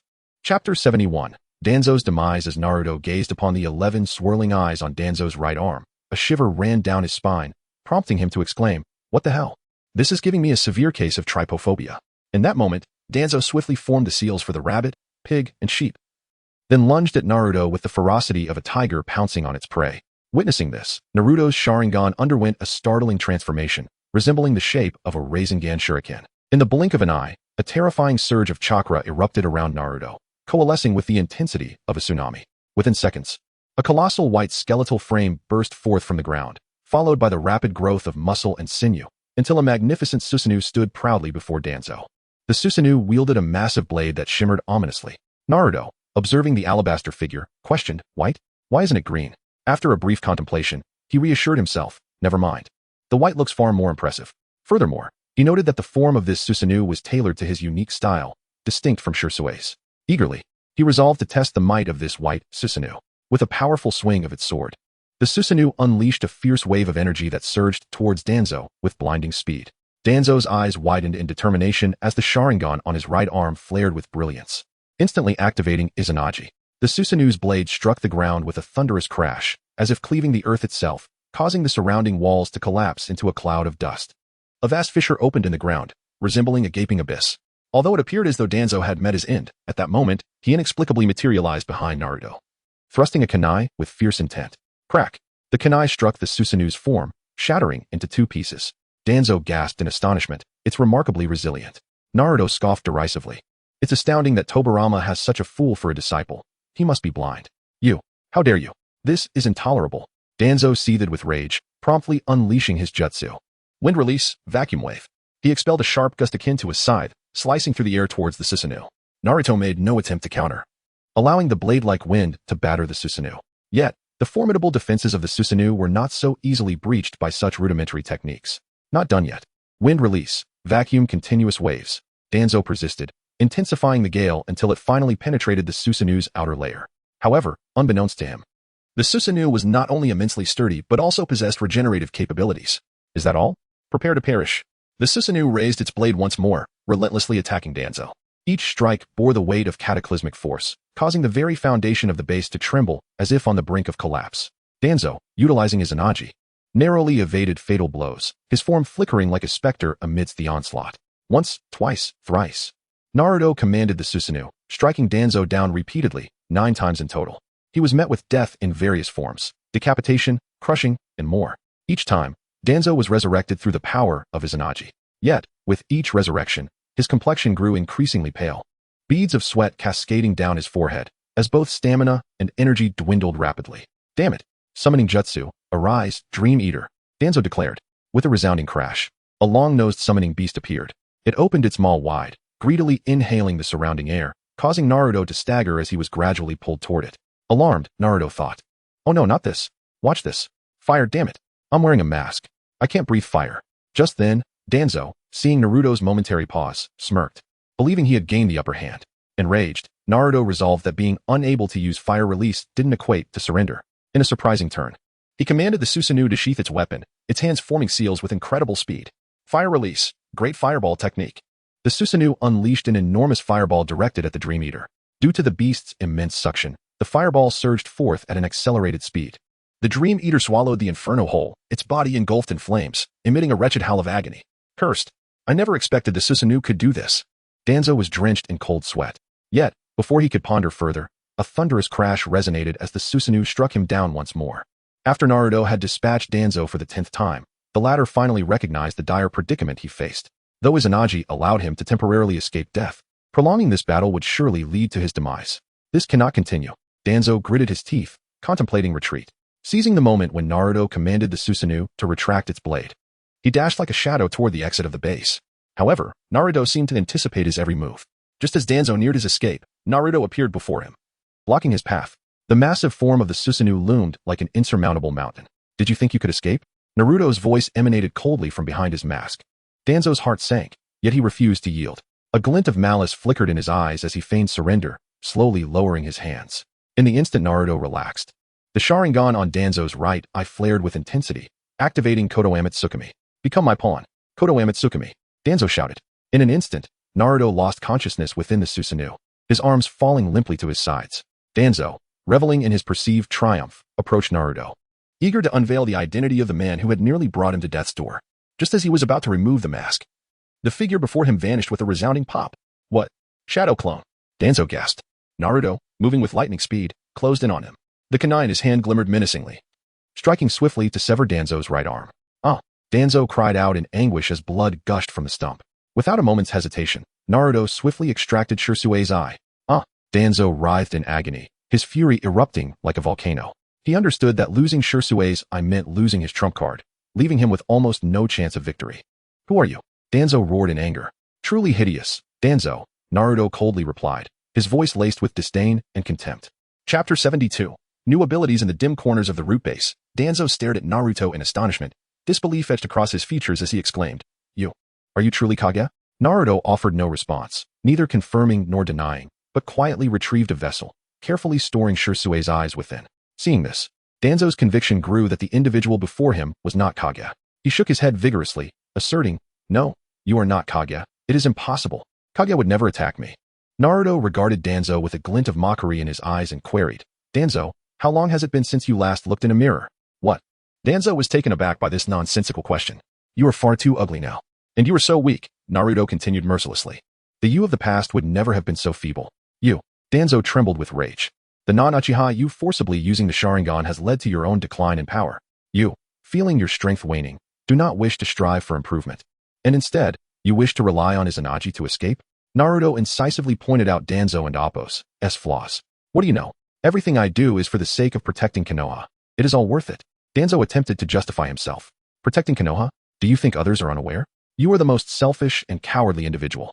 This is precisely why the second Hokage would never have chosen you as Hokage.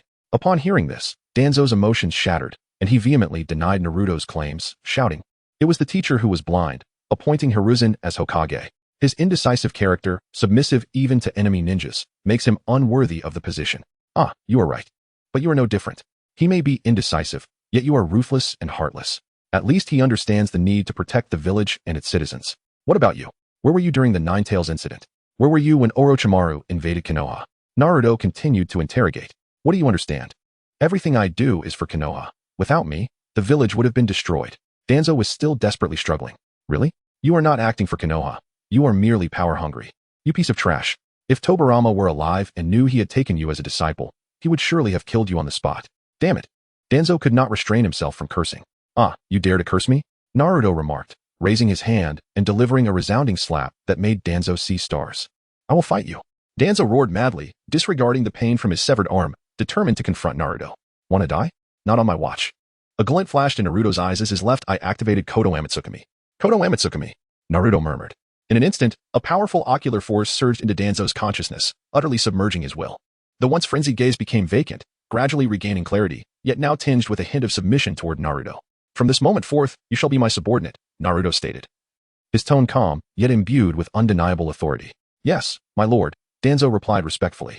Your right arm, find something to attach in its place. The root shall now be my root. You are all my subordinates. That is only fitting, Danzo responded. By the way, do you still possess Sharingan? Hand them all over to me, Naruto inquired further. My lord, I have many Sharingan. They are stored in my room, Danzo hurriedly replied. Oh, here? Naruto was already aware of the location, having gleaned it from Hiruzen's memories. At that moment, Naruto sensed someone approaching from outside. Someone is coming. You handle them and distract them. I will return first, Naruto instructed. Understood, Danzo acknowledged. With that, Naruto proceeded to the room Danzo had mentioned. Upon arrival, He was astounded by the sight before him, a wall lined with Sharingan. My goodness, so many Sharingan, along with the wall's worth from Obito. How many have you all collected? Naruto marveled, excitement surging within him. Never mind, they are all mine. Naruto meticulously gathered the Sharingan before returning home. Once home, Naruto changed into his usual attire, removed the mysterious mask, and allowed his hair to revert to its original color. Once all was prepared, he awakened the remaining shadow clone. I leave the next steps to you, Naruto said to the shadow clone. Leave it to me, the shadow clone confidently replied. With that, Naruto lay down on the bed as the shadow clone prepared the anesthetic, administering it to the original. When Naruto opened his eyes once more, he felt a distinct change in his right eye. Never mind, I don't know whose eye it is, Naruto muttered. Let us begin. With that, Naruto formed the seals of the rabbit, pig, and sheep, swiftly proceeding to form the remaining seals. Next came the Shiki Fujin: snake, pig, sheep, rabbit, dog, rat, rooster, horse, snake, hands clasped together. In an instant, the scene before Naruto transformed dramatically. He surveyed his surroundings, realizing he was still in his room. However, upon glancing down, he could not help but exclaim, "What the hell? Is this me?" He gazed at his hands, astonished to find himself resembling the Shinigami. Testing the movement of his body, he found himself unhindered and attempted to fly out, discovering it was surprisingly effortless. After soaring through the air for a while, Naruto keenly sensed an unusual chakra disturbance below. He concentrated chakra into his right hand and extended it toward the source of the chakra. In an instant, his right arm elongated like a rubber band, plunging straight into the earth. At that moment, Naruto felt he had grasped something and yanked it out, pulling forth a soul. Staring at the soul, he could not discern whose it was. I consume, Naruto declared, swallowing the soul in one gulp, only to realize it was the soul of White Zetsu. White Zetsu. Let me see this fellow's memories. Desires, all about desires. Goodness, is this guy so obsessed with desires? Other than that, it involves peering into people's bathrooms, watching others relieve themselves, observing what others have eaten, what others have done. There is hardly anything useful. After toying around for a while, Naruto returned to his original body, attempting to re-enter it. When he opened his eyes again, he found his hands had returned to their original state. Surveying his surroundings, he realized his eyes had not lost their light. This means that Izanagi did not activate, and using Shiki Fujin would not lead to death. Simultaneously, employing Shiki Fujin was akin to the spirit transformation technique, yielding similar effects. Interesting. Next, let me try the Shinigami mask, Naruto stated, locating the Shinigami mask and donning it without hesitation. However, upon wearing the mask, Naruto felt a strange chakra surging into his body from the mask. After waiting for a moment, nothing particularly notable occurred, leading Naruto to wonder, why has nothing happened? Just then, he suddenly discovered peculiar ninjutsu surfacing in his mind, accompanied by a unique chakra manifesting within him. Removing the mask, Naruto focused that chakra, concentrating it in his right hand, and watched as his right hand became adorned with black markings, identical to those of the Shinigami's right hand. Beholding the dense markings, Naruto was instantly overcome with goosebumps, unable to help but exclaim, "Damn, my fear of clusters is about to trigger." Chapter 73. Forgotten One's Naruto gazed at his arm, marred by dark markings. Despite feeling a twinge of discomfort, the exhilaration of possessing a power akin to that of a reaper, capable of consuming souls to acquire their abilities, was hard to suppress. Isn't this somewhat reminiscent of the human path's abilities? He pondered. However, he quickly realized the distinction. The human path merely transports souls to the king of hell, whereas he directly devours them to gain their powers. Suddenly, as Naruto reveled in his newfound abilities, cracks began to appear on the mask he held. What on earth? He exclaimed, watching as the fissures spread rapidly, culminating in the mask disintegrating into sand that fell onto his bed. Oh no, my bed, he swore, unable to contain his frustration, and reluctantly began to sweep up the sand. He stuffed the soiled blanket into the washing machine, then meticulously gathered the grains of sand, opting to seal them within a scroll rather than discarding them carelessly. Staring at the scroll containing the sand, a myriad of questions flooded his mind. How did the Uzumaki clan develop the corpse demon technique? What led them to discover the method of unsealing? Why could this mask break the corpse demon technique? And how did they conceive of storage seals? These queries yielded no answers from the memories of Tobirama Senju. It seemed that he would have to rely on his mother and the first Hokage's spirit to uncover the truths. As twilight descended, he reverted to his original appearance, deciding to rest for the night. Meanwhile, at the Root organization, several masked ninjas arrived after Naruto's departure. My apologies for our tardiness, Danzo-sama, they knelt in unison. No matter. Just tidy up this place, Danzo instructed calmly. Have the enemies been dealt with, Danzo-sama? One ninja inquired. No, they were not enemies, but rather our own. It was merely a misunderstanding. The ninja looked around at the chaos, disbelief etched across his face. Have someone clean this up, then return to your duties, Danzo commanded again. Understood, the ninjas replied before dispersing. Danzo contemplated his empty right arm, his left hand brushing against his right eye socket. After a moment of thought, He called for assistance. Yes, a ninja answered promptly. Contact Orochimaru and request a prosthetic arm made from Hashirama's cells. Prepare a regular human eye for my right socket, Danzo ordered. Yes. The ninja quickly departed to fulfill the task. Danzo sighed, reflecting on how Naruto had taken his Sharingan and that he could not obtain a Byakugan, resigning himself to this temporary solution. As night fell, Naruto remained inside his home, for according to plan, he was supposed to be out searching for the fifth Hokage alongside Jiraiya. He intended to visit the graves of the former Hokages that evening and subsequently seek the hero water in Takigakure. Hero water? Oh no, how could I have forgotten? Naruto smacked his thigh, suddenly recalling that he could have Danzo handle it. With this thought in mind, he transformed into a guise resembling an unassuming individual and utilized the Flying Thunder God technique to arrive at Root. Upon arrival, a blade was swiftly drawn against his neck. Who are you? Naruto asked the masked Root ninja, unable to discern the person's identity. How dare you? Stand down. Danzo rushed over, reprimanding the ninja. Once they were alone, Danzo immediately knelt respectfully before Naruto. My lord, you have arrived. Danzo, I have 2 tasks for you. Naruto spoke with gravitas. Yes, please instruct me, Danzo replied, head bowed. First, go to Takigakure and procure the hero water. The more, the better, Naruto commanded. Yes, I will handle this, Danzo affirmed confidently. Secondly, is it possible to obtain the corpse of a member of the Hyuga clan? Naruto inquired further. My lord, that matter is rather complicated. The Hyuga clan conceals the remains of their clan members deeply and has placed special protections around them. Aside from the main family, it is challenging for others to access. To acquire one, we would have to orchestrate the deaths of a few clan members, Danzo explained candidly. Naruto contemplated this for a moment, agreeing with Danzo's assessment. After all, burial sites are private, and outsiders cannot easily access them. However, if they were to eliminate clan members, let us go ahead and kill 2. But I must make it clear, Hinata, Hayashi, and Hanabi are off limits, Naruto cautioned solemnly. Understood, Danzo acknowledged. By the way, can we obtain the remains of branch family members? Naruto asked again.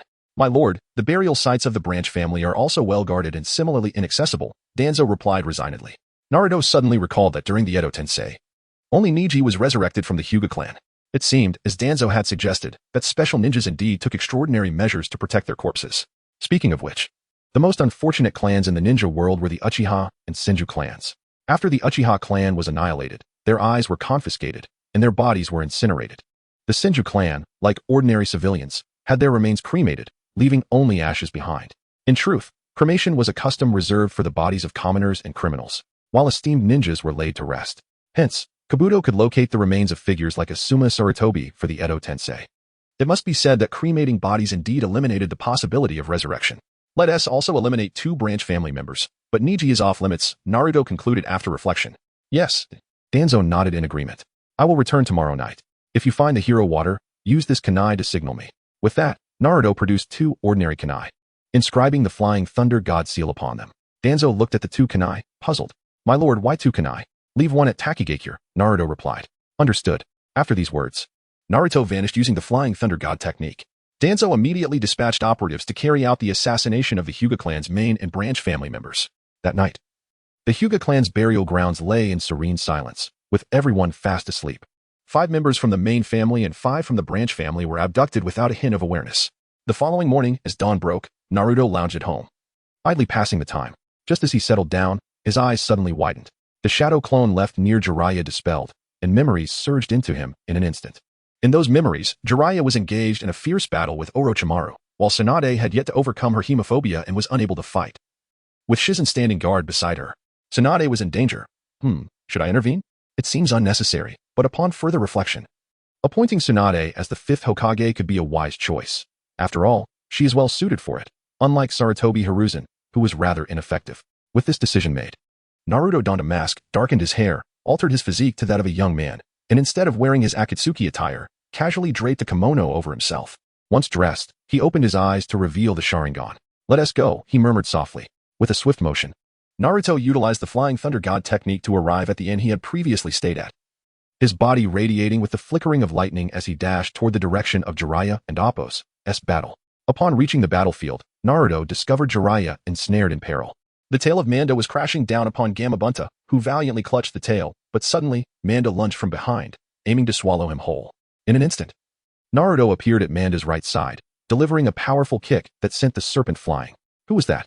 Jiraiya and Orochimaru gasped in astonishment. Their eyes widened at the sheer force of the blow. At that moment, they beheld a figure on the ground, an individual adorned with a fox mask, possessing raven tresses, and clad in a vibrant red kimono. The man spoke, "You are exceedingly noisy, all of you. Hey, how dare you kick me? I shall devour you." The monstrous serpent, Wan Shi, opened its cavernous maw and slithered menacingly towards Naruto. In response, Naruto produced a kunai, deftly slicing his thumb to let blood flow, which he then smeared across his left palm. Swiftly, he formed a series of hand seals: boar, dog, rooster, monkey, goat. With a decisive strike, he slammed his palm against the ground. Summoning technique. Boom. A cloud of smoke enveloped the area, and Wan Shi charged into the haze, only to be repelled moments later. "Ah, it has been quite some time, Wan Shi," a voice echoed. Upon hearing this, Orochimaru was taken aback.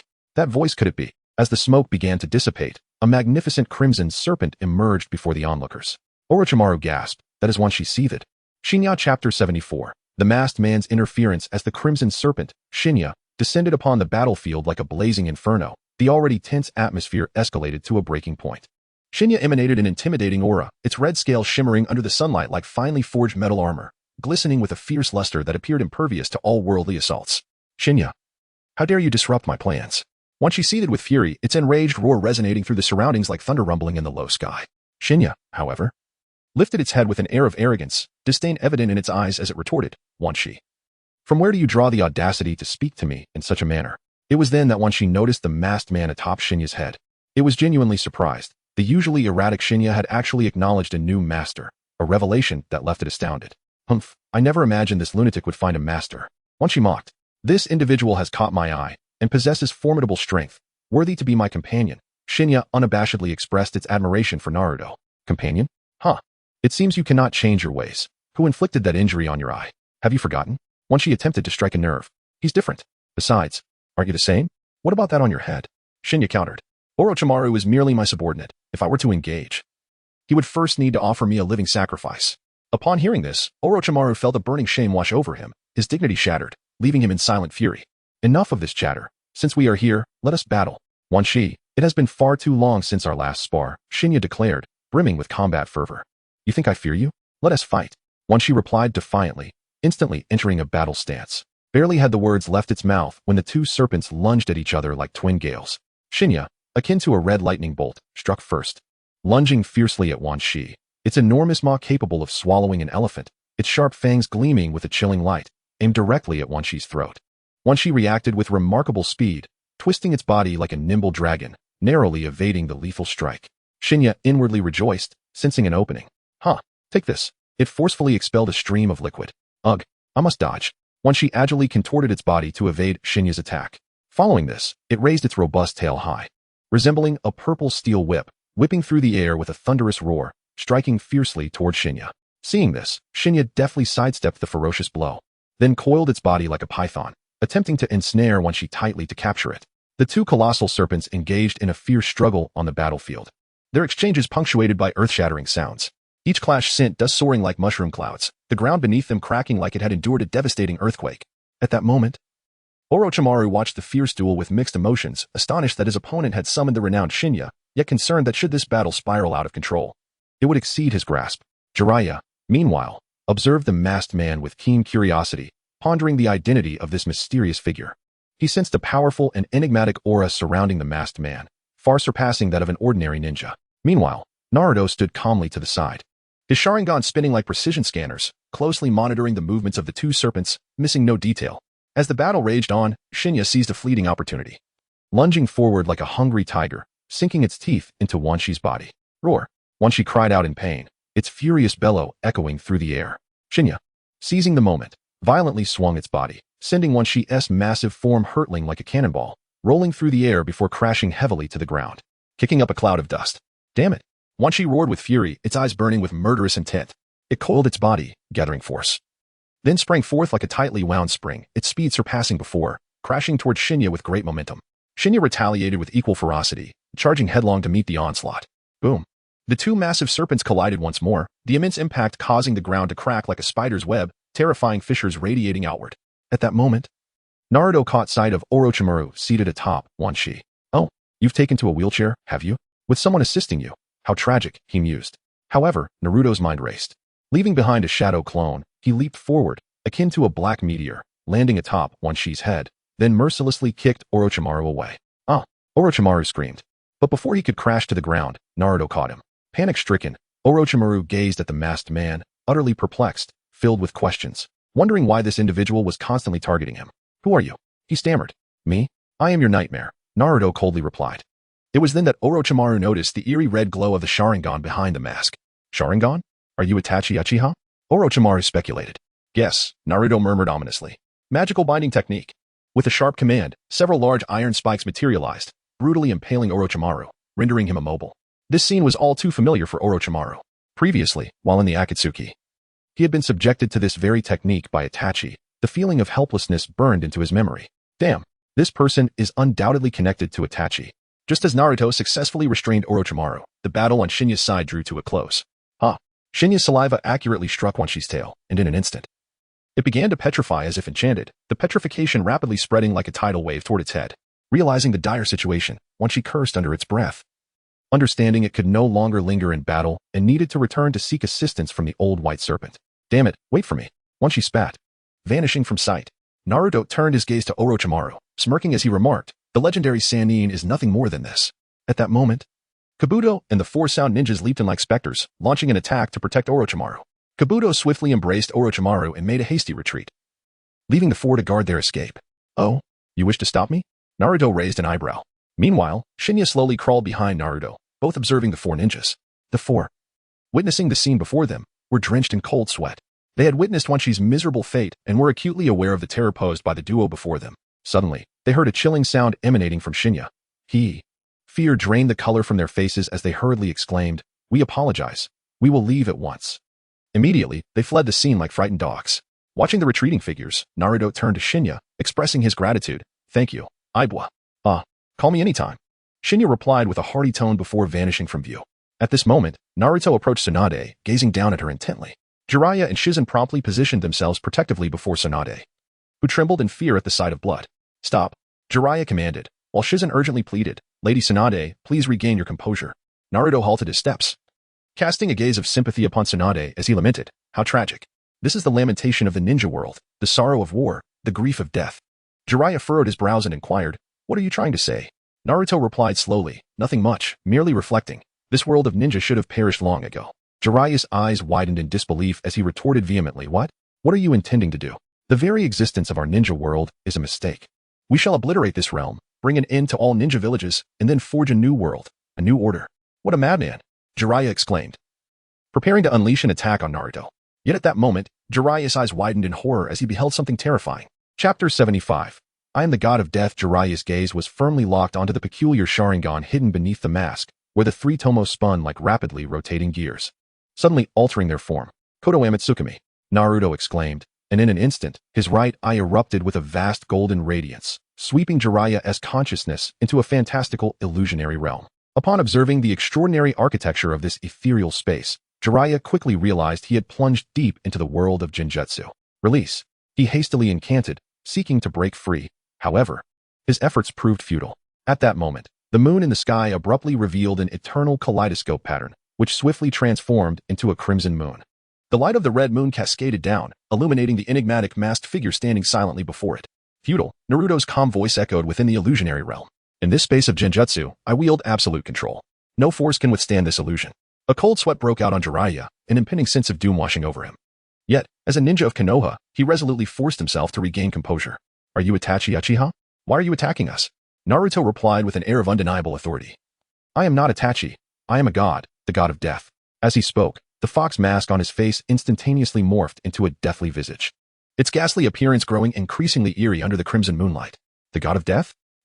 It seems I have indeed underestimated you," Jiraiya scoffed, attempting to bite his finger to summon toads. Yet, in the blink of an eye, iron chains ensnared his limbs tightly, rendering him immobile. "I have already stated. Within this Genjutsu I can command everything. Without the assistance of your toads, what can you possibly do?" At that moment, Jiraiya harbored a deep resentment. Recognizing that under this illusion, he was utterly powerless. His only hope lay in the possibility that someone outside could rescue him. However, the masked figure loomed ominously, preventing Tsunade and Shizen from approaching. Just as despair began to envelop Jiraiya, the illusion suddenly shattered, and he found himself back in reality. He looked up to see Tsunade resting a hand on his shoulder. "Tsunade," Jiraiya exclaimed, feeling a surge of warmth in his heart. Indeed, she still cared for him. Yet, Tsunade scolded him with irritation. What kind of look is that? Be careful, or I might just knock you out. Jiraiya chuckled awkwardly. Naruto observed the seemingly antagonistic yet affectionate exchange between the two, momentarily reluctant to intrude. Fortunately, Tsunade, being the more rational of the pair, swiftly pulled Jiraiya aside and turned to face Naruto. Uninteresting, Naruto remarked, preparing to depart. Wait, what is your true intention? Tsunade demanded loudly. Naruto paused and casually replied. I merely came to teach a lesson to the one who disturbed my hot spring. You think you can leave? Come to Konoha with me to face interrogation. Jiraiya stood up, his expression grave. Don't push your luck. Do you truly believe Tsunade broke the Genjutsu? Naruto said dismissively, his body transforming into a flock of crows that scattered and vanished before their eyes. Seeing this, Jiraiya and Tsunade reluctantly abandoned their pursuit. Yet, they understood that a member of the Uchiha clan, possessing the Manjiki Sharingan, remained at large, a significant threat to Konoha. Tsunade, were you really the one who broke the Genjutsu just now? Jiraiya questioned, bewildered. No, it was already undone before I touched you, Tsunade replied, shaking her head. Huh. What a terrifying individual. Now I finally understand why the old man was so wary of that clan, Jiraiya expressed, a shiver running down his spine. What do you expect? They're a clan renowned alongside the Senju, and the second Hokage deemed them extremely dangerous, Tsunade responded with a serious expression.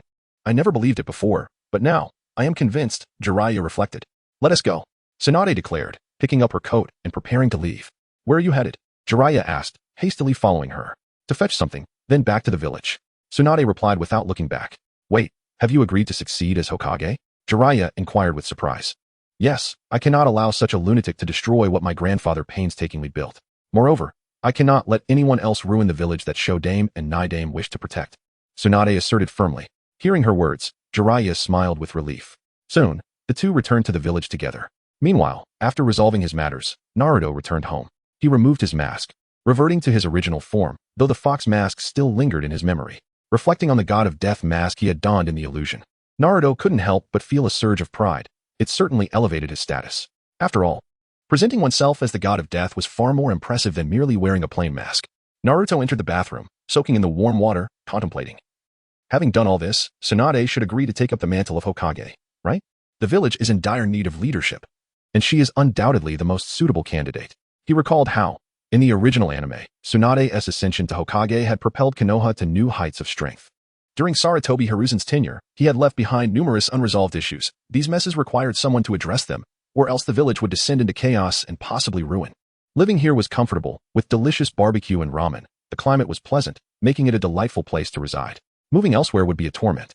Thus, Tsunade should indeed take up the mantle. As for others, while Naruto had already managed to control Danzo, Danzo's nature was unchangeable.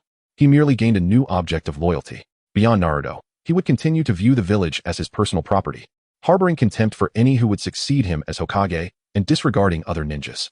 Therefore, Danzo was ill-suited for the role of Hokage. As for others like Shikako, like Jiraiya, had no intention of taking up the Hokage position. He, along with Shikamaru, found it too cumbersome. With Jiraiya and Tsunade present, he would certainly not step up.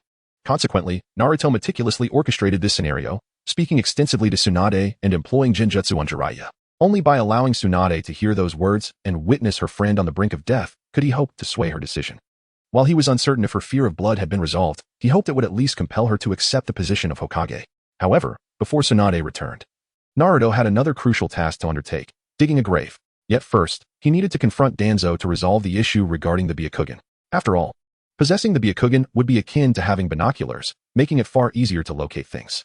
In Sarutobi Hiruzen's memories, he recalled that when Hiruzen buried Mito, the fourth Hokage couple, and his own wife, there had been a mysterious figure in disguise who retrieved the coffins.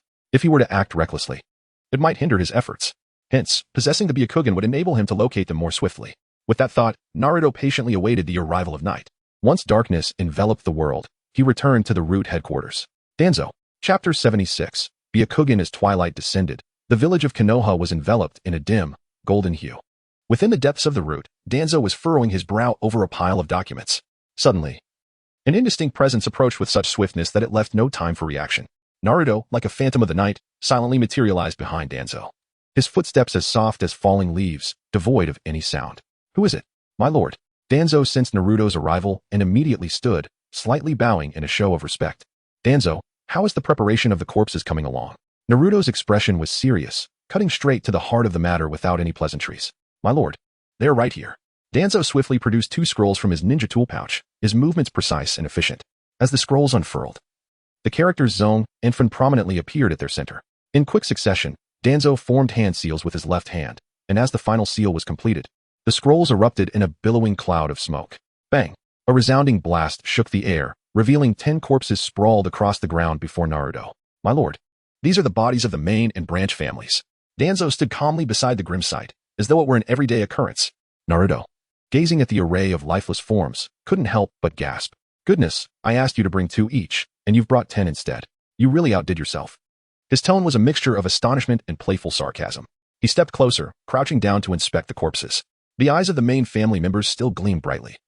Their Byakugan as piercing as ever. In stark contrast, the eyes of the branch family were destroyed, leaving only hollow sockets that sent a chill through him. It was evident that the main family had sensed the danger and immediately activated the caged bird seal.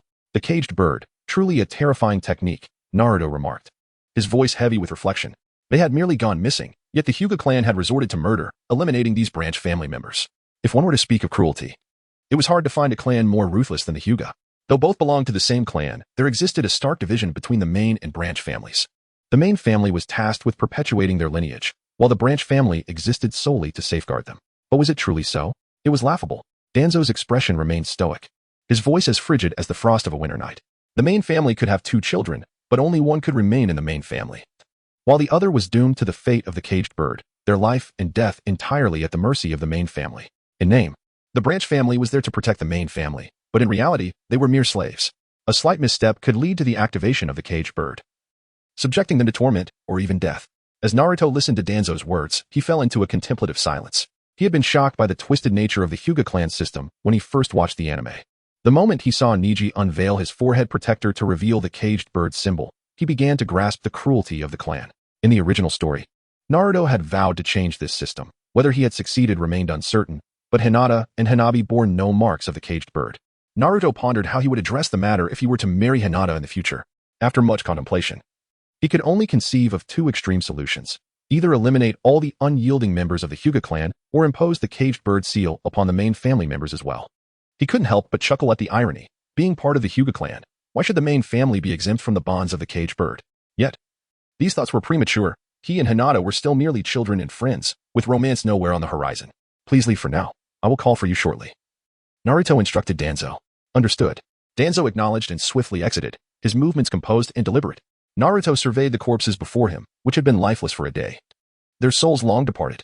He suppressed the churn in his stomach as he removed portions of flesh from the bodies and placed them into prepared containers. Next, he carefully extracted the Byakugan from the main family members, placing them into a glass jar filled with a preservative solution, which he then sealed within a storage scroll. Once everything was set, he summoned Danzo to handle the corpses. Upon returning home, he made a beeline for the restroom. Gag. The contents of his stomach erupted like a breached dam, and Naruto felt as if he might expel bile. After he had finished retching, he wiped his mouth. A look of distaste etched on his face. Damn, I never thought much about killing. Those people were mere shadows to me. While it was somewhat unsettling, I could endure it. But this, extracting flesh, the rancid odor, the grotesque visuals, and that bizarre texture nearly drove me mad. Staring at his pale reflection in the mirror, he splashed some water on his face. Once he regained a semblance of composure, he discreetly made his way to the prison. Inside the prison, only 3 guards were present, engrossed in a card game at a small table, their attention woefully diverted from their duties, utterly oblivious to Naruto's infiltration. Seeing this, Naruto swiftly shifted, incapacitating each guard with precision and without hesitation. Then, he selected 10 prisoners at random, forming hand seals with remarkable speed, directly controlling each of them with a Sharingan. He instructed them to join hands tightly, forming a close-knit group, before utilizing the Flying Thunder God technique to escape the prison, instantly transporting himself to the outskirts of the Land of Waves. Naruto retrieved the 10 corpses of the Hyuga clan members, arranging them in a row. He took a deep breath, rapidly forming hand seals once more, and shouted, summoning technique, impure world reincarnation, pressing his hands firmly against the ground. A unique, mystical pattern characteristic of the impure world reincarnation appeared, black lines snaking out like living entities. Soon after, the bodies of the 10 were enveloped by the earth. Ahe! The prisoners screamed in anguish as the soil constricted tighter around them. Once the earth fully enveloped them, the 10 members of the Hyuga clan emerged before Naruto, still dormant, standing rigidly as if marionettes under his control. Next, Reaper sealing technique. Naruto's expression turned grave as he swiftly formed hand seals with blurring speed. In an instant, the figure of the Shinigami began to materialize from within him, vast and ominous, exuding an aura that chilled the air. The Shinigami extended its right hand, extracting the souls from the bodies of the resurrected Hyuga clan members before consuming them whole. As he indulged, 5 ints, Naruto exclaimed with exhilaration, his face alight with ecstasy, savoring the taste of the souls as if he were relishing the finest delicacy in existence. The flavor reminded him of American barbecue, succulent and juicy. Oh my, I'm at a loss for words. Simply divine. Naruto savored the experience, and after a while, he licked his fingers before gradually returning to his own body. At that moment, he gazed at the 10 before him, devoid of the souls from the impure world reincarnation. They reverted to their original forms as ordinary prisoners. However, it was unfortunate that once the technique was enacted, the sacrifices would perish. Witnessing this, Naruto incinerated their bodies before returning home. Upon arrival, he closed his eyes, once more entering the realm of the Shinigami. Upon entering, he indeed saw 10 soul orbs floating, emanating a faint glow. This time, Naruto did not delve into their memories, as these individuals had not appeared in the anime. Essentially, they were just nameless extras. Nevertheless, he acquired their bloodlines, Kekkei Jinkai, Ninjutsu, and Gentle Fist techniques one by one. Having completed this, Naruto opened his eyes, returning to the realm of reality. Gentle Fist? Huh. In the face of the Kaleidoscope Sharingan's ocular techniques, it's nothing. A faint smirk graced his lips, tinged with a hint of disdain. Nevertheless, it would prove useful in the future. Subsequently, Naruto closed his eyes once more and intoned softly, Byakugan. In an instant, the veins around his eyes bulged, transforming his azure gaze into a pristine white, the formidable ocular power causing the very air around him to tremble slightly. Through the lens of the Byakugan, the entire visage of the village unfolded before him with crystalline clarity, revealing every nook and cranny, every intricate detail laid bare. Is the Byakugan capable of such distance? He pondered. Of course, with the ocular prowess of 10 individuals, it is to be expected. His gaze then fell upon Kakashi, who lay weakly upon a hospital bed. Kakashi? How unfortunate! He exclaimed, recollecting that the man had endured 3 days of torment at the hands of Itachi. Observing Kakashi's frail condition, Naruto could not help but murmur. Oh right, the Byakugan possesses other abilities as well. Thus, Naruto beheld the intricate pathways of chakra flowing through Kakashi's body, along with the points of release in the myriad of delicate chakra points, all rendered distinctly visible through the Byakugan's penetrating vision. With this newfound insight, he could swiftly locate them by tomorrow. A glimmer of anticipation flickered in Naruto's eyes, his lips curling into a slight smile, as if he could already envision the successful execution of tomorrow's plans. Chapter 77. The corpse. The following day, Naruto remained ensconced within the confines of his home, taking the opportunity to engage in some physical exercise. As night descended, he glanced at the darkening sky and couldn't help but mutter to himself, why do I feel like Batman? Always venturing out at night, deprived of sleep. Sigh. Well, once I complete this task, I shall resolutely refrain from staying up late again. His current objective was the burial site of the corpses of the Hokage throughout history. Off he went. After a considerable period of walking, Naruto arrived at the base of a great mountain on the outskirts of the Hidden Leaf Village. Just as he was about to proceed further, several figures materialized unexpectedly, and a sharp command to halt shattered the tranquility of the surroundings. A sudden tension gripped Naruto, and with a furrowed brow, he looked up to see a group blocking his path. Among them were individuals with long black hair flowing in the wind and others with striking red hair. Most notably, the garments of the black-haired individuals bore unique insignias. Naruto's heart raced as he exclaimed inwardly, the Senju clan? The Uzumaki clan. Goodness, they have concealed themselves well. At that moment, an elder from the Senju clan stepped forward, his gaze sharp as an eagle's, and interrogated Naruto. Who are you? What brings you here at this late hour? Naruto's mind raced, and he feigned a look of fear, stammering, oh, old man, I was just passing by and accidentally got lost, which is why I ended up here. Passing by, in such a remote place. It is rare for anyone to come here. How could you possibly get lost? Do not lie, a young man from the Uzumaki clan retorted, suspicion etched across his face. Naruto inwardly lamented. How could the memories of these 4 Hokages not contain this information? According to the second Hokage's recollections, after Hashirama's death, the matter of his corpse was entrusted to Uzumaki Mito for arrangement. Later, Tobirama had learned that Mito wrote to the Land of Whirlpools and gathered a large number of Senju clan members, which he had dismissed without much thought. After all, the only people he could truly trust were his elder brother and his sister-in-law, and he had complete faith in her. With her presence, he felt reassured about many affairs in the village. It was precisely for this reason that Tobirama could confidently appoint Sarutobi Hiruzen as Hokage. In Hiruzen's memories, Mito indeed provided tremendous assistance. Had it not been for her support, the various clans might have truly forced him from power. Not to mention, the Uchiha clan had never regarded him with much respect. Without Mito, they might have even staged a coup. Mito's authority was not something they could easily provoke, and her strength was not inferior to Tobirama's. Later, when the second Hokage's corpse was found, Mito had similarly arranged for its handling. Subsequently, Mito informed Hiruzen about the matter concerning the Hokage's corpse, providing him with a token, an address, and a jutsu, instructing him that when she passed away or when the Hokage's wife passed, the corpse could be delivered there, where guides would naturally await. Thus, after Mito's death, Hiruzen arrived at the designated location. Upon his arrival, he encountered the hidden figures. After handing over the coffin to them, he followed them inside. Once inside, he beheld a barrier. Following Mito's teachings, he performed the seals and entered, while the mysterious individuals behind him secured the coffin. Later, he arranged for the handling of his wife's corpse, as well as that of the fourth Hokage and his wife. As for this place, the fourth Hokage was also aware of it. Yet, aside from Mito, no one else knew the identities of these mysterious figures. Now that they had revealed themselves, it was likely that in the dead of night, they had not anticipated anyone's arrival. Truly, the wife of the first Hokage was formidable, her concealment remarkably adept, Naruto mused. He had not anticipated that these two clans guarded the burial site of the Hokage throughout history. No wonder so many members of the Senju clan had vanished. No wonder so many from the Uzumaki clan had disappeared after the destruction of the Land of Whirlpools. They must have been here. At that moment, the elder of the Senju clan scrutinized Naruto from head to toe and spoke slowly. You do not appear to be harboring ill intentions, but you must accompany us for a while. Once your identity is verified, you shall be free to leave. Anxiety surged within Naruto. If he went with them, his plan would be utterly thwarted. Just as the atmosphere grew tense, a sudden commotion erupted in the distance, sounding as though a fierce battle was underway. Everyone paused, turning their gazes toward the source of the noise. Seizing the moment of distraction, Naruto swiftly formed hand seals, channeling chakra, and dashed toward the burial site like a bolt of lightning. Not good, he's trying to get in. The elder of the Senju clan quickly regained his composure and shouted loudly. Just as they were about to pursue him, Naruto reappeared before them. Behold my eyes, Naruto shouted, pointing at his own eyes. What? The Sharingan. Oh no, it's too late. Naruto activated the Sharingan, seizing control of their minds and erasing their memories of having seen him.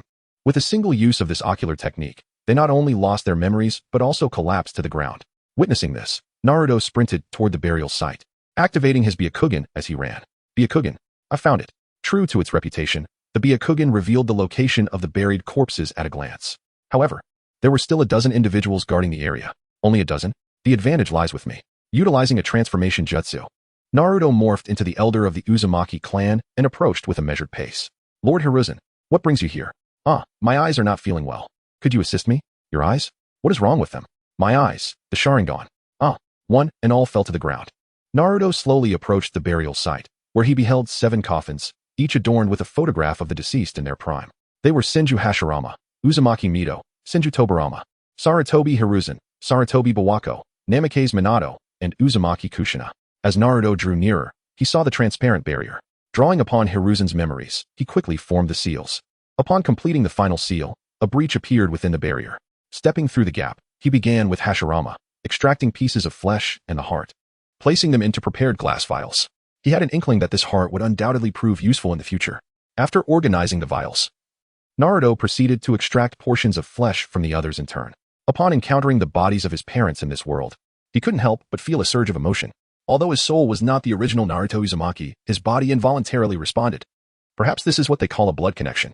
Gazing at the gaping wound on Minato and Kushina's abdomen, his hands trembled uncontrollably. He understood how that wound had come to be. If there was one scene in the series that left a lasting impression on him, it was the moment Kushina recounted her past to Naruto, especially when she spoke to him with a heart full of reluctance. Countless viewers had been moved to tears. A mother's love is so profound. Even in her final moments, she worried for Naruto's future. Kushina did not wish to die. She longed to witness her son grow into adulthood. Yet, when the 9 tails was extracted, and in a bid to save her child, her abdomen was pierced by claws, her fate was sealed. Every word she spoke was imbued with love, as if she had endless sentiments to convey. Gazing upon the departed Kushina, Naruto gently caressed his mother's cheek, tears streaming down his face. Perhaps these tears were a natural response of the body, or perhaps they were stirred by the poignant scenes from the anime. At that moment, he turned his gaze towards the water gate beside him, filled with an intense loathing for the man before him. It is solely because of you, and you alone, that my mother, my child, and your disciples have endured such relentless suffering. I shall not allow you to meet a swift demise without consequence. One cannot simply escape the repercussions of their misdeeds through death. With that, Naruto severed several pieces of their flesh and sealed his parents' remains within a storage scroll. Once everything was meticulously arranged, he closed the coffin, sealed the barrier, and, with a swift technique of flying thunder god, returned home. Chapter 78. The Inheritance Vortex. As night enveloped the world, Naruto concealed himself within the shadows, stealthily making his way towards the enigmatic prison once more. This place had previously stirred considerable commotion during his last visit. Upon approaching, Naruto keenly observed that the prison's defenses had markedly intensified, with patrolling figures weaving in and out. It appeared that his covert escapade of absconding with 10 individuals had ignited a significant uproar within the village, and a palpable sense of panic had begun to spread. A smirk of confidence graced Naruto's lips as he whispered, "Transformation." In an instant, a puff of smoke erupted, and Naruto transformed into the austere visage of Itachi Uchiha. Clearing his throat, he meticulously adjusted his voice until it mirrored that of Itachi's, before boldly striding into the prison. "Halt! Who are you?" a guard barked, his gaze piercing and unwavering as it fixated on Naruto. "Wait, you are Itachi Uchiha?" Another guard stammered, their voice trembling with disbelief. Naruto remained silent, fully aware that excessive words could lead to misfortune. In a heartbeat, his eyes transformed, the Sharingan gleaming with an eerie light, as an illusion surged forth like a relentless tide, swiftly engulfing the guards. Not only that, but he also employed his abilities to erase the controlled memories from the guards' minds entirely. Let Tsunade grapple with these troublesome matters. After all, they would all be attributed to Hiruzen's failures. Naruto mused to himself. Once the guards succumbed to unconsciousness, he promptly pinpointed 2 female prisoners within the confines of the prison. After subduing them, he swiftly transported himself to the outskirts of the Land of Waves. Upon arriving, the procedure mirrored that of the previous day. "Edo Tensei," Naruto bellowed, activating the peculiar technique. The anguished cries that followed shattered the silence, filled with agony and despair, as the 2 female prisoners lamented their past transgressions. Observing their faces, Naruto pondered, these features do not belong to the Leaf Village. Like those 10 yesterday, they are likely from foreign villages. One appeared as if she had not seen daylight in ages, her complexion ashen. The other bore the marks of wind and sand, presumably hailing from the Sound and Sand villages, respectively. What a fortuitous benefactor I am, not only ensuring Hiruzen's demise, but also reaping so many souls, Naruto thought, a sly smile creeping onto his face. Remarkably, the souls of these 2 women had successfully summoned the spirits of his mother and her ancestors. However, Naruto had no intention of allowing them to awaken. Uzumaki Mido was no ordinary figure. If she regained consciousness, she might effortlessly dispel the Edo Tensei. Being a prominent member of the Uzumaki clan, her sealing techniques were unparalleled, far beyond what ordinary individuals could fathom. Who could predict her actions upon revival? To be safe, it would be prudent to keep her in slumber. Shiki Fuin. Naruto swiftly formed hand seals, instantaneously consuming their souls. After dealing with the bodies, he returned to his dwelling and collapsed onto his bed, his consciousness plunging into the mysterious realm of the Shinigami. Before him lay 2 ethereal orbs of light, and he eagerly reached out to touch his mother's soul orb. Moments later, he distinctly felt a wondrous transformation within his body, as his chakra surged like a torrential wave, seemingly multiplying manifold. As for any enhancement to his vitality, that was yet to be determined. And that, just as he was contemplating, a crisp sound resonated, and 5 golden chains erupted from his abdomen, each one robust beyond imagination. This was the Uzumaki clan's ultimate technique, the adamantine sealing chains. The power of these chains was formidable. Not even a tailed beast could evade their grasp. With a mere thought, Naruto willed the chains to retract slowly into his being. Beyond the adamantine sealing chains, he had also begun to grasp the mystical ability known as the Kagura Shingon. Furthermore, he had integrated the relevant ninjutsu and abilities seamlessly into his repertoire. As for the memories, they bore a striking resemblance to what he had witnessed in the anime. Uzumaki Kushina's life had been fraught with trials and tribulations. Her childhood was marred by the destruction of her homeland, forcing her to endure immense suffering. Upon arriving in the Leaf Village, she was met with strange gazes and unwarranted ridicule, with some mocking her hair. After becoming a Jinchuriki, she was imprisoned in a sealing chamber, deprived of sunlight, while the Ninetales incessantly tormented her mind, enveloping her in layers of pain and despair. Later, as she bore children, fate cruelly informed her that her life was drawing to a close. Alas, how bitterly tragic her existence had been. Naruto sighed deeply. He now yearned to alter her destiny. He understood that most other transmigrators were ambitious, some aspiring to become Hokage, others striving to form organizations, fervently dedicating themselves to the future of the ninja world, driven by a strong sense of purpose. Yet he was entirely different, disenchanted by the complexities of such matters. He merely wished to lead a peaceful and stable life. The weak have never possessed the luxury of choice. They can only submit to the whims of fate. Therefore, I must become strong and seize control of my own life. Naruto's conviction grew ever more resolute. Uzumaki Mido, please lend me your strength. Naruto gazed at the soul orb of Uzumaki Mido and slowly extended his hand. In that instant, a surge of immense power flooded into him, causing his chakra to swell once more. Simultaneously, a peculiar transformation quietly unfolded. His hair gradually shifted from golden to fiery red, his eyebrows following suit. In the midst of this delightful surge of power, Naruto remained blissfully unaware of the marvelous changes, as he had no means to perceive them without a mirror. Let me first explore the memories, he thought, taking a deep breath as he immersed himself in the river of Uzumaki Mito's recollections. In those bygone days, Mito had been a carefree and joyous girl, with her needs met and life serene and beautiful. Later, through her family's arrangements, she encountered Senju Hashirama. Upon their first meeting, Mito felt an instant connection, akin to Hinata's first encounter with Naruto, an unspoken bond blossoming. Their relationship deepened over time, culminating in marriage, the birth of children, and the arrival of a beloved granddaughter.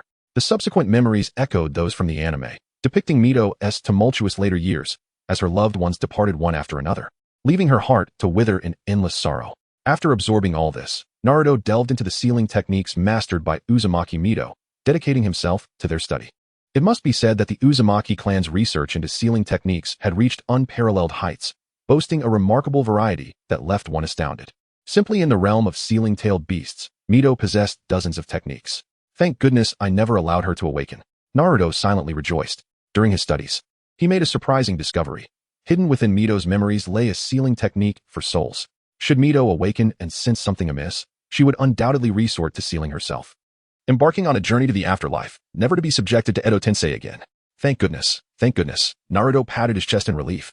Additionally, due to Hashirama's sudden illness, Mito had researched a plethora of medical ninjutsu.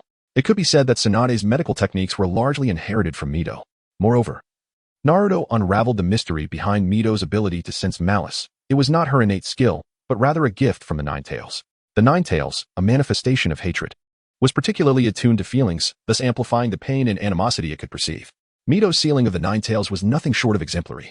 In stark contrast to Kushina and Naruto, under her sealing technique, the Nine Tails found itself utterly powerless. Should Mito wish to refrain from conversing with the creature, it would be left to languish in silence.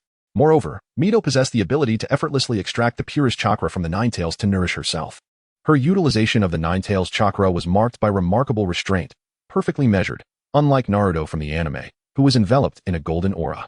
Over time, Mito not only amassed a chakra reservoir rivaling that of Hashirama but also acquired the extraordinary ability to perceive malice.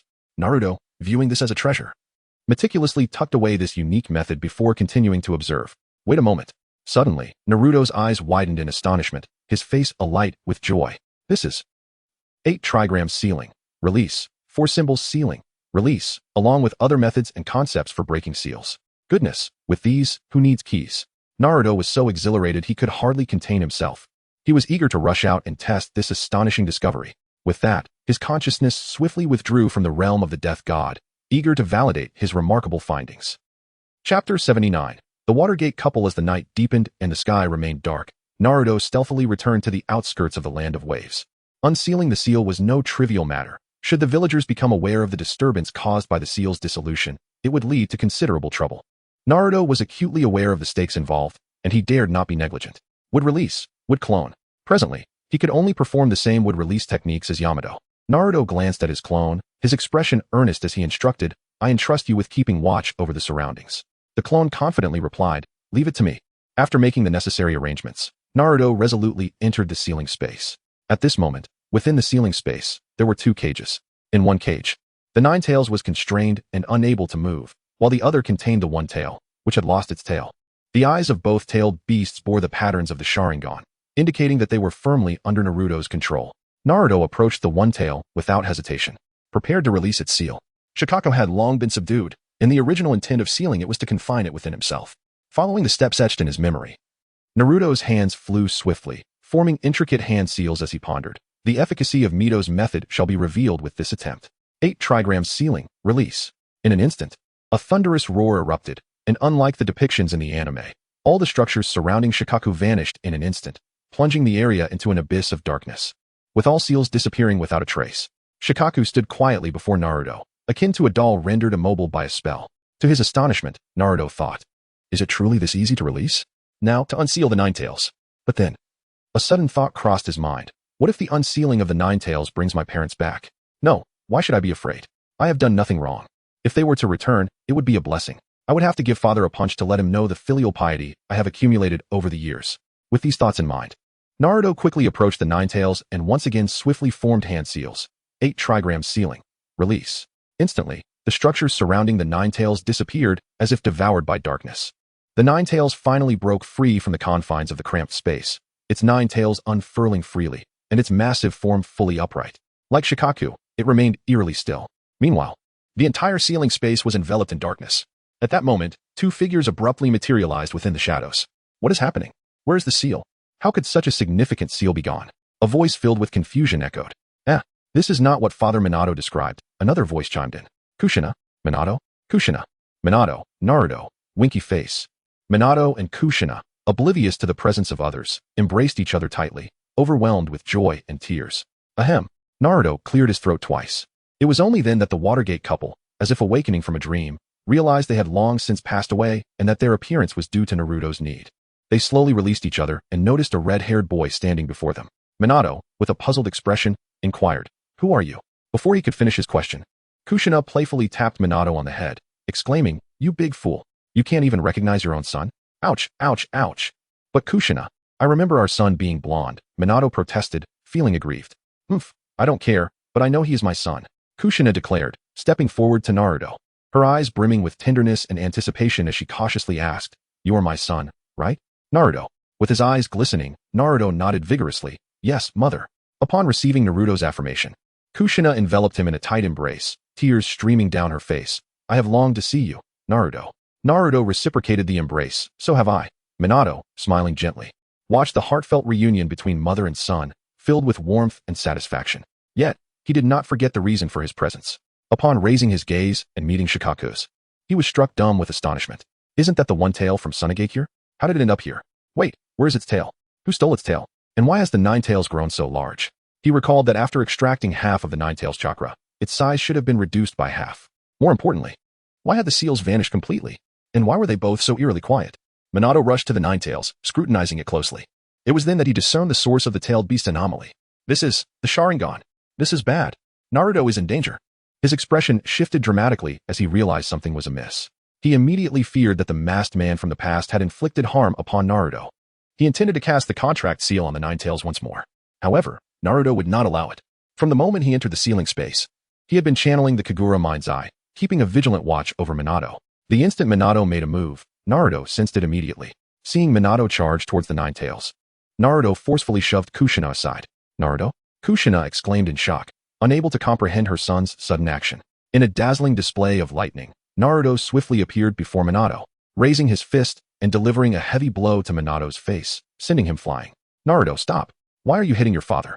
Kushina cried out, frantic with concern upon witnessing Minato's assault. "Hitting him? I would even kill him if I could." Naruto's aura radiated a fierce intent as he fixed his gaze on Minato. Why? Come and see for yourself." As he spoke, Naruto's eyes transformed into the blood-red hues of the Sharingan. Kushina gasped. That is?" Minato, bewildered, asked. "The Sharingan? Why? Am I being cuckolded?" Through the Sharingan, Naruto cast an illusion, revealing his tragic childhood experiences unreservedly to his parents. These memories encompassed not only Naruto's personal experiences, but also intertwined with scenes from the anime and novels of his youth. Ultimately, the essence was one of tragedy. Anyone who endured such a life would surely succumb to darkness. As they absorbed the memories, Minato's face turned a chilling shade, while Kushina's tears flowed uncontrollably. Naruto gazed at Minato, his voice trembling and laced with unending resentment. "Fourth Hokage, thanks to you, I was nearly choked to death shortly after birth, subjected to daily torment. Starved, unable to purchase anything, and forced to wear tattered clothing for years. Most critically, everyone called me a monster and despised me." As he spoke, Naruto's emotions surged, his agitation intensifying, while Minato's expression darkened further. He could not fathom why the third Hokage had not intervened to stop any of this. Moreover, where had his teacher Jiraiya been all these years? Why had no one cared about Naruto's plight? Listening to Naruto's heartfelt grievances, Kushina felt a deep pang of sorrow. Pulling him close once more, "I am so sorry, Naruto. It was our recklessness that caused you to suffer so much pain. Truly, I am so sorry. Mother, you are not to blame. It is the higher-ups and this man." Minato spoke softly, filled with guilt. "Naruto, I am truly sorry. Is merely saying sorry enough? Thanks to you, I have come to realize that in moments of weakness, even those closest to you can arbitrarily determine your fate. In my vulnerability, I have become a vessel for monstrosity. In my frailty, Danzo incessantly assails me with rumors, isolating me. In my helplessness, the third Hokage deceives me, seizing what is rightfully mine. Thus, I vow, I shall grow stronger, more formidable than anyone else, whether it be the 9 tails, the Uzumaki, the Uchiha, or Konoha itself. As long as it can bolster my strength, I shall continuously evolve. I will not permit anyone to dictate my destiny." Naruto's gaze was resolute, each word imbued with boundless power.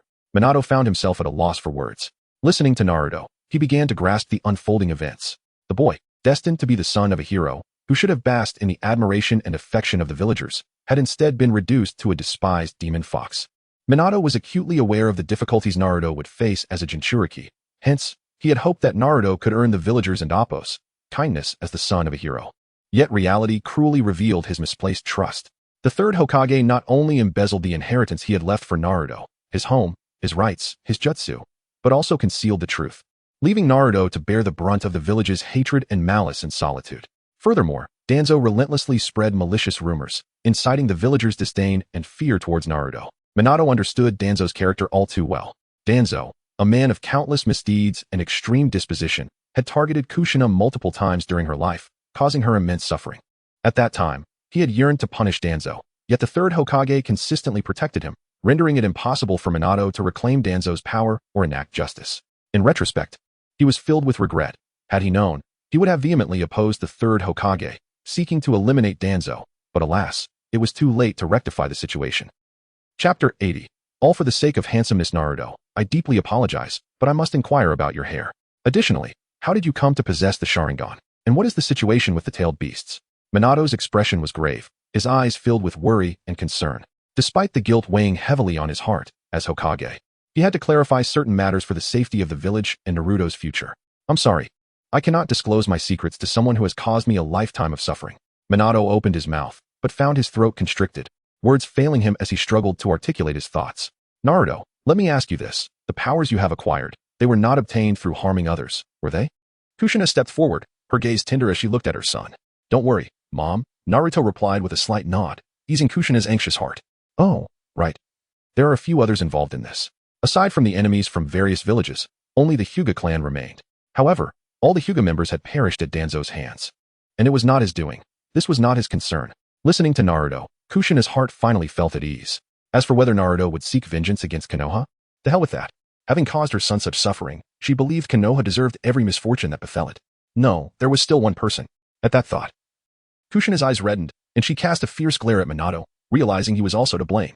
Why are you looking at me like that? Minato felt a chill run down his spine under her gaze, his voice trembling involuntarily. No, don't, Yamabiku. Before Minato could finish his sentence, Kushina lunged at him like an enraged lioness. Minato's screams echoed through the air as Kushina pummeled him mercilessly, landing blows with ferocity. The scene was undeniably brutal. Indeed, she was as fierce as a blood-red chili pepper. Wait. Naruto suddenly realized Minato had mentioned something about his hair. What was wrong with his hair? Shadow clone technique. With a loud bang, a shadow clone appeared before him. Looking up, he exclaimed, Hey, I've turned into a blood red. No, how did I also become a redhead? His eyes widened in disbelief, wondering if absorbing the powers of Minato and his mother had caused this transformation. This is so cool. Indeed. The red-haired version of himself looked extraordinarily handsome. His blonde self seemed foolish in comparison. Transforming into a redhead instantly elevated his charm. Wow, I've become quite dashing. Both his original self and the shadow clone unabashedly praised their new hair color. After admiring his reflection for a while, the domestic dispute between Kushina and Minato came to an end. However, when Naruto looked over, he noticed Minato's body had become nearly transparent, almost indistinguishable. Mom, what did you do? Naruto gasped in shock, his jaw nearly dropping in disbelief. I may have overdone it. Kushina panted slightly, a hint of guilt crossing her face. Naruto, it seems our time together is drawing to a close. Don't worry, I'll find a way to bring you back. Naruto declared resolutely, his fists clenched tightly as he gazed at Minato. And you too must atone for your mistakes. I will not allow your sacrifice to be in vain. Prepare yourself.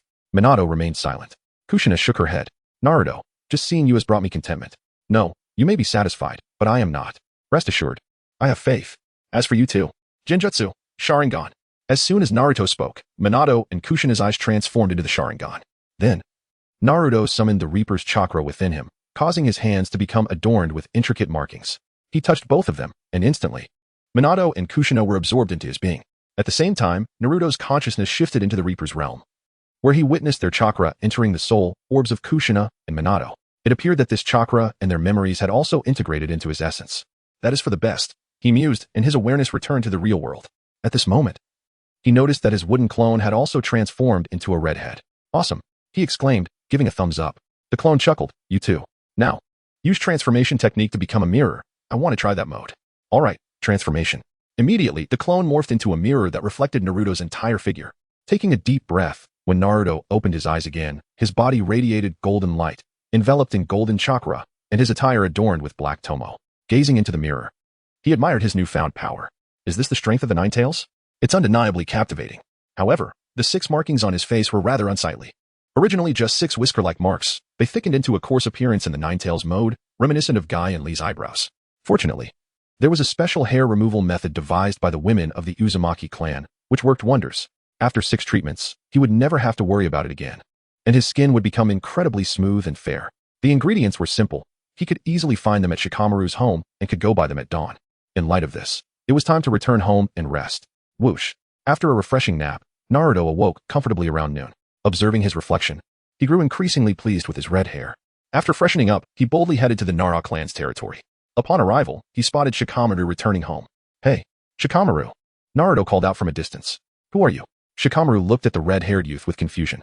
Oh right, I'm Naruto, he realized, sheepishly scratching his head, as he remembered his hair color change. Naruto? Is that you? How did you dye your hair? Shikamaru's eyes widened in disbelief. I love my mom. She's a redhead. Naruto replied earnestly. Okay, but I barely recognize you with red hair. What do you want from me? Shikamaru shrugged, accustomed to Naruto's eccentricities.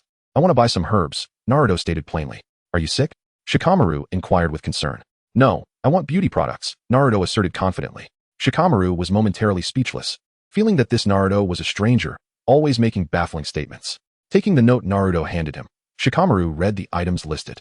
Indeed, they had those herbs at their home, but they were rather expensive. Naruto, these herbs are quite pricey. Are you sure you want to buy them? Shikamaru eyed him skeptically. Of course, for the sake of handsomeness. One must spend money. Naruto patted his chest, exuding an air of confidence. All right, come on in. Shikamaru sighed, resigned, as he led Naruto inside. Before long, Shikamaru returned with 6 bags of herbs and placed them before Naruto. Thank you. How much do I owe you? Naruto asked, accepting the bags. Well, consider it a gift. Shikamaru waved his hand dismissively. What? A gift? No way. Your family runs a business. It can't be that easy. Naruto immediately rejected the offer, his stance firm. Thus, one insisted on a gift, while the other refused to accept it without merit. After a brief dispute, Shikamaru, exasperated, remarked, I concede. You have bested me. If you truly wish to give, then accompany me in a game of shogi. Naruto retorted, what the hell? You dare to insult me by suggesting I play shogi with a genius like you? That's akin to seeking torment. Absolutely not. Without a moment's hesitation, Naruto firmly declined. As he spoke, he produced a hefty stack of money from his bag. Is this sufficient? He declared boldly, slamming the cash onto the table. Hey, Naruto. That's far too much. You've startled me. Shikamaru exclaimed, hastily gesturing for him to stop. No need for change. In an instant, Naruto transformed into a flash of lightning, accompanied by the sound of birdsong, vanishing before Shikamaru's eyes. Observing Naruto's sudden departure, Shikamaru chuckled. A lightning cloak, is it? Quite an extraordinary fellow. Though it's a hassle. I should find an opportunity to return the change. Chapter 81. He is not the prophesied child in the intricate social tapestry of Konohagakure. Shikamaru undoubtedly stands out as a cherished friend. Of course, others are also steadfast companions, each one without reproach. In the narrative of the anime, apart from Sasuke, each character harbors pure goodwill and fervor. Speaking of friends, Naruto has not seen Sasuke and Sakura for quite some time and is unaware of their current pursuits. At this moment, Naruto is intently preparing medicine, while his clone methodically prepares water and honey nearby. Once everything is ready, Naruto meticulously shaves off his signature 6-path stubble, then gently applies the ointment to his face. This medicine comes in 6 packets, to be used once a month, with persistence over 6 months. The stubble on his face will completely vanish. After a while, Jiraiya and Tsunade happen to return to the village. Jiraiya says to Tsunade, Tsunade, you go ahead with your tasks. I will look for that rascal Naruto. Tsunade replies, all right. With that, Jiraiya sprints toward Naruto's home. Arriving at Naruto's residence, Jiraiya peers through the window and sees a green-faced, red-haired boy inside. He cannot help but wonder, who is this? Where's Naruto? Why isn't he home? With a mind full of questions, he decides to knock on the door. Upon hearing the knock, Naruto opens the door and, rolling his eyes, asks, what do you want? Jiraiya politely inquires, young man, is this not the home of Uzumaki Naruto? Naruto retorts, do you need something? Jiraiya responds, there is indeed a matter to discuss. Naruto replies, just wait a moment. He then slams the door shut. After all, the ointment only needs to be applied for 2 hours, and he can wash it off now. After cleansing his face, Naruto opens the door again and asks Jiraiya, what is it you need? Jiraiya looks at the person before him, bewildered. Why do you look so familiar? Good heavens. Naruto? Is that you? Why have you dyed your hair? Naruto simply replies, because I love my mother. Jiraiya is momentarily stunned, then realizes, I see. Naruto's appearance already resembled Kushina. His original golden hair was a testament to his inheritance from Minato, and now this sole identifier is gone, and he still carries the Uzumaki surname. Contemplating this, Jiraiya cannot help but lament, Minato, how will you prove you are the boy's father? This child bears no resemblance to you at all. Regardless, Naruto, how can you return without my permission? Jiraiya questions. Naruto counters, it is my home. Am I not allowed to return? Jiraiya continues, you are correct. But what I mean is, how could you come back without my consent? Naruto retorts, why should I need your consent? Are you the Hokage? Or my teacher? It dawns on Jiraiya that Naruto has never acknowledged him, and he has no authority to dictate Naruto's movements. Is there nothing else?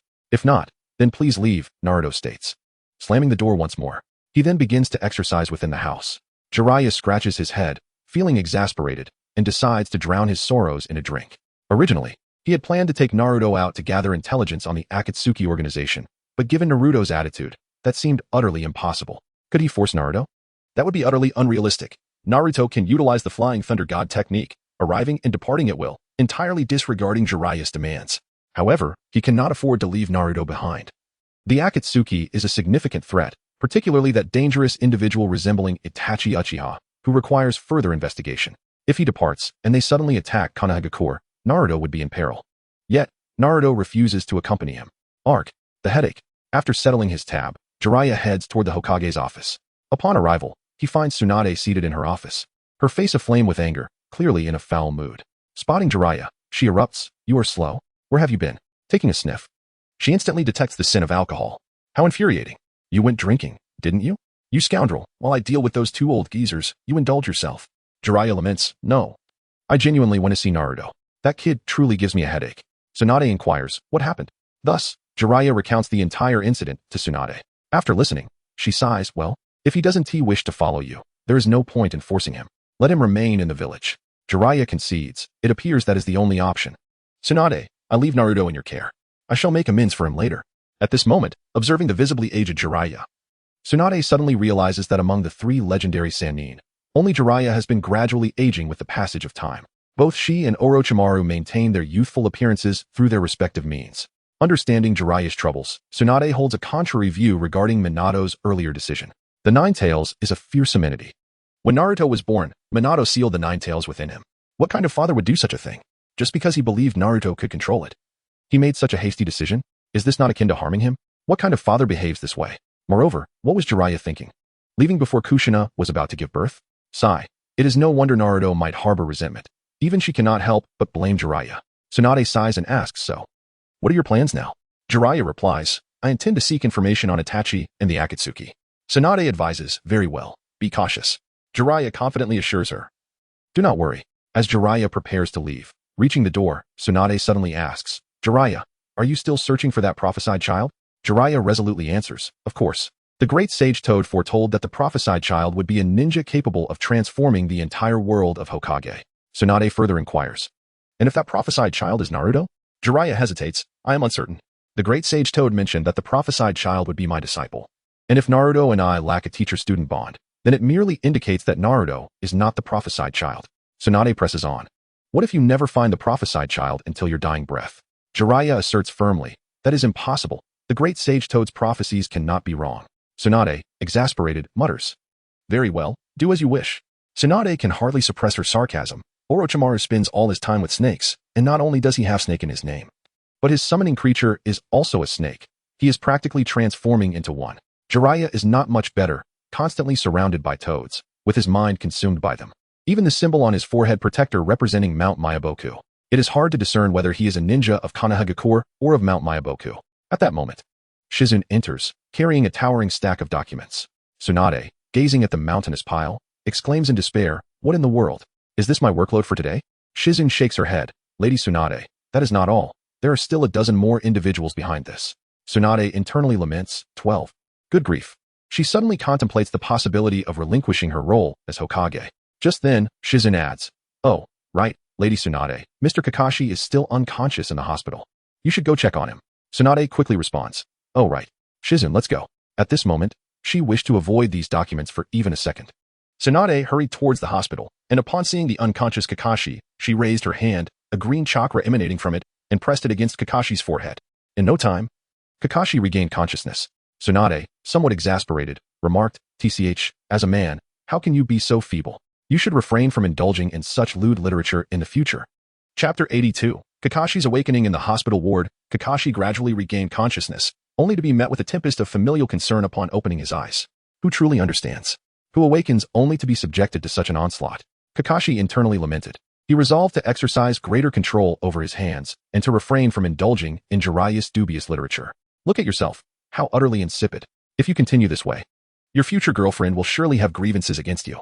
Tsunade, arms crossed and wearing a disdainful expression, regarded Kakashi with piercing words that cut like daggers. Kakashi opened his mouth to respond but resignedly shut it again, fully aware that he possessed no means to counter her rebuke. After all, this formidable woman not only wielded immense power but also had a notoriously fiery temperament. Unable to retaliate, he could only endure in silence. Just as Tsunade continued her lengthy admonishment, Shizune hurried into the ward, her expression fraught with urgency. She rushed forward, abruptly pulling Tsunade along. "Lady Tsunade, you have work to attend to. In 7 days, you must participate in the ceremony to succeed as Hokage." Upon hearing this, Tsunade's eyes widened in disbelief, her face a canvas of resistance. Allow me to rest." Her tone was laden with reluctance, resembling that of a child being forced into something unpleasant. Watching Tsunade being dragged away, Kakashi let out a sigh of relief, wiping non-existent sweat from his brow. Phew, finally, she is gone. Would Lady Tsunade truly assume the mantle of the 5th Hokage? This would undoubtedly be a momentous occasion for the village. Kakashi held immense respect for Tsunade. Her prowess was unparalleled, and her medical ninjutsu was second to none, making her the most suitable candidate for the role of Hokage. Wait, something seems amiss. This woman has a penchant for gambling and is notorious for her losses, accumulating considerable debt in the process. Contemplating this, Kakashi furrowed his brow, feeling a pang of inner conflict. Well, it's not as if I am the one becoming Hokage, so why should I worry? Perhaps I should check on my delightful subordinates. Kakashi rose briskly from the bed, swiftly donning his attire before stepping out of the hospital with a light-hearted stride. His first destination was to seek out Sakura. Among his 3 subordinates, Sakura was undoubtedly the most amiable. Navigating through the bustling streets, shops had begun their daily operations. The air filled with the sounds of vendors calling out. Before long, Kakashi arrived at Sakura's frequent haunt. Upon spotting him, her eyes sparkled with excitement. "Kakashi-sensei, you're all right." Sakura's voice rang clear and bright, overflowing with joy. How delightful it is to be cared for. Except for Guy? After a brief exchange, Kakashi expressed his astonishment. "What? You haven't seen Naruto or Sasuke at all?" "Well, Sasuke has been training diligently, and Naruto has simply vanished," Sakura replied, her brow slightly furrowed, tinged with concern and resignation. "What? Naruto has disappeared?" Kakashi's eyes widened in shock, his face reflecting his disbelief. However, he quickly rationalized that as Naruto was the host of the 9 Tails, if he had indeed gone missing, it would be Tsunade who would be most alarmed. Yet considering Tsunade's demeanor earlier, it seemed nothing was amiss. Moreover, according to Jiraiya, Naruto had mastered the 4th Hokage's Flying Thunder God technique. Who could possibly capture him? With this thought, Kakashi felt a semblance of relief. "Sakura, let us go see Sasuke." Kakashi turned to her, his gaze filled with anticipation. "Absolutely. Let us go right away." Sakura replied without hesitation, her face beaming with excitement. With that, the pair set off together, following a familiar path toward the training grounds where Sasuke typically honed his skills. Upon arriving at the training area, they observed Sasuke performing handstands, his body resembling a straight arrow, perfectly balanced as he moved his hands rhythmically forward, each motion exuding strength. "Sasuke!" Sakura exclaimed, waving her arms enthusiastically. "Sakura? Kakashi?" Upon hearing their voices, Sasuke paused, turning to see them before rising to his feet. "Kakashi, you're fine now." His tone remained flat, yet a subtle hint of joy flickered in his eyes. Seeing Kakashi had rekindled a strong urge within Sasuke. After such a prolonged period of rigorous training, he had longed for an opportunity to test his skills against Kakashi to gauge the fruits of his labor. Without further ado, Sasuke swiftly drew a shuriken from his waist and hurled it toward Kakashi. "Huh? Wait. Why?" Taken aback by Sasuke's sudden attack, Kakashi quickly regained his composure, drawing a kunai and deftly deflecting the incoming shuriken with remarkable speed. The sound of metal clashing echoed through the training ground, sparks flying in the wake of their collision. "Sasuke, what are you doing?" Kakashi furrowed his brow, gazing at Sasuke in confusion, pondering why the boy had chosen to attack so abruptly. "Kakashi, it has been far too long since we last sparred. Today, I shall test my training results." A confident smile graced Sasuke's lips as his eyes shone with determination. Observing Sasuke's fervor, Kakashi shook his head in reluctant amusement, secretly pleased. This boy remains as competitive as ever. "Very well, if you wish to spar, I shall oblige." As Kakashi assumed a combat stance, his demeanor sharpened. Sasuke's hands moved with blinding speed. Fire release. Grand fireball technique. In an instant, as he unleashed the technique, a torrent of flames surged forward, engulfing Kakashi in a wave of heat. Earth release. Earth flow wall. Remaining composed in the face of the fiery onslaught, Kakashi swiftly formed seals with his hands. The ground before him erupted as a formidable earthen wall rose, effectively shielding him from Sasuke's inferno. The fireball collided with the earthen barrier, producing a resonant thud as sparks erupted, the searing flames licking at the wall, but failing to penetrate further. In the moment the flames were obstructed, Sasuke's figure flickered like a phantom, appearing directly in front of Kakashi. His eyes, now adorned with the three tomo of the Sharingan, spun with an eerie light, seemingly capable of piercing through all. Without a moment's hesitation, Sasuke raised his right leg high, the wind howling as he aimed a powerful kick toward Kakashi's head. The force was tremendous, and should it connect, the consequences would be dire. Kakashi swiftly evaded, his body tilting slightly to sidestep Sasuke's fierce blow. In the next moment, he clenched his right fist, channeling potent energy as he aimed to strike at Sasuke's abdomen. Sasuke hastily extended his left arm to block, the impact resonating with a dull thud as their powers clashed, sending a powerful gust of wind that scattered the surrounding sand and debris. Kakashi, feeling the force behind Sasuke's attack, was taken aback. In such a short span, Sasuke had grown immensely stronger. Furthermore, had he already attained the three tomo of the Sharingan? His progress is astonishing. He truly embodies the genius of the Uchiha clan. However, I too am proficient in taijutsu. I shall not easily concede. Thus, the two engaged in a fierce contest of physical prowess, their figures darting across the training ground, the sounds of their strikes echoing in the air. Sasuke's attacks were fierce and swift, each move imbued with both power and velocity. Kakashi's defense, meanwhile, was impenetrable, allowing him to seize opportunities for counterattacks. Yet, just as the two engaged in an intense stalemate, Sasuke abruptly leaped backward, creating some distance between himself and Kakashi. Fire style, Great Dragon Fire Technique. Upon completing his hand seals, he unleashed a torrent of colossal dragon-shaped flames, surging toward Kakashi with relentless ferocity. What? He has mastered B-rank ninjutsu as well. It seems I must take this seriously. Water style, Water Barrier. Sasuke's roaring flames met Kakashi's surging waves. When these two forces converged, they transformed into steam. Stop. Stop. Please, do not continue fighting. Chapter 83. As the two engaged in an intense battle, a woman rushed in to halt their confrontation. Kakashi shrugged and remarked, Sasuke, let's call it a day. Look, Sakura is worried. Meddling woman. Sasuke replied, visibly irritated. Now don't say that. However, I must say, through this practice match, I am quite certain you have grown significantly stronger. Kakashi praised with a smile. Not enough, far from it. Sasuke's gaze was resolute, his tone brimming with dissatisfaction. Do not rush. In a year or two, you will surpass me, Kakashi said, looking at Sasuke with hopeful eyes. Sasuke remained silent, his fists clenched tightly. Kakashi spoke the truth, yet he withheld part of it. After witnessing Itachi's Manjiki Sharingan, he sensed that his own Sharingan might harbor a power akin to Itachi's. He speculated that he too might possess the Manjiki Sharingan. Though the reason eluded him, he believed that with further study, this power could become a formidable weapon. Once mastered, he felt confident he could stand against Itachi. At that moment, hearing Kakashi's words, Sasuke slightly relinquished his obsession and inquired, what do you need me for? I feel that Team 7 hasn't gathered in ages. Let's have a meal together today and start taking on missions tomorrow, Kakashi suggested. Missions? Sasuke suddenly remembered that he was still a genin and needed to undertake tasks. Thus, the three of them made their way to Naruto's home and knocked on the door. The door swung open, revealing a head of fiery red hair. Who is this? Sakura asked, her face a mask of confusion.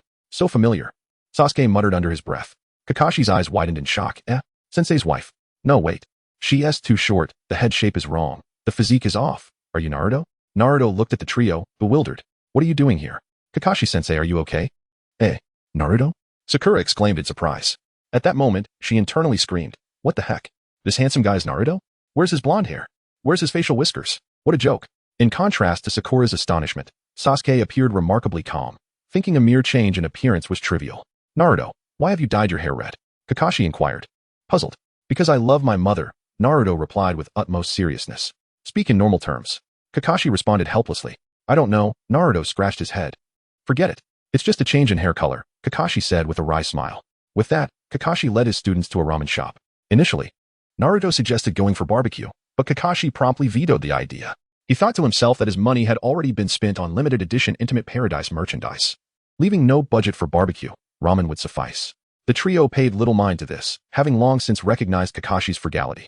Today, all attention was on Naruto. Sasuke noticeably sensed Naruto's enhanced aura and wanted to challenge him to a duel. No way, Naruto decisively declined. I'll treat you to barbecue, Sasuke offered enticingly. Still no. Naruto remained unmoved. I have plenty of money, and I have brothers who can provide meat. I can eat it at home. I'll acknowledge you as my elder brother. Sasuke continued, raising the stakes. Then it settled. Naruto instantly agreed. I regret it. Sasuke's expression darkened. Hey, once Sasuke acknowledges me as his elder brother, Naruto will decide to inject Sasuke's cells into himself. Meanwhile, Sakura kept glancing between Sasuke and Naruto, her infatuated demeanor leaving Kakashi utterly speechless. After finishing their meal, the trio agreed to meet at the usual spot the following morning. The next day, well-rested and well-fed, they arrived at the appointed location, only to wait the entire morning. Damn it, that lazy teacher, he didn't show up again. Sakura shouted in frustration. Sasuke remained silent, engrossed in his taijutsu practice, indifferent to Kakashi's absence. Naruto was unusually quiet, lost in thought. After a while, Kakashi finally appeared. Hey everyone, sorry, I just... Enough with the excuses. Sakura cut him off, uninterested in his justifications. At that moment, with a poof, Naruto's body transformed into smoke. It was merely a shadow clone. In an instant, Naruto reappeared beside them. Kakashi observed Naruto and internally scoffed. Just like the fourth Hokage, using Flying Thunder God at will. Alright, we haven't done any missions in a while. Let us undertake a task today, Kakashi announced. Wait, Kakashi-sensei. Sakura suddenly raised her hand to ask. What is it? Kakashi looked at her, puzzled. Kakashi-sensei, is the Nin exam over just like that? Is there no notification of the results? Sakura asked, her curiosity piqued. At this, Sasuke and Naruto also turned their gaze towards Kakashi, eagerly anticipating his response. Ah well, I intended to inform you in a few days. Kakashi hesitated, then slowly spoke. In truth, Kakashi had not arrived late intentionally. He had been urgently summoned by the Hokage to attend a crucial meeting. Due to Orochimaru and the sudden invasion by the Sand Ninja, the Nin exam, which had been progressing smoothly, was abruptly halted, leaving the venue in chaos and the plans thoroughly disrupted. However, since the exam had reached its current stage and Konoha was in need of new talent to invigorate the village, the newly appointed 5th Hokage, Tsunade, decisively decided to convene this meeting. During the meeting, determining the new batch of Nin became the focal point of discussion. After much deliberation, Tsunade proposed a plan to rehold the 3rd exam to select truly capable ninjas for promotion. Candidates would be chosen from those who participated in the 3rd exam, even considering those who had previously been eliminated, as only Hyuga Neji had been disqualified. Upon mentioning Neji, Might Guy immediately stood up, earnestly advocating for Neji's opportunity. In Guy's eyes, Neji was exceptionally talented and hardworking, a rare gem among ninjas. His suggestion garnered unanimous agreement, and Tsunade nodded in approval. Reflecting on the 3rd exam, the participants included Naruto Uzumaki, Hinata Hyuga, Sasuke Uchiha, Shino Aburame, Ino Yamanaka, Shikamaru Nara, and Neji Hyuga, 7 in total, 1 more than before. At this point, Kakashi solemnly suggested that Naruto be promoted directly to Nin. He presented 3 compelling reasons. Firstly, the 3rd exam had only been conducted in 2 rounds due to unforeseen circumstances, yet Naruto had won in the 1st round. Secondly, during the rampage of Shikaku, Naruto single-handedly confronted the tailed beast, not only managing to halt its destruction, but also enhancing the ceiling of the Jinchuriki, thus being a great benefactor to the village. Thirdly, based on the observations of Jiraiya and Kakashi, Naruto had demonstrated extraordinary talent in both taijutsu and ninjutsu, making him unparalleled among his peers. Tsunade nodded. Aware that Naruto had mastered all the jutsu of the 4th Hokage, these highlights compelled her to make her decision. She declared in that case, let Naruto become a Nin first. Upon her pronouncement, all the Nin present nodded in agreement, with no dissenting voices. Tsunade then shifted her tone, a mysterious smile gracing her lips, and said, furthermore, I have decided to appoint Naruto as the examiner for this supplementary exam. What do you all think?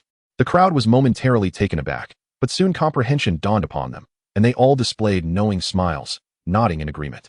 Ultimately, the meeting concluded with the resolution that on the 3rd day of Tsunade's assumption of the Hokage position, the 3rd Nin exam would recommence. As for the matchups, to ensure fairness and impartiality, they would be determined by a lottery on the day of the examination. Thus, this encapsulates the detailed proceedings of the morning meeting. Chapter 84. Where's my Sasuke? In summary, there are 2 pieces of news. First, the Chunin exams will continue, but only ninjas who participated in the 3rd selection round are eligible to re-enter. Therefore, Sakura is not qualified to participate. Second, Naruto has become the only ninja to be promoted to Chunin this time, even taking over as an examiner from Kakashi. Upon hearing this, Sakura felt a deep sense of disappointment. In her heart, if Sasuke were to participate in the exams, his ascension to Chunin would be a foregone conclusion. However, this means that Team 7 is left with only her as a genin. With a forlorn expression, Sakura murmured, am I the only one left? Kakashi, observing Sakura and Appo's despondency, had anticipated her reaction, which was why he had refrained from announcing the news too early. Sasuke and Naruto, on the other hand, seemed indifferent to the situation. Sasuke was solely focused on challenging powerful opponents to grow stronger, and the title of Chunin held little allure for him. Naruto aspired to a life of freedom and spontaneity akin to Jiraiya's, clearly not pursuing the Chunin status. Sigh. Those who wish to become Chunin cannot, while those who do not wish for it have achieved it. Well, that is how things stand. Let us return to our missions. With that, Kakashi led Naruto and the others to undertake a ninja assignment, which, predictably, turned out to be the simplest D-rank task of pulling weeds by the riverbank. Meanwhile, Orochimaru lay in bed, writhing in agony. Unlike the anime's portrayal, he was not suffering from his arms, but was instead experiencing excruciating pain throughout his upper body, making even breathing a challenge. He desperately needed a new, healthy, and powerful body, repeatedly calling out, "Sasuke, where are you? Where's my Sasuke?" Hearing the cries, Kabuto rushed to Orochimaru's side. Upon witnessing Orochimaru's contorted face of anguish, Kabuto realized that time was running out, and a body transfer was imperative. "Lord Orochimaru, you can't wait for Sasuke any longer. You're out of time," Kabuto urged anxiously. "No, Kabuto, I can hold on for a few more days. I can endure," Orochimaru stubbornly responded. "But, Lord Orochimaru, listen to me, Kabuto," Orochimaru interrupted. "Very well, Lord Orochimaru. In that case, I shall administer some medicine to alleviate your pain, enabling you to endure longer," Kabuto conceded reluctantly. After administering the medicine, Orochimaru gradually slipped into a state of rest. Kabuto gazed at the slumbering Orochimaru, yet his expression bore no semblance of relief. Orochimaru's face remained twisted in agony, clearly still enduring immense torment. Kabuto's capabilities were limited. All he could do was hope that the Sound Four would bring Sasuke to them swiftly. Subsequently, Kabuto entered Kimimura's room to administer medicine. As soon as Kimimura sensed Kabuto's presence, he inquired about Orochimaru's condition. Kabuto replied honestly, "Lord Orochimaru is in dire health and urgently requires a new body." "Is that so? What a pity. If my body were not afflicted, I could have satisfied Lord Orochimaru's needs," Kimimura sighed. "Kimimura, do not dwell on that. Focus on recuperating," Kabuto advised. "Recuperating? Humph, Kabuto, I know my own body well. I do not have much time left, do I?" Kimimura said with a bitter smile. Kabuto fell silent, merely adjusting the equipment and medicines. Indeed, Kimimura's illness was incurable, a fact he understood all too well. Thus, Kimimura resolved to regain his strength and bring Sasuke back before his demise. Regaining strength was not a difficult task, but the cost might be his entire lifespan. Nonetheless, Kimimura had no regrets. Seeing Kimimura's determination, Kabuto injected him with the medicine. As the substance coursed through his body, Kimimura felt invigorated and powerful, swiftly donning his attire and racing toward the Hidden Leaf Village. The following morning, Naruto awoke leisurely. After a simple breakfast, he commenced his daily training at home. Push-ups, sit-ups. A series of movements flowed seamlessly, and soon his clothes were drenched in sweat. However, before long, Naruto's previously focused demeanor grew serious, his brow furrowing tightly. He keenly sensed the sudden emergence of 4 ominous chakra signatures within the village, each laced with intense malice. Something is amiss, Naruto thought to himself. Byakugan. With a low shout, Naruto's eyes transformed. His blue irises turned white, and blood vessels protruded around them. Utilizing the Byakugan's powerful long-range vision, he distinctly saw 4 figures not far away. A portly individual, a stunningly beautiful woman, a peculiar creature with 2 heads, and lastly, a person with arms resembling a spider's. The Sound Four? What are they doing here? Their target is Sasuke. Yet, they should not be able to take him. Sasuke is no weakling now. With that thought, Naruto shook his head, deciding to disregard it, as it seemed of little concern to him. After finishing his training, Naruto washed up, donned clean clothes, and stepped outside. Coincidentally, he collided with Sasuke just as he exited. "Sasuke?" Naruto exclaimed, surprised to see him. "Naruto, you promised me. Let us settle this once and for all," Sasuke said with a piercing gaze, fixated on Naruto. "Oh, what did I promise?" Naruto scratched his head, feigning confusion. "Let us settle this once and for all," Sasuke reiterated emphatically, his eyes filled with urgency. "What were the conditions again?" Naruto continued to play coy. "Damn it, just wait for me. Brother, let us settle this once and for all." Sasuke, gritting his teeth in frustration, reluctantly resorted to a term that Naruto could not refuse. "Hey, you should have said that sooner. Lead the way," Naruto replied, a victorious smirk gracing his lips. Subsequently, Naruto followed Sasuke to the training ground where he usually practiced. The two took their positions, readying themselves, their chakra beginning to circulate around them as they prepared for the confrontation. At that moment, unbeknownst to Sasuke, 4 individuals were concealed in the shadows, closely observing their every move. What are they doing? Probably fighting amongst themselves. Perhaps it's just a minor scuffle. Humph. They might even be playing house. These 4 were indeed the Sound Four. Having finally located Sasuke, they refrained from acting recklessly upon seeing their target. After all, they wished to ascertain whether Sasuke was truly worthy of becoming Orochimaru's new vessel. Simultaneously, Naruto sensed their presence keenly. However, he chose not to alert them. A faint smile playing upon his lips as he thought, since you wish to hide, then watch closely. This duel shall not disappoint you. Just then, Sasuke suddenly shouted, Naruto, I'm coming at you. In an instant, Sasuke dashed forward like an arrow released from its bow. Chapter 85, Sasuke's progress as Sasuke sprinted forward. The unique patterns of his Sharingan became vividly apparent in his eyes. In an instant, he charged at Naruto like an arrow released from its bow, brimming with confidence in his training, eager to gauge how his taijutsu compared to Naruto's after this period of rigorous honing. Observing this, Naruto unleashed the taijutsu he had previously employed during the third Chunin selection exam, Wing Chun. His movements were agile, succinct, and incisive. Conversely, Sasuke's style was marked by boldness and rigidity, occasionally leaping high to exert overwhelming pressure on his opponent with powerful strikes. As their bout commenced, Naruto's attacks were rapid and his defense steadfast, embodying a harmonious blend of gentleness and strength. Empowered by the formidable capabilities of his Sharingan, Sasuke quickly discerned the intricacies of Naruto's Wing Chun and adeptly mirrored the technique, launching a counterattack with the same moves. Naruto, I shall claim your taijutsu. Sasuke scoffed. Naruto, astonished yet exhilarated, marveled at Sasuke's incredible replicative prowess, feeling thrilled to finally face an opponent capable of pushing him to employ his full strength in Wing Chun. Hence, he set aside any notions of underestimation and fully committed himself to the fight. The arena transformed into a mesmerizing display of Wing Chun versus Wing Chun. Both combatants endeavored to deliver the most formidable strikes with minimal movements, exerting tremendous power even within the slightest proximity. Their exchanges quickened, a dazzling spectacle of intertwining figures and colliding forces. However, amidst the intensity of their clash, Sasuke unexpectedly executed a maneuver that caught Naruto off guard. In their close-quarters confrontation, Sasuke unleashed the Iron Mountain Lean, a technique previously showcased by Naruto during his battle with Neji. Remarkable. You've replicated that move too, Naruto thought to himself, filled with delight at being prepared. The moment Sasuke closed in, Naruto struck with blinding speed, landing a precise punch aimed at Sasuke's head. The force of the blow, though it missed its target, generated a menacing gust that promised dire consequences upon impact. Sasuke swiftly retreated, his hands forming seals. Fire release, Phoenix fire technique. Countless fireballs erupted from his mouth, hurtling toward Naruto like shooting stars. Water release, water barrier. Naruto countered, hastily forming seals as a massive wall of water surged before him, intercepting the incoming fireballs. The impact of the flames against the water produced a series of sizzling sounds, transforming into wispy steam. Yet the confrontation was far from over. A fire dragon broke through the mist, lunging ferociously at Naruto.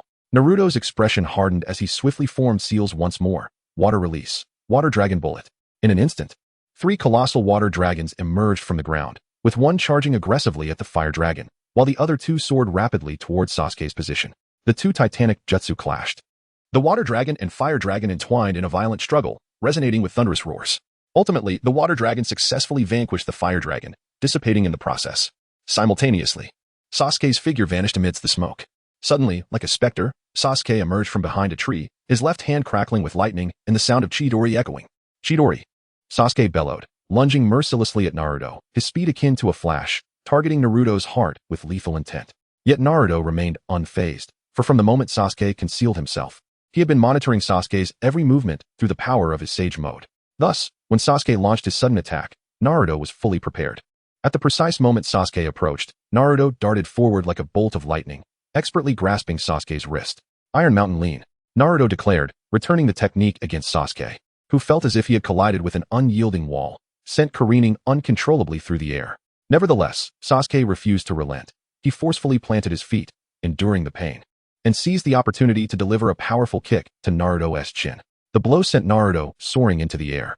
In an instant, Sasuke propelled himself like a bird, swiftly positioning himself behind Naruto, a triumphant smirk gracing his face. Checkmate, Naruto, you have lost, he declared, executing the Lion's Barrage, a move he had acquired during his battle with Lee. Sasuke slammed Naruto down towards the ground, and as Naruto landed, he pounced on him with lethal intent. Bang! A resounding crash followed, but Sasuke stood bewildered. What? Shadow clone technique? When did that happen? Sasuke exclaimed, disbelief etched on his face. Just then, a hand erupted from the ground, seizing his ankle tightly. Earth release, inner decapitation technique. Naruto's voice resonated from beneath. It was over. Sasuke barely had time to react before he was dragged into the earth, leaving only his head exposed. Damn it, this technique again. Sasuke roared in frustration, struggling to rise. At that moment, Naruto approached him, squatting slowly, gently placing a hand before Sasuke's eyes, a hint of amusement on his face. Alright, checkmate. Chidori. Of course. Naruto merely spoke the name, refraining from actually employing the technique lest Sasuke's life be put in jeopardy. Though Sasuke begrudgingly acknowledged his defeat, he could not help but feel a deep sense of reluctance. I have lost. What should I call you? Naruto raised an eyebrow, teasing him. Big brother. Sasuke gritted his teeth, uttering the words with great reluctance. Naruto exclaimed, pulling Sasuke up from the ground, a radiant smile illuminating his face. You have truly impressed me. Your replication of my taijutsu is remarkable.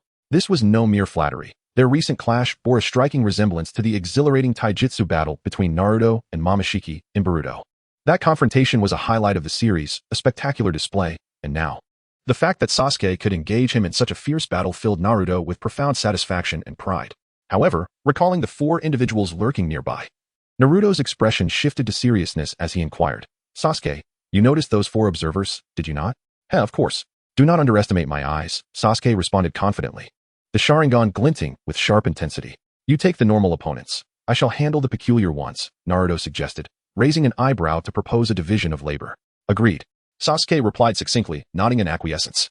The two swiftly established a tacit understanding and proceeded to act in unison. Naruto surged forth like a tempest, swiftly engaging with Kidamaru and Sakan, delivering a barrage of punches that left the two disoriented and collapsed on the ground. Meanwhile, Sasuke manipulated wires like a nimble serpent, swiftly ensnaring Moya and Jirubu, rendering them immobile. He then delivered a single kick, knocking them unconscious. Looking at the 4, Naruto chuckled, sound ninjas, are they? It seems Orochimaru can hardly wait. Chapter 86. The Exorcism Seal. Naruto and Appo's gaze fixated on the unconscious quartet of sound ninja, acutely aware that swift action was imperative. If they awakened and harnessed Orochimaru's cursed seal, their escape would be inevitable. Seizing the moment before they regained consciousness, he deftly bound the remaining 2 with sturdy restraints. He then retrieved a blank scroll and, with a brush in hand, began to inscribe it, the tip gliding across the surface like flowing water, leaving behind a trail of black ink. Standing nearby, Sasuke wore a perplexed expression akin to a stormy sky, finally unable to contain his curiosity. Naruto, what are you writing? Pausing his movements, Naruto raised an eyebrow, a hint of mischief dancing in his eyes. What should you call me? Though reluctant, Sasuke rolled his eyes and muttered, Big brother. Just watch, and you will understand in due time, Naruto teased, returning to his writing. Sasuke, with no other option, resigned himself to waiting, his gaze revealing a flicker of curiosity and anticipation. At last, Naruto completed his inscriptions, setting down the brush and swiftly forming hand seals. Sealing technique, Exorcism Seal. As the final seal was completed, the characters on the scroll seemed to spring to life, soaring into the air and transforming into 4 vividly animated serpents. They coiled around the bodies of the 4 ninjas, skillfully locating the cursed seals and tightly ensnaring them. The serpents then began to drag the seals forcefully back toward the scroll, causing the cursed marks to peel away gradually. In that instant, an overwhelming pain surged through the quartet like a relentless tide, jolting them from their stupor. What are you doing? Yamaro, let me go? Yamadori, they cried out in agony, writhing like fish caught on a hook, utterly oblivious to the unfolding events. Once the serpents had fully retreated into the scroll, 4 cursed seal symbols appeared at its center, emanating an eerie glow. Naruto then commanded, Shadow Clone Jutsu. Instantly, 4 shadow clones materialized, each delivering a powerful strike to the bellies of the 4 ninjas, sealing away their chakra in an instant. Witnessing this, Sasuke finally grasped Naruto's intentions. His mind was a tumult of conflicting thoughts. If Naruto could so effortlessly remove the cursed seal, then surely his own could be eliminated as well, implying that he would no longer be under Orochimaru's influence and control. Yet, the cursed seal was also a formidable source of power, potentially advantageous on his path of vengeance. However, retaining the seal would necessitate a connection to Orochimaru, whom Sasuke perceived as insufficiently formidable to be a true ally. At that moment, Naruto rose, dusting off non-existent debris from his attire, and began to explain. The exorcism seal can extricate the malevolent chakra from the human body, subsequently imprisoning the evil within the seal, where it will be gradually annihilated. Sasuke fell silent for a moment, seemingly weighing his options, before finally speaking. Naruto, big brother, do you think Orochimaru can make me stronger? Naruto regarded Sasuke, contemplating for a moment before earnestly nodding. He can. If I ask you, will you guide me in my training? Sasuke's eyes shimmered with anticipation. What will I gain from this? Naruto countered. What do you desire?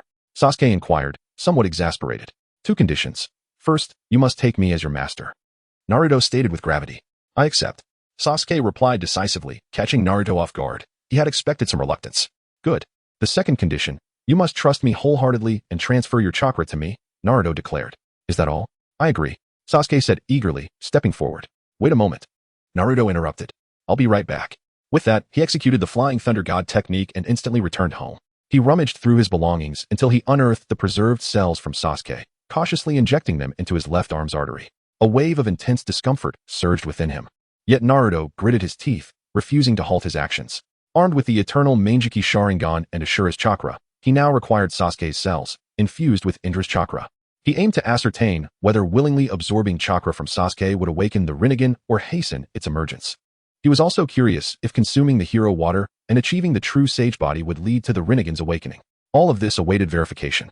Naruto reappeared beside Sasuke, his breath slightly erratic, yet his gaze resolutely firm. All right, let's begin. I did not say to stop, do not cease. Sasuke placed his hands on Naruto's back, gradually channeling chakra into him. In an instant, chakra swirled around them like a tumultuous current. As time passed, Sasuke began to feel utterly drained, as if his very essence were being siphoned away, until Naruto finally called for a halt. Sasuke gasped for breath, wiping the sweat from his brow. Fatigue etched in his eyes. Naruto looked at Sasuke with a smile. You should rest for a while. I'll send a clone to escort you home. No. You haven't helped me train yet. Sasuke protested, a hint of urgency in his tone. Today has been overwhelming. Aside from those four, there's still another outside the village. You need to recuperate today, and we will commence training tomorrow. Naruto patiently explained. Fine. Sasuke conceded reluctantly.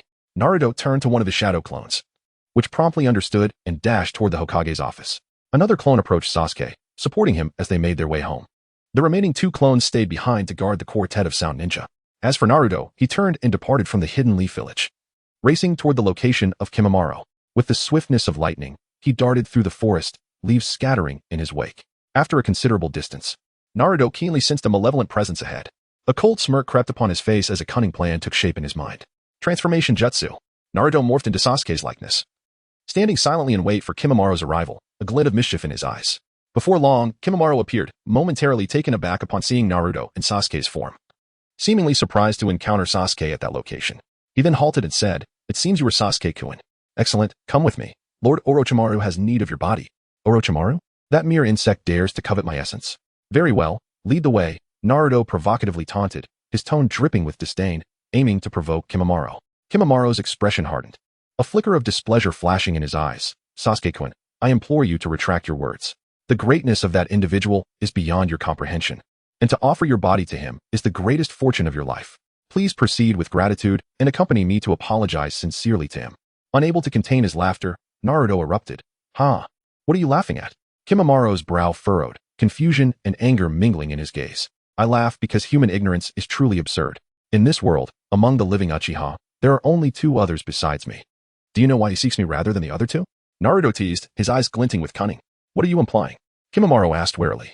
Aware that those two individuals could effortlessly end his life, he understood perfectly well why he was targeted, thus selecting the weakest among them, me. Naruto proclaimed with an air of arrogance, attempting to provoke Kimimaro further. Though your body must be returned, a thorough beating should not displease that esteemed individual. Kimimaro, poised for attack, clenched his fists slightly, his body taut as a bowstring. Naruto offered a cold smile, his eyes instantaneously transforming into the Sharingan. The crimson irises swirling with the mesmerizing, ominous power of the Tomo. Neither you nor Orochimaru stand a chance against these eyes. Is that truly the Sharingan? Allow me to witness its prowess, Kimimaro retorted, shedding his upper garment as sharp bones erupted from his palms. He lunged at Naruto with the grace of a cheetah, unfazed. Naruto calmly approached Kimimaro, gently resting his right hand upon him while whispering softly. Does this fool not realize that one must not gaze into the eyes of a Uchiha during combat? Unable to discern that he is ensnared by my genjutsu, it is no wonder Orochimaru can so easily manipulate him. With that, a swift sound echoed, and both Naruto and Kimimaro vanished from sight. Chapter 87. Sasuke begins his training. Naruto harbored no intention of engaging in a duel with Kimimaro. He vividly recalled the terrifying prowess of Kimimaro. Moreover, he was aware that Kimimaro was gravely ill, nearing the end of his life. Yet the image of Kimimaro's frenzied battles lingered in Naruto's memory. Kimimaro's vitality was astonishing, with bones as unyielding as iron. Each deflection of an attack resonated like a clash of metal. To combat him was to confront not only formidable offensive capabilities, but also an incessant barrage of bizarre techniques. A truly daunting challenge. Even when Gaara arrived just in time, it failed to alter the tide of battle.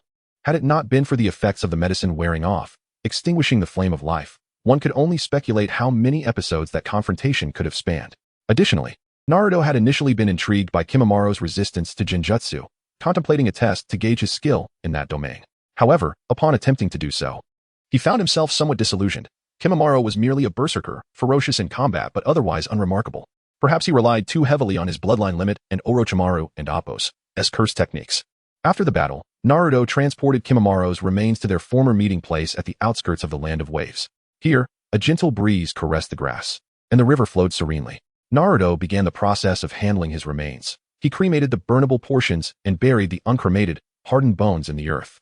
Once he completed this task, he brushed the dust from his hands and turned back towards the village of Konoha. He refrained from devouring Kimimaro's soul, as he found the Shikatsumiyaku unappealing. While acknowledging its formidable power, rendering bones hard enough to withstand any blade and continuously generating new bone, Naruto candidly regarded the Shikatsumiyaku as merely exposing bones during battle, akin to a peculiar armor. After combat, these exposed bones would retract into the body. Furthermore, the ability to generate bones without limit seemed fraught with peril. To speak plainly, ribs are intricately connected to vital organs. When exposed to the external environment and subsequently retracted, a plethora of bacteria would inevitably invade the body. Would the body remain unscathed? Moreover, could such unrestricted bone generation occur without side effects? He remained skeptical. Thus, he deemed this bloodline limit destined for extinction in the annals of history. Meanwhile, in the Hokage's office in Konoha, Tsunade was buried beneath a mountain of paperwork, struggling to manage the village's affairs. Nearby, Shizune vigilantly monitored Tsunade, wary of her fleeing at any moment. At that moment, Tsunade inwardly cursed, lamenting, "Curse it. Had I known, I wouldn't have accepted the position of Hokage. This role is truly only for fools." Just then, Naruto's shadow clone appeared, shattering the tranquility of the room. Tsunade looked up, her expression one of confusion, and inquired, "Naruto, what brings you here?" "I just encountered 4 sound ninjas with Sasuke, and we have apprehended them." "What? Sound ninjas? What is Orochimaru scheming now? By the way, are you all right? What could possibly happen to us?" Rest assured, the shadow clone waved dismissively, indicating all was well. "All right, provide me with the location, and I will dispatch someone immediately." Tsunade promptly regained her composure and decisively made arrangements. After relaying the location, Naruto's shadow clone vanished in a puff of smoke, dispelling the technique. Tsunade gazed at the spot where Naruto had disappeared, a faint smile gracing her lips as she mused, "This boy.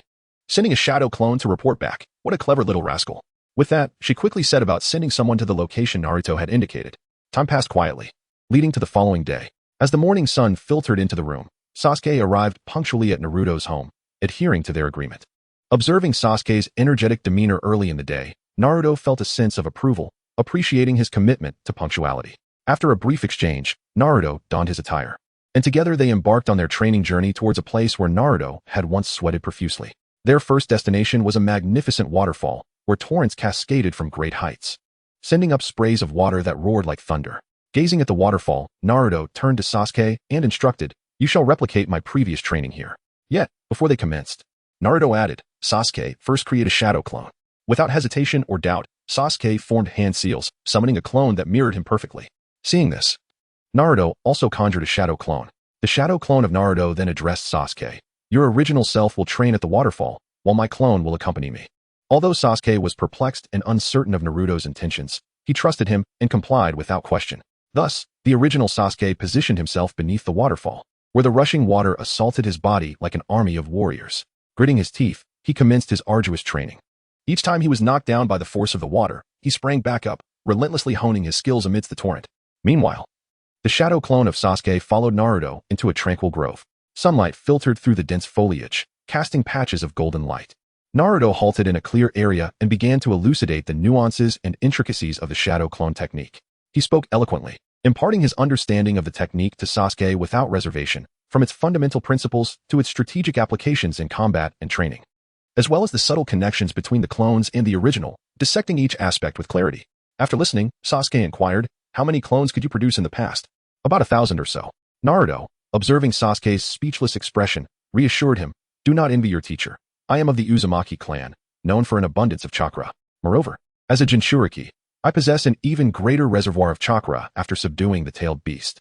Sasuke could only roll his eyes at Naruto's boastfulness. However, a spark of curiosity ignited within him.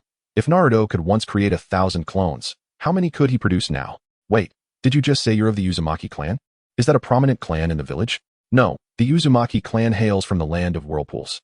We can discuss the details later." Chapter 88. The fifth Hokage. After concluding his lesson, Naruto imparted to Sasuke a variety of ninjutsu techniques derived from the Chidori. These techniques were destined to be developed by Sasuke on his journey of growth in the future. Thus, Naruto presenting them to him now could be seen as a restoration of their rightful place. However, despite Sasuke's prodigious talent, mastering these intricate and profound ninjutsu was no simple task. Each technique encapsulated a unique method of chakra manipulation and required persistent practice and comprehension. The first technique to be learned was the Chidori Sharp Spear. Naruto meticulously conveyed the nuances of the Chidori Sharp Spear to Sasuke, covering every detail from chakra condensation and compression to the precise control and directional guidance required during its release. Sasuke listened intently, fully absorbed in the lesson. Soon after, he began his training. As time flowed silently by, the sky gradually transformed. While the shadow clones concluded their training, the original Sasuke, training beneath the waterfall, suddenly felt the surge of experience relayed from his clone. This influx of knowledge brought an instant look of surprise to his face. Yet, this surprise inadvertently led to a small mishap. Lost in the joy of newfound insights, he momentarily forgot his surroundings, and the powerful currents of water swept him away like a fierce beast. Fortunately, Naruto had been discreetly monitoring Sasuke's situation. Upon witnessing Sasuke's peril, he reacted swiftly, appearing beside him in an instant. In a critical moment, he securely caught Sasuke in a princess carry. Sasuke opened his eyes to see Naruto so close, and upon noticing his somewhat awkward position, he deadpanned. "Do you really have to hold me like this?" While this position may not be particularly dignified for a boy, it was an emergency, and it just happened, Naruto replied. "Let go of me," Sasuke exclaimed, a faint blush creeping onto his face. "Oh." Naruto promptly released Sasuke, and then took out a soldier pill from his pocket, offering it to him. "Take this to replenish your energy. You should head home now." Sasuke accepted the pill and placed it in his mouth. Seeing that he was unharmed, Naruto vanished with a bang. Sasuke gazed in the direction Naruto had disappeared, exclaiming in exasperation, "More outrageous than Kakashi. At least Kakashi shows up in person. You just send a shadow clone." If Naruto had heard this, he would have likely laughed in response. "It's hilarious. The shadow clone technique is so convenient. Isn't it meant for slacking off? Everything learned by the shadow clone returns to the original, so why should the original bother to study?" In the following days, Naruto and Sasuke continued their training in an orderly manner. Meanwhile, in a distant, dimly lit room, Orochimaru sat with a furrowed brow, his gaze revealing anxiety and unease. He had been waiting for Sasuke for too long, and the Sound Ninja Quartet along with Kimimaro seemed to have vanished without a trace. He understood that they had likely encountered misfortune. After a moment of contemplation, he spoke in a low, raspy voice. "Kabuto, it seems we have no choice. We must temporarily abandon Sasuke." Kabuto nodded slightly, asking no further questions, and promptly set to work finding the most suitable vessel for Orochimaru. Once ready, the reanimation ceremony took place in a secret location. As the ceremony concluded, Orochimaru lay there, his body wrapped in bandages, no longer emitting anguished cries. Yet, even with a new body, he felt no relief. He remained weak and powerless, his upper body and arms feeling as if they did not belong to him. Every movement was a struggle. Even performing basic hand seals for ninjutsu was beyond his capability. Feeling the strangeness of his body, the fire of hatred within Orochimaru burned even more fiercely. His resentment towards Hiruzen Sarutobi and Konoha deepened, and he secretly vowed that one day, Konoha would pay dearly for all that transpired today. As time passed, Konoha village welcomed an important day. Tsunade, adorned with a distinctive Hokage hat resembling a pot lid, officially announced her assumption of the Hokage position amidst the crowd's attention. "From this day forth, I am the 5th Hokage." The villagers erupted in enthusiastic cheers, genuinely welcoming Tsunade and Appo's appointment. After all, the legendary three ninja were renowned, and Tsunade, being the granddaughter of the first Hokage and a pupil of the third, seemed like a natural choice for the Hokage position. Everyone was enveloped in a joyous atmosphere. After the ceremony, Tsunade spotted Naruto in the crowd. She waved her hand, calling him over, saying, "Come to my office shortly." Before long, Naruto arrived at Tsunade's office. As he pushed the door open, he found Tsunade resting her head on her hands, a meaningful smile gracing her lips as she gazed at him. "You're here?" Tsunade initiated the conversation. "Yes, I'm here," Naruto replied. "Can you guess why I summoned you?" Tsunade raised an eyebrow, a glint of mischief in her eyes. "Is it because of the Chunin exams?" After a moment's thought, Naruto ventured. "Exactly," Tsunade affirmed with a nod. She then turned to retrieve a vest and a certificate stating Naruto's promotion to Chunin, placing them on the desk. "First, congratulations. You are the first to become a Chunin." "Oh, and what else?" Naruto inquired with curiosity. "Secondly, I entrust you with the Chunin exams," Tsunade said earnestly, her gaze fixed on Naruto. "Can I refuse?" Naruto asked tentatively. "No," Tsunade replied firmly. "Is there any compensation?" Naruto's eyes sparkled as he began to calculate.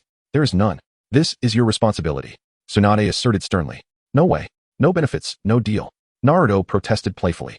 "This is an order from the Hokage." Tsunade raised her voice, attempting to impose the authority of her position. "I have tinnitus. I can't hear you." Naruto feigned ignorance, deliberately digging into his ears. "How dare you?" Tsunade nearly leaped from her seat in frustration, suppressing her anger as she asked, "What do you want?" "I want all my parents' possessions," Naruto stated with utmost seriousness. Upon hearing this, Tsunade fell silent. A surge of rage ignited within her. However, this anger was not directed at Naruto, but rather at Hiruzen Sarutobi. That despicable old man had appropriated everything left behind by Naruto's parents for his own use. Minato's house, Kushina and Appo's inheritance, even the clothes Kushina had carefully prepared for Naruto, none were left for him. Naruto and Appo's desire to reclaim these possessions was entirely reasonable. Yet, the problem lay in the fact that Hiruzen had squandered the money and taken everything for himself. Even Minato and Appo's house had been given to his nephew. This was utterly outrageous. After contemplating for a moment, Tsunade steeled herself and decided, "Fine, I will agree. All right, I await your message." Naruto nodded in satisfaction, picking up the items from the desk and returning home. Upon arriving home, Naruto eagerly tore open the packaging of the vest, donned it, and zipped it up. Standing before the mirror, he examined himself from head to toe. "Wow, I look just like my mom," he marveled, unable to contain his astonishment. Indeed, with his red hair and youthful features, he bore a striking resemblance to Kushina. Although the vest he wore was not as aesthetically pleasing as the minimalist styles of later years, it was still quite admirable. Naruto could not help but reminisce about the Naruto from the anime, who, it seemed, had never donned such a vest even until his demise. As the Hokage, he had yet to ascend to the rank of Ch-nin, let alone that of J-nin TSK. His dream had finally come to fruition. He was about to witness Naruto clad in this vest. With a self-deprecating smile, Naruto chuckled to himself. Subsequently, he removed the vest and began to meticulously examine the arrangements for the Ch-nin exams that Tsunade had provided him. Chapter 89. The Chunin exams resumed. Is this truly the examination venue? Due to the extensive damage inflicted upon the original site by Orochimaru during the third preliminary match, it became unfeasible to utilize it in the immediate future. Thus, the venue was shifted to this familiar location for Naruto, which was originally designed as a training ground for the children of the academy. While the area is not particularly vast, it suffices for the Chunin exams. Being comparable in size to the previous preliminary arena, the examination format mirrors that of the third round, consisting of only this singular confrontation.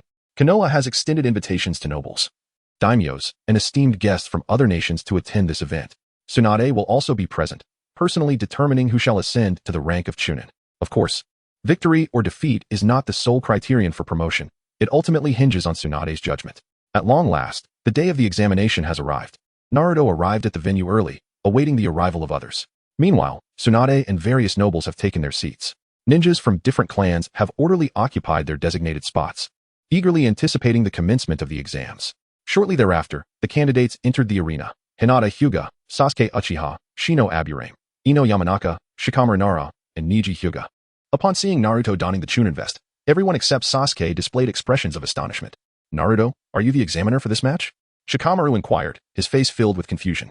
Ino widened her eyes in disbelief, exclaiming, "Wait, this handsome guy is Naruto? No way. ISNT Naruto the blonde one?" Hinata, her cheeks flushed, softly remarked, "Naruto, you've changed so much." Clearing his throat, Naruto announced, "I am the examiner for this preliminary match. The rules remain the same as before. Life and death are your own responsibility. If you wish to avoid demise, it would be wise to concede early. However, should I perceive a clear victor, I will intervene. Next, the method of combat will be determined by a draw. Please step forward to select your numbers." As soon as he finished speaking, a stranger, a Chunin, appeared beside Naruto, holding a box. The candidates lined up to draw their numbers. Ultimately, Hinata drew number 4, Sasuke drew number 5, Shino drew number 2, Ino drew number 1, Shikamaru drew number 6, and Neji drew number 3. The matchups were subsequently revealed. Ino Yamanaka versus Shino Aburame, Neji Hyuga versus Hinata Hyuga, Sasuke Uchiha versus Shikamaru Nara. Naruto raised an eyebrow at the matchups. Could it be that Hinata was still destined to suffer? He glanced over at Neji, who bore an expression filled with animosity. With such feelings, Hinata was likely to face grave peril in this confrontation. Although he, as the examiner, could not show favoritism, he could only adapt to the unfolding situation. Now, let the first selection match begin. Ino Yamanaka and Shino Aburame, please remain. The others may exit the arena. Naruto declared loudly. As his words settled, only Ino and Shino remained in the arena. At that moment, Shino was entirely enveloped in his clothing, rendering his expression indiscernible, while Ino exhibited a confident demeanor, seemingly certain of her victory. "Begin." With a commanding voice from Naruto, both contenders instantly assumed their fighting stances. Ino swiftly produced kunai, intending to strike first. However, when a swarm of insects emerged from Shino's attire, Ino's face turned ashen, her body trembling uncontrollably as she swallowed hard. "Ah, how terrifying. So many insects. Disgusting," she internally lamented. A swarm of bugs surged toward Ino like a dark cloud. Terror-stricken, she could distinctly observe the menacing faces of the insects. "No, don't come near me," Ino screamed, her voice quivering with fear. Yet, the insects continued their relentless approach. In that moment of despair, Ino gritted her teeth and decided to act decisively, forming hand seals and directing her technique at Shino, exclaiming, "Body switch technique." With a subtle sound, Ino successfully transferred her consciousness into Shino's body. However, as soon as she did so, she sensed something amiss. The tactile sensation was not as she had anticipated. At that instant, she realized that the swarm had split into two groups, one climbing onto her original body while the other surged towards Shino's body, which she now inhabited. A voice echoed in her ear, "The winner has been determined."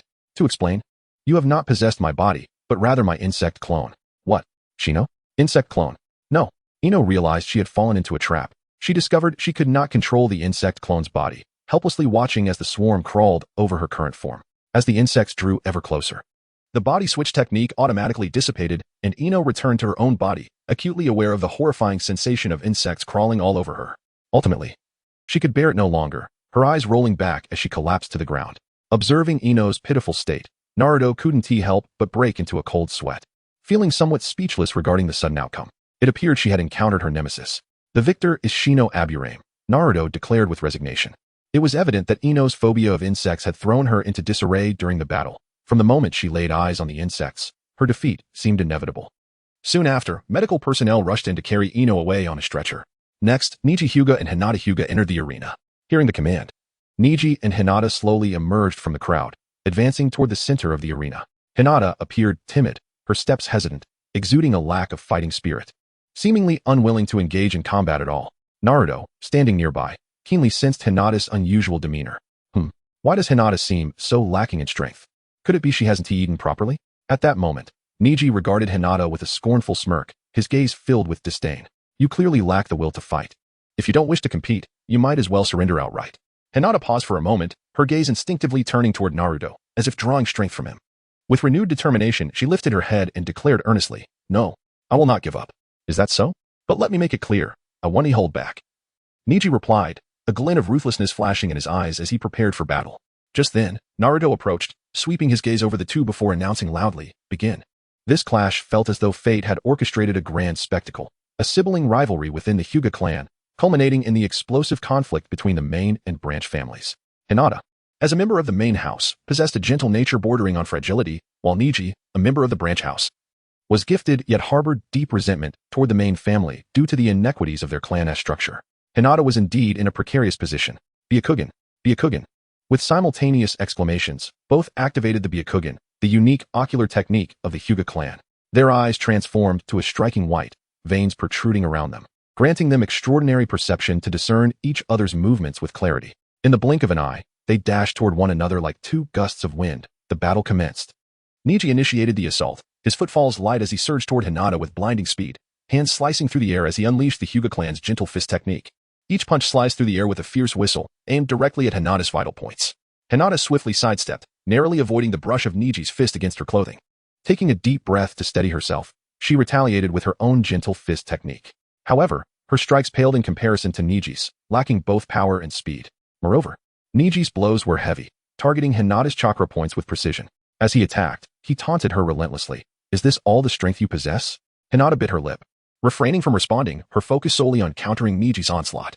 In her heart, a single thought echoed. She could not afford to give up easily. She must persevere.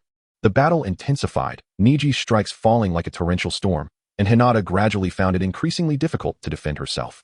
Seizing an opening, Niji unleashed a powerful kick towards Hinata. Caught off guard, she was struck, her body propelled backward to crash heavily against the ground. Struggling to rise, Hinata wiped the blood from the corner of her mouth. She slowly regained her footing, once again adopting her battle stance. Observing Hinata's unwavering determination, Niji's frustration mounted. "Why won't you surrender? Why do you refuse to accept your fate?" "I refuse to give up," she declared resolutely. "If that is the case, then perish." Gentle fist technique. 8 trigrams, 64 palms. Niji, I will not yield. Gentle fist technique. 8 trigrams, 64 palms.